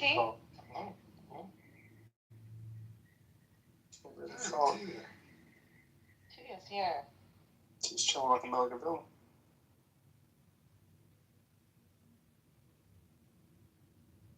I was working on footwork here while listening to you guys, staring at you all intently. Looking at the Victoria's come up. Victoria's late to the party. Victoria, attendance was taken like 2 hours ago. You weren't here, but we can do makeup. We can do makeup in the space? Makeup work. Oh. No. Stop it, Professor. Stop it. Barb has been here listening to this chit chat of Anders' invention, but you know, it was productive. Learned about Norwegian culture a little bit. Professor, I really thought that you were going to allow us to do makeup. Simon's affection for the king. God save the king. Use the king as their god. Keep him elevated. Hello. Yeah, I was hoping we could do some makeup too. Oh, A little halo eye or something. Let's do it. I'm If you down. had to do makeup for me, what would you do? Because I seem to be lacking a little color in my photo. What could you do to help me out? I probably need more than color on the picture. I'm sure. You're looking a little pale. I feel like you've lost a little rasp there. The thing that I would do for most men is I would prep first, make sure the skin is healthy, make sure it's moisturized, and add a little bit of sheen. I think a lot of men have dull skin because they don't exfoliate as much as they should, and they could look much more youthful if they just did that. So I would start there. The tip is hyaluronic acid. That's the tip. And Pro knows this. I do know this. I actually think I had a set, like, it was like 10 different things, and the one you mentioned, I think, was one of them. And is it like... You don't need 10 different things. Is it like no, that was just a false, or what do you call it, like a series of like products. I was given it for free from a friend of mine. But one of them was actually like blood, like red blood cells. Wow. It was crazy. Yeah, we heard about some of those stories here in the U.S. Some obsessed Wait, parents. Otter said, in honor of doing makeup, I will change BRB. Otter, you're an otter. What are we doing? Why do we have a squirrel eating a what? Otter? Oh my. That's a little. That's very carnivore. Otters are carnivores. Well, they're omnivores. Well, the squirrel is a carnivore in the picture. Contrast that with Benjamin's. I'm not sure that's what's happening there. It could be a trick picture. I mean, I thought rabbits were cute until I saw my own rabbit as a kid eat a rodent. So, I mean, yeah. I mean, they are rodents. Nature is not... Is a rabbit a rodent? Does that qualify? Yeah, kind of, actually. I don't think, like, taxidermically, but... I'm not interested in all the details. I just want to know if I can call it a rodent and get away with it. No. But does end up... I know you're pro lyric, I think, and Elliot as well, but does anyone here on stage, like, believe? I'm going to speak for everybody here. Everybody here maybe believes in God. Like maybes? Or everybody here doesn't. Or everybody does. It's one of those. I'm not sure. Yeah, I mean, like, I used to have a profile picture that said everything in the universe is either a duck or not a duck. And that is true. I'm open to but that's just what you said, like, you're either or, sure. But okay, so I'm not a believer. I never adopted the belief in a God. I grew up in a partially Christian Protestant family, but if there's an afterlife, if the Bible is true on the supernatural statements, if it is true, I would like to adopt that belief. And I'm 4 years into Clubhouse, and I would like to hear a coherent.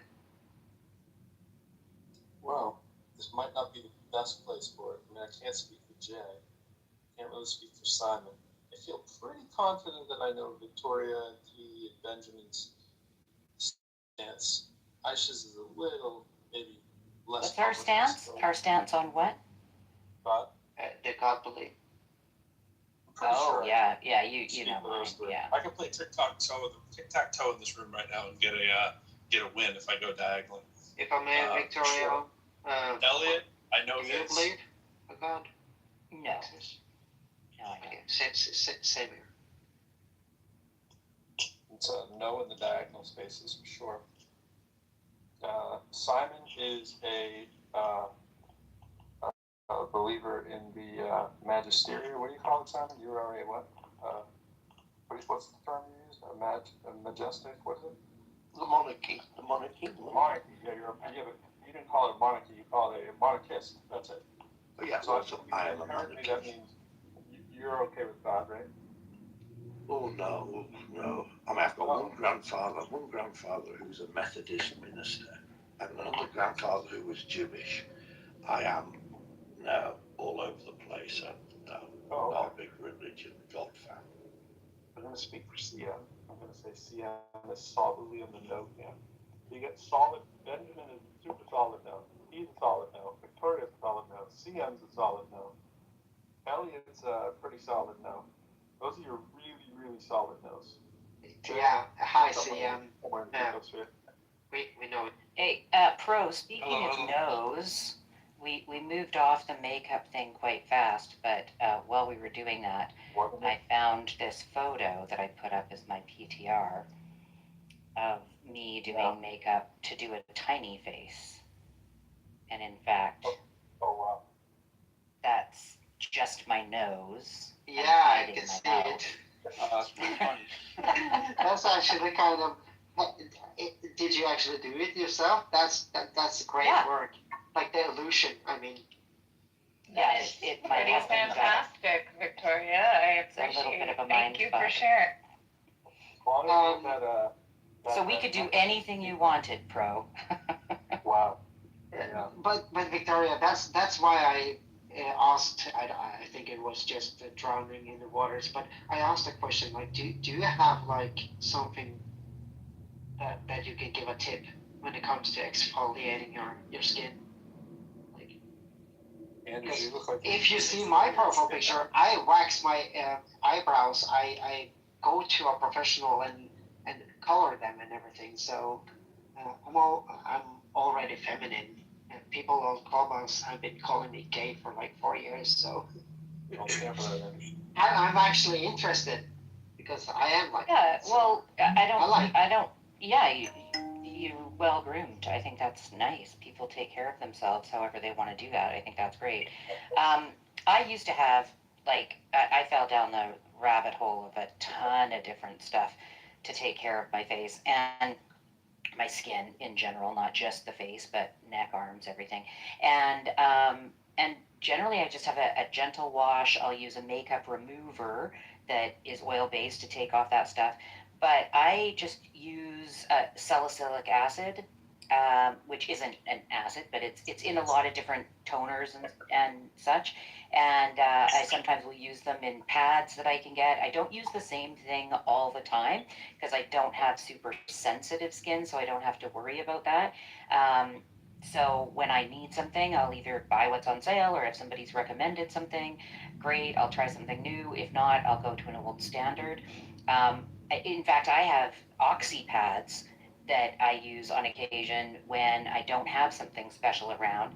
And so after I wash my face, I'll use that salicylic acid on a pad. And then the key, I think, is a good moisturizer at night, a nice lotion or moisturizer in the day. But I don't even use a moisturizer in the morning because I always put on sunscreen, and that has moisturizing in it.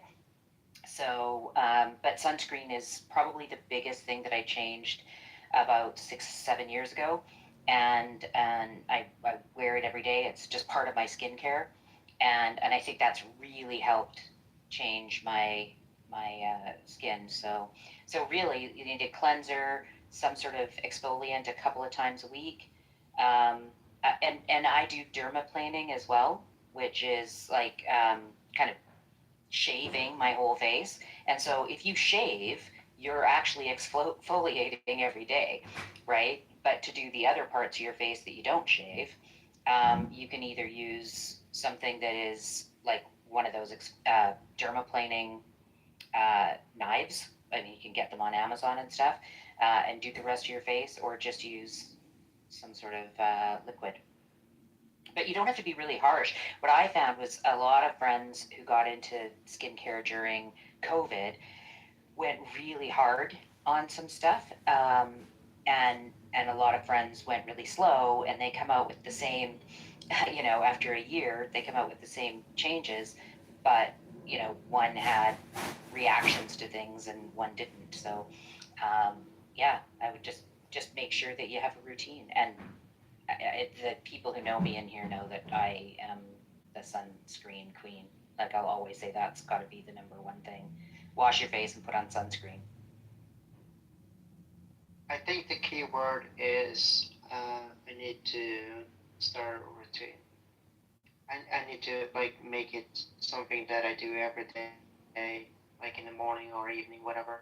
But yeah, I think that's the key word I will take from what you said.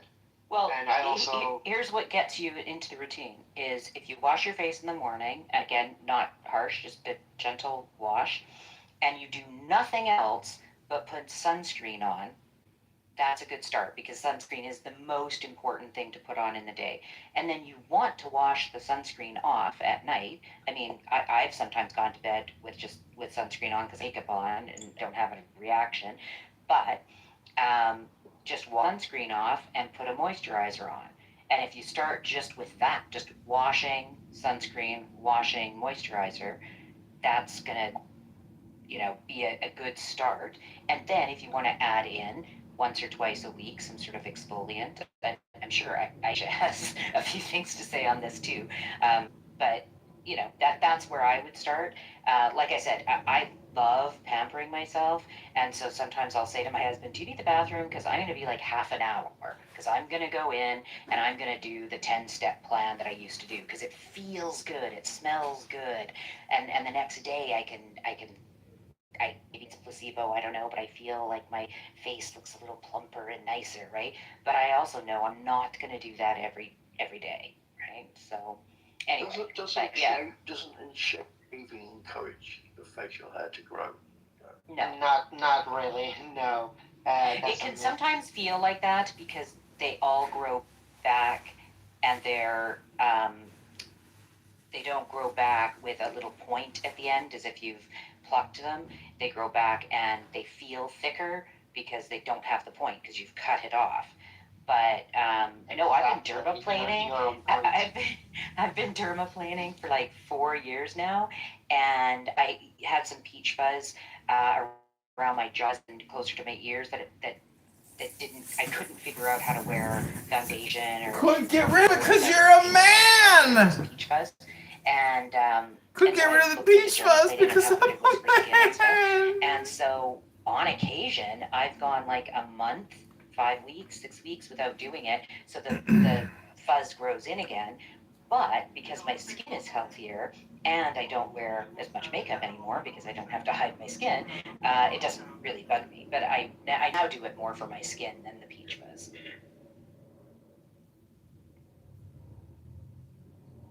One of these people from the Jewish faith. I have to say, my personal preference, I like people for them to actually create their own political state.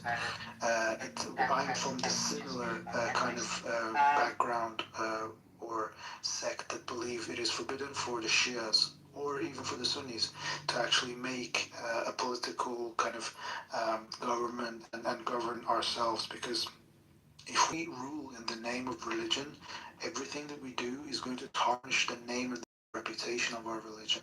Because after all, we're just human beings. We could make mistakes. We could oppress others in the process of actually getting to power or maintaining power. So if we do that in the name of our faith, all it's going to do, this is going to demolish the very perception of our faith. It's just like if you identify with any kind of brand, for example. So if let's say you yeah, I think it's understandable. I don't think it's understandable. Yeah. So anyway, so are you spread out, dispersed among the people, or are you? Yes, we are spread out because we believe at the end of times this is God's wisdom that because of all the tyranny that happens in the world, if we all stay in one place, it's easy for the devil or the bad people to just kill us all. So by God's tradition, apparently we have to disperse on the planet, so less of us get killed or destroyed, so that the true message of our faith is preserved. Thank you. Thank you. So, quick question then: can the true Shias, right now, be some priests and rabbis? Basically, the concept of priesthood or rabbihood, it's not allowed in Islam.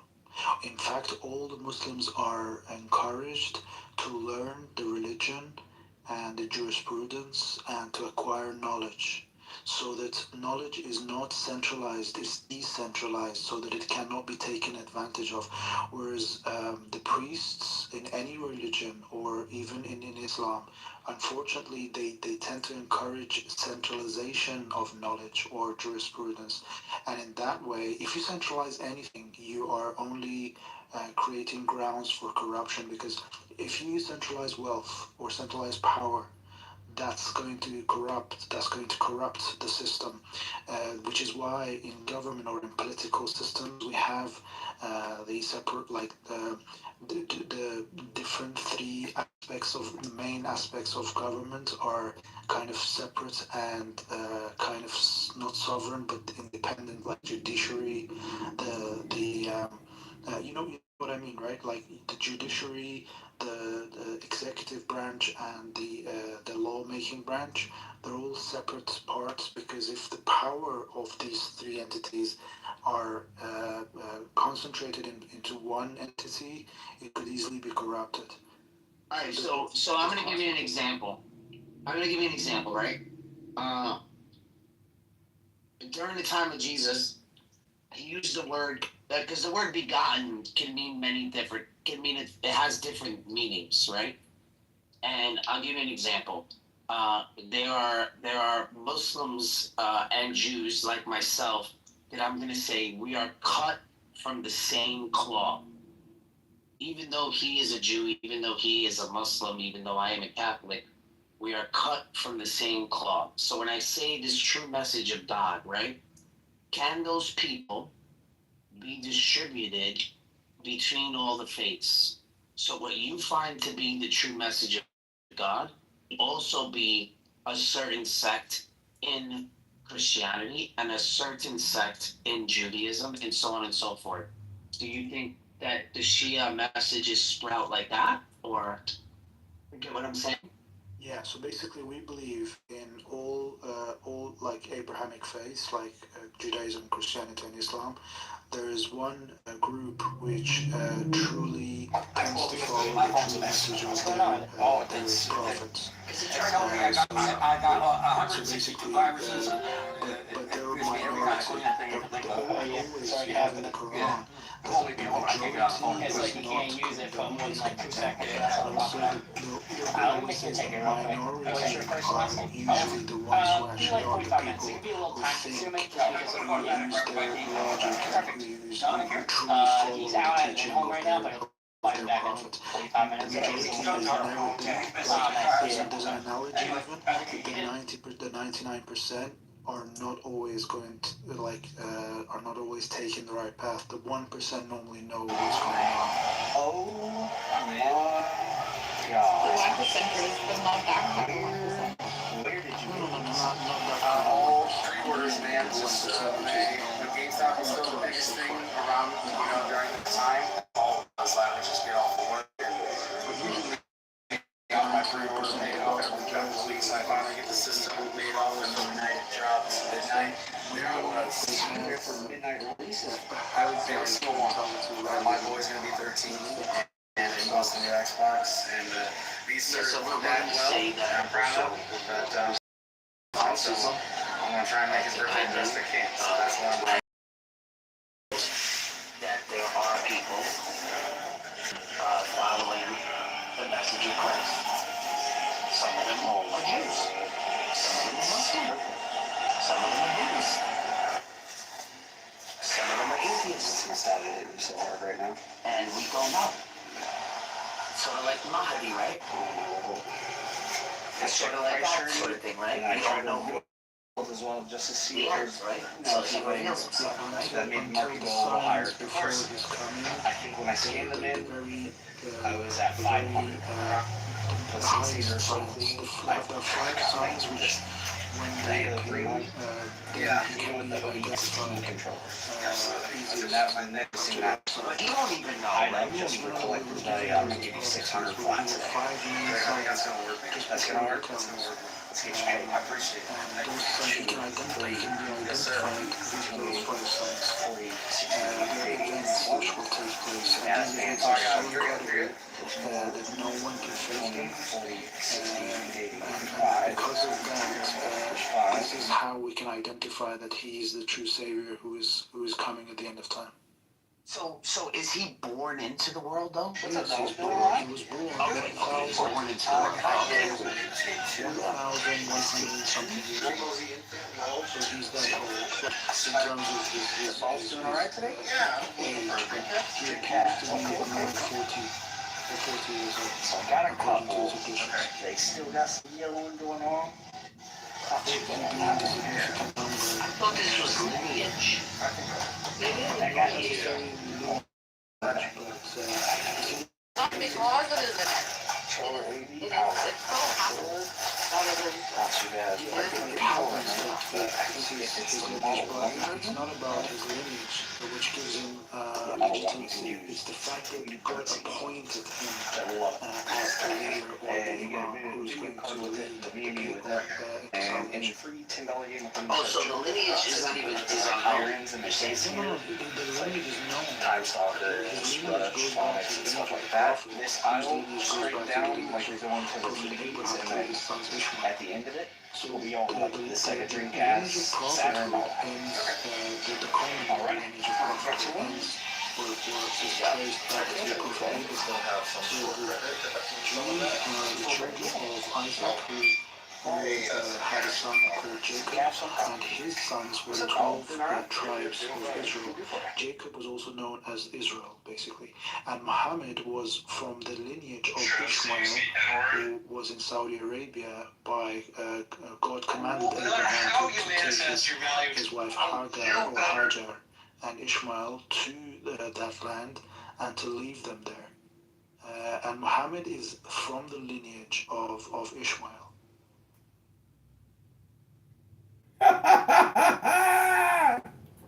Muhammad is from Ishmael.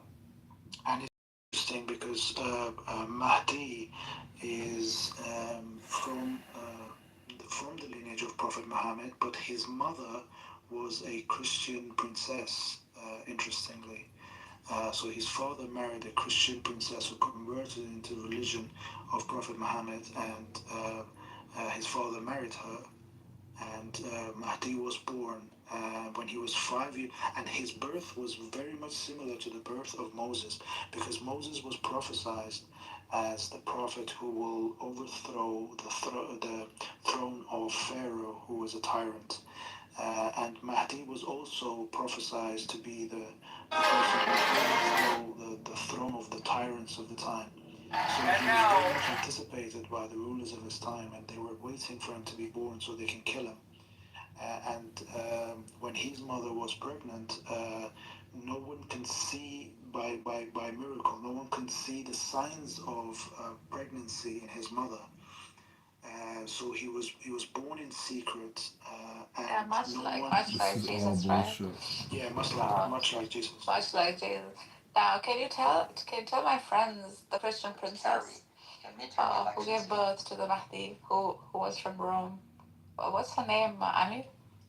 Her name was Nargis, or Narcissus, or Nargis. Exactly your name. Could weaken weaken the country itself, at least in their opinion. So, I mean, there's Nargis, as Nargis is to Mahdi, Virgin Mary is to Jesus. Yeah. Thanks.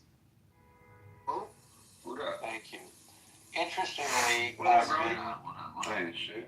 been doing a lot of reading here on the side while you guys are talking.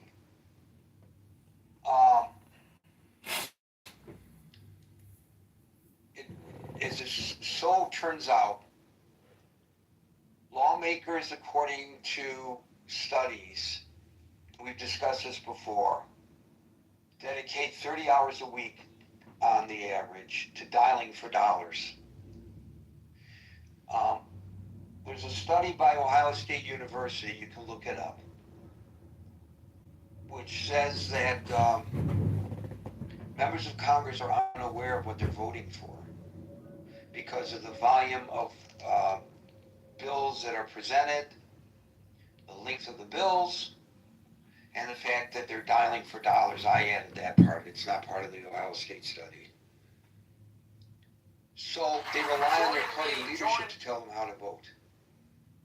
Primarily their staffers, but party leadership comes in the most contentious issues.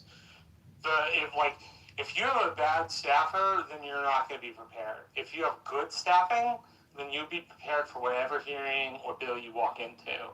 So yes, party leadership is important, but the quality of your staff is, I think, even more important than what leadership actually says, because it's the foundation by which you then go vote for things, right? I will agree there's a lot of bills and leadership does how to vote sometimes. In particular on our most contentious issues, I think.